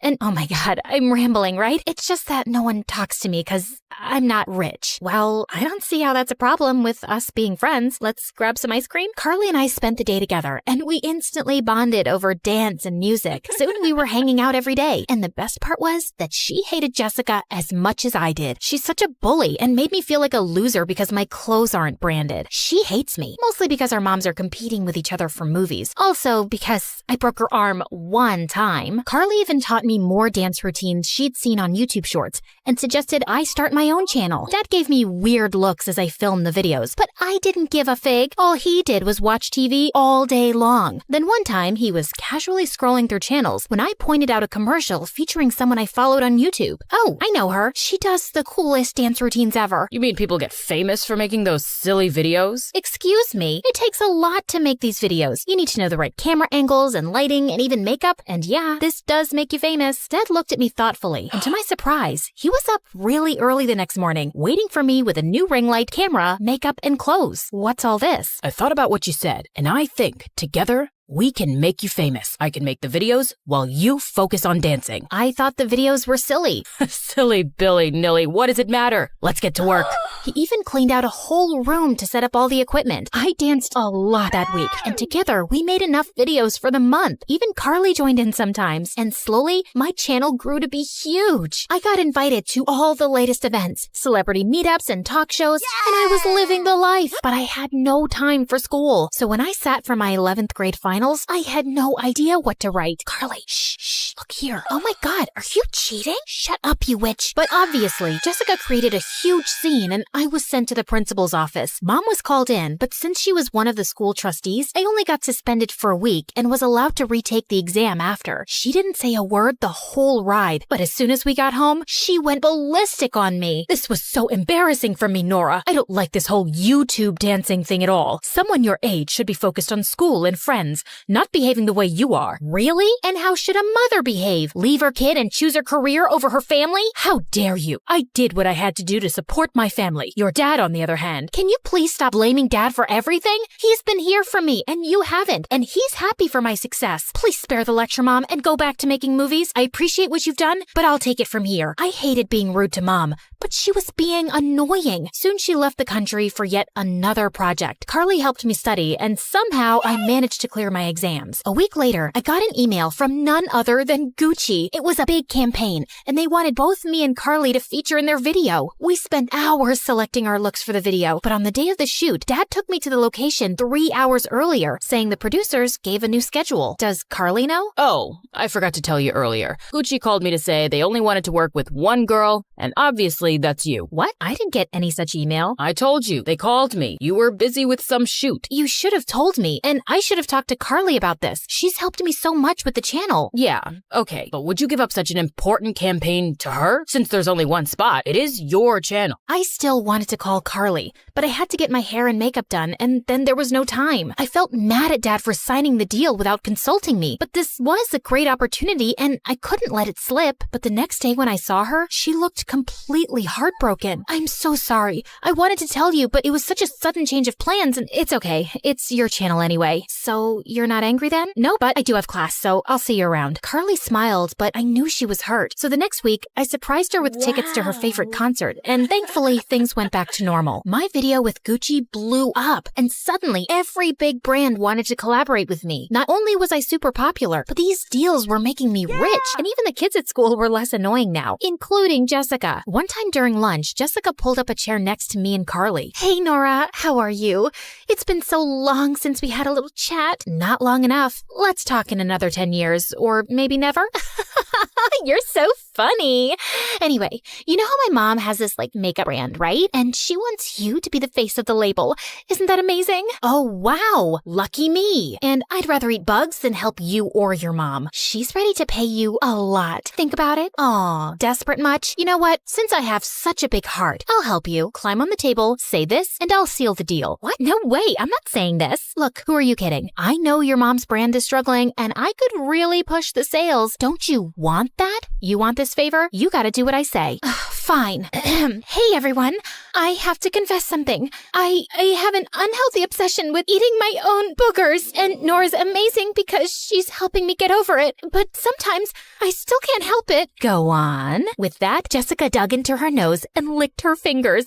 I could see everyone making disgusted faces as she turned bright red and she ran off. I couldn't stop laughing. Now that was fun, right? No, you didn't need to humiliate her like that. What do you care? You hate Jessica just as much as I do. I do, because she was a bully. And right now, you are one too. I only gave her a taste of her own medicine, and I'm not sorry about it. Well, you should be. With that, Carly turned around and left. I wanted to stop her and explain myself, but then why should I? Jessica has always been horrible to me. I didn't need to feel bad. After that day, Carly started avoiding me. I tried to talk to her a few times. Then I got busy with shoots, and there was never a good time. Finally, it was time to shoot for Jessica's mom. But as I was getting my makeup done, I saw an article about how her products used substandard ingredients, even some that were banned. Dad, will you look at this? It looks like these makeup products are full of toxins. I can't tell my followers to use these. Yes you can. Who cares if these products are harmful? All you need to do is go up there, smile, and say it's the best makeup you've ever used. But that's lying. Listen, Nora, we've signed the contract and got a lot of money for this, so we can't back out now. If we do, they'll sue me because I'm your legal representative. I knew endorsing these products was wrong, but if I walked out at the last moment, Dad would get sued. So I decided to shoot the video and get it over with. But I couldn't stop thinking about how I'd lied for a few bucks. It kept nagging at me all night. And the next day, I told Dad I wanted to take a break. No way. We've taken an advance on all your sponsorships. I don't care, Dad. I started this channel to dance and have fun, and now I'm lying to make money. I don't want to do this anymore. Just give all the money back. You don't understand, Nora. I can't give the money back because you lost it? I turned around to see Mom walk in. Go on. Tell her about how you lost all the money in some shady internet scam and how you need more money to do this all over again. What? Dad, is that true? You stole my money? No, I never meant to steal it. I just borrowed it to invest so I could use the profit to fund a movie project I've been working on. But I swear, I intended to return every single penny. I had no idea the investment scheme was a complete scam. I'm so sorry. I don't even know what to say. How could you? I'm sorry for not being there before, Nora, but I'm here now, and I won't let you stay with this man for another second. You can't just leave. Watch me. Mom took me to her holiday home that evening. She even promised to pay back all the money to Jessica's mom and get my name out of the deal before they released the video about her makeup brand. But the next morning, I woke up to people screaming my name outside. I wanted to see what all the ruckus was about, but Mom stopped me. Don't go out there. Why? Who are all these people? A video of my conversation with Dad before the makeup shoot had gone viral, where I was protesting against doing the shoot, and he asked me to lie. I was losing followers, and sponsors were canceling contracts by the second. But it was worse for Dad. People were calling him a liar, a fraud, and much worse. I didn't go to school that day, but when I told Mom to drop me off the next day, she was hesitant. I don't think that's a good idea. Let things cool down. I'm not gonna sit at home like a scaredy cat, Mom. Despite Mom's protests, I left for school, but just as I entered, Jessica jumped on me from nowhere. You witch! How dare you insult our brand after we paid you the money and did everything you said? Get off me, you dinosaur. I said those things because that's the truth. And drop the act. It was you who uploaded the video with Dad to ruin my name, so we're even. Are you dumb? Why would I upload something that says bad things about my mom's brand? We're undergoing an investigation now. That did make sense, but if this wasn't her, then who? I was wondering who it could be later that day when Carly walked up to me. Okay, don't kill me, but I did something horrible. I was at your set that day, and it was me who posted the video. You? What? Why? Because I didn't know how else to make you stop working with your dad. He's so manipulative that you just weren't seeing that. He makes you do things you don't even want to do. But you're not a bad person, Nora, and I couldn't stand you turning into one. So I did this, and now you can hate me forever. Oh my God, just shut up and listen to me. I already told my dad that I wanted to take a break, and I'm done working with him. I can't lie to people. I'm even kind of relieved that my sponsors have backed out. You did? So that means you're not mad at me? Of course I'm mad at you for not talking to me before posting the video, but I understand why you did it. So do you think we could be friends again? Maybe. Probably. I was born in a small town to a single mom who always celebrated my interests and made sure I felt valued. Since I was a little girl, I've always loved singing and performing, and Mom always supported me. When I was 8, I participated in my school's talent show with a singing act. I was so excited, but when I got on stage, the nerves hit me and I started shaking like a tree in the wind. And when I looked out into the audience and saw my mom smiling up at me, I knew I could face my fears and give a great performance. Don't worry, honey. You've got this. Phew. Okay. La la la la la. Yeah, I used to get some stage fright when I was younger. I loved singing more than anything in the world, but sometimes my nerves got the best of me. All of that went away after my friends told me how good I was. You're like so talented. Really? Totally. I wish I could sing like you. With my mom and friends supporting me, I felt unstoppable. So when all that was taken away, it was, well, difficult. When I was 13, I got the opportunity to audition for a prestigious performing arts high school called Cole House. I came in prepared with my very favorite song, La La La La La. Incredible. Superbly performed. It had been my dream ever since I was 8 to attend, so I was thrilled when they offered me a spot the following fall semester. Cole House was all the way in New York City. I'd only ever been there once to see the Phantom of the Opera on Broadway, so the idea of going there to live was intimidating. It was a boarding school, so I would be away from home for the first time in my life. My home friends wouldn't be joining me. They were all staying back to start regular high school in our hometown, but they were so excited for me. Go get 'em, Greta. We can't wait for you to take NYC by storm. It would also be the first time my mom and I lived apart. Though I hated the idea of being away from her, I knew I needed to follow my dreams. And of course, my mom was super supportive. I'm so proud of you, honey. She dropped me off at the train station and waved goodbye. See you in a few months, my Broadway star. As soon as I stepped foot in Manhattan, all sorts of doubts started creeping in. What if I don't make any friends? I'm not a good enough singer for performing arts high school. Maybe I should just go back home. My fears just got bigger and louder when I stepped foot in my new school. It was gorgeous, with high vaulted ceilings and brightly painted classrooms. Just as I was looking up at the beautiful stained glass windows, I was suddenly shoved to the ground by a pretty girl. Oh, sorry. Didn't see you there. How rude. Could she tell I was out of place here? I didn't have too much time to think about it because my first class started in 2 minutes. I ran down the hallway just in time for the bell to ring and sat down in the last open chair right across from the girl who shoved me. Just my luck. I see you've met Lena. She's a pill. A boy sitting right next to me with curly hair and a cute smile put out his hand. Hi, I'm Daryl. I'm Greta. Nice to meet you. You must be new here. Was it so obvious? It was like I had a sign on my forehead screaming, New Girl. Daryl must have noticed my concern. I just haven't seen you around here. I would have noticed a pretty girl like you. I hoped he couldn't tell I was blushing. Yeah, I just moved here from Skaneateles. Never heard of it. It's a tiny town. I really love it there, but I couldn't miss the opportunity to go to school here. Cole House is pretty incredible, and this is my favorite class. Mrs. Larimer is the bomb. Just then, a tall woman with a long braid and huge green glasses entered the room. Hello, class. I see some familiar faces. I see some shiny new faces. For those of you who don't know me, I'm Mrs. Larimer, and this is Singing for the Stage. I looked around the classroom and saw a lot of smiling, eager faces. It seemed like a lot of people really liked Mrs. Larimer. I hear we have a new student in school this year. Class, let's give a big Coal House welcome to Greta. Hi, Greta. Nice to meet you. Just then, Lena chimed in. Can't wait to hear you sing. I felt like she was taunting me, like she felt she was better than me. What was this girl's problem? Before I could think about it too much, Mrs. Larimer was addressing the class. Who's ready to present their audition cut? All of a sudden, every student reached into their backpack and pulled out binders full of sheet music. I looked down into my backpack. There was nothing but a pencil box, a notebook, and a bagged lunch in there. Did you not bring your music book? I couldn't believe Lena was calling me out in front of all these people. I just wanted to blend into the brightly colored wallpaper. Don't worry, it's your first day. No one expects you to be ready to perform. Greta, it's your first day, so we'll give you some time to settle and you can perform for us next week. Thanks, Mrs. Larimer.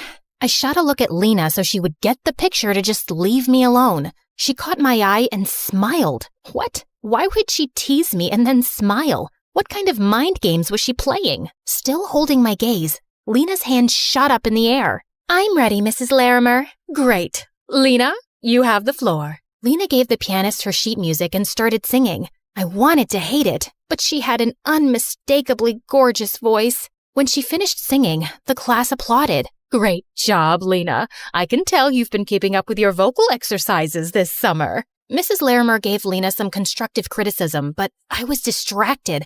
I felt like screaming, yeah, she has a beautiful voice, but that doesn't give her an excuse to be rude. But I just kept it bottled up inside, sitting politely. Who would like to go next? I wondered how anyone could feel confident following such a great performance. I would certainly be intimidated singing after Lena. I was wary of her, but there was no denying that she was a beautiful singer. Before I had too long to think about it, Daryl was standing up from his chair. I'll go, Mrs. Larimer. Daryl handed his sheet music to the pianist and sang a little bit to relay the tempo of his song. Even just hearing that much, I could tell Daryl was good.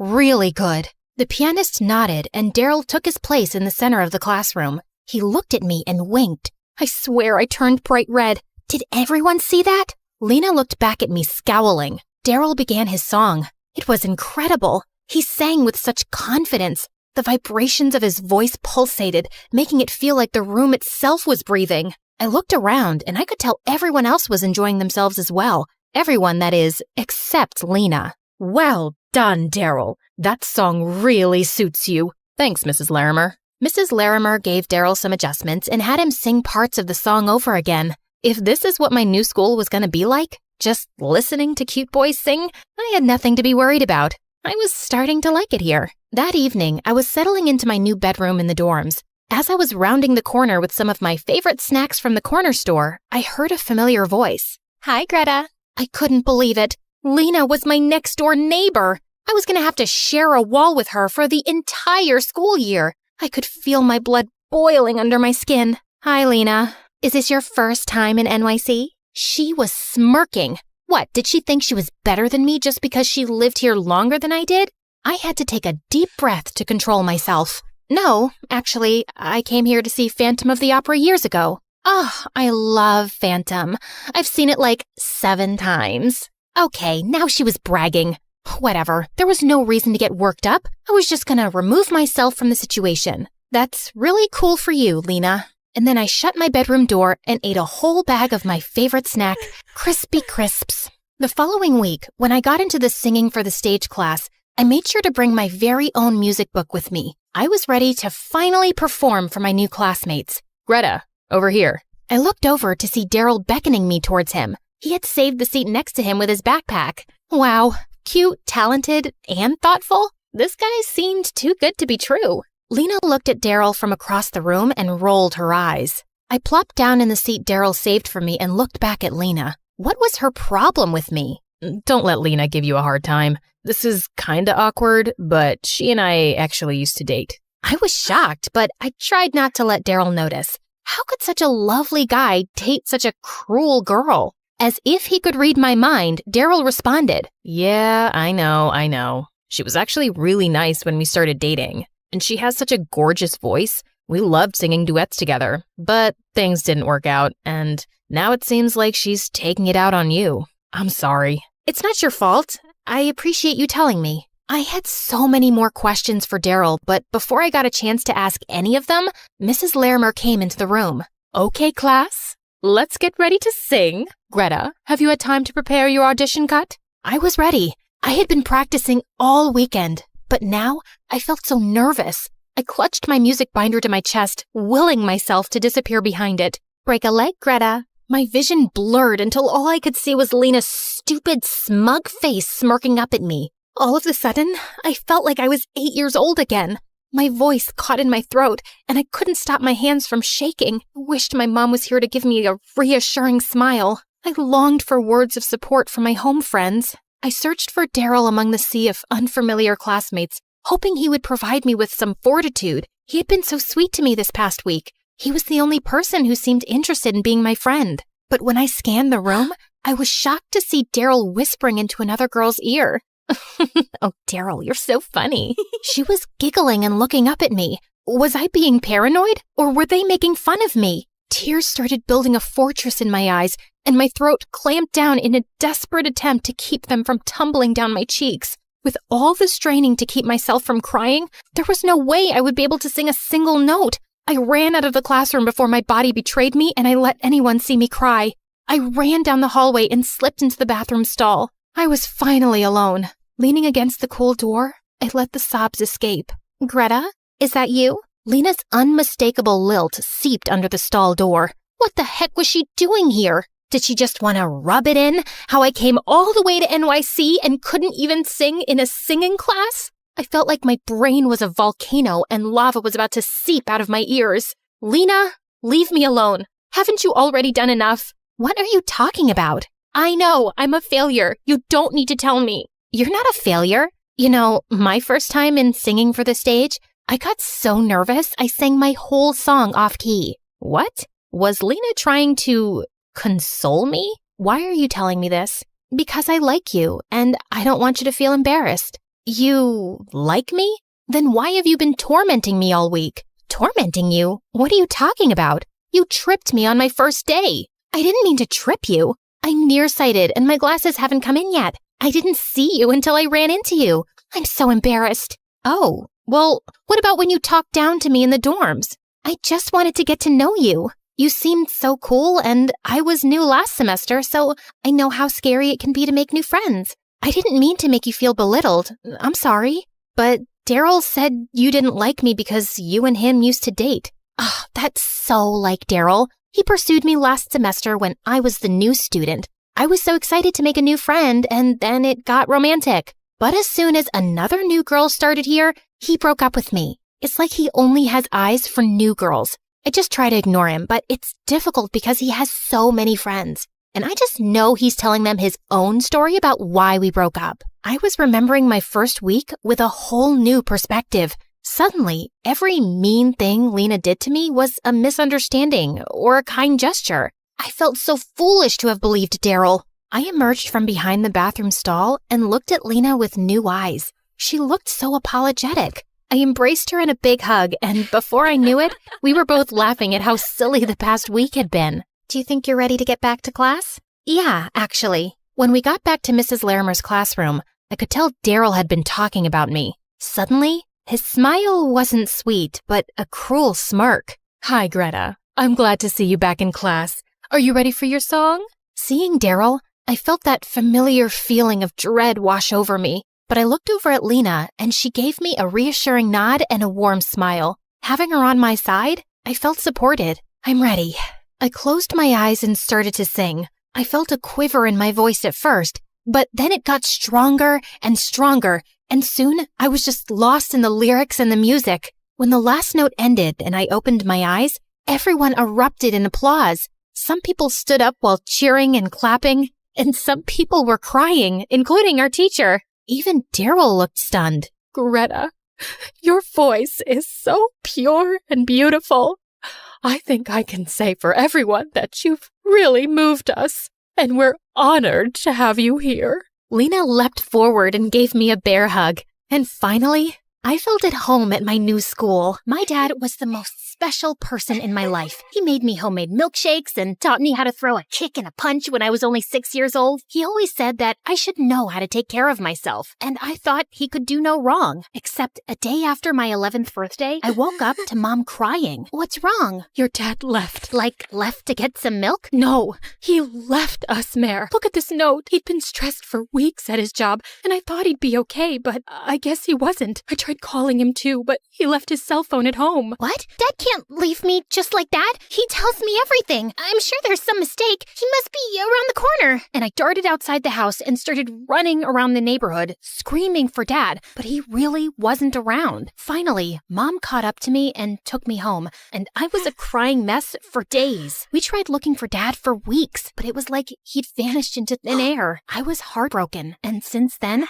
I just couldn't trust anyone around me. What made it worse was that Mom started dating soon after, and she had the worst taste in men. This one time, Mom invited her boyfriend over, and he ended up stealing all her jewelry. And another time, she introduced me to this guy who was arrested a week later for robbing a bank. So, yeah, my home life was a mess, but at least I had school. I was a good student who loved writing poetry, and by the time I was 16, I was writing poems for a small publication and also leading the school newspaper. Life was good until this new guy Xander joined my class. At first, he didn't bother me at all and always had this permanent frown plastered on his face. He hardly spoke to anyone in class, and a few times he was rude to the teacher and got sent to detention. Then one day in the gym, I was sitting on the bleachers when this ball came flying out of nowhere and hit me in the head. Ow! Watch it, morons! I could have died! But you didn't. And you're in a gym class. We're supposed to play here, not sit in a corner and sulk over a notebook. Now give me that ball. Apologize first. Bite me. With that, Xander snatched the ball from my hand and left. I was so mad, I charged after him to give him a piece of my mind. But instead, I tripped and fell right into Rod's arms. He was my senior and the captain of the football team. Girls tripped over each other to get a glimpse of Rod's handsome face and athletic body. And looking into his green eyes, I could see why. I'm sorry, I just lost my balance. And I think I lost my heart.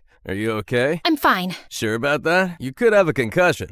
You know, we've never had a chance to talk, but I think we'll have a pretty good conversation. How about we find that out over dinner? I don't eat dinner. Coffee? Nope. Water, then? I'm late for class, but thanks for the help. And I just quickly left before Rod saw my knees shaking. I knew most girls would kill for a date with him, but all men were jerks, so I decided to ignore Rod. But boy, Rod was persistent. He would send me flowers in class, leave chocolates and notes in my locker, and one time, he even showed up at my home in a limousine. I was just trying to figure out how to get rid of him when Mom walked into my room. That boy looks fancy. Yeah, whatever. I'm not interested. He will break my heart like Dad broke yours, and you don't know that. Not all men are the same. Now get dressed and go. I reluctantly agreed to go out with Rod, and it wasn't so bad. He was cute and fun, and he took me to this cool pizza place. So I was wondering, you could date anyone. Why me? 'Cause you're smart. I've never dated smart girls before. Did you just call me a nerd? No, I called you a pretty nerd.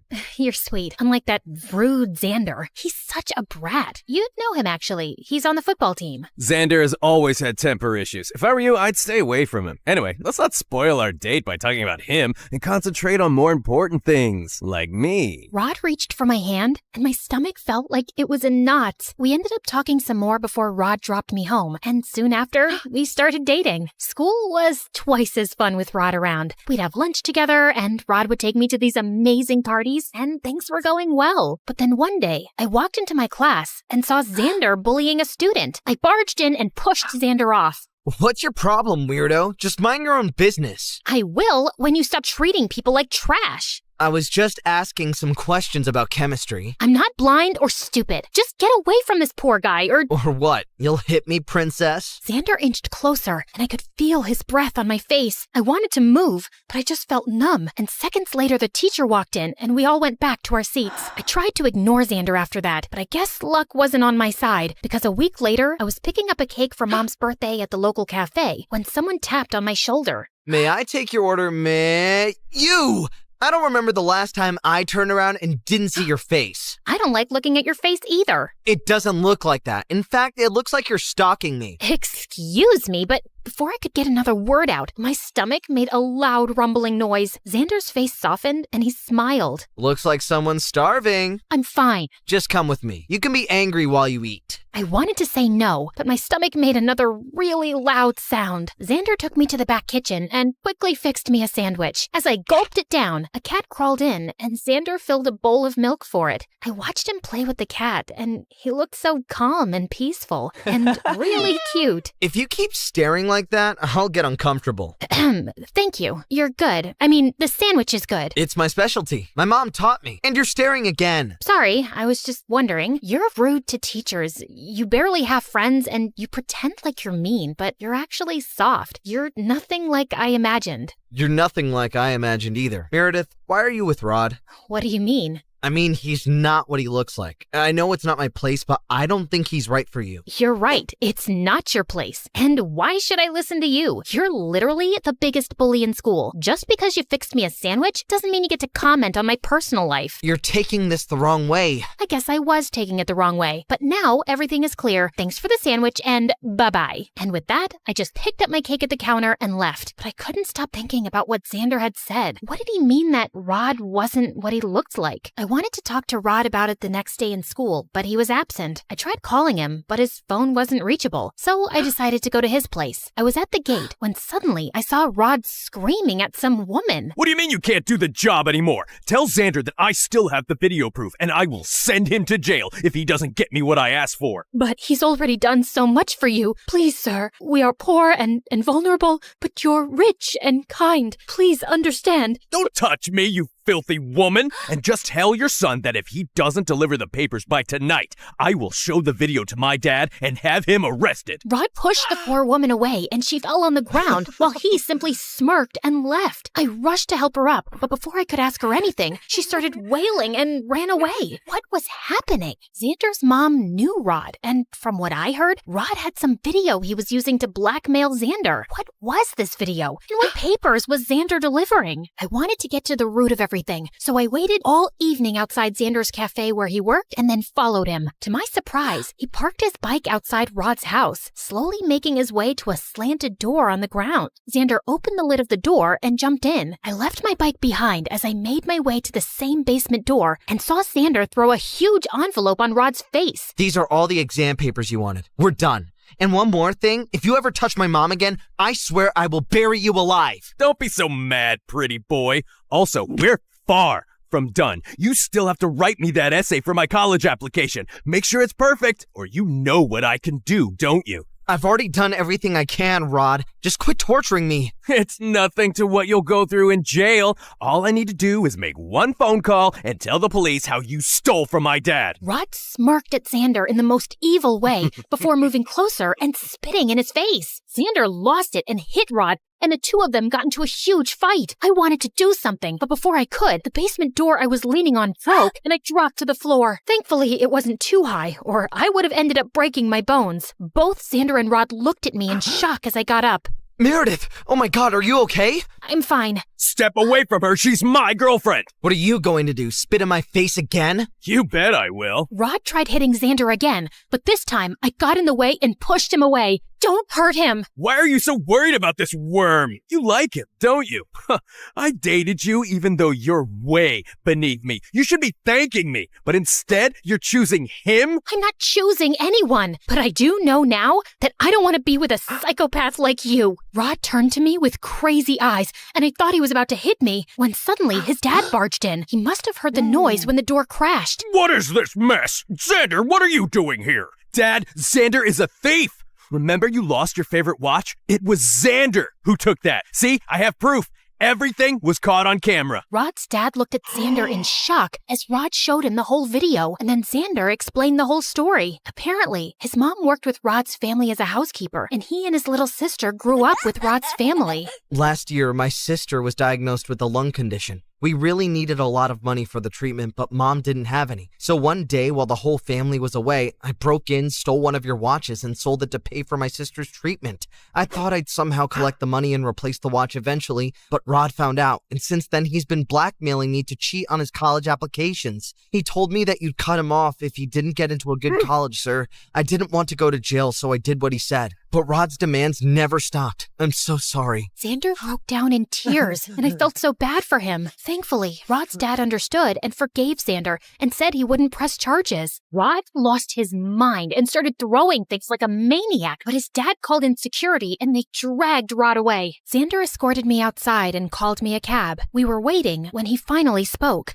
Meredith, I've never said this before because you were with Rod, but I really like you. I always have. You're a good guy, Xander, but I can't be with someone I can't trust. You should have just told Rod's dad the truth. I know, I was a coward, but I felt I didn't have a choice. You always have a choice. You had the choice of being honest. Meredith, I want to go. Saying that, I slid into the cab and left, leaving Xander alone. I didn't hear from Rod again, but Xander tried calling me a million times, and I ignored him. I didn't even want to go to school and felt totally lost. I guess Mom saw that because one night she walked into my room and asked me what happened, and I ended up spilling everything. I loved your father, and I know you did too. He suffered some hard knocks and didn't deal well with it, and it hurt us. But that doesn't mean everyone else will be the same. Well, Rod turned out to be crazy. And what if Xander is dishonest again? Look, he shouldn't have stolen from Rod's dad, but he did it for his family, not out of some greed, and that says something about him. Go talk to him, Meredith. I hugged Mom and rushed to the cafe Xander worked at, but he wasn't around. Luckily, the manager recognized me from before and handed me Xander's address. I went to his place and knocked, and seconds later, a cute little girl answered the door. Hey, is Xander around? Nope, but you can wait. You're Meredith, right? How did you know? Xander told me you were the prettiest girl he'd ever seen, and you are pretty. I didn't say that. I said she's pretty, but she's the smartest girl I know. I turned around and saw Xander behind me. He signaled his sister to leave, and then it was just him and I. So what brings you here? I thought you didn't want to see me. Xander, all my life I've hated my dad for breaking my trust. It's really difficult for me to open up to people. And dating someone like Rod, who turned out to be a complete psycho, messed up my mind, and I just needed some time to figure out my feelings. And have you figured them out? Kind of, but I need you to promise that you won't lie about anything to me. I promise. Now can I ask you out on a date? Depends on how well you kiss. Let's find out.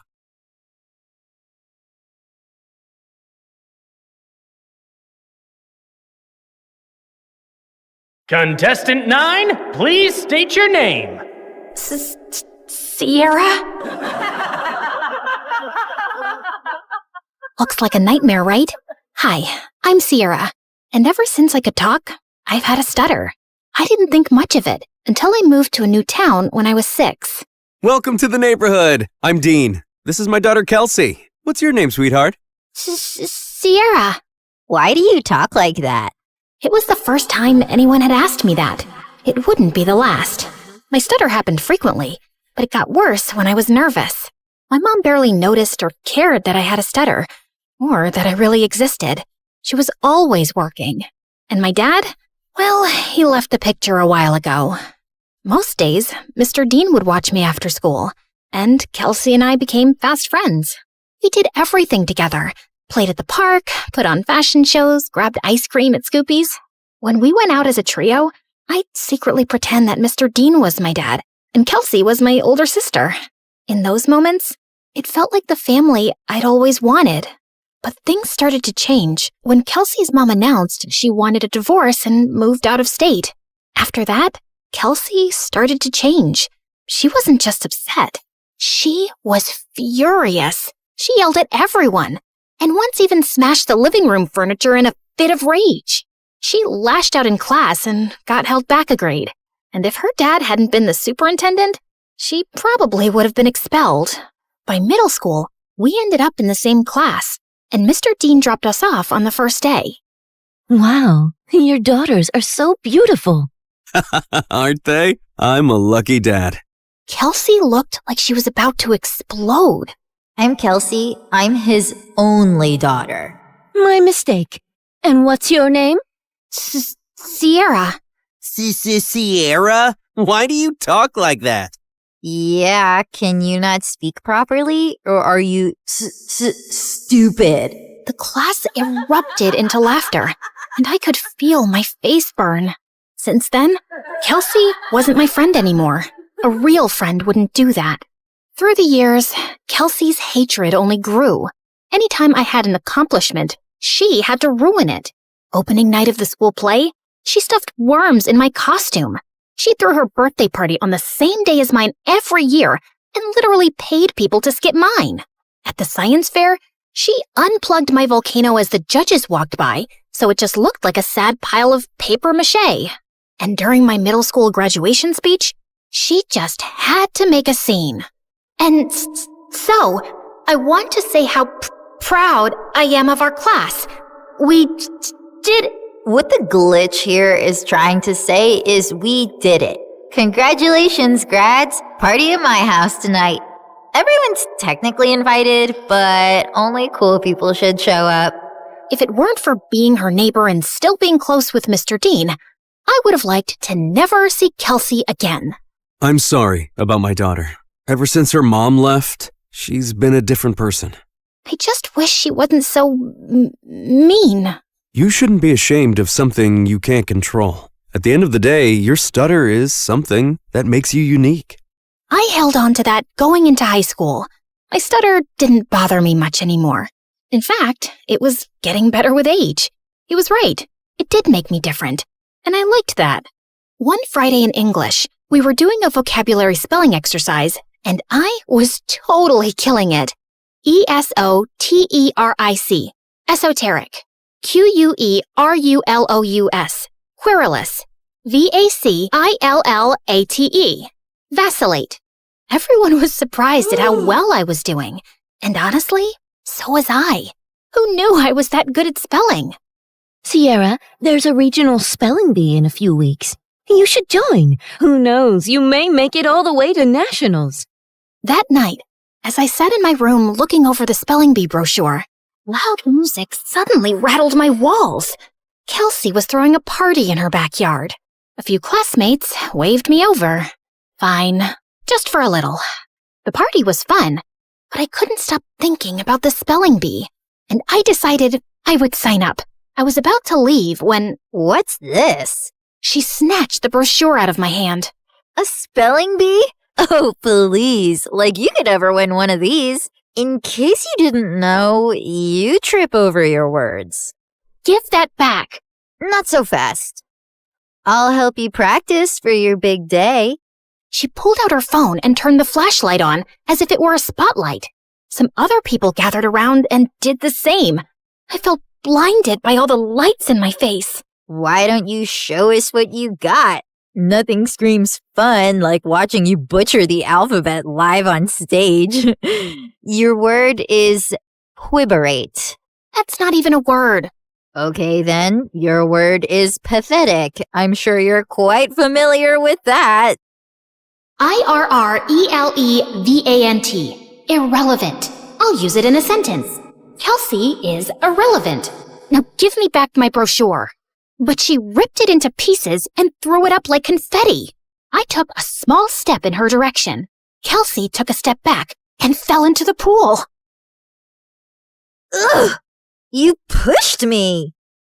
Yeah, right. I didn't push you. Your attitude just slipped. She climbed out and stormed over to me, and I bolted. As I ran, I saw her shoving people in her way into the pool. I made it home and locked the door, just as she started kicking and clawing at it. My heart was racing.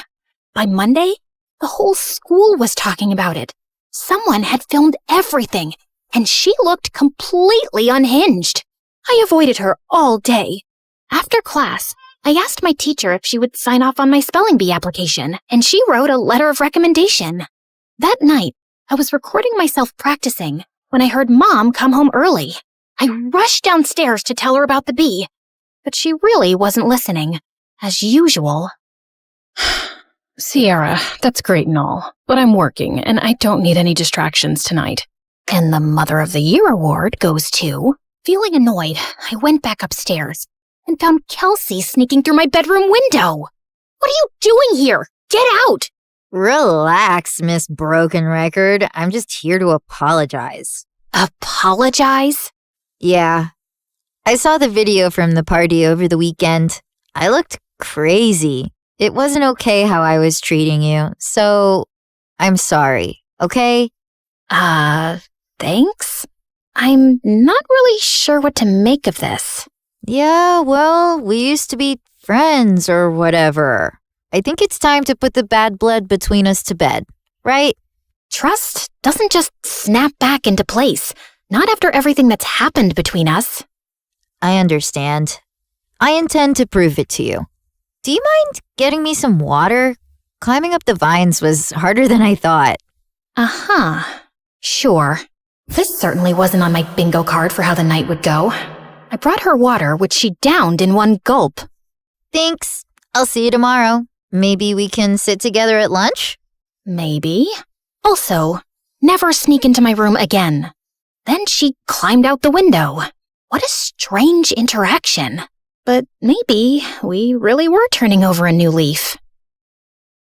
The next day, I walked into class feeling good about the new era I was in, where I tried new things and made up with old friends.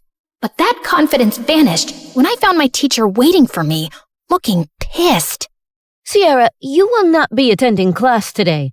I've contacted the spelling bee and pulled my recommendation for your application. What? What did I do? You should be ashamed of yourself. The principal is waiting for you in his office. What was going on?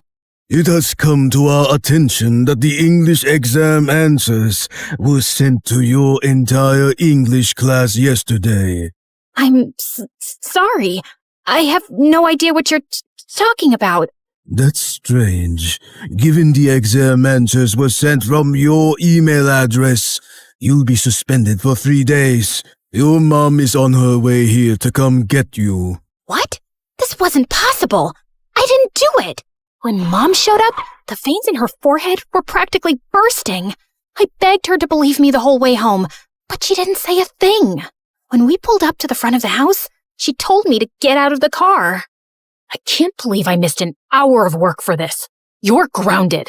Then she just drove off, and I burst into tears. I was wrongly accused, suspended, banned from the spelling bee, and all my mom cared about was missing work. Over the next few days, I stayed home and studied, and I kept practicing spelling words anyway. Failure. Failure. Dismay. Dismay. Okay, maybe I was leaning into the drama a little. When I finally got back to school, everyone basically hated me. A bunch of students had used the answers sent from my email, so the teacher failed the entire class, and now everyone was blaming me. Next few weeks were so lonely. I walked straight out of school one day and went to get an ice cream cone from Scoopy's, and Mr. Dean happened to be passing by. I told him everything that happened. Let's go talk to the principal right now. It was nice to have one person who actually listened and seemed to care. Back in the office, Mr. Dean demanded answers. It was sent from her email account. My hands were tied. Steve, you're talking like you weren't the biggest troublemaker back in school. Honestly, I'm shocked you became a principal. Mr. Dean insisted on seeing the email with the timestamp. It was around the time I was practicing spelling. Wait, I had recorded myself doing that. I pulled out my phone to prove it. We watched me spelling, then leaving when Mom got home. Then Kelsey climbed through my window and went for the laptop, but I walked in. Once she sent me away for water, she sat down and typed out the email. She did this. They called her into the office. Dad, what are you doing here? You framed Sierra for stealing exam answers when she's completely innocent. I did not. He showed her the video. Of course you go to defend her. She's never been completely innocent, Dad. What had I ever done to her? The principal and I had front row seats to their screaming match. Kelsey got suspended for a week, and the principal and teacher apologized to me and reinstated me in the spelling bee. That night, I heard a commotion outside. I looked out my window and saw Kelsey stuffing suitcases into her car. I'm over you, Dad, just like Mom was. She slammed the door rammed the car into the garage, and peeled out of the driveway. I ran to Mr. Dean, who was covered in food. What happened? We were in a huge fight about what she did to you, and she threw everything in the fridge at me. I kicked her out, and she's gone to live with her mom. As much as I wanted to jump with joy at the thought of never seeing Kelsey again, I didn't want things to be like this. Mr. Dean looked crushed as he walked back inside, and I followed him to help clean up the mess. At school, word got out about what Kelsey did, and people started being nice again. Things weren't just back to normal, they were better. I gave an incredible anti-bullying speech at a school assembly that got a standing ovation. I started a support club where victims of bullying could share their stories. And at every free moment, I was practicing for the spelling bee, often with Mr. Dean's help. He still seemed down about being alone, but when I was around, he cheered up. He drilled practice words with me every day until regionals. And on that day, he was there in the audience. My mom wasn't. I got second place and was qualified for nationals in a month. Afterward, the top contestants did a group photo shoot. I was smiling for the camera when someone put an arm around my shoulder. I looked up. It was the guy who won first. You were a great competitor out there today. Congratulations. His accent, his eyes. Suddenly, I forgot how to breathe. Thanks. Where do you come from? Where do you come from? Sierra, are you kidding me? Is that how you speak, or did I just fluster you? Oh, no. I just have a stutter. It's adorable. I'm Leon, and I'd love to get your number. We should talk more, since we'll be seeing one another for nationals next month. Yes, please. We exchanged numbers, and I practically floated back to Mr. Dean. It felt like the best day of my life. When we got home, Mom was on the porch, arms crossed. She rolled her eyes when she saw us together. And where have you two been? The spelling bee, Mom. Remember? I won second place. She did amazing. You should have seen her. I'm sure, but I was too busy with the logistics of moving. Moving? Work wants me to relocate to California within the next couple of weeks. Mom, no! I have nationals next month. Well, that's too bad. Work comes first. You know that. Work always comes first for you, Mom. It's never me. Oh, stop being so dramatic. What if she stays with me until the end of the school year? What? I have Kelsey's empty bedroom. She can compete in nationals, finish out the year, and then move out to California. Please, Mom. Fine. Within a week, Mom was gone, and I had moved into Kelsey's old room. Mr. Dean cared in a way my mom never had, and this new life felt good. And to top it off, Leon reached out. He was a foreign exchange student from Spain living in New York, and we hit it off instantly, texting all night, every night. We had so much in common, and he was so easy to talk to. I had a major crush. One night, I even felt bold enough to tell him. I was losing sleep, slipping in school, and didn't care. I had never felt like this about someone in my life. Leon and I even planned our first date the night before nationals. That weekend, I was behind on prep, but I was more excited to see Leon than I was to compete. We planned to meet at a park, and I spent hours getting ready. I waited for him at the park. He was 5 minutes late, then 15, then 30. After 2 hours, unanswered calls, and 20 unread texts, I gave up and walked home. I got in bed and cried. Had something happened? Had I been stood up? I barely slept that night. The next morning, I was exhausted. Mr. Dean and I headed to the bee. I checked in and looked for Leon. Nothing. When it was time to go on stage, I scanned the crowd. No Leon. But then backstage, I heard whispered voices. I turned and saw Leon talking to someone behind him. No, I can't keep doing this. Leon, come on. It's not that hard. He pulled away, and I gasped. Their heads snapped towards me. Kelsey laughed, while Leon froze like a deer in headlights. Was this all just a setup to mess with me? Sierra, wait! My ears started ringing, and I don't remember anything else that happened until... Contestant 9? Contestant 9, please step forward. A contestant sitting next to me tapped on my shoulder, and I walked up to the mic, trying to steady myself. Sierra? Why do you talk like that? Yeah, can you not speak? Are you stupid? You should be ashamed of yourself. Like you could ever win one of these. In case you didn't know, you trip over your words. Contestant 9, please state your name. Sierra? Your word is vicissitude. Vicissitude. VICISSITUDE. That is correct. And just like that, my first round was over. With every ring of the bell that told me I got the word correct, my confidence rose. I shut Kelsey and Leon out of my mind. Contestants were dropping like flies, but I stayed strong. Until it was just Leon and I. Your word is appoggiatura. Appoggiatura. A-P-P-O-G-I-A-T-U-R-A. Appoggiatura. I'm sorry, that is incorrect. Sierra, if you can correctly spell the word, you will be our national spelling bee champion. Appoggiatura. A-P-P-O-G-G-I-A-T-U-R-A. Appoggiatura. That is correct! I did it! The audience went wild. I got my huge new trophy and went to the lobby to find Mr. Dean. But I heard Leon's voice behind me. Wait, Sierra, please! Leave me alone! Sierra, please, let me explain. It was all Kelsey. She put me up to this. She wanted to get in your head so you'd lose. Wait, don't go to the lobby.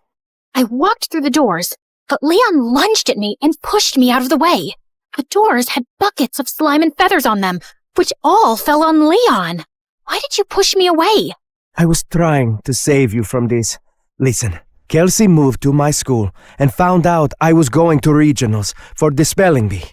She said she'd pay me to flirt with you and distract you from studying. I'm so sorry.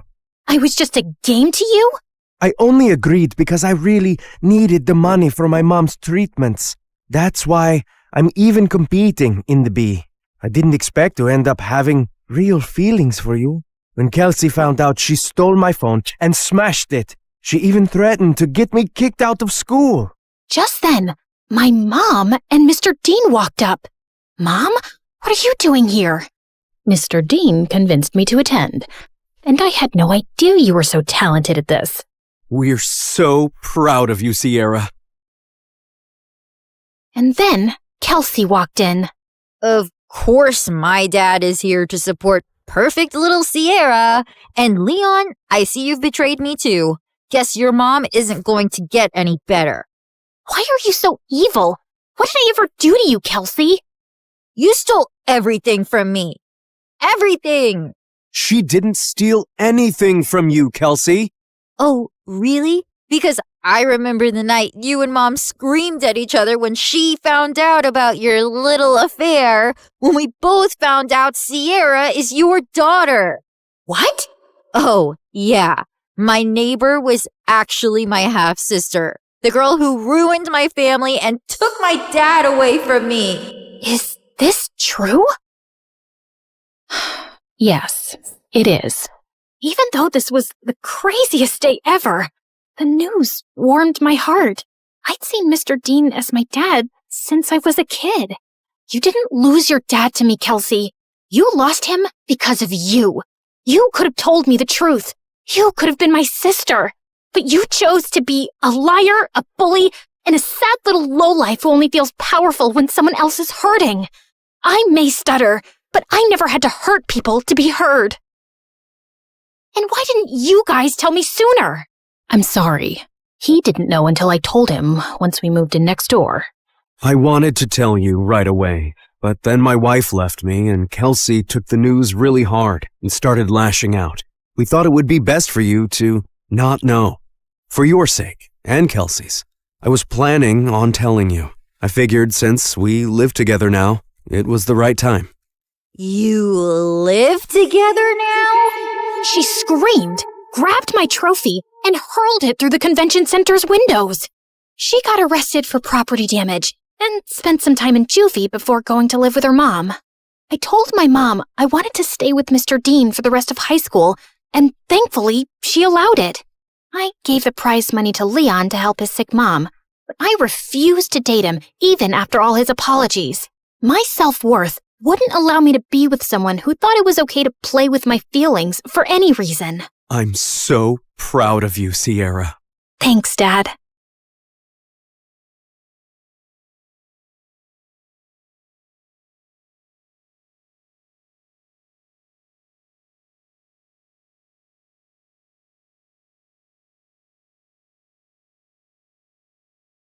The morning bell echoes through the halls. 1,000 voices bouncing off the wall. From the quiet corners of the library floor to the laughter leaking through the classroom door, we're walking hallways where the legends grew. But today the ink is fresh and the story's new. A student stares at a blank white screen while an artist paints the things unseen. The scholar's lamp burns through the night. The athlete runs toward the morning light. A teacher sighs, hoping the spark they lit survives. Finding the light when the halls get dark. Oh, welcome to the light that endless you, where the story's changing and the leaves you.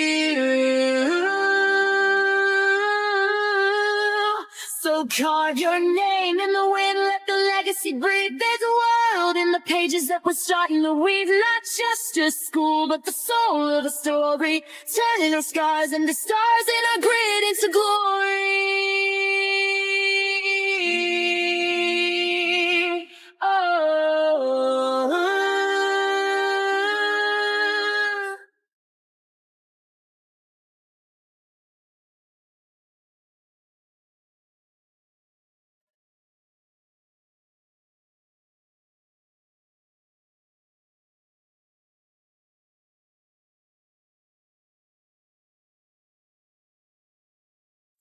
Okay, deep breath, Audrey.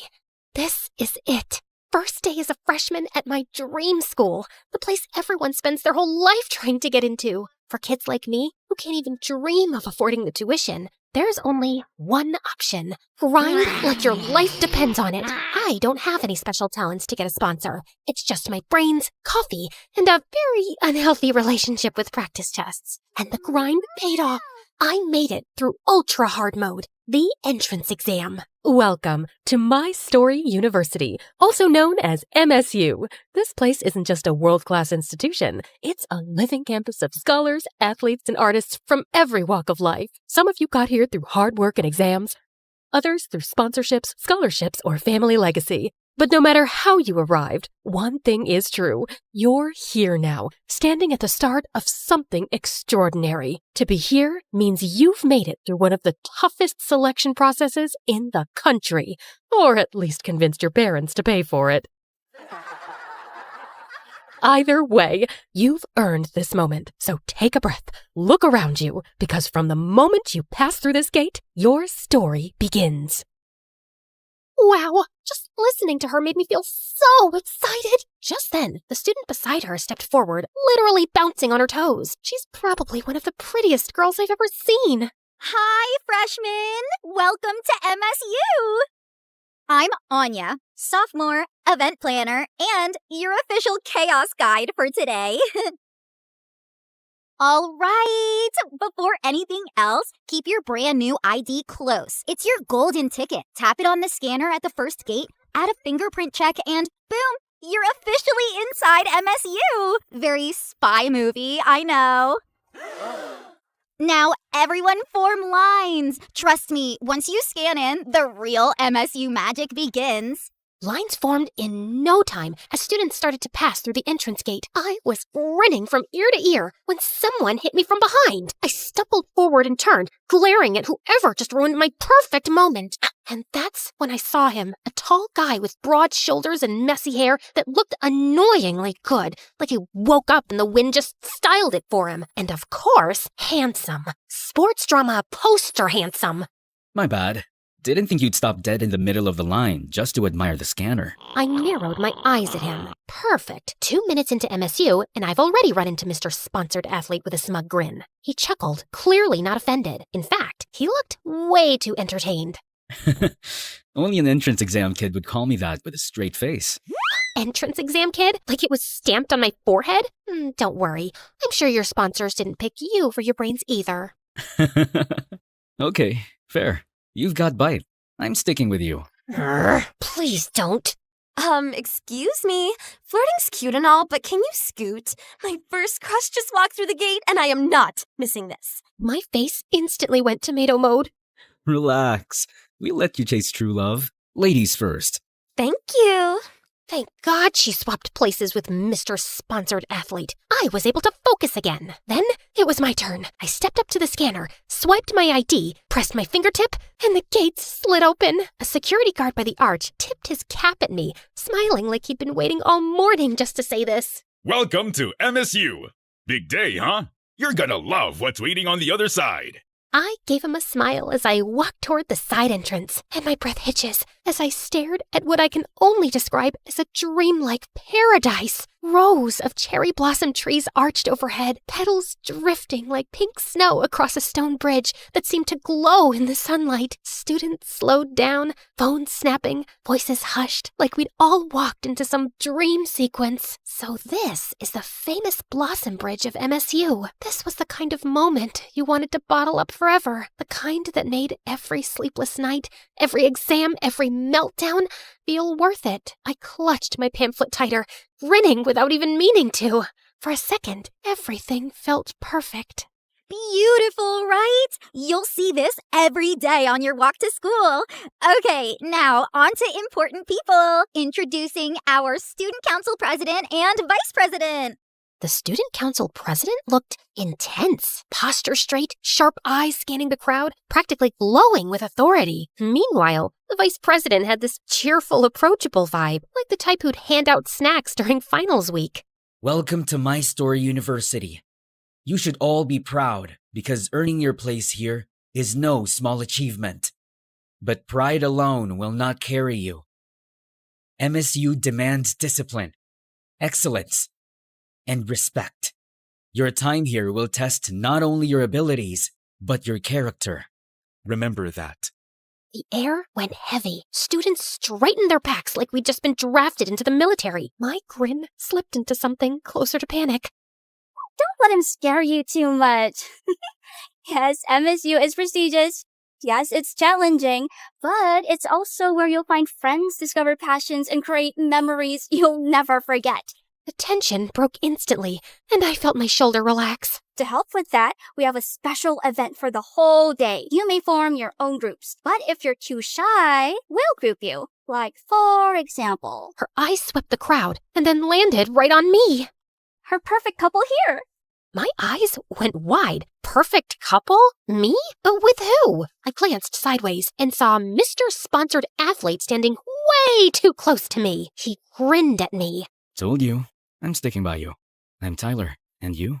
Before I could roast him, a camera shutter snapped. A boy popped out of nowhere with a massive camera, already crouching like he was shooting for National Geographic. Yes, that's the shot! You two are like campus power couple material. Vogue cover, MSU edition. Don't mind me, just documenting history. I'm Jaden, future photography club icon, and future sponsored legend. Once the universe wakes up. I mean, come on! Sponsors don't just fall from the sky, but these shots? Portfolio gold! So yeah, I'm grouping with you two. No debates, lighting's immaculate, chemistry's insane. Ooh, you're literally my muses now! Ugh, holy pachoochie! I almost went to heaven studying hard day and night to enter MSU, and I ended up with a smug boy and shutter weirdo as my group on my first day? Pray for me. We went to the school auditorium, and I was stuck between my team. The ceremony kicked off with the basics about the school system and classes. Freshmen, it is my honor to present the man who not only leads this university, but built it into what it is today. The owner and president of My Story University, Mr. Lucian Valcorin. The hall erupted into applause. A spotlight cut through the room as Mr. Lucian stepped onto the stage.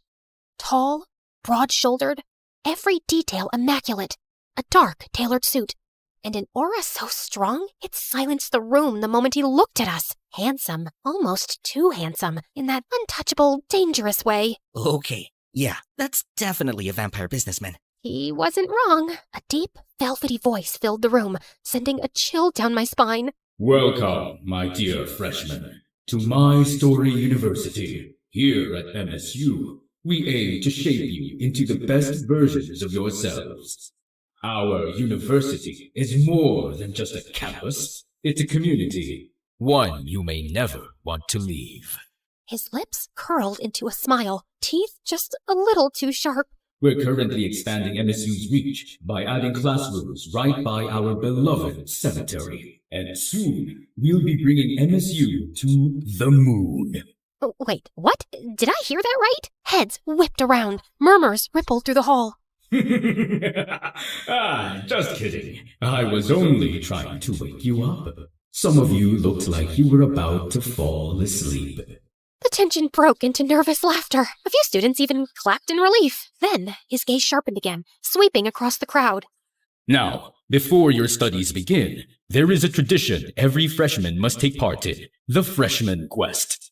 For the whole day, you will explore this campus, facing challenges of the mind, body, and spirit. It's not about victory, it's about growth. That is what My Story University stands for. Each choice you make, each lesson you carry, forges a new page in your story. Do not forget, today marks the beginning of your journey toward success.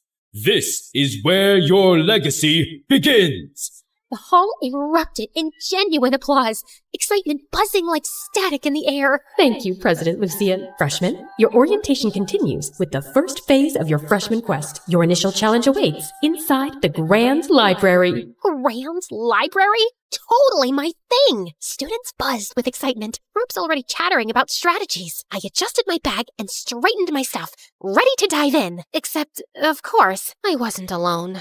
Bet you're dying to boss us around already. Boss you around? Why would I? I mean, I saw your notes. You scream perfectionist. I gasped, because I totally was. Wow, rude. I would not call it bossing around. I'm leading our group. Yes, boss. Why, you... Perfect! Tension, drama, I love it! This quest is practically a reality show. Ah!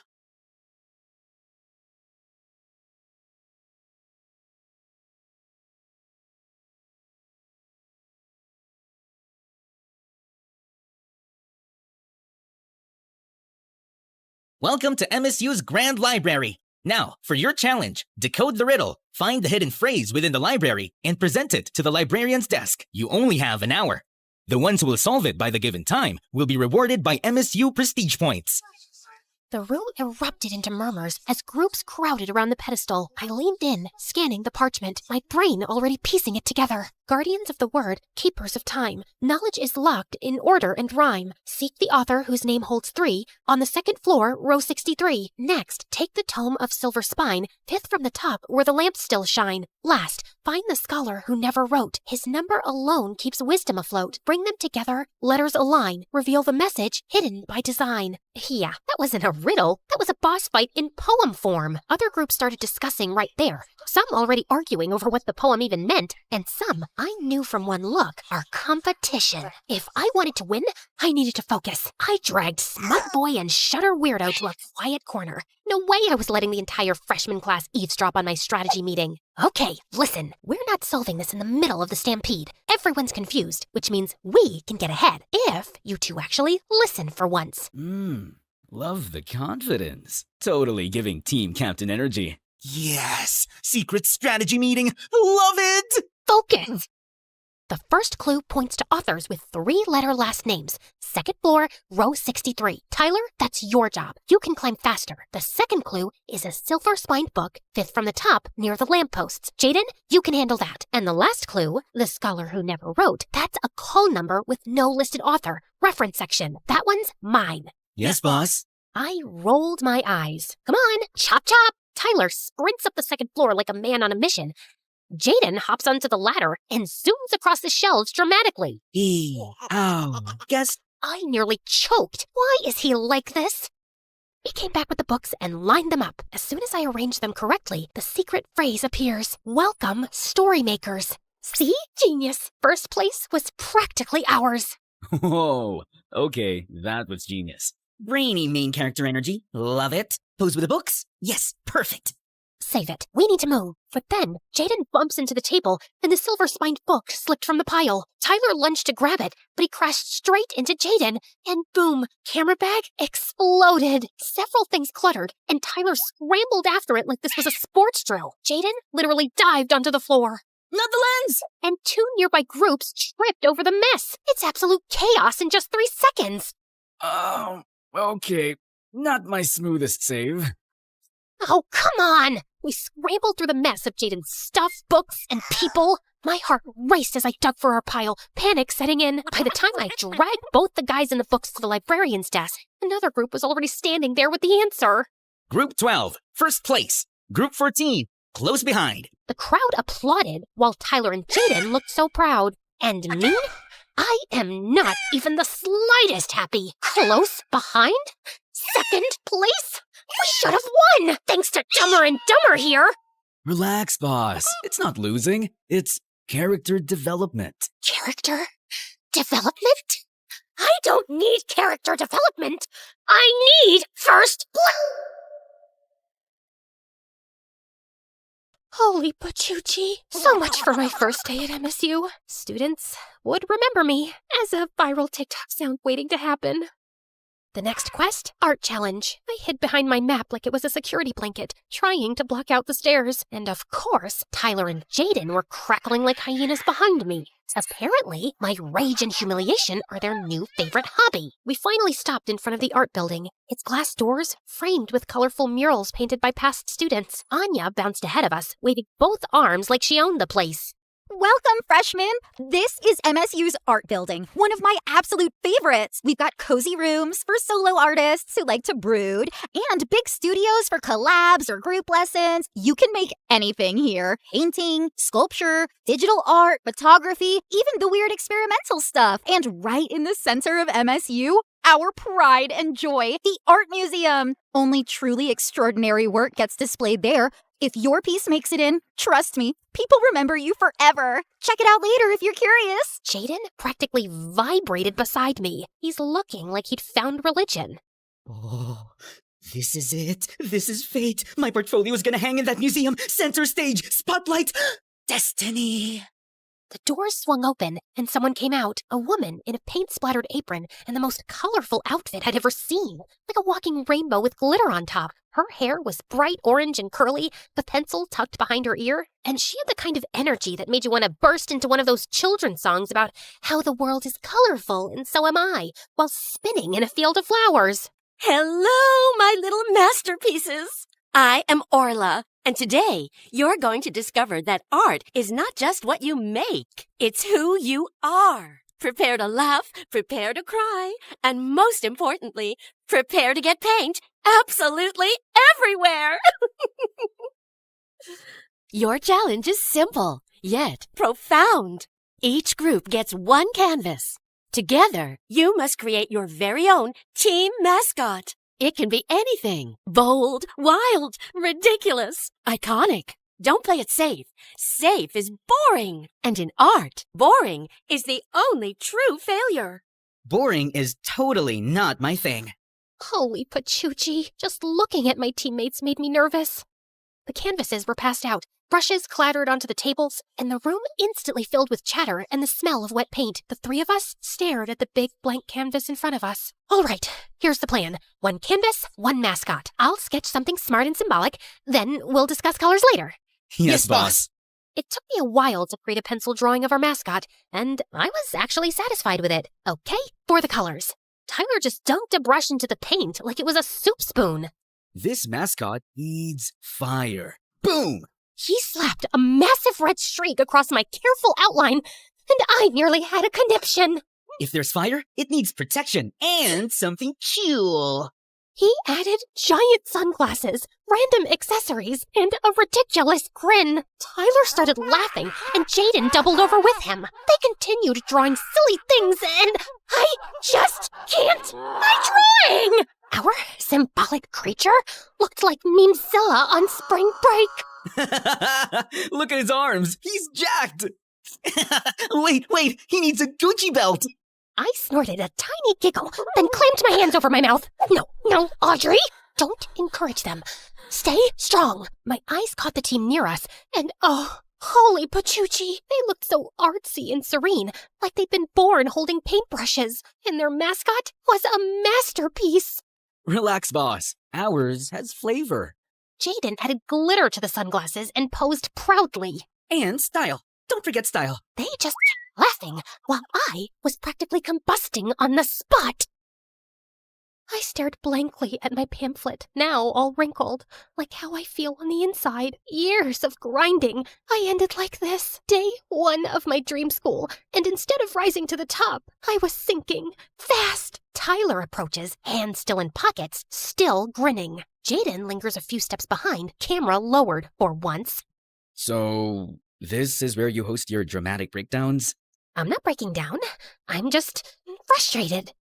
Yeah, no kidding. You nearly bit my head off in front of the entire art building. Because you won't take anything seriously! Tyler's grin faltered, his voice cutting sharper than usual. And you take everything too seriously. Newsflash, boss. It's supposed to be fun. My chest tightened. I shot to my feet, clutching the pamphlet like it might keep me steady. Fun doesn't win. I worked my whole life to get here, and now I'm stuck with 2 clowns dragging me down! Tyler's eyes narrowed, his arms crossing. Maybe the problem isn't us. Maybe it's you who are so obsessed with being perfect. You forget this isn't just your quest. The words hit harder than I expected, and heat rushed to my face. I didn't have a comeback, not one that wouldn't make it worse. So I spun on my heel and stormed off, leaving both of them in silence behind me. I went behind the school crying, for a variety of reasons, but mostly I feel bad about lashing out at Tyler. He's right. This is supposed to be a fun event. I should let go of the tension and exhaustion from all that studying for years to get here. I need to apologize later, sincerely. Then maybe we can actually enjoy today's event together. But then, later came, and the tension was still thick between me and Tyler. Jaden was caught in the middle, throwing out jokes, trying to lighten the mood, but it's not working. I gave Jaden an apologetic smile, and he just grinned back and mouthed, "Don't worry, it's cool." Then I glanced at Tyler. My stomach twisted immediately. Come on, Audrey. Just open your mouth and say you're sorry. Attention, students. I lost my chance to say something as 2 teachers walked in. The female teacher looked like she just walked out of a drama poster. Long, straight black hair, sharp eyes that could probably see straight through you. Beautiful, but terrifying. The type who made you sit up straighter without even realizing it. The male teacher was her complete opposite. All smiles. Tall, broad-shouldered guy in a tracksuit, whistle hanging from his neck. He had that athletic dad energy. Warm smile, easy laugh. The kind of teacher who'd crack a joke right before making you run 10 laps. Settle down.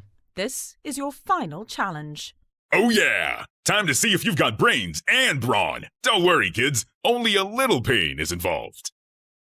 Good afternoon, freshmen. I am Ms. Hoshino, your instructor for logic and strategy. I also teach mathematics. This is Coach Ramirez, head of physical education. But you can just call me Coach R. Easier to shout across the field. All right, final challenge. Brain power, muscle power, team power. If you don't work as a team, you're gonna eat dirt. Let's see what you've got. I gulped. Our team isn't exactly working right now. I am so gonna eat dirt. There are 3 rounds. Listen well. Assistant stepped forward, holding sealed envelopes with different colors. Your final challenge will test perception, reasoning, and endurance. Round 1, a visual puzzle. Each group will receive an image cut into fragments. Your task is to reconstruct it correctly. Only then will you move to round 2. Round 2 is a logic puzzle, a riddle requiring critical thinking. Solve it, and you advance to the final round. Round 3 is simple. A long-distance run to the finish line. 1 runner per team. Fastest across wins. The assistants dropped the first envelope on our table. Tyler ripped it open, spilling a dozen oddly shaped scraps of glossy paper across the surface. Ooh, puzzle pieces! My time has come to shine! It's not just a jigsaw. Look, the edges don't even match.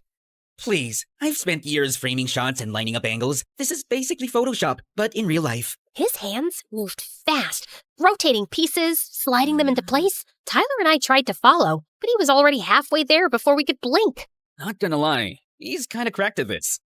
A few final clicks, and Jaden smoothed the last piece into place. The image formed into the Blossom Bridge in full bloom, glowing under a spring sky. And that's how you turn chaos into art. Done! Miss Hoshino stepped over, gave a curt nod, and handed us the second envelope. Well done. Proceed to the logic round. Tyler slid the second envelope across the table. My fingers hesitated for half a second before I tore it open. Inside was a folded card with a riddle written in elegant script. I speak without a mouth and hear without ears. I have no body, but I come alive with air. What am I? Tyler frowned, scratching his head. A ghost? No. It's obviously the voice of artistic inspiration. Duh! I roll my eyes. Cute guess, but no, it's an echo. I scribbled the answer quickly onto the card and rang the bell. Miss Hoshino raised her eyebrow, a faint smile on her lips. Correct. You may proceed. Tyler leaned back with a smirk, but there was still an edge to it, not his usual playful grin. Knew you'd have it. Boss Brain saves the day again. My smile faded, and I looked down at my hands, guilt twisting in my stomach. He was trying to make it sound like a joke, but it only reminded me of how harshly I'd snapped at him earlier. I wanted to say something, anything, but my throat closed up. The tension between us was thick enough to choke on. Jaden, desperate to cut it, slung an arm around both our shoulders with a grin. Okay. Logic done. Art King wins again. Now we pass the baton to our athlete, yeah? All runners to the field! This is your last leg. Finish strong! We moved toward the track, but my stomach churned. I felt dizzy, but I managed to hold myself up and forced myself to walk. The teams lined up on the athletics field, the track stretching out in front of us like it went on forever. Tyler bounced on his heels, loosening his shoulders. Jaden adjusted his camera, already trying to get action shots. I stood off to the side, but my vision swam. The skipped lunch, the stress, it all caught up at once. The whistle blew just as my knees buckled. The world tilted and I stumbled forward, but Jaden caught me just in time. Audrey! Tyler was instantly there, crouching down, his usual smirk gone. Hey, what's wrong? I blinked my eyes as I shook my head, feeling embarrassed. I'm fine. Just skipped lunch. Dumb, I know. Don't say that. Just hang in there. I'm gonna call a teacher. I immediately grabbed his sleeve, stopping him in his tracks. Tyler, I'm sorry. I'm sorry for yelling at you and ruining today. It's supposed to be fun. And you're right. I was so caught up in being perfect, I forgot we should enjoy today. Together. Tyler blinked at me, surprise flickering in his eyes. I swallowed hard, my voice cracking just a little. I really wanted to prove I belong here, and I took it out on you. I'm so sorry. For a moment, silence. Then Tyler's lips curved into a small, warm smile. Hey, no problem. I've been yelled at worse during practice. He ruffled my hair playfully, but assuringly. Just rest. I'll handle this. That's impossible. We're already way behind. Tyler glanced at the track, then back at me with that familiar glint in his eye. Impossible? Nah, I'm a sponsored sports student, remember? I'm not called the wind of track and field for years for nothing. Before I could protest, he stood up and winked at me, and then he ran. Not just fast, blazing. passing team after team after team, the gap closing with every stride. He was the wind. I watched in awe as Jaden and the crowd roared. The whistle blew like a song as Tyler crossed the finish line. First place, chest heaving and a wide grin. My heart skipped, then thudded hard against my chest. Faster than his sprint. I didn't even notice Jaden raise his camera, capturing me in that moment with a quiet, knowing smile. The field erupted with cheers. Everything happened so fast, but also it felt like the world slowed down. Tyler jogged back to us with his wide grin. How about that, boss? Did I make you proud?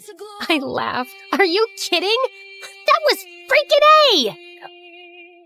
Jaden snapped away like we just made history. The day wasn't over. It was only the beginning. After an hour of rest, we were all assisted to the announcement board to see our class assignments, and there it was.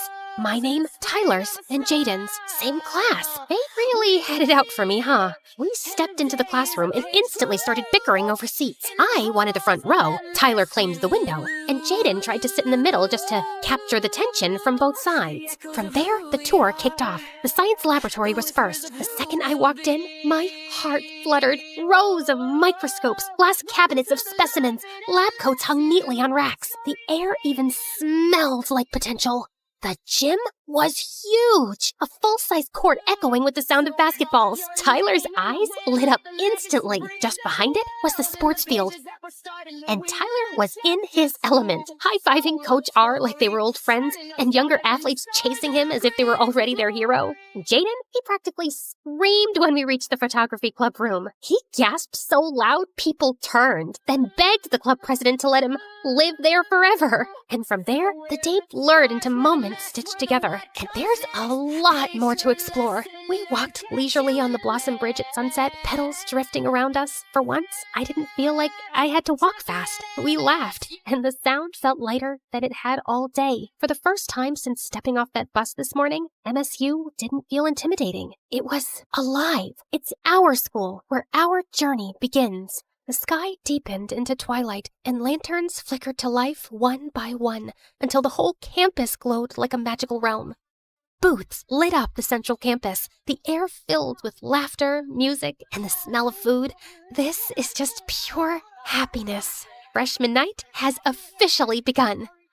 Each of us was given an envelope with our very first MSU points. To use them, we just tapped our ID and fingerprint at every stall, like magic money. We bounced from food stalls to game booths, Tyler somehow winning me a giant plush with one throw. He plopped it in my arms before I could argue. Congrats, boss. You're a winner too. Thanks. Soon, the lantern walk began. A glowing river of students weaving through campus and ended at the campfire. Flames leaping high into the night. Cheers echoed. Sparks danced skyward. For once, I wasn't stressing about perfection or plans, just living, and it felt good. The bonfire roared higher.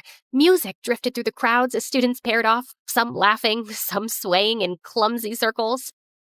Tyler turned to me, his usual smirk, softer now. Come on, boss. Dance with me. My heart stuttered. 1,000 excuses buzzed on my tongue, but his hand was already out, waiting. Before I knew it, I was stepping into the circle, firelight flickering across his face as he pulled me close. The world felt smaller, warmer. We both turned. Jaden stood there behind his tripod, grinning like he just caught the cover of a magazine. Perfect. Firelight, romance, history in the making. Before either of us could protest, he barreled in and hugged us both, nearly knocking me off my feet. I'm so glad it's you two. We're gonna make the next few years at MSU unforgettable. We all burst out laughing, tangled in the world's messiest group hug. And for the first time that day, it didn't feel like chaos. It felt like home. MSU Freshman Quest. It wasn't perfect. It wasn't according to plan. But maybe that's the point. The best stories aren't flawless. They're unforgettable. This is My Story University, a place where ambition awakens, your dreams take shape, where passion becomes flame of purpose, where friendships deepen into lifelong bonds, and each moment becomes a page in the legacy only you can write.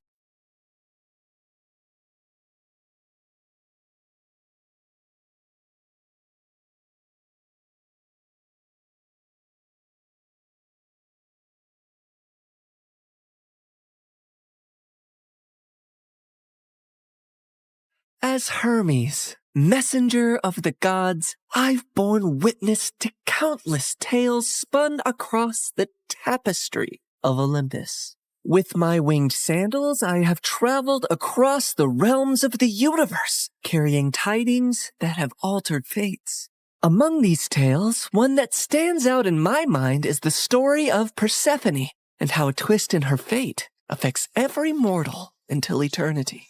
You see, Demeter is the goddess of harvest, and she could turn the earth green with her touch. She made countless flowers bloom and coaxed bountiful crops from the soil. With her presiding over the planet, no living creature ever went hungry. She took great joy in her role, but her heart belonged entirely to her daughter Persephone, the Maiden of Spring.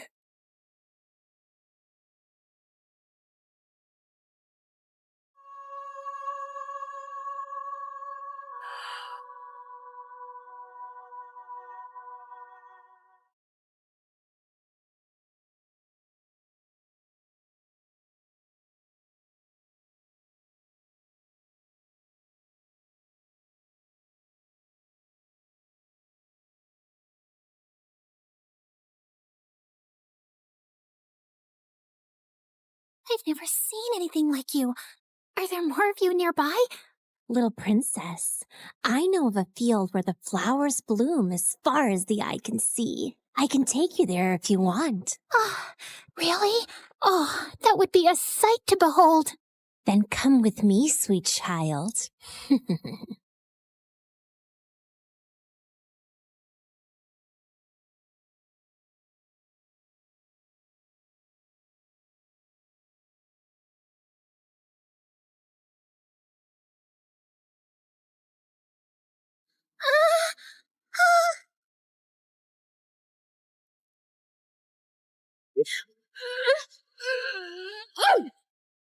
Enough, spirit of mischief! I have given you plenty of chances to change, but it seems all you want to be is a troublemaker. Did you think you could lure my daughter away and I would be unaware? Curse you, Demeter! Why should you and your child receive all praise and adoration when we, the spirits of nature, fade into the background? A heart that is as poisoned with envy as yours cannot be cured. You are banished forevermore from these woods.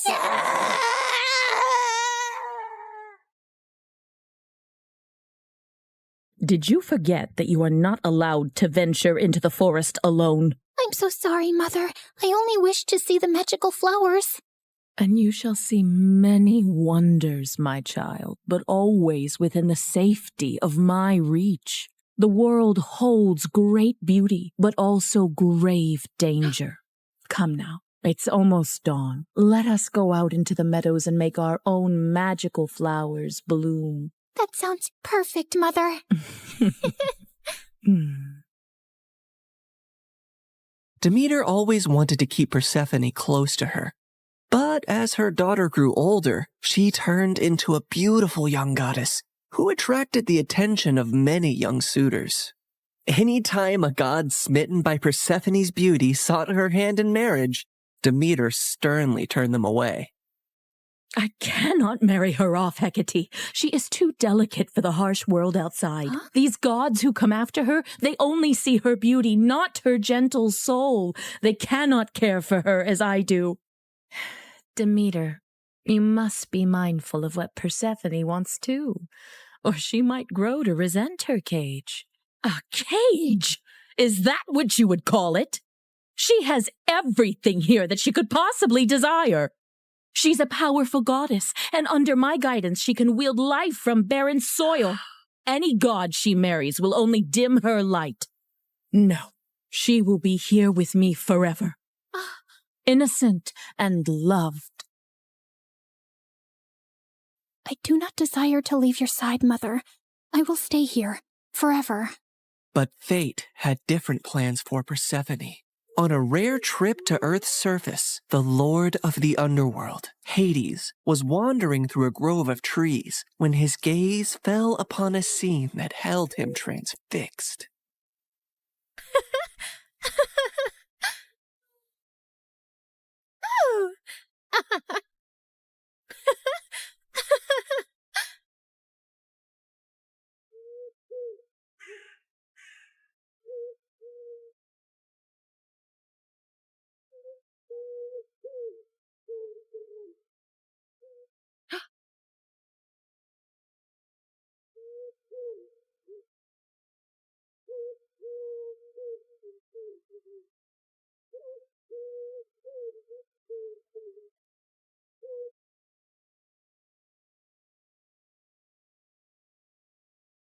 Hades, my lord, you seem to be troubled.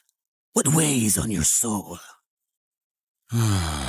As you well know, when my brothers and I overthrew our father, the kingdom was divided among us. Zeus received the sky, Poseidon the sea, and I the underworld.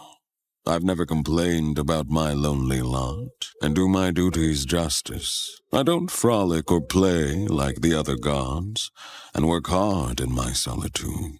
But mortals and gods alike see me as the embodiment of darkness, and their tales paint me as a monster to be shunned.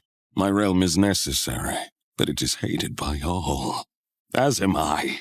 But do they not see that I also have a heart, that I am made of the same cosmos as they, even yearn for the light sometimes? What has brought this on, my lord? Persephone, she is the light where there is none. She is life where all is death.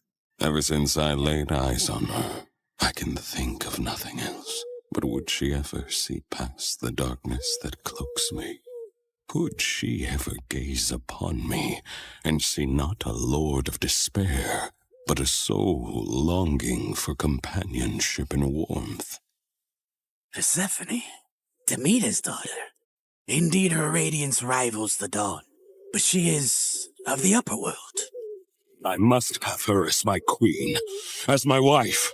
Her presence would bring joy and life to a realm that only echoes with loneliness and sorrow. And I must believe that even in the underworld, love can find a place to blossom.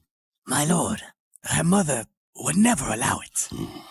Perhaps there is a rightful path to this union. I will go to her father Zeus with a proposal of marriage. I only need his permission according to our customs. Get my chariot ready and prepare for my departure. Today, either I win a queen for my empty halls, or I resign myself to an eternity of despair.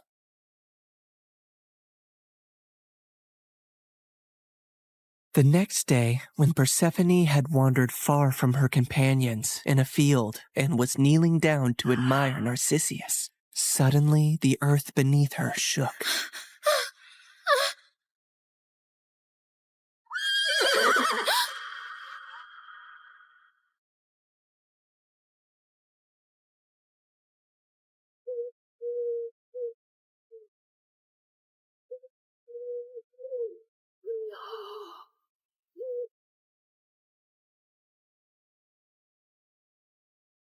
Fair Persephone, be not afraid.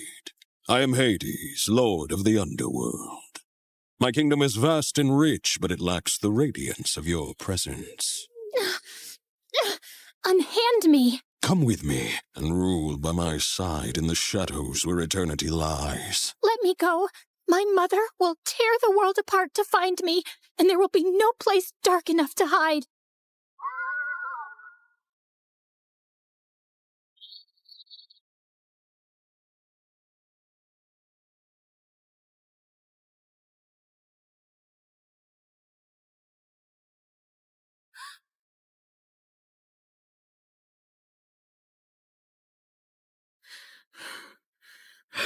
Where is Persephone? Something has happened to her. I can feel it. Leave everything and search for her now. Demeter's grief upon discovering her daughter's disappearance was immense, and as she roamed the earth searching for Persephone, she had neglected her duties. And so, the crops and trees began to suffer. My daughter! My heart! In her desperation, she sought the counsel of her old friend, Hecate. Hecate, you who see into the shadows, help me find my daughter. You must seek Helios, Demeter. His all-seeing gaze pierces through deceit and darkness. Taking the advice to heart, Demeter ascended to the chariot of the sun, where Helios guided the day. Helios, please, you must tell me where my Persephone has gone. You see everything from your throne. Surely you must know. I can't bear this pain any longer. Helios the sun god had indeed seen everything that fateful day, but had chosen not to interfere. However, he was moved by Demeter's grief. Demeter, your daughter has been taken by Hades to the underworld. He desires her as his queen. That cannot be. My daughter, queen of that cold, dead realm? I won't allow it. Perhaps it is not as dire as you fear. Persephone's grace could bring life even to the underworld. Also, he is one of the most powerful, wealthiest gods in the universe, and she would rule by his side. Is that so terrible? This is an outrage! How dare he take my daughter? Did Zeus know about this too? Zeus allowed it. In her fury, Demeter descended back to earth. Return my daughter to me, or I will let the earth perish in my sorrow. I will let this world turn into ice and ash. I will plunge it into eternal winter. Meanwhile, in the underworld, Persephone wept in despair and lashed out at Hades any time he tried to speak to her. To rule the underworld by your side? I want nothing to do with you. You've stolen me away from the sun, from my mother. I understand your anger, Persephone. I only hope, with time, you will see me and my world differently. Until then, I will respect your wishes. As enraged and heartbroken as Persephone was, she eventually got tired of her despair and ventured out of her chambers to observe Hades and her new home.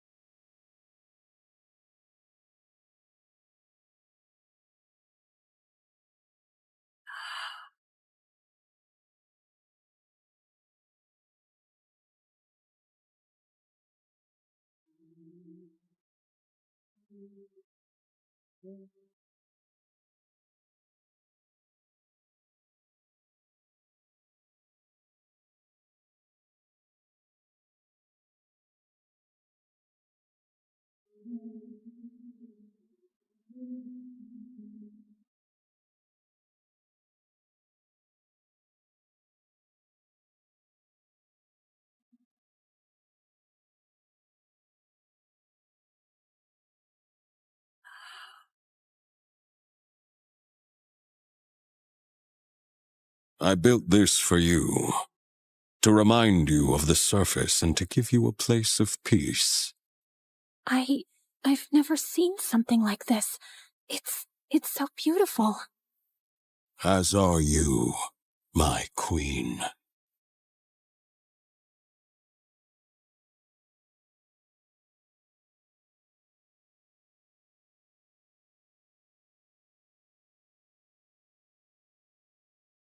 Each realm has its supreme ruler, Persephone. But here, you and I will rule together as equals. You will never be beneath me, but always near me. Meanwhile, on the surface, Demeter's grief and rage was a storm that screamed across the lands. Where she walked, earth cracked, rivers ceased their babble, and crops withered to dust under her shadow. As she withdrew her blessings from the world, famine began to spread far and wide. The cries of suffering mortals eventually reached the ears of Zeus on high Olympus, who could no longer ignore the matter. So he convened a meeting of the gods. Demeter's wrath endangers all. We must find a solution that honors both her demands and the laws of gods. If my daughter wishes to leave the underworld, let her return to me, or I shall never again let the earth bear fruit. Very well, Demeter. If Persephone wishes to return, she shall, if she chooses to stay with Hades. So be it.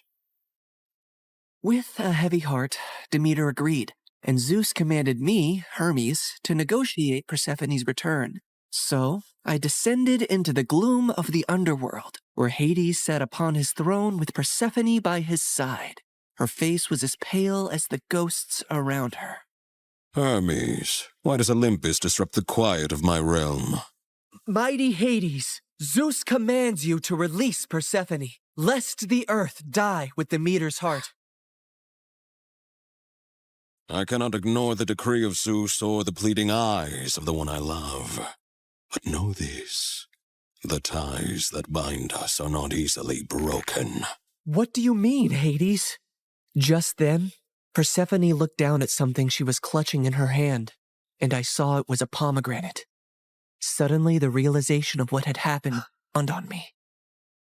Fair Persephone, did you eat from that fruit? I couldn't help it. 6 seeds, to be exact. Each of them has sealed her fate and has bound her to the underworld. I knew I had to think quickly and come up with a deal that Hades would accept. Otherwise, Demeter would let the earth starve forever. She only ate a small portion of the fruit, so she should only stay with you for part of the year. She will spend 2/3 of the year with her mother on Earth, and 1/3 with you in the underworld.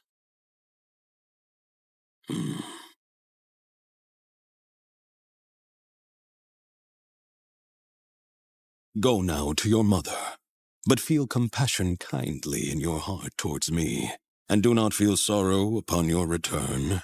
For while you are here, you shall rule as my equal, and have the greatest rights and honor among the gods, as well as my undying devotion.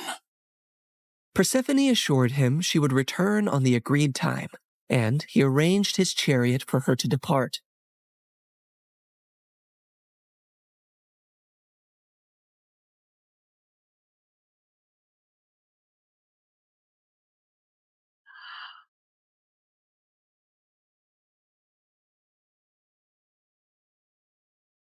Demeter's joy knew no bounds when she was reunited with her daughter, but she was furious at the deal that had been struck. How could you possibly eat the fruit of the dead? It is common knowledge that eating anything in the underworld binds one to that realm. Why would you do that, Persephone? It was a moment of great weakness. I wish I could reverse it. I am so sorry, Mother. Demeter had no choice but to accept the deal.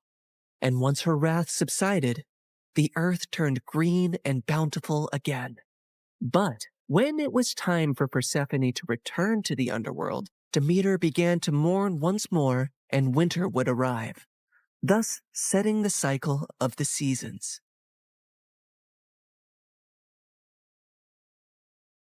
My daughter, my soul, your return brings life to this world.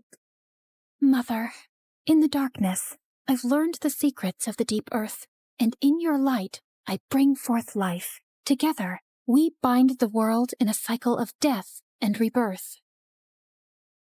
And so, in this tale of compromise, the dance of the seasons has found its rhythm. An enduring love story was also set into motion, for even eons later, Hades and Persephone are often mentioned as Greek mythology's most happily married couple. I can give you all the wealth of the earth, Persephone, but I cannot give you the sun and the breeze. I know you long for them when you are here. You have given me more than I ever expected to experience in my life, Hades. You have given me respect, power, and a love that is genuine and rare. With you, I feel the most like myself. With you, I feel free. So you do not regret your decision to eat the pomegranate seeds? Never, my love.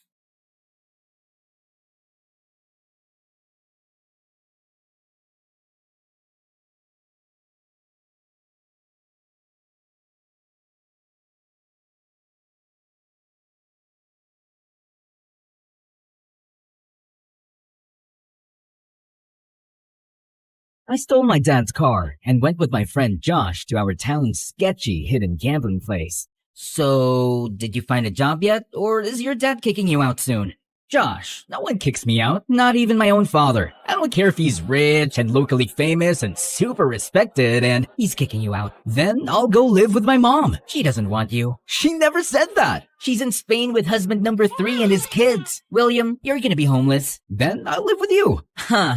My dad hates you. Thinks you're a loser. Man, you studied preschool education. He goes, "What kind of guy studies 4 years to be a nanny?" Serious question. Do you ever correct him? Tell him it's a preschool teacher and not a nanny? Nope. Why would I? He's kind of right.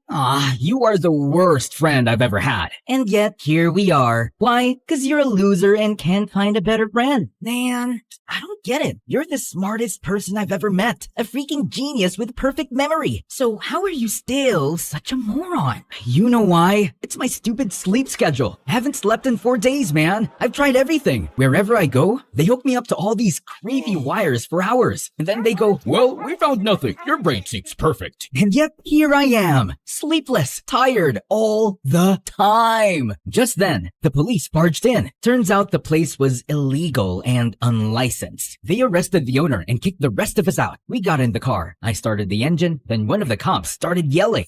This guy again? What a loser! 4th time we've shut this dump down. And you losers? Go home! Stop blowing your money like idiot losers. That's a lot of losers in one sentence, sir. William, shut up. License and registration. He looked at the papers, and something twitched in his expression. He grabbed his walkie. Yeah, I need the driver out of the vehicle. What? Why? What did I do? I was genuinely confused, so I tapped his shoulder to get his attention. Ooh, bad mood. He spun around lightning fast, flipped me over, and slammed me to the ground. This car was reported stolen. It's my dad's. It's flagged by mistake, sir. Dad just sold the old plate 5 days ago. Transfer still pending in the DMV backlog. Section 1573B. Clerical mismatch isn't arrest worthy. You a lawyer, kid? Yeah, preschool teacher major. I just read the entire traffic code last month. Insomnia perks. Nah, he stole it. His dad reported it because he's done with him, man. Told you, you're homeless. Brilliant. A homeless idiot.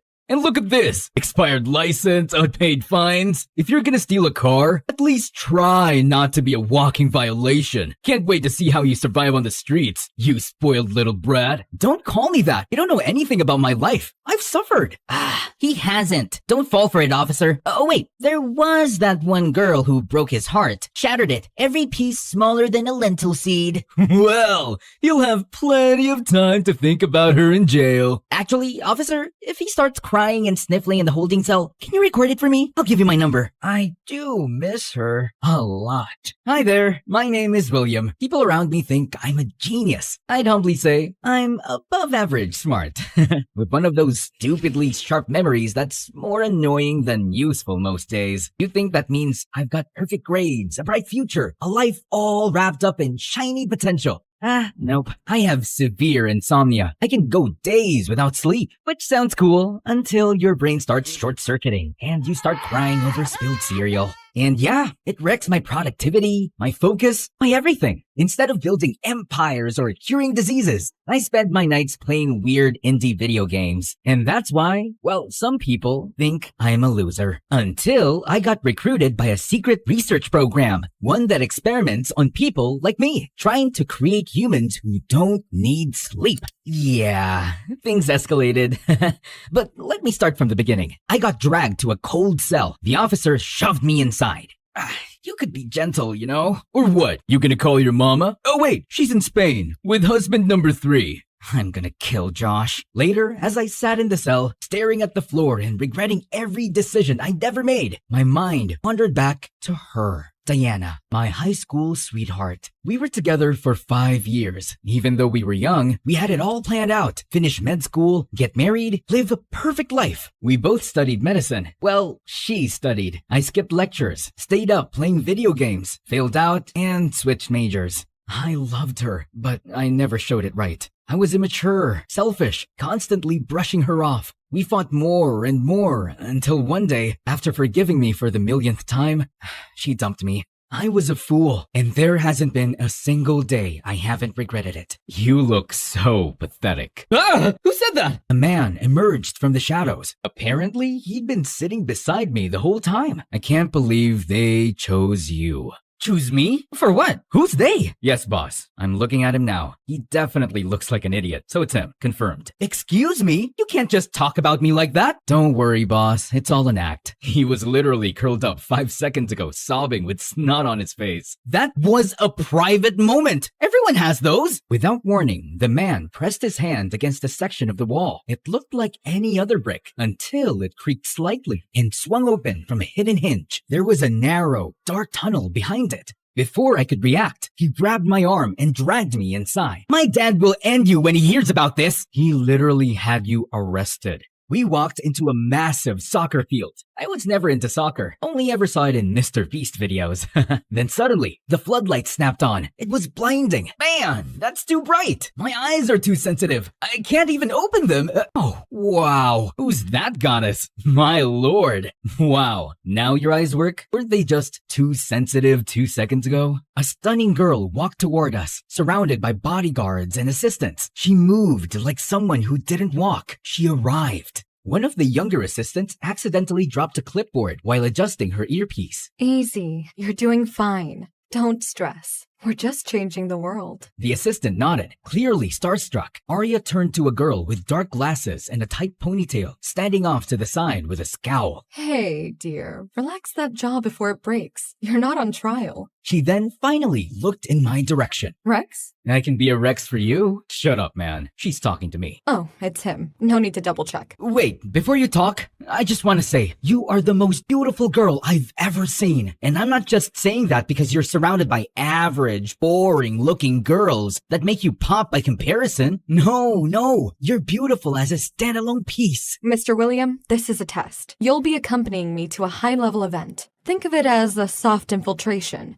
Your job is to look sharp, stay quiet, and observe everything. I have no idea what that means, but I'm in. So I'll be your undercover date. Fake dating is my thing. I've done it like 1,000 times. No. What date? Ugh, why are men so dumb?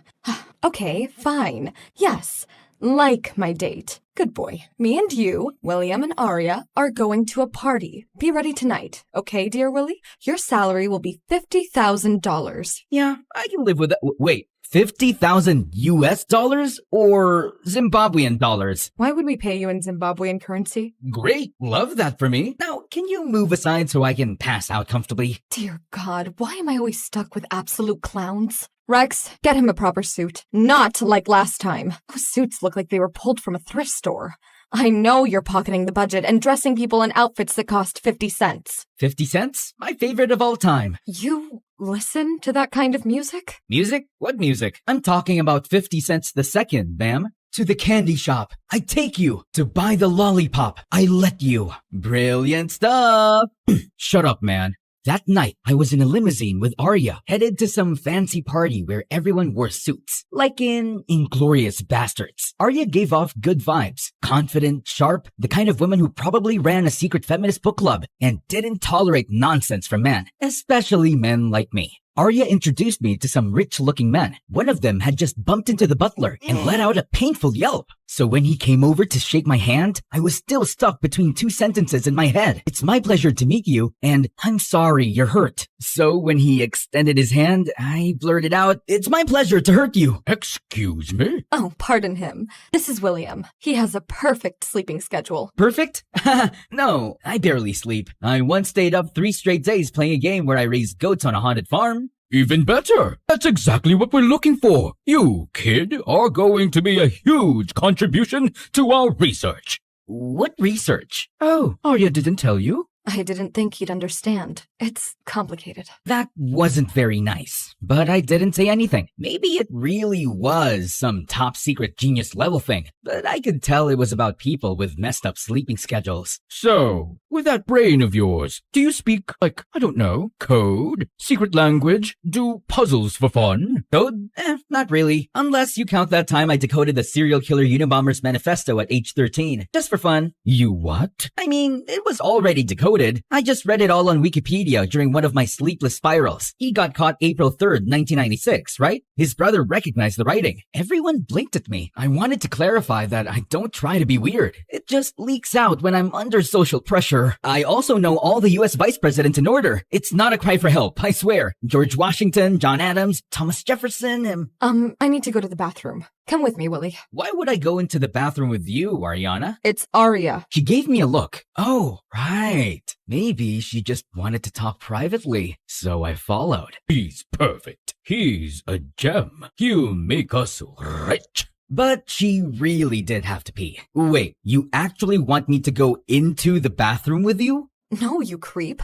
Just stand outside and make sure no one goes in after me. Goes in to do what? Kidnap me! I stood guard. A few minutes later, a very large woman approached. She had a huge coat, big sunglasses, and a wig that looked suspicious. Like movie disguise level suspense. Sorry, ma'am. You can enter once my boss/date is out. Are you out of your mind, freak? Oh, no. I've seen this trick before. You yell, I get embarrassed. You get inside and kidnap her?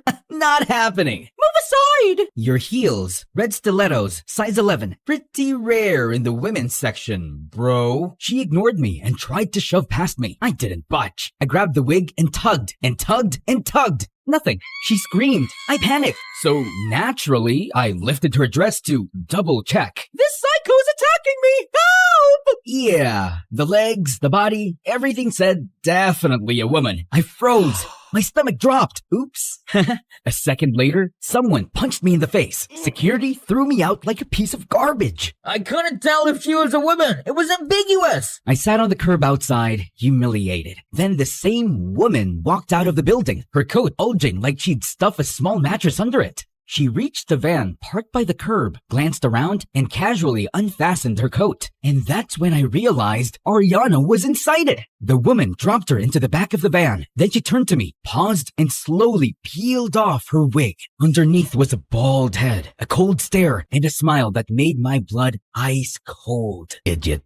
They kidnapped one of the most important people in this organization right in front of you. It was either that or I got thrown out for attacking a woman who turned out to be a man, but still, Rex snapped. He lunged forward and grabbed me by the collar. Do you even realize what you've done, you stupid piece of dirt? Suddenly, one of the assistants from earlier, huge glasses, sleek black hair, in a perfect silk ponytail, stepped in and pulled Rex back. She raised her eyes in that sharp way Bella Hadid does in photos. She actually looked really pretty. I don't know why I called her average and boring earlier. Darn me sometimes. Rex, this isn't helping. We need to get her back. I'll handle it, and I'll take him with me. Him? He's a moron. A valuable one. Maybe I can convince them to trade her for him. He's a treasure. Yeah, tell him, lady. Wait, why am I so valuable again? We're part of a private organization that runs off-the-record research on human subjects. I know how that sounds, but it's for the greater good. Right now, we're studying people who can naturally stay awake for days. The government won't touch human trials. Too much red tape, too much fear, even when the outcome could help millions. We're working to fight chronic fatigue, insomnia, and neurological burnout. Imagine what that could mean for soldiers, doctors, firefighters, people who can't afford to shut down. Oh, that's amazing! I should tell my online friend to volunteer. His name is Ming Hao. We once stayed up for 4 days straight building a castle in Minecraft. He's in China, or Korea, I don't know, but he's committed. He cried when I accidentally set the sheep farm on fire. I cried too. It was emotional. Get ready, William. We leave in half an hour. Rex, you'll be on comms. We'll talk through the earpieces. You're our eyes. If anything happens to Arya, I swear I'll never forgive myself. She's the reason I got out of bed some days. Wait, who kidnapped her? Our competitor. They're another organization. But unlike us, they run purely on illegal human experimentation. Arya's a genius in the field, and they've been trying to recruit her for months. She kept refusing. So now, they've taken her. They're going to force her to work for them. You say that so casually. That's horrifying. It is. That's why we do this ourselves. No backup. So, secret agents, rogue labs, sleepless experiments, kidnapping, and you're bringing me into this? Yeah, well, time to be useful for once. Prove you're not just a loser. You're a loser with dreams. Thank you, I think. We have to get Arya back. Our idol. Our hero. Our queen. Our leader. Our guardian. The rest of the team suddenly joined in, forming a weepy group hug. I swear it looked like a cult. Our beloved. Our heart and soul. She's not your god too? The entire circle froze and turned to glare at me like they were ready to commit murder. Soon we were in some fancy sports car. Arya's assistant was driving. It was a long, tense, weirdly silent ride. The kind where you could practically hear the awkward. So I didn't quite catch your name when you told me. I didn't tell you my name. Okay, so... So what? Your name! Don't yell at me. I'm not yelling, girl. Don't call me girl. Fine. Sorry. I'm sorry. You can call me D. D. I like that. Sounds like a baby trying to talk. D-do-gee-goo. Come on. Don't frown. I'm messing with you. Why are you messing with me? We're on a mission. Did you mess with Arya like this? Huh? Did you? Oh, her? Heck no. She's a total snob. Yeah, that's what you guys do. The second a woman is competent, confident, and knows her job, you call her a snob. Oh, God. Arrogant, annoying, selfish, stupid. I'm not listening to your rant. Be-do, gee-goo, be-boo, ba-ma-moo. Just then, someone slammed into us from behind. A loud honk, honk, honk followed. Whoa! Someone's after us! Dee's face went serious. Her jaw clenched. She slapped my thigh twice and snapped. I'm not burying you today, dummy. Then she floored it, swerving left and right to lose whoever was behind us. You think they're armed? Want to switch seats? I drive, you shoot with your rifle? Rifle? You know what? Yes, let's switch. Just drive straight. Got it? We tried to swap seats, but we hit our heads hard. Ouch! Oh, it's okay. I got you. I slid down awkwardly, tucking my legs under the steering wheel and gently helped her climb over me. My hand steadied her back and her hair brushed my face. For a second, it felt like the world paused. Now swing around and block their path. Excuse me? You said drive straight! She didn't answer. Instead, she grabbed the wheel and whipped the car around to face the other vehicle. She pulled out a gun and aimed. The car stopped. A goth-looking teenager stepped out of the car, and a moment later, her blonde mother climbed out of the passenger side as well, wearing oversized sunglasses, clutching her purse, and speaking in a thick, southern accent as she rushed toward us. Oh my goodness, I'm so sorry, y'all. She just got her license a week ago. I swear she drives like she's in the Fast and Furious movie. We were chasing after you to say sorry. You couldn't just yell sorry and leave us alone? Oh, bless your heart. I could never do that. There's a little diner just over there. They've got the best pancakes. Come on now, let me treat y'all. They got ice cream with it? William! What? I'm starving. Guys, it's on me. I mean, I don't have money, but I do have my credit card and a salary of $50,000, so no problem. Oh, hun, come on, pull over. Just so you know, it's 50,000 Zimbabwean dollars. Seriously? What? What if they're actually thieves? You can never be too careful. Yeah, just like when they kidnapped Arya. God, this is gonna be a long trip. We sat in a retro-looking diner with neon signs flickering like they were trying to die quietly. Pancakes, fries, and coffee smelled better than any five-star restaurant I've never been to. The southern lady insisted on treating us, and Dee and I were too exhausted to argue. Her goth daughter, still sulking in silence, sat across from me next to Dee, messing with her black nail polish. The mom kept scolding her like we weren't just in a car chase 5 minutes ago. Can you stop already? You're embarrassing. No wonder Dad left you for someone my age. Hey, young lady, don't talk back to your mom. Shut up. This is all your fault. How is it my fault? Mom and I saw you bickering in the car with Dee, and she goes, "See, every mother and daughter fight. It's totally normal. You don't have to act like it's the end of the world." Wait, why would she think I was the daughter? Well, I thought you were the mom. But then she said, no, it's two girlfriends. She wanted to prove me wrong, so we got closer to check. Then boom. Wait, why would you think I was the female from behind? I don't have long hair or like big dangly earrings you can spot from a mile away or a mom cardigan. See, Mom? Cardigans are for moms. Stop buying them for me. Oh, wow. So that's what I get for buying you things. Not a thank you, just a sass and insult. When was the last time you got me a present? Literally yesterday. Telling me you're pregnant ain't a present. Why not? It makes you a grandma. Maybe then you'll finally stop throwing tantrums every 3 hours. Guys, let's breathe. First, congrats on the baby. What flavor is it? What? I mean, what gender? Sorry, I'm eating. My brain used the wrong word. Ugh, whatever. You're just some rando we almost rear-ended. Random? I memorized your license plate while you were tailgating us. Florida tag QX51P9, cracked left headlight, and the We Don't Dial 911 bumper sticker peeling at the corner. So, when are you due? Who cares? I'm miscarriaging. God forbid. Okay, listen. Both of you need to learn how to shut up and actually hear each other. You clearly love each other. You just suck at showing it. Don't be like me. Don't lose the person who truly cared. Oh, honey. I rested my head lightly on her shoulder for a second.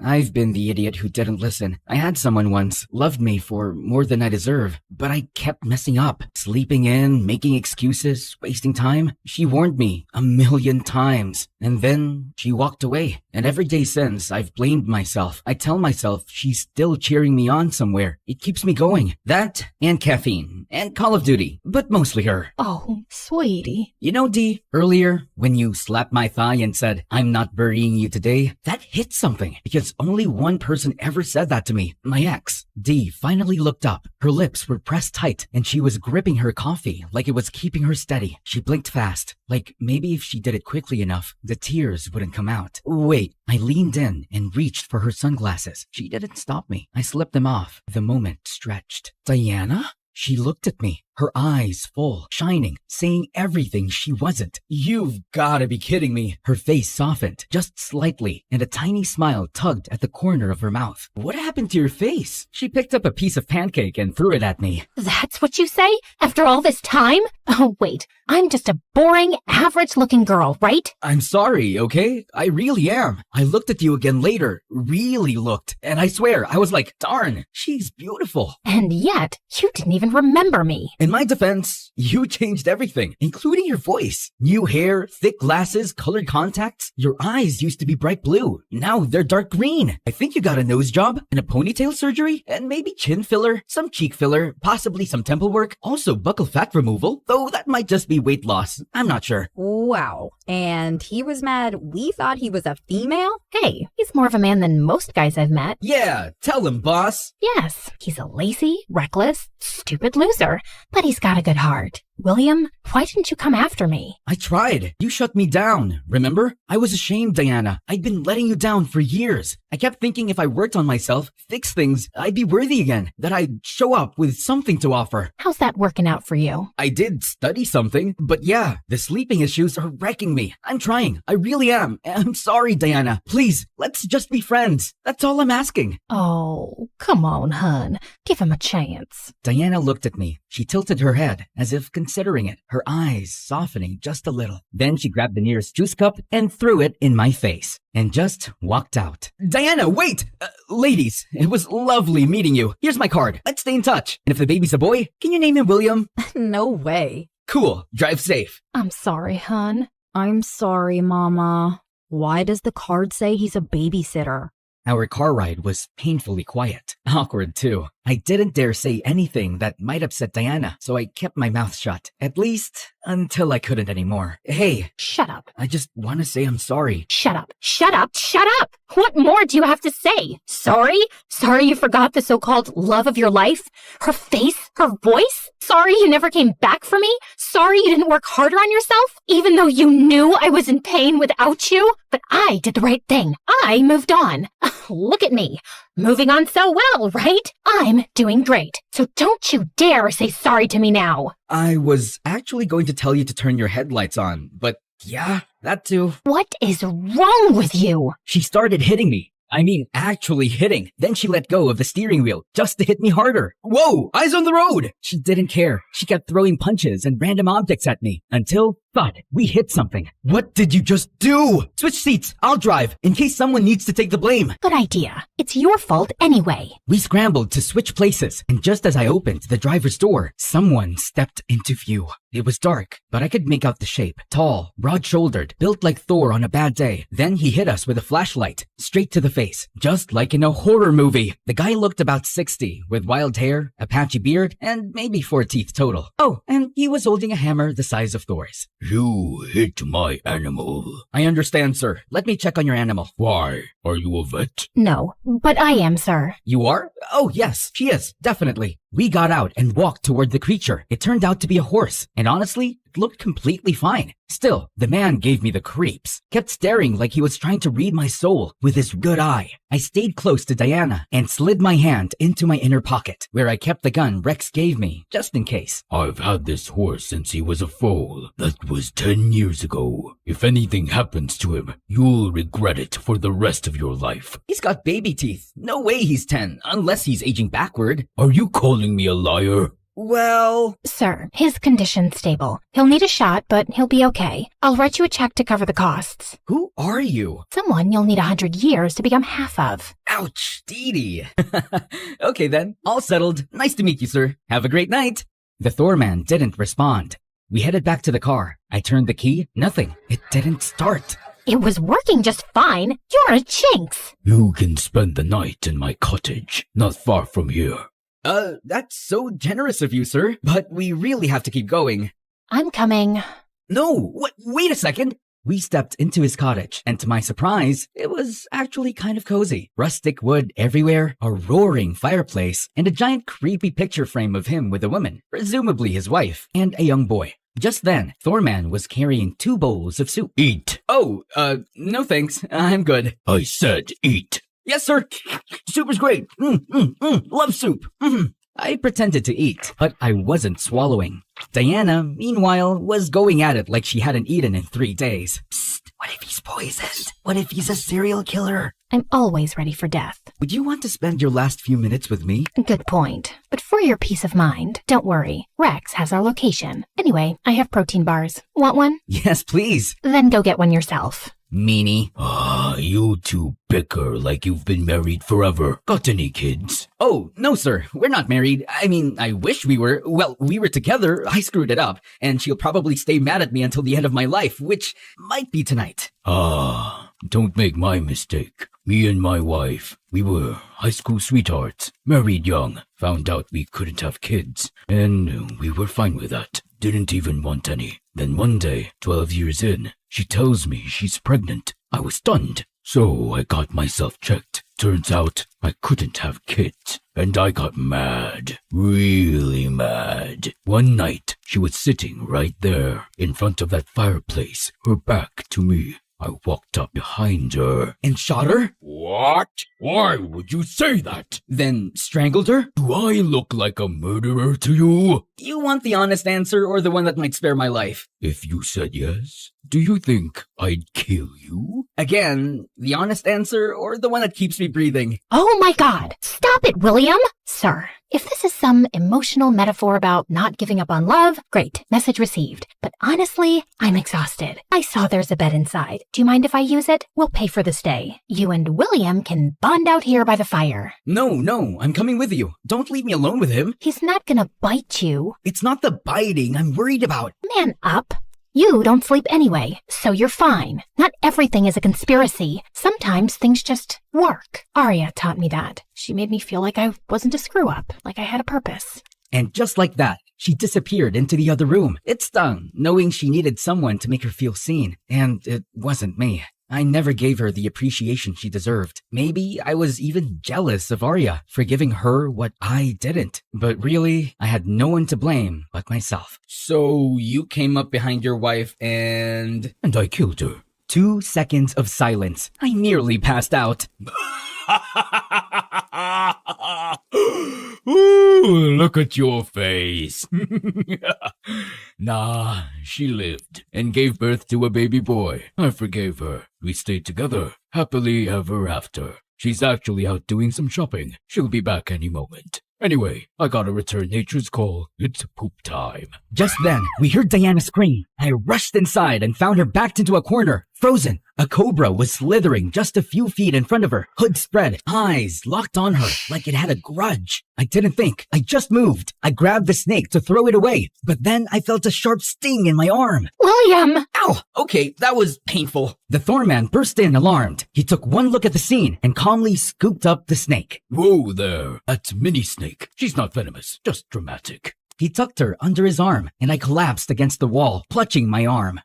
She bit me. I saved your life and got bit. That's gotta say something. And just like that, for the first time since I met her again, she smiled, and that made me happy. Why are you smiling like an idiot? Come on, we've still got a mission to finish. Just as we were getting ready to leave, Thorman's wife and kid showed up. So, yeah, he wasn't a serial killer, allegedly. Just a strange man with a soft spot for reptiles. He helped us get the car started and waved goodbye like we were old friends. On the car ride, I felt lighter, even though we were getting closer to our mission, which should have made us nervous, but it didn't. So when exactly did you stop wanting to be a doctor and join this weird organization? After you left, I couldn't feel anything for a long time. So I picked something that didn't ask me to feel. Just perform, fix, solve. She paused, then added. Arya was the only one who saw potential in me when everyone else saw a quitter. She personally selected me from hundreds of applicants, spent nights helping me understand the research when I was ready to give up. They were doing real work. Quiet,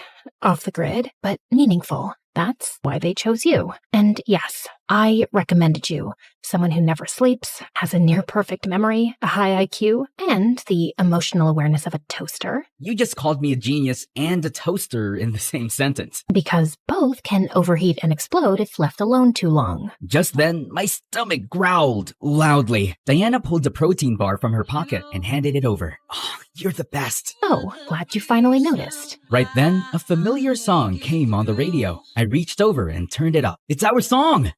No, it's not. Why would our song be Smack That by Akon? With your perfect memory, you forgot our song? Come on, I'm messing with you. Of course I remember. It's Shape of You. We were in 11th grade. You were crying because you hadn't studied for the history exam. So we made a deal. Anytime you needed help, you'd sing, I'm in love with the two shapes of you, which meant question number 2. And I'd cough once for A, twice for B, and so on. Yeah.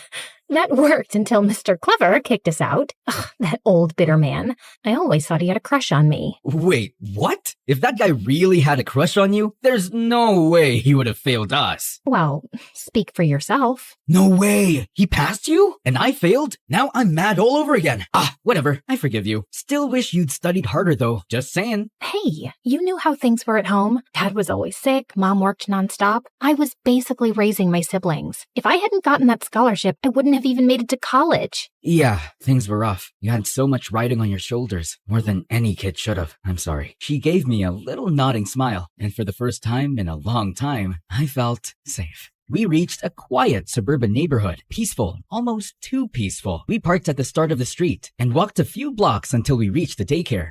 She's here. In the daycare? It's just a front. No real daycare. This is where our competitor's main facility is. All we have to do is go in and negotiate. Civilly. We rang the bell. A woman opened the door, skeletally thin, with cheekbones so sharp they could cut glass. Her face was tight and hollow and, honestly, kinda terrifying. But I held my expression in front of Diana, who stood calm and professional. She searched us and took everything. Our weapons, our earbuds, even the tiny snack I was hiding. Then she let us in. The entrance looked like a cozy indoor play area, complete with fake toys and posters of smiling cartoon animals. Real baby photos lined the walls too. Those babies better be from Pinterest. If that's their research group, I'm jumping out a window. She led us to an elevator, which carried us 4 levels underground. It was slow, uncomfortably quiet. Okay, so just putting it out there, I once peed in a ball pit. I was 6. I still think about it. You also peed in the sink when you were 22. That was one time. The bathroom bowl was clogged and I wasn't feeling great and my medication was out of whack and why are you like this, man? Right then, the elevator doors opened with a ding. We stepped into a cold, open space, warehouse style, and followed her through a maze of metal doors and narrow hallways, one after the other. This is so creepy, Diana. If I had $1 for every time I've said creepy since this started, I'd be a millionaire. I know. Just hold on. It's almost over. At the end of the maze was one final door.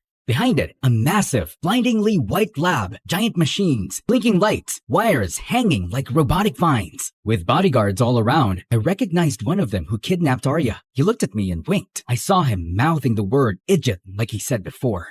Then an elevator platform rose slowly from the floor, and standing on it was a man. A very hairy man. Hair everywhere. Head, arms, chest. Even his eyebrows were so thick, they looked like they could support a falcon. He didn't greet us, just walked to his desk and began typing on a laptop. I was staring at him, at his hands, at the ridiculousness of his brows, trying to guess what he was even browsing.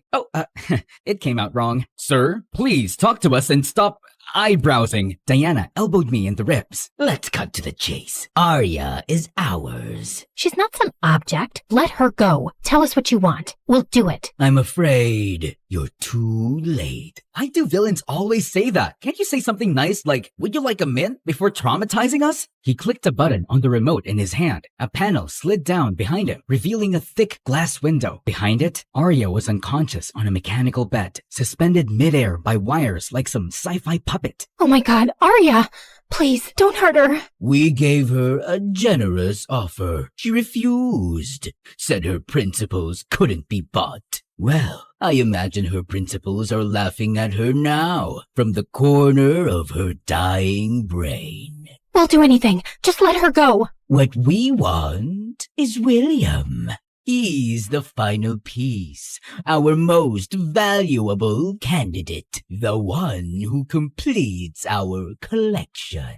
Diana hesitated. Her eyes turned to me, full of panic. It's fine, I'll go. Either way, I was getting poked and prodded. Might as well get it over with. She nodded, sadly. I stepped toward the man, until my stomach turned. Oh, wait, all this chemical air is making me nauseous. I feel like puking. No, William, no! Too late. I threw up all over the floor. And there it was, the tiny metal flask, the size of a peanut I'd swallowed earlier as Diana and I planned. She didn't miss a beat. She snatched it up, bit it open, and grabbed Eyebrow Guy, locking her arm around his neck with the open flask right under his nose. Guards nearby started to move. Don't even think about it. This flask contains a contact agent. One drop on your skin, and you're gone in seconds. Everyone, stay back! Stay back! Let Arya go, now. Understood. Assistant, release her. Diana, she's fine, I swear. She's just sedated. We didn't harm her. You'll see. A few assistants appeared, unhooked Arya, and helped her walk toward us, weak but alive. Oh my god, Arya, you're safe. We were worried sick. Now, let me go. Not until William and Arya are safe. Get them out first. No, I'll stay. Just get Diana and Arya out of here. Aww. What a noble little sacrifice. And then, bam! Arya snatched the flask from Diana and shoved her away. What are you doing? What do you think I'm doing? Oh my god, she's a double agent! She's with them! He's not them. He's my husband. The look on Diana's face. I'd never seen her like that. Stunned, shattered. And it hit me, right then, how much pain I'd once caused her. But there wasn't time for guilt. I had to move. You just want me, right? Your precious lab rat? Then take me! Let her go! Let her go? Oh no. She's our puppet. She worshipped me, did everything I asked, trusted me like an idiot. I cherished you. I believed in you. I'd have given my life for you. I modeled my whole career after you. Exactly. That's why you were so easy to control. Desperate for purpose, clinging to the first place that made you feel seen. That good organization? Criminals, just like us. There's no noble mission here. We want humans who don't sleep, who don't stop, who don't question. Soldiers, spies, servants, engineered for obedience. Minds sharper than AI, bodies that don't break, and loyalty so deep they'll do anything we say. Whatever the world needs and the law won't allow, that's the future. And we're not asking permission to build it. The difference is, we're going to win. We'll wipe your organization out, dominate the field, and make billions. You used me. Oh, Diana, sweetie, I needed you here. I knew you wouldn't join me if you knew the whole truth. So I gave you a mission, a crisis, a little emotional blackmail to save me. She glanced at me, then tossed a folder toward Diana. If you want your little lover boy to stay alive, sign these papers. Diana didn't move. She was still processing everything. Relax. They just make you the official owner of our newest facility. Unregulated, covert, and completely in your name. So, if this all blows up, if the authorities come knocking, you would take the fall, not me. And not me either, darling. Where are you taking me again when this all works out? Some island with no extradition laws, 5 jacuzzis, and unlimited shrimp. Ugh, shrimp makes you fart. Aw, I thought you didn't mind mine. Just like I don't mind yours. Your farts are my perfume. Oh, you're disgusting. I love it. I know you'd love it. They both cackled like cartoon villains, but I wasn't done. I pulled a second metal flask from my mouth, hidden under my tongue when I puked earlier. I cracked it open, grabbed Diana's hand, and ran. We sprinted toward the exit. As we ran, I punched in the passcode I'd memorized earlier, and before the door closed behind us, I dumped the serum all over the handle. Hey, idiots! I just covered the whole doorknob with that poison! Go ahead! Touch it! I dare you! Then I grabbed Diana's hand, and we bolted. Do you even know where we're going? Don't worry. I remembered every turn in that maze, and now that the doorknob's covered in that stuff, they're not getting through anytime soon. Just then, 2 guards rounded the corner. That was fast. Don't worry, Diana. This way. I led Diana down a different path, a narrow side hall. When the guards followed, I quickly shut the steel door behind us and yanked a release lever I'd spotted earlier. That should keep them busy. If not, we better run faster. 4 hours later, Diana and I sat on a bench outside the FBI building. Diana had told them everything. Turns out the FBI already had some clues about the illegal labs, but they didn't know how deep it went until Diana came clean. Everyone involved got arrested, except Diana, because she told the truth and saved lives. I glanced over at her. She looked tired, like me, but a little lighter. She wasn't hiding behind her glasses or her ponytail. She looked like Diana. They said they'll probably clear your name completely, might even offer you a job. I'm not sure I want it. You should. You're amazing at this stuff, but only if you want it, not because you need to prove anything. Thanks. I think we broke each other a little back then, and I think maybe now we could help each other rebuild. Better this time. Smarter. You're still an idiot. And you're still scary, but I like scary, especially when she brings snacks. That made her laugh, for real. All right, genius. One condition. We don't fix each other. We just support each other while we figure out how to fix ourselves. Deal. Oh, wanna hear a joke? An octopus once said to its girlfriend, "Give me your hand, give me your hand, give me your hand, give me your hand, give me your hand." She chuckled and gave me her hand to hold. And in that quiet moment, I didn't feel like a loser. I felt like someone who could start over and have a life that was worth staying awake for. Will love you for it all. Yeah, I will love you for it all.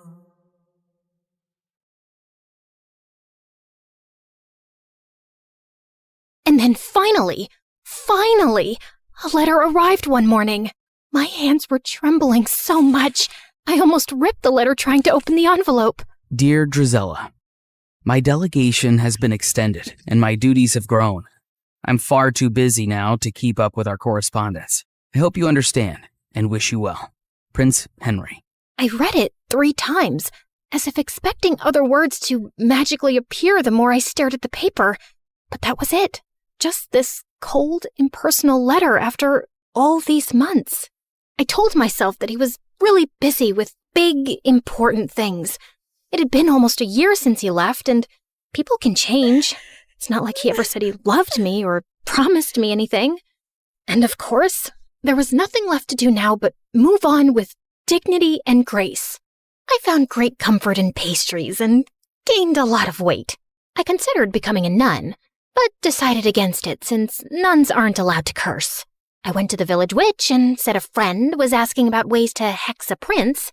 I started writing a vicious breakup letter to Henry, then realized you can't break up with someone you were never technically with, so I ate more pastries. Then I started running at dawn, lost all the weight, and used Cinderella's stupidly good skin and hair stuff so he'd choke on his regret the next time he laid eyes on me. But no matter what I did, it didn't dull the ache of missing someone who didn't miss me back anymore. It had been months since that last letter, and I had picked myself up and moved on. So I wasn't expecting my stomach to lurch when an official invitation arrived from the palace, announcing a grand ball in honor of the prince's return. Great. Other people could honor him. I wasn't going. Besides, Anastasia was terrified of dancing, and Mother wouldn't be up for it either. Over the past few months, she'd grown very weak and was always tired. I'd asked a couple of doctors to examine her, but they had no answers. Cinderella had been on top of her care, of course, always fluffing her pillows, rubbing her feet, making her special herbal teas. And the thought had crossed my mind more than once. What exactly was she putting in those concoctions? I didn't think she was beyond slowly poisoning a woman for her inheritance. I'd thrown the invitation in the trash. But sometime later, Cinderella came into the living room, clutching it to her chest. You're invited to a royal ball. Can you believe it? Oh, I've never been to a proper ball or worn a ball gown, and I've never seen the palace. I know I'm not invited, but maybe I could go, if you could take me with you. Yeah, no. We're not going.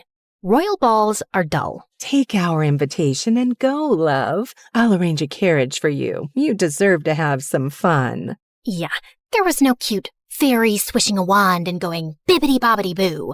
Just my own mother handing Cinderella one of her finest gowns, a string of expensive pearls, and some money to buy shoes. Because naturally, Cinderella's feet were impossibly tiny and delicate, and she couldn't borrow shoes from us ogres. And off went Cinderella, looking like a vision. Since she was finally out of the house for a few hours, there was no way I wasn't going to snoop through her room, which was, as I suspected, disgustingly perfect. Not a speck of dust, and everything was arranged with military precision. Psychopath. I rifled through her drawers, opened her wardrobe, peered under the bed. I didn't find some secret stash of poisons or a diary confessing to slow murder. I wasn't even sure what I was looking for, and I was beginning to feel stupid. I turned to leave when suddenly, my elbow bumped into a picture frame on her vanity, knocking it to the floor. I cursed under my breath as I picked it up. Luckily, nothing was broken, and the picture had just come out. As I was placing it back in, something slipped out. A folded piece of paper tucked away carefully. And when I opened it, I recognized the handwriting instantly. I would have known it anywhere. Dearest Drizella, I'm so sorry I haven't written in a while. A sudden, strange illness gripped me and I was too sick to be moved or even lift my head. The royal court kept quiet to avoid panic, and it took me months to recover. Even now, the physicians say the worst is not over. I'm healthy otherwise, but my vision has been compromised permanently. They expect it will continue to worsen until I lose it entirely, perhaps within a few months or a year. Before that happens, before I lose my ability to pen down words myself, I need to tell you that I'm in love with you. I'm not the man you deserve, but if you could ever imagine a future with me, one where I will not have my sight, but you will have all my heart, I would ask you to marry me. Yours always, Just Henry. I read it again and again and again. My knees gave out and I sank to the floor. He had loved me. He had wanted to marry me. He had needed me when he had gotten such terrible news, and I'd never even known. I'd spent all this time thinking he'd forgotten me so easily, but it wasn't true. None of it was true. But Cinderella had known. How had she gotten this letter? Had she stolen it before it reached me? Did she intercept others too? Did Henry get mine? A broken sound escaped my throat. I wasn't crazy or paranoid. I'd been right about her all along. Suddenly, the sound of the front door opening snapped me back to reality. Cinderella had returned from the ball. I rose to my feet, pure rage surging through my veins. She'd taken everything from me, but this time, she wasn't getting away with it.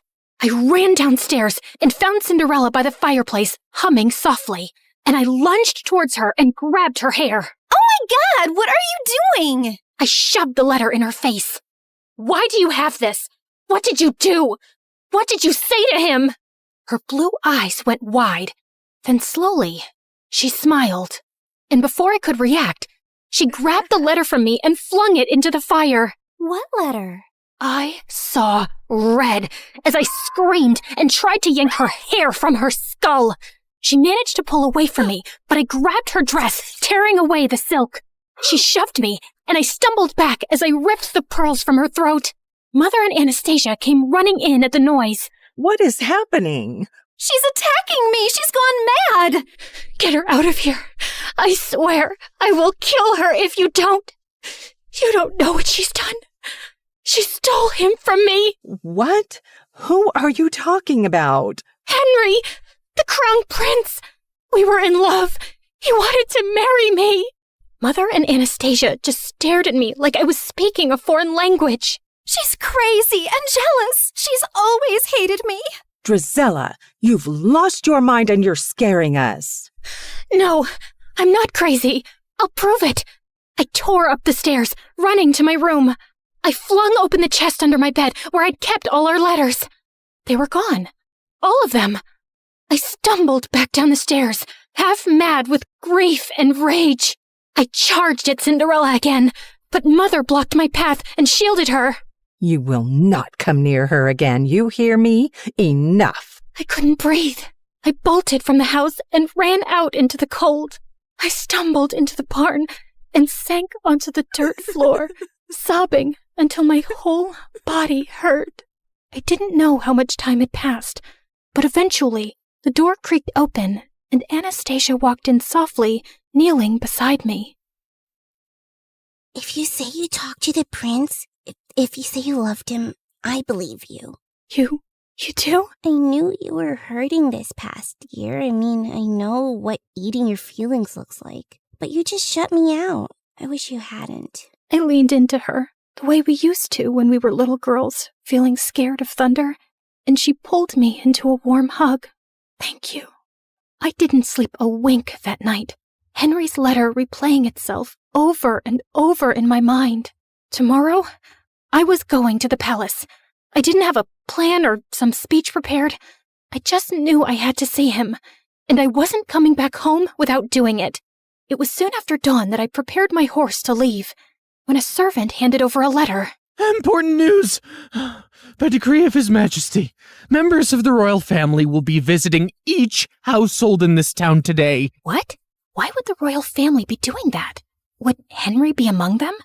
I didn't know what was going on, but I had to stay back for the visit. Cinderella was probably still holed up in Mother's room, which was good for her, because if I saw her face, I would tear her apart. I paced around impatiently, looking out the window for any signs of the royal delegation approaching. I thought I'd get a better view from the attic, so I ran up. And as I stood there, with my face pressed to the window, suddenly, the hair on the back of my neck stood up. I turned, and Cinderella was standing in the doorway, her eyes gleaming. Before I could run towards her, she slammed the door shut, and I heard the lock click. "Let me out! You crazy witch! Let me out!" And when I saw the royal delegation arrive at our house, I felt manic. I kicked and banged and screamed until my throat was raw. But no one heard me. Why was the royal family here? What was Cinderella doing? Finally, I heard someone running up the stairs, and the door burst open. The prince, he's here. He's here. And he just asked Cinderella to marry him. The words punched the air out of my lungs. You have to go. You have to stop him. Hurry.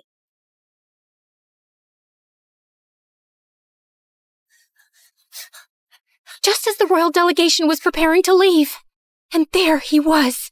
Henry was standing beside Cinderella, his hand cradling hers gently as he bent to kiss her fingers. "Henry, no! You can't marry her! You don't know who she is!" Everyone froze, including him. He slowly turned to me, squinting his eyes hard, and then his face hardened to stone. I told you she would never let me escape. Henry, whatever she's told you, it's all lies. Address me properly, miss. It's Crown Prince Henry. Okay, Crown Prince Henry. You cannot marry that two-faced witch. A ripple of murmurs went through the small crowd gathering around us. I need a moment alone with her. He led me forcefully into the stables away from everyone and slammed the door behind us. You are the biggest liar I've ever met. All the time you whined about your perfect stepsister replacing you when it was just a poor, abandoned girl that you and your family made your slave? I felt like he'd slapped me in the face. She didn't even dare tell me her name yesterday at the ball. She said she sneaked away because she wasn't allowed to exist freely, not even for a night. Then she ran away before I could even ask who she was. All I had was her slipper she left behind by accident. And then imagine looking for her and finding that you're the villain in her story. Henry, she's a manipulative psychopath. She stole my letters. She stole yours.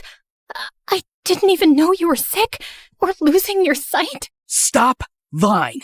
It was your handwriting on the letter I got, where you told me you couldn't be with me because of my illness, where you said it would be better to end things before they really even began. I never wrote that letter. She faked it. I think she always knew about us right from the start. Are you really so twisted that you think she plotted all this? So according to you, she intercepted our letters, forged your handwriting, and had been spying on us all along just to ruin things between us one day? I know it sounds crazy, but it's true. For a second, a shadow of doubt crossed his face, and I thought he might believe me. But then his jaw tightened. No, you didn't want me. And now you just don't want her to have me either. My heart felt like it would explode. You met her last night. How can you marry someone you don't even know? As if time is a guarantee of anything. I knew you for much longer, but it turns out I didn't know you at all. She knows about my ailment, and she accepted me as I am. And even though I've lost most of my sight now, when I look at her, she glows like an angel. She's kind and beautiful and good. I know she will save me, and I will save her from you. As he started walking away, I felt something break inside me, like a monster being unleashed. Maybe it's a blessing you're going blind, Henry. I hope it happens faster, for your sake. It's better if you're spared from seeing the snake you're marrying, or the fool you've become. And I wouldn't have married you anyway.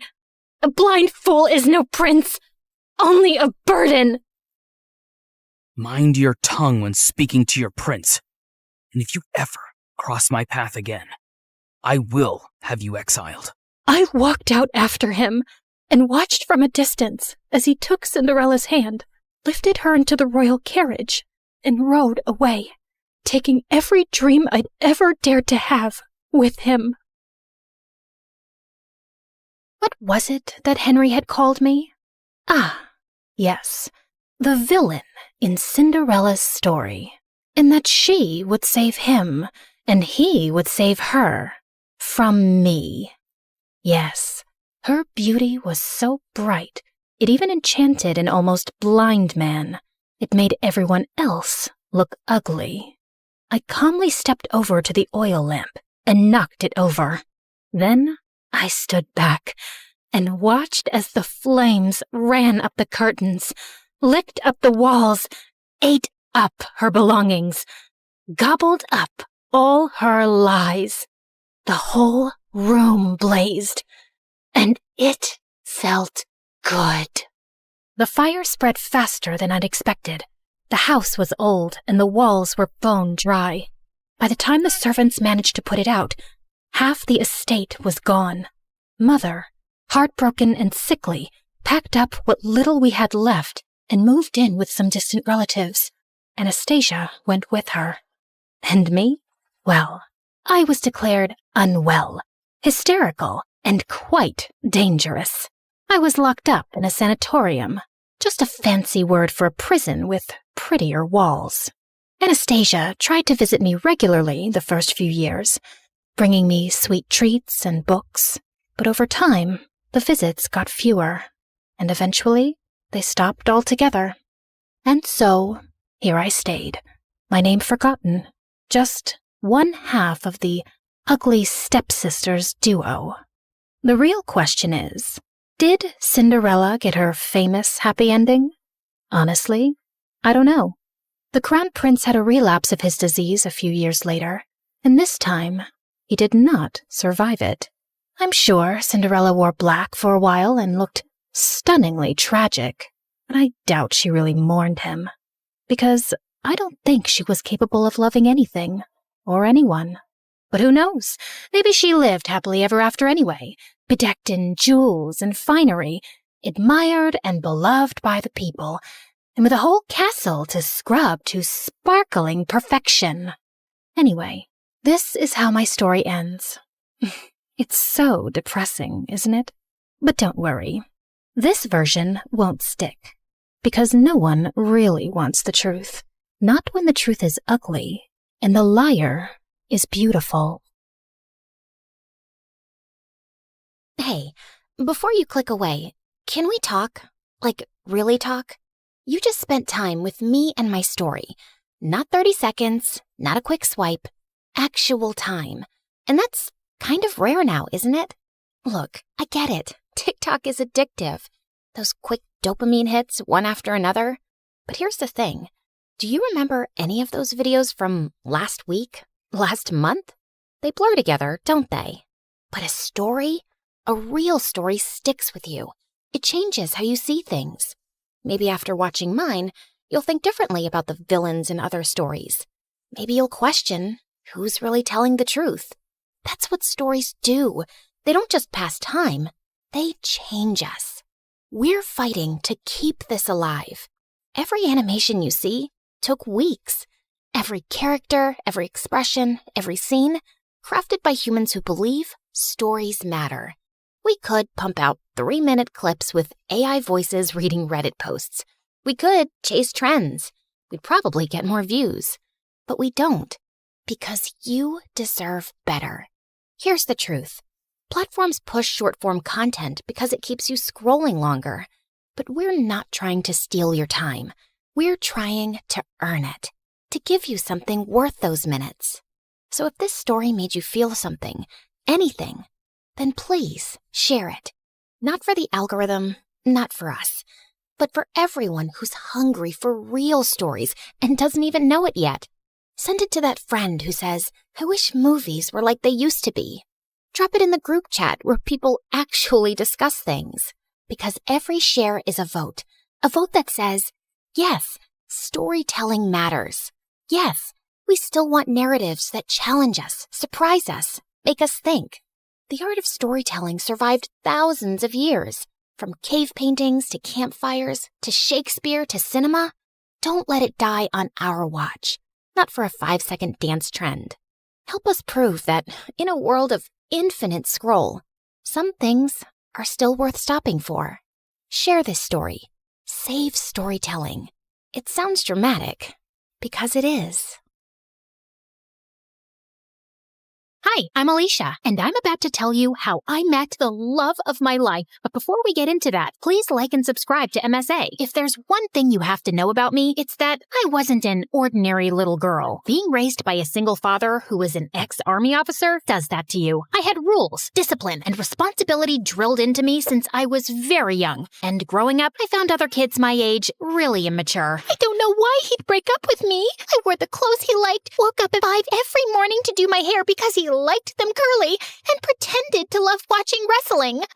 Excuse me, but I need to get that muffin. Can't you see that I'm crying? My boyfriend just broke up with me. Aw, I'm so sorry. You know, it reminds me of the time my dad took me for this obstacle course, and I twisted my ankle so badly, the doctors told me I'd never be able to walk again. But I didn't lose hope, and here I am. How is that the same thing? It's not, because that was an actual problem. But yours is just a bunch of high school nonsense. Now move your butt, please. Needless to say, I didn't have a lot of friends, and I didn't care either. My life was all sorted out. Graduate school, get into a good college, work, and retire. But then I turned 18 and met Arthur. He was a transfer student from Greece, and boy, was he dreamy. The first time I met him was in gym class. We were playing catch, and I was so lost in looking at him. I totally missed the ball, and it hit me right in the face. I fell on my butt, and Arthur came running. Are you okay? You're bleeding. It's nothing. I'm used to much worse. On second thoughts, I might need a doctor. Arthur smiled and carried me to the nurse's office. The entire time I was there, he sat next to me, and later he dropped me home. We became friends after that, and slowly I fell for him. He was smart, mature, and sweet. If there was one guy I wanted to date, it was him. So I decided to ask him out, except I didn't know how. So I turned to MSA for help, and it did not disappoint. Rule number 1, never let your crush know you're interested in him. Avoid eye contact and do not speak at all. The next day, when Arthur waved at me in the hallway, I wrinkled my nose and turned away. He sat next to me in class, but I didn't pay any attention. But then in the cafeteria, he caught up with me. Are you avoiding me? Me? Avoiding you? Oh, don't be silly. I was just really busy thinking about global warming and how it's impacting the fish population. Oh, that reminds me. I have to water my fish. My plants. I'll see you around. And I just ran before I embarrassed myself further. After that epic failure, I turned to step number 2. Dress up nice and behave like a total diva. I went shopping, picked up a bunch of dresses, and the next morning, it took me 2 hours to get ready. I thought I looked great, except the moment I entered, everyone started pointing at me and laughing. Oh my god, why is she dressed like a peacock? What is that on her face? Did someone finally punch her for being a know-it-all? I was so embarrassed. I immediately turned around and ran for the bleachers. I was still sulking when Arthur walked up to me. If you rub your lips anymore, they're gonna fall off. This lipstick won't come off. Ugh, it's so annoying. Let me help you. Also, I'm not saying you don't look good with makeup, but you actually look way prettier without it. Really? Does that mean you'll go out with me? Are you serious? I wanted to ask you out for the longest time. time, but everyone in school told me you're a cold-hearted cold-hearted girl who hates people. That's not true. I hate dumb people. There's a difference. So, you and I, dinner tomorrow? I'd love to. My first date with Arthur was perfect, and he told me that his parents were divorced like mine, and he lived with his mom and 9-year-old brother Charlie. We started dating soon after, and spent all our time together. People in school were also nicer to me, since I was Arthur's girlfriend, and even Dad liked him a lot. Life was just better with him in it, until things started getting weird. Some days he would come to school looking like a half-dead zombie, and other days he would skip school altogether. His grades were slipping, we were barely seeing each other, and I knew something was wrong. So one day when he canceled our date, I went to his place with his favorite ice cream. But when I knocked on the door, some kid opened up. Hi, you must be Charlie. Is your brother around? Is that ice cream? Give me it. Hey, that's not very nice. Say, ma'am, could I please have that tub of ice cream? Repeat after me. Sure. Ma'am, give me the ice cream or I'll kick you. And Charlie kicked me on my shin, snatched the tub, and ran away. As I yelled out in pain, Arthur came running downstairs. Alicia, why didn't you tell me you were coming? When would I tell you? You hardly talk to me these days. I know. I'm sorry. It's just that Mom's getting married again. The guy doesn't want Charlie in his life, and Mom loves her stupid boyfriend so much that she decided to move out, leaving me in charge. Why wouldn't you tell me that before? Because it's embarrassing, and I didn't want to drag you in my mess. I'm already a part of your mess, and we'll get through it together. Okay, I know that was a bit cheesy, but Arthur looked like he was gonna break in a million pieces, and I really wanted to help him. Besides, how bad could a 9-year-old be? Turns out, a lot, because Charlie was a total devil. He would cry over the smallest things, throw tantrums if he didn't get his way, and would constantly butt into my dates with Arthur. We hardly spent any time alone. I was pretty sure he just hated me. Like one time, I was waiting for Arthur in his living room, and Charlie kept giving me death stares. Something on my face? I was just trying to figure out how someone can look like a horse and a camel at the same time. That's kind of mean, Charlie. And you're kind of ugly. Anyway, have fun on the date. It won't last long. And 10 minutes into the date, Arthur got a call from the babysitter that Charlie had locked himself in the washroom and we had to run back. Then another time, it was Dad's birthday and I had planned a really cool surprise for him. I'd invited all his old friends from the army. Arthur helped me deck up the place and I was arranging the cake when Charlie walked up to me. Oh, wow. This cake looks yummy. Give me a piece. Only after my dad cuts it. But I'm hungry now. Then eat something else. There's a whole pizza on the counter. Are you stupid? I said I want the cake. Charlie tried to get the cake, but I got in his way. He shoved me away, and I accidentally knocked into the cake, which crashed to the floor. Whoopsie. Guess no one gets to eat it. What happened? I heard some noise. Your brother ruined my surprise. I just asked her to give me some cake. And I asked you to wait. Relax, Alicia. We'll get a new cake. I'm sure your dad won't know. That's not the point, Arthur. Your brother is a spoiled brat. He needs some discipline. You put that kid on a leash, or I swear I will. He's my brother, not some dog I can put a leash on. I know he made a mistake, but he's just a kid. You know what? We'll just leave. We wouldn't want to ruin your evening any more than we have. Perfect. Arthur took Charlie's hand and they left. I wanted to stop them, but I was too mad. Later that night, when I calmed down, I realized I might have been too rude and called Arthur up, but he didn't answer. He didn't even show up to school the next day, and neither did Charlie. So I went to his place to talk to him and saw Charlie crying on the porch. What's wrong? Arthur wasn't here when I woke up this morning, and I don't know where he went. Did you call him? He left his phone behind. Then why didn't you answer when I called? Anyway, don't worry. We'll find him. But till then, you're coming home with me. No, I don't like you. You don't have to like me, but I'm not leaving you alone till Arthur gets back.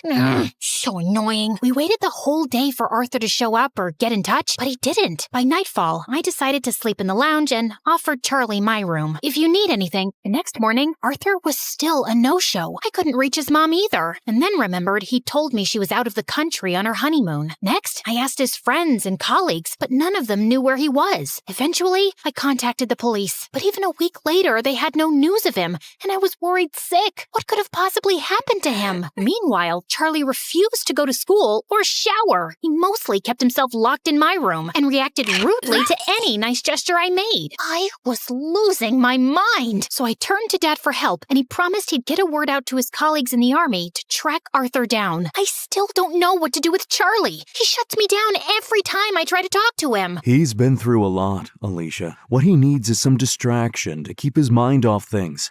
After your mom left, you were all over the place. That's why I built such a strict routine for you, so you wouldn't have time to think about her. Maybe you should do something similar. I decided to give Dad's advice a shot, and the next morning, I walked to Charlie's room and woke him up. Get up. We're going out. Is Arthur back? No. Then let me sleep and go away. Nope. You're getting up right now. Charlie resisted, but I dragged him out of bed, and somehow we made it to the bus stop. He kept cursing me the whole way, but I didn't care. And minutes later, we were at our destination, the paintball arena. I'm not going in there. Why? Too chicken to lose? As if. You're on. Charlie and I had a great time at the paintball game, and it was the first time I actually heard him laugh. Afterwards, we went to a trampoline park and jumped our hearts out. By the end, he was so tired he could barely walk, so I called a cab and took him to my favorite burger joint, but he just stood at the entrance and stared. What, you don't like burgers? No, it's just that this was my favorite place to come with my mom. Every weekend, we'd come here and play our favorite songs on the jukebox machine. And now, she doesn't even call me, and Arthur's left me too. Arthur will be back in no time, I promise you. He loves you a lot, Charlie, and no matter what, we'll always be here for you. You too? Yes, me too. Charlie cried and hugged me tight. For the first time, I saw him as a heartbroken kid who just wanted his family back. Since then, Charlie warmed up to me. We'd have breakfast together,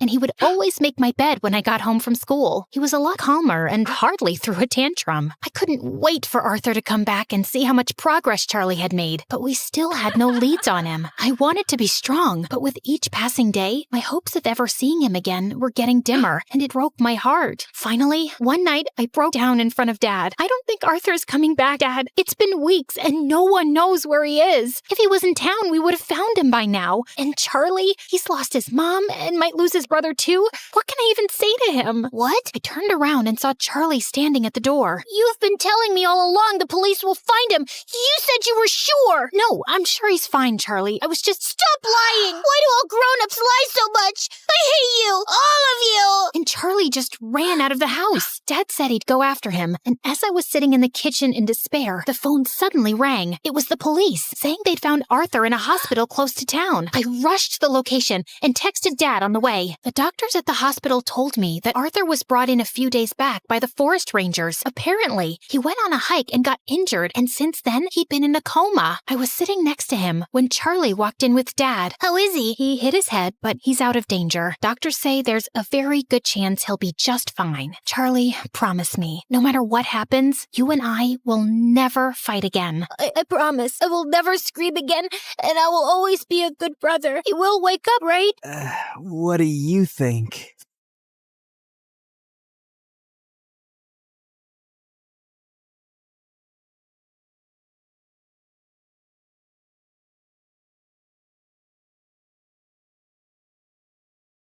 I used to think silence was peaceful.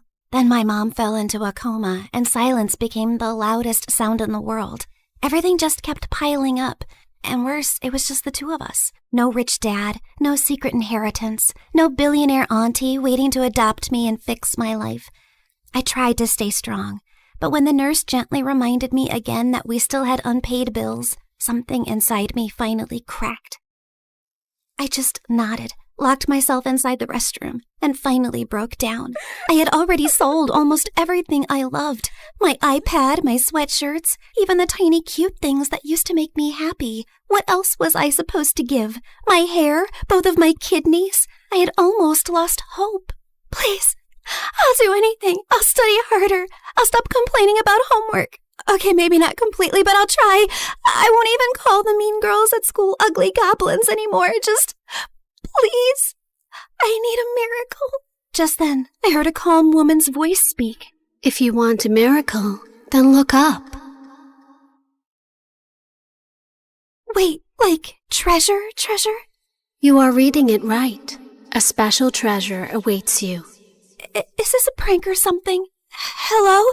I slowly turned around, expecting a hidden speaker or a hospital ghost with good acoustics. But there was nothing. I did not just hear a bathroom wall answer me. The wall did not answer you. I did. This is stress. People cry too hard and start hearing things, so this is totally normal, right? Just then, an arrow beneath the message suddenly started glowing. First I'm hearing things, and now I'm seeing things. What's happening? Believe your own eyes. Only that which you see is true. What is unseen is but an illusion. Okay. Let's say I believe you for 3 seconds. So, are we talking about gold? Money? Something that I could sell for millions? Because I don't need some riddles right now. I need some miracle, or at least some actual cash. Or some treasure valuable enough to change your fate. Whether it becomes salvation or disaster depends on who finds it first. And right now, you're already running out of time. Out of desperation to save my mom, I eventually gave in. I followed her out of the restroom, through the hallway, and toward the exit while she narrated every tiny step like a freaking GPS. Continue forward, and please do not look suspicious. Proceed to the exit. Step over the small crack. Avoid the wet spot. Lift your foot slightly higher. There is an unpleasant object 2 centimeters ahead. I stepped down, and my whole body froze. Oh, my apologies. I meant there was an unpleasant object 2 centimeters ahead. Too late. Soon, we reached a narrow alley between 2 old buildings. Miss, are you sure this is the right way? The path continues forward. Though I understand your hesitation, narrow passages often awaken the mind's instinct for danger. However, if treasure were always placed in bright, comfortable places, far few people would learn anything from searching for it. So, that's a yes? Oh, that pretty summarizes what I've said. So, yes. I finally stepped into the alley, and thankfully it was only normal scary and not dangerous and life-threatening scary. Just then, everything went silent all at once. Even the dramatic pigeon on the street shut up. Miss Lady Voice? Hello? Are you still here with me? Don't worry. I'm here. Just keep walking. Do not turn back yet. Step back and just breathe slowly. I only asked if you were there. And I answered with additional guidance. The alley stretched longer than it should have. Soon warm wind rushed past me, and when I looked back, the alley was gone, and I was now standing in an open field under a bright blue sky. Holy yummy cheese balls! Did I just teleport to another place? I also noticed a small glowing orb floating in front of me, shining softly like a tiny star. Yes, you have arrived in Mondstadt, the city of freedom, a land of wind, songs, nights, and many stories carried through time. I realized that the glowing orb pulsed when the voice lady continued yapping. So that meant her voice now had some sort of a body? So you mean I'm not somewhere in Europe and not dreaming? Yes. This is not Europe, nor is it a dream. A world with its own laws, gods, stories, wounds, and miracles. Why am I exactly in this unfamiliar land? I just want my mom to wake up. Then keep walking, Sabrina. The treasure hunt begins here. Fine. If this treasure can really give me a miracle, then lead the way. Watch out! Explosive encounter highly likely nearby. Explosive what? Just then, a loud boom suddenly echoed from somewhere near the trees, and a tiny red figure then burst out from behind a bush. Ta-da! Klee is here! Spark Knight of the Knights of Favonius. She is known throughout for her enthusiasm, remarkable explosive talent, and a long history of incidents that are best described as energetic. Sorry about that. Klee was only doing a little fish blasting. Well, maybe not a little, but the fish tastes so good, so Klee thinks being grounded for a day is worth it. Anyway, are you here for the treasure hunt?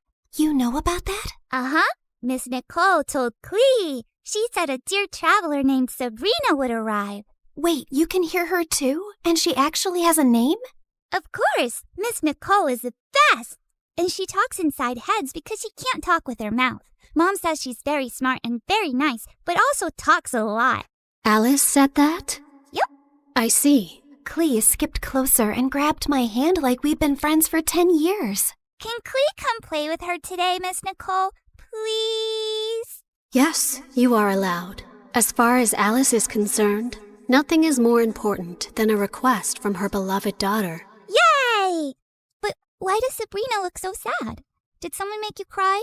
Was it a bad guy? Klee can blow them up! Only a little. Well, maybe not a little, but Klee will try. I'm not sad. You are. I know crying faces. Jean makes that face when Klee accidentally causes big disasters. My mom is really sick. She's in a coma right now. That's why I need to find the treasure so I can buy her medicines and pay the bills. Klee gave me a soft smile and squeezed my hand. Mom always says love can travel very far, even farther than my best bombs.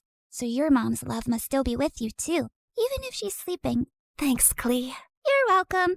And don't worry, we're going to find that treasure, help your mom, and only blow up the bad guys. Maybe we can do the first two without the third one? Klee will try very hard. Just then, Nicole's panicked voice suddenly filled my head. Watch out! Hilly Charles incoming! Hilly what? Literally 6 seconds later, masked monsters burst out of the bushes, and Klee pulled out her bombs like this was a normal Tuesday. Jumpy, jumpy, go! Boing, boing, boom! Yeah! Oh my god, am I gonna die? Stay calm. Step back. Duck! Now! Before I could fully lose it, golden light bloomed beneath us. Moment of birth. A glowing flower platform rose from the ground, blocking the monsters just in time. Then a calm boy appeared above us and landed lightly. Mr. Albedo, you came! Klee knew you would. I heard explosions nearby and thought it would be wise to investigate. Finding Klee here confirms my hypothesis. Sabrina, this is Mr. Albedo. He's like my big brother, and he's super smart. Nicole quickly explained that Albedo was the chief alchemist of the Knights of Favonius, and that his knowledge of ancient mechanisms would be very useful for our treasure hunt. Klee is my little spark knight. I need to keep her safe and sound. Besides, investigating the unknown is certainly my thing, so count me in. Well, I guess the more the merrier. After that, Nicole led us to Thousand Winds Temple, an ancient ruin full of broken pillars, weird symbols, traps, slimes, and things that clearly wanted me flattened. But somehow, because of Nicole's directions, Albedo's magic, and Klee's little bombs, we made it through. I thought you were just going to lead me to the treasure. You did not warn me about all this. Seriously, did I get transported into a video game world or what? A world is only called a game by those watching safely from the outside. To those inside it, every path, every danger, every choice is real. Wow, that was beautiful, but also very unhelpful. Then allow me to be more direct. Keep moving. Something larger is approaching. Larger? Just then the ground shook. From the dark corners of the ruin, 2 giant metal monsters slowly woke up. Please tell me those are statues. Please. Unfortunately, no. Those are ruin guards. Ancient machines built for battle. And judging by the glow in their eyes, they have already identified us as a threat. Before I could pee my pants, someone crashed down from a broken wall and stood between us and the machines like a walking shield. One swing sent a ruin guard flying back like a stupid little tin can. Whoa, this guy looked like he could punch a mountain and the mountain would apologize. Uncle Varka, you came! Klee knew you would. Now the big metal meanies are in trouble. Ah, the almighty Knight of Favonius to the rescue. How timely. Ha! Miss Nicole! Didn't expect to find you leading children into ancient ruins. And I didn't expect you to enter by jumping from a wall. Yet, here you are. Fair enough. When the coast was finally clear, Albedo calmly stepped toward the broken machines and found a small glowing fragment inside them. The moment he lifted it, the air around us shimmered. The first clue has awakened. First clue?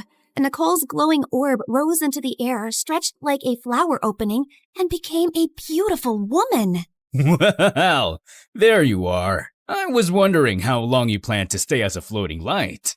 Wait, you're Miss Voice Lady? You actually had a physical form this whole time? Nicole looked at me, and even though her lips did not move, her voice gently entered my head again. My apologies. Until the first clue awakened, I could only guide you through a small projection of my presence. Now that the path has opened, I can take this form before you. However, for certain reasons, I am unable to speak. This is the only way I can communicate with you. Now then. She continued yapping for 8 more minutes straight. And from what I understood, she was an angel called N from the Hexen Circle, a circle of powerful witches. She then explained that the glowing fragment was a piece of the treasure's scattered light and could lead us to the traces left across Tivat. The treasure you seek was broken long ago. Its light scattered across Tevat, leaving traces behind. This fragment will reach those traces. The brighter it shines, the closer we are to the treasure. Across Tivat? As in this whole world of yours? Several regions, yes. That means a long trip, but don't worry. With Miss Nicole's incredible sense of direction, we'd never have to worry about getting lost. Yay! More big adventures! Wait, no, not yay.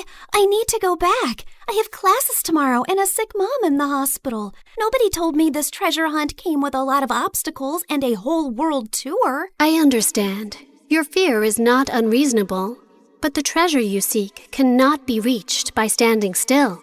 Each clue will bring us closer, and each step will return you to the wish that brought you here. Fine. For Mom, I would continue this crazy mission. After that, everything turned into the fastest, weirdest world tour of my life. The mute angel continued her directions like an unmutable treasure hunt navigation guide, dragging us across a giant magical map, jumping from one region to another, while I tried my best to stay alive and understand what was actually happening. In Inazuma, the sea was angry, the sky was angrier, and my stomach was fighting for its life. Storms often remind mortals that control is an illusion. And yet, Miss Nicole, respectfully, I'm about to throw up into the ocean. I suggest you give the kid the short version, Miss Nicole. Very well. Storms pass. Thank you. That one helped. In Sumeru, we finally got one peaceful break near a waterfall. Albedo sketched the view. Klee showed me Dodoko, and when she said her mom gave it to her so she would never feel lonely, my chest hurt in the softest way. After our little break, Nicole led us to Natlan, where we were nearly roasted alive. Fiery creatures chased us through rocky paths while she calmly yelled directions. And at one point, Varka carried Klee and me like luggage. This is fun! Uncle Varka is the best! Hold on tighter! Every trace we followed made the fragment shine brighter. And by the time we reached Fontaine, it was full-on glowing, like it had finally remembered where the real treasure was hidden. Nicole led us beneath the water to hidden ruins, where the fragment pointed us toward the final trace, the one hiding the real treasure. Freaking finally! Soon, we found a mysterious sealed door, and Albedo figured it out like a puzzle in minutes, using one of Fontaine's underwater mechanisms like it was nothing. The sealed door opened, and I thought we had finally reached the treasure. Behind it were more passages, hidden compartments, and even more puzzles. I swear to God, is the treasure shy or what? Ancient civilizations valued protection. Finally, we reached a chamber where a small chest waited on a pedestal. I opened it with shaking hands, but there was no gold, no money, no jewels, nothing I could sell. Inside was just a small, broken, flower-shaped relic. No, we traveled across Tivat for this? For a broken thing? It is indeed damaged. We can fix this, right? Yes, but not with gold, not with force, not even with knowledge alone. Then how? This relic is a vessel of hope. It reflects the heart's deepest wish. It was never meant to make someone rich. It was meant to answer the part of a person who refuses to give up. I stared at the tiny broken flower and slowly understood. The treasure was never something I could sell to fix my life overnight. It was hope. The one thing I had almost lost in that hospital restroom. Nicole said every region had left something inside me. Courage, endurance, wisdom, strength, and truth. I held the broken relic and thought of Mom's smile, her warm hugs, and the little things she did whenever I was sad. I wish for my mom to wake up. I don't need gold or anything. I just want more time with her. Please. Just then, the relic started glowing. Golden light filled the cracks, and the broken petals slowly repaired themselves until the flower became whole again. You fixed it! The restoration is complete. The way home can now be opened. A portal appeared behind us, and my chest hurt when I realized I was really leaving them. They were supposed to be just my treasure hunting team, but somehow they had become my friends. Klee hugged me first and gave me a tiny Dodoko charm. so you won't forget Klee. Fear doesn't mean you're weak. It means what you're fighting for matters. Always remember that, kid. If fate allows us to meet again, perhaps we could continue this conversation over dessert. You asked for a miracle, but you were the one who kept walking toward it. Remember that, too. After a tearful goodbye with them, I finally stepped into the light. When I opened my eyes again, I was back in the hospital restroom. I thought it had all been a dream until I felt Klee's Dodoku charm in my pocket. So it was real. Everything was real. I ran back to Mom's room. The bills were still there. Mom was still sleeping. But I felt different. Scared, yes, but not empty and hopeless anymore. One day, my seatmate was secretly playing some online game called Genshin Impact, and the second I saw her screen, my soul almost left my body. The characters looked way too familiar. And then it hit me. So I was in a game? That night, I downloaded the game beside Mom's hospital bed. And when Nicole's banner finally appeared, I pulled for her. Not gonna lie, I really miss her voice and her endless yapping about lore and random facts. Step into the world of Genshin Impact, the open-world action RPG where you explore, battle, and uncover the secrets of Tivat across PC, mobile, and console, all seamlessly connected. Experience exciting new adventures in Luna 7 Truth Amongst the Pages of Piranha, featuring powerful new weapons, fun minigames, and exciting rewards to enjoy. Uncover a brand new story chapter in Sumeru. Meet new Wish Banner characters like Nicole, Prune, and Lowen. One afternoon while I was studying beside Mom, her fingers finally moved. Mom? Hey, sweetie. Mommy, you're awake. You're really awake. I missed you so much. And for the first time in a long time, the silence in the room did not feel scary. It felt peaceful at last.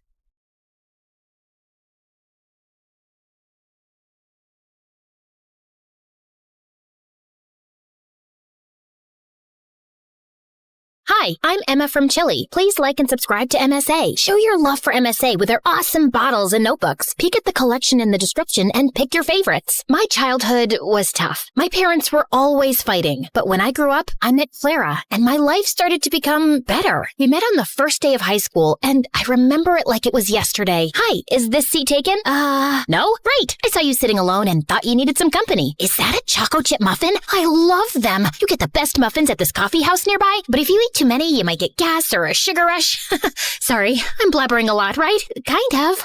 You'll get used to it. I'm Emma, by the way. Do you want to be my friend? Trust me, we both need friends if we want to survive high school. Oh, okay. I'd like that. I'm Clara. Since that day, we were like gum. Clara was a pretty and shy girl, and me, well, I was the weird girl with a tiny obsession for Sherlock Holmes. You better not be asking who Sherlock Holmes is. Wow, that's an interesting outfit. It's my Sherlock Holmes uniform, Clara. I already told you like 1 trillion times. Yes, of course. How can I forget? The world's greatest detective, right? The best, the biggest, the most... Wait, are you teasing me? Wow, you figured it out. Guess you are good at detecting things. It's elementary, dear Watson. What? Oh, never mind. But despite my weirdy personality, Clara always stuck by my side until one day, everything started to break. I was coming back from school and saw Mom going crazy in rage. She was screaming at Dad, throwing his stuff outside, while Dad just looked like a deer in the headlights trying to stop her. Let go of my hand. That's it. I can't live with someone who scams others. We're done. Get out of my house. Please, not in front of Emma. Why? She should know what kind of father she has. Tell her how you scammed people into investing money in your little Ponzi schemes. Tell her that you're a liar and a crook. Go on. A mouse got your tongue? Mom kept screaming at Dad, and I just couldn't take it. So I ran away to my room and locked my door. Mom followed me and was still screaming, but I just lay on my bed, trying not to cry. And later that night, she came into my room. I know you feel horrible, darling, but it's for the best. Your father was a good guy, but now he prefers money over his own family. But what happened? I don't know, dear, but I do know that you and I are going to be just fine. We're a team. Remember that, okay? The next day, I went to school feeling worse than ever, but I saw Clara and I got a little happy. Hey, I had the most awful day yesterday. Can we skip classes and talk? I really need to vent. And why do you think I have the time to listen to you whine? Excuse me? Clara started to walk away from from me, but I stopped her. No, wait, I don't understand. Did I do anything wrong? We can talk about it. Oh, God, if I have to listen to you talk one more time, I will kill myself. I don't even know how your parents tolerate you. You're so childish and annoying. I can't be around you anymore. But we're best friends. And now we're not. So please don't talk to me again. Clara left, and I felt completely broken. Did she always think of me like that? I tried to talk to Clara between breaks, but she ignored me, and she did so for the rest of the week. I had no other friends, so I just spent my time in the school library reading some Sherlock Holmes. At least the books were loyal. But one day, I was walking to my next class and saw a notebook by the lockers. I opened it out of curiosity, and what I saw blew my mind. The notebook was full of pictures of Clara. Clara going to class, Clara in the gym, Clara walking to her house. What kind of creep would do something like this? I was flipping through the pages when I noticed someone familiar in one of the photographs. It was this guy from our class, Gerardo, and he was holding a camera in a mirror reflection in the photograph. I'd seen Gerardo following Clara around in school, and I always felt that there was something off about him, but Clara would never let me chase him away. And now he was taking her pictures? This guy was a freak, and I had to do something before Clara was in some serious trouble. So I went to the principal and explained everything to her. I can't accuse any student without real proof, Emma. I mean, Gerardo is the official photographer for our yearbook. He could be taking pictures of anything else. But if you feel so strongly about this, I'll tell the teachers to be on the alert, okay? But nothing ever happened. Since telling the principal blew up in my face, I fell back on the one thing that I knew would work, my awesome detective skills. I spent the entire night stalking Gerardo on social media, but it was a dead end. The only possible solution was to confront him. But the next morning when I entered school, I saw Clara walk in with Gerardo looking completely different. Her face was painted with makeup, and her hair was all red. Oh my God, Clara, what happened? Did a radioactive spider bite you or something? What happened to your hair? And what's with the makeup? Can you stop touching her, you freak, and get out of the way? I wasn't talking to you, creepy stalker. Clara, what are you doing with him? Did he torture you? Do you need my help? She doesn't need anything from you, so get lost if you have nothing to say. Clara didn't look at me, so I walked closer to her, ignoring Gerardo's protests, and pulled out the notebook. Clara, this guy is a stalker. He's been taking your pictures since God knows when.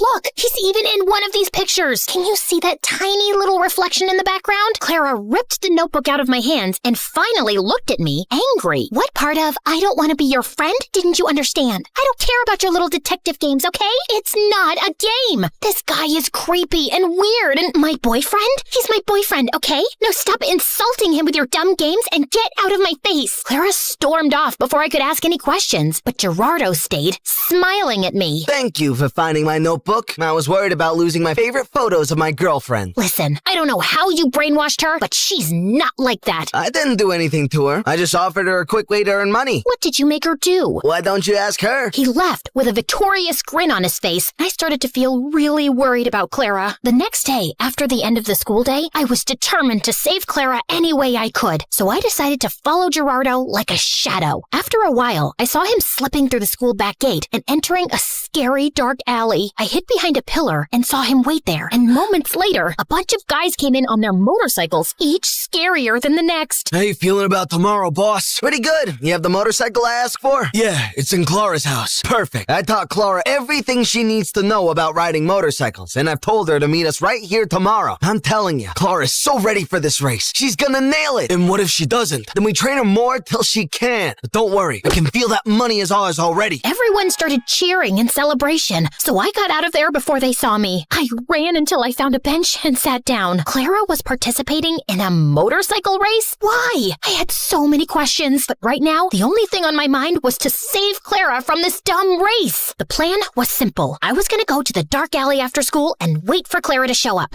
and then I would just grab her arm and run till we were safe. So the next day, I went to the alley extra early and waited for everyone to show up. Everyone, including Gerardo, was around, but Clara was nowhere in sight. Half an hour went by, and when she didn't show up, I decided to leave. But my jacket got caught in one of the boxes, and I fell, and all eyes turned to me. Whoopsie! I was just making sure there was no rats here. I think it's safe to say that this place is officially rat-free.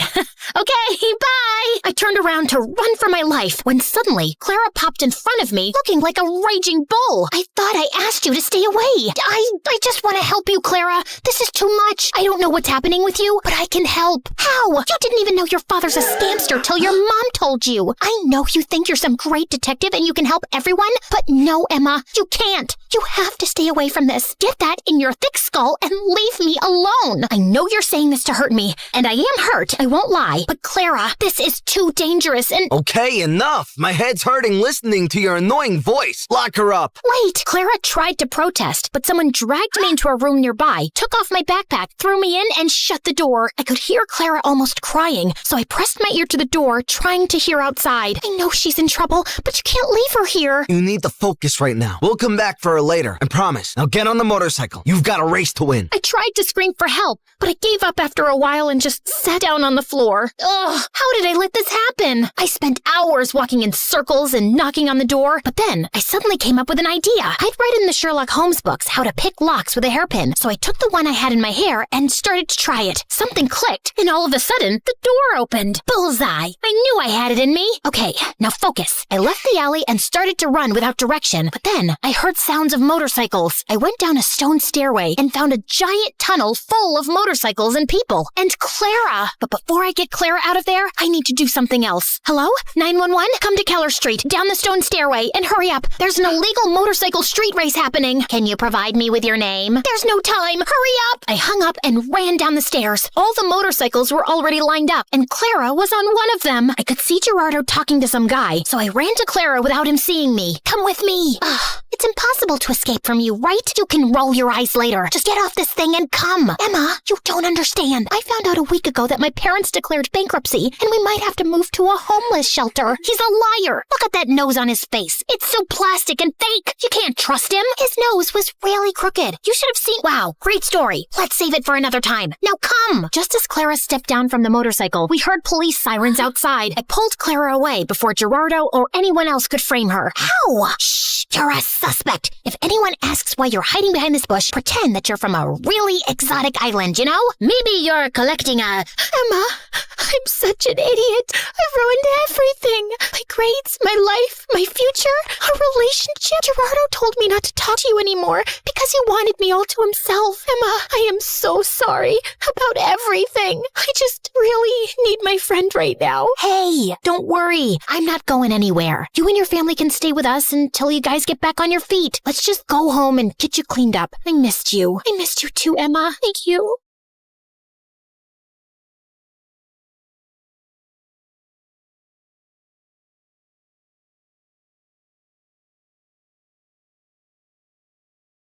Hi, I'm Nova, and my life sucks. I used to think I was just unlucky, but thank God I later discovered it was a full-blown family curse. No, seriously. I grew up with a twin brother, Dorian, who was 2 steps ahead in everything. For starters, everyone thought he was the much better-looking twin. He'd play video games all the time and ace his tests, while I'd stay up all night studying, and my grades were still average. He was good at sports, I was just clumsy. Even our parents favored Dorian, especially Dad, who dreamt of making him a football legend. In 8th grade, I tried out for this small school talent showcase, just a silly cheer routine I made up on my own. I asked everyone to come, but that same day, Dorian had his big football practice match, and guess where everyone went? Yep, including my parents. What's going on? Your brother scored the winning goal at his big match, so we called all his friends over to celebrate. So you missed my talent show for a dumb match? You participated in a talent show? Why? You're so uncoordinated. Just last week you tripped over a sock and hurt your head. Thanks, but I don't need your judgment. I'm just saying, maybe next time choose something you're good at. Oh wait, you can't. You're bad at everything. Shut up or I'll kick your face. Ugh, so annoying. I ran upstairs fighting tears when I heard a soft voice calling from a bedroom down the hall. Nova, is that you? That's Ella. She's my younger sister, and she's been sick since forever. Doctors didn't even have a proper diagnosis, just a fancy name that meant they were still trying to figure out what was wrong with her. And since our parents were too busy making Dorian a star, it was usually left to me to look after Ella, which I didn't mind at all. Hey, how was your talent show? What did Mom and Dad say? They never came because Mighty Dorian had a match. So what? Did you have fun? I almost did a backflip and only tripped twice, so yeah, it was fun. Then that's all that matters. Talking to Ella always made me feel better, but I could never tell her how I really felt. My problems just seemed so pathetic compared to everything she was going through. Even at school, I mostly kept to myself while Dorian hogged the spotlight. The only time people spoke to me was to ask for Dorian's number, so I barely had friends. Until I met Maya in high school. She was new and asked me if I could show her around, and we hit it off right away. We liked the same music, same shows, and I finally had someone I could pour my heart out to.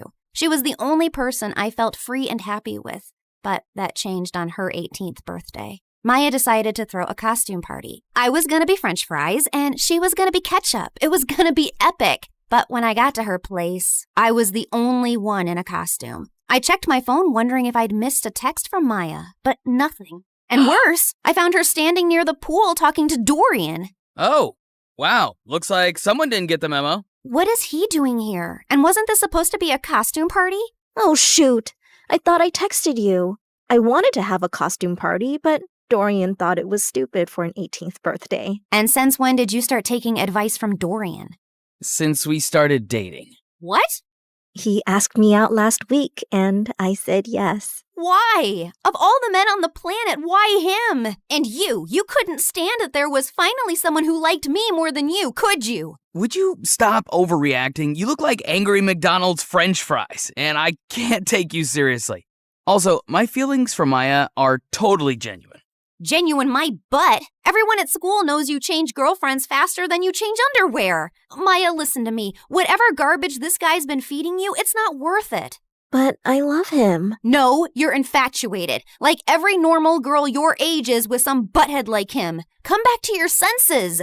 Fine, I can see this is a total waste of time. So before I embarrass myself any further, I'm leaving, and we're done. I stormed off dramatically, only to walk straight into the birthday banner. I tried to fight it, but stumbled and knocked over an entire balloon arch. Maya ran to help me, but I spun around mid-fight and accidentally slapped her in the face. Did you just hit my girlfriend? I grabbed a paper cup and hurled it at Dorian's head. Ow. Wow, that really hurt me, Nova. How will I ever recover from this concussion? Everyone laughed as I ripped the last streamer off my leg and stormed out, and went straight to Ella. She was the only person who'd understand me. Oh, wow. You look tasty. I don't know about tasty, but I am definitely tragic. Mom never let me have fries. Said they're too oily. Here, take a bite. It might cheer you up. You're weird.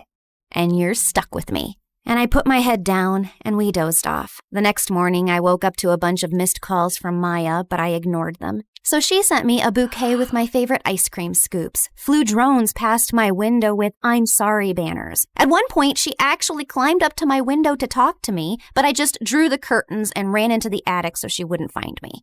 I was looking for some boxes to hide behind when I accidentally knocked one over and a diary fell out. It had my grandmother's name on it, with a photograph of her standing next to someone who looked exactly like her. And there was a note. Lumiere se dara kinsol, veher dul ambrax? What? That's what it said, written in this bizarre language I've never seen before. Luckily, someone had scribbled a translation underneath. To break the curse, balance must be found. One light shall rise, one shadow bound. I read more and found out that my grandma had been overshadowed by her own twin, too. So she teamed with a psychic named Margot and crafted spells to break the twin curse, a generational cycle where one twin always thrived while the other faded into the background. I knew it sounded ridiculous, but this just couldn't be a coincidence. I was constantly lagging behind Dorian, not because there was something wrong with me, but because I was cursed. The note also said that to unlock the curse, like and subscribe to this video and leave a comment. Gotcha. She didn't write that. But seriously, like and subscribe. Things are about to get weird. I had to find out more, so the next day I skipped school and tracked down the psychic Margot. It wasn't too difficult since Grandma had her address in the diary, and by afternoon I was already knocking at the door of a rundown apartment. I waited for some old witchy lady to open the door, but instead it was a girl not much older than me. Sorry, I think I must have gotten the wrong address. No, you're in the right place. We've been expecting you. Like me and the spirits. They told me you were coming. You're Nova, right? Hilda's granddaughter. You know me? I know a lot of things. Like it's gonna rain in about 5 seconds and you should come in. And right on cue, it actually started raining. Freaky. Anyway, I walked in and the girl told me she was Margot's granddaughter and her name was Coco Lin. My dad's Chinese and my mom's American. They couldn't decide whether to give me a Chinese name or an English one, so they mashed them together. Kinda has a ring to it if you say it on repeat. Coco Lin, Coco Lin, Coco Lin. Cool, right? I think it's very cool. Like, it's also pretty cool that I'm my grandma's reincarnation. I've retained some of her memories and her power to see the future, talk to ghosts, and read your star chart, yada yada.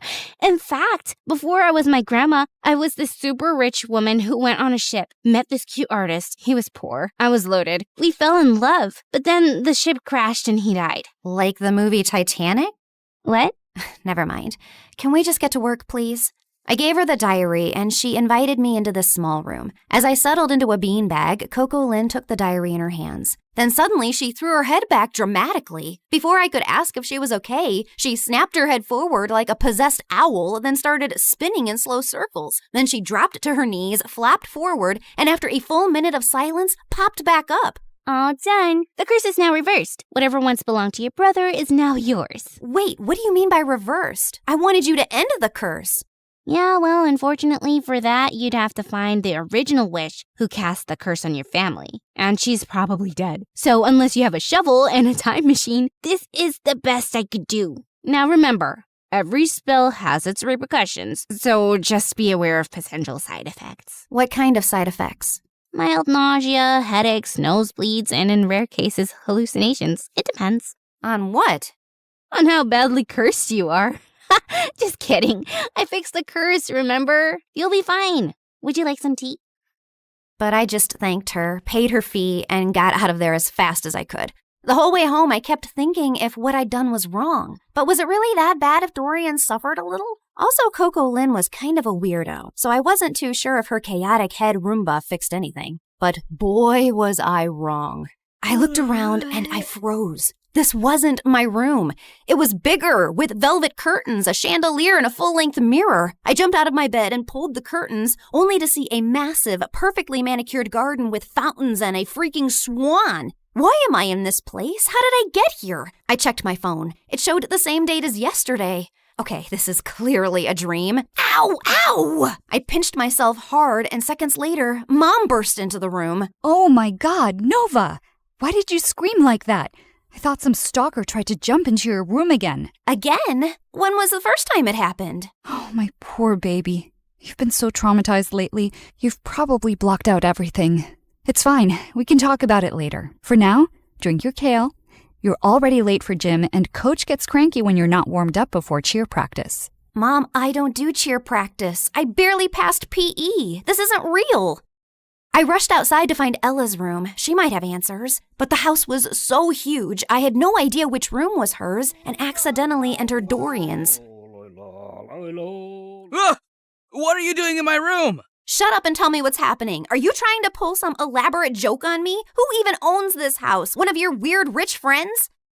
What are you rambling on about? I'm just living my perfectly miserable life in silence, and you won't let me have that? If your life is miserable, I might as well be an earthworm. You know, I saw this documentary about teen celebrities and how they all went bonkers at age 18. You should watch it. I think you'll fit right in.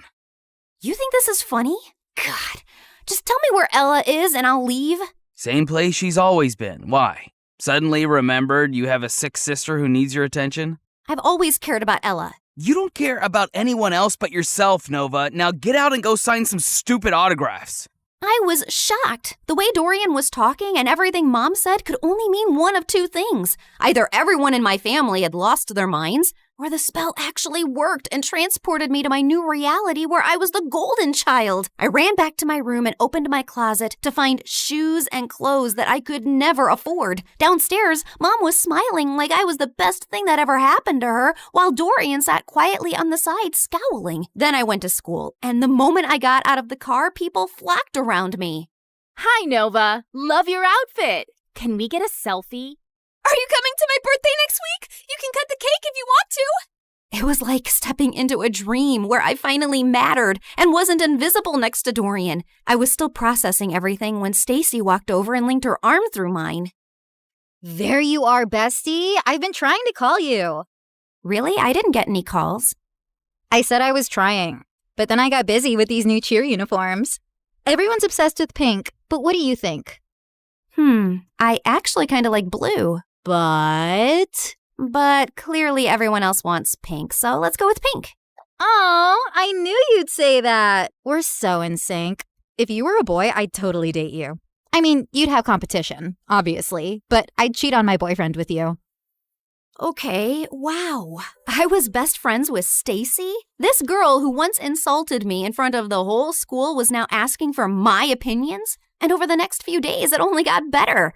I had a personal stylist, a manager, and spa appointments booked every other morning. My closet had its own air conditioning, and Dorian had to ask my permission to even borrow a charger. My parents transformed into my biggest fans overnight, hovering at every photo shoot, attending even the smallest events, and proudly displaying an entire wall of my trophies and awards. At school, I never stood in line. I had my own table in the cafeteria stocked with fresh smoothies and sushi rolls. Teachers gave me extra credit just for showing up. And one afternoon, I got a letter from a college I hadn't even applied to offering me a full scholarship because they liked my vibe. My life was perfect, and it was everything I ever wanted. Until it wasn't. Because Stacy was as obnoxious as ever and was getting on my nerves. Oh my God. Who died and left you that hideous skirt? And why are you carrying a Prada purse when I don't have one? You need to pay fashion tax. What? You know, do my homework, pack my lunch, clean my sneakers, that kind of thing. Now hurry up, I'm hungry. The girl ran off in tears, and I turned to Stacy. Was that necessary? No, but it's fun. And why are you being all judgy today? Did you forget the time you bullied that new girl, Maya? She was so terrified of you, she literally transferred schools. I bullied her? Every day. You made fun of how she dressed, the way she spoke, and then when your loser brother started dating her, you totally snapped. My God, I'll never forget the tantrum Dorian threw when she left. I even have a video. Stacy shoved her phone in my face, and I watched in shock. Dorian was having a full-on meltdown while I stood there laughing like a maniac. Seriously? What? And that wasn't even the worst part. The girls on my cheer team laughed and joked until I walked in. Everyone on my modeling team walked on eggshells around me. I even overheard this girl say that I should get an exorcism because I had a devil living inside of me. This one time during a shoot, my makeup artist accidentally dropped a brush. I reached down to pick it up and she recoiled like I was gonna hit her. I'm so sorry. I'll get a new one immediately. Hey, it's just a brush. Don't worry about it. You're not mad? Why would I be mad about an accident? While the photographer was adjusting his camera, I overheard two assistants whispering. She seems different today. Last week she threw hot coffee at me because I got her the wrong brand. Remember when she made Tina cry because she accidentally walked into her photos? Poor girl's still in therapy. It felt like I jumped from living under Dorian's shadow to being the most hated person on earth, and it was heartbreaking. But what truly got to me was that at home, Dorian barely looked my way, and Ella never came out of her room. And every time I tried to meet her, Mom would freak out. Her disease is contagious, sweetie. You know that. I can't lose another daughter to that stupid illness. I really wanted to see her and share what I was feeling, but I was too swamped with photo shoots, press events, and parties to process it. Has anyone ever tried snail mucus coffee? Apparently, it's very good for your skin. I'm already having my vitamin C, D, E, G, H, Y, Z, Q to keep my nails shiny and healthy. You know what, guys? If you hang upside down for at least an hour and a half, you will get the reddest cheeks ever. Or you could get a brain hemorrhage and die. Excuse me? I'll just be right back. Jeez, how lame were these conversations? If these people were the cream of society, I'd rather be skimmed milk. The rest of the night was just as bad. The music was too loud, the people were fake, the food looked fancy but tasted like chalk. Then my date asked me to dance, and I accidentally stepped on his foot so hard he started limping. I rushed to grab him a first aid kit and came back to find him making out with a waitress. Ew. I just wanted to leave. I was walking to my car when I spotted someone across the road. Maya was standing at a stall selling t-shirts. I dropped everything and sprinted toward her. Maya! Oh my God, how are you? Leave or I swear I will call the police. Look, I know you're really angry at me and I deserve it, but I swear I didn't mean to. You didn't mean to ruin my life? Come on, Noah. You and I both know you bullied me because you're evil. But honestly, you did me a favor. That school wasn't for me anyway.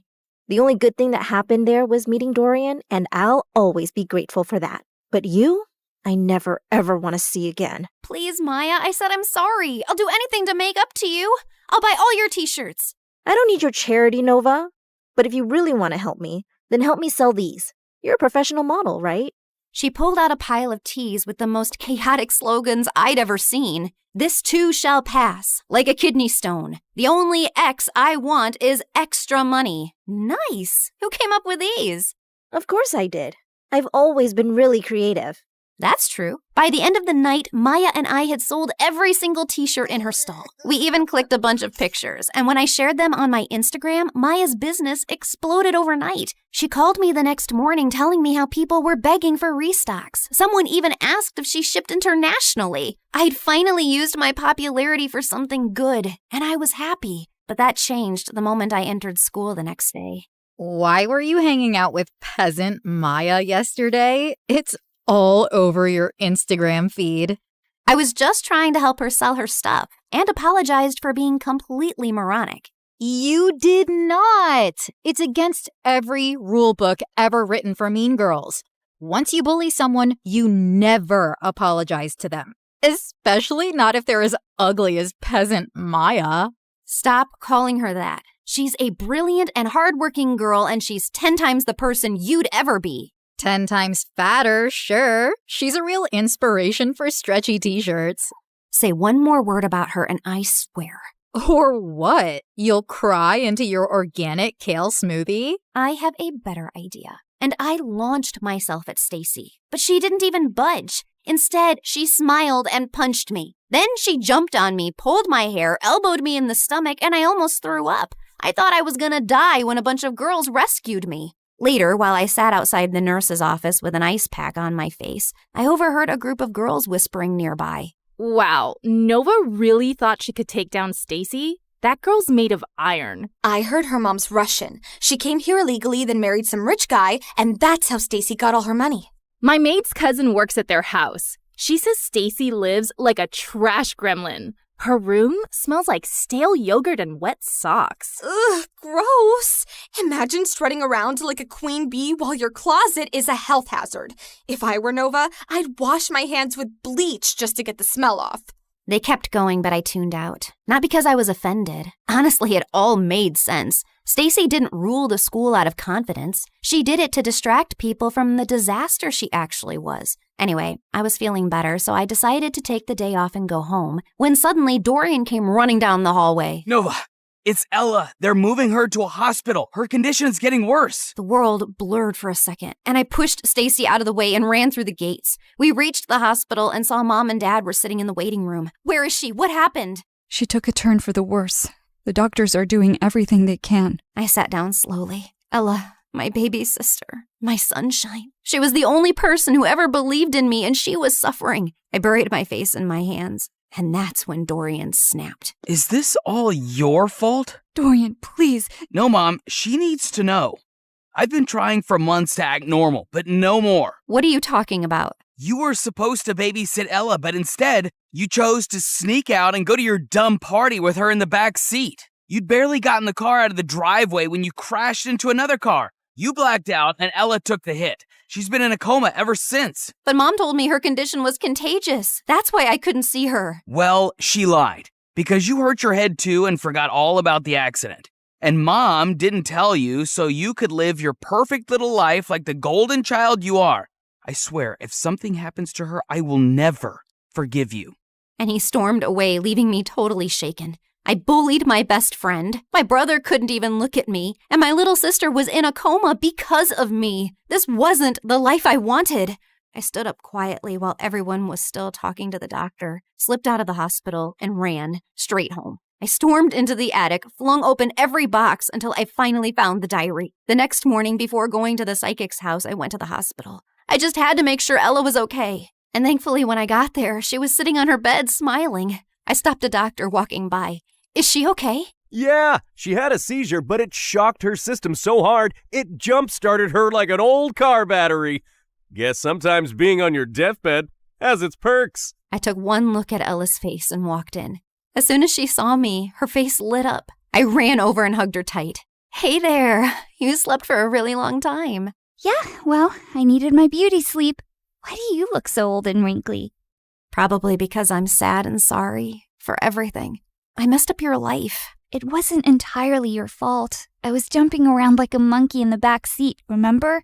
You couldn't even see the car behind us. I basically launched us into it. So I guess I'm sorry too. Well, I'm sorry too, Nova. I shouldn't have snapped like that yesterday.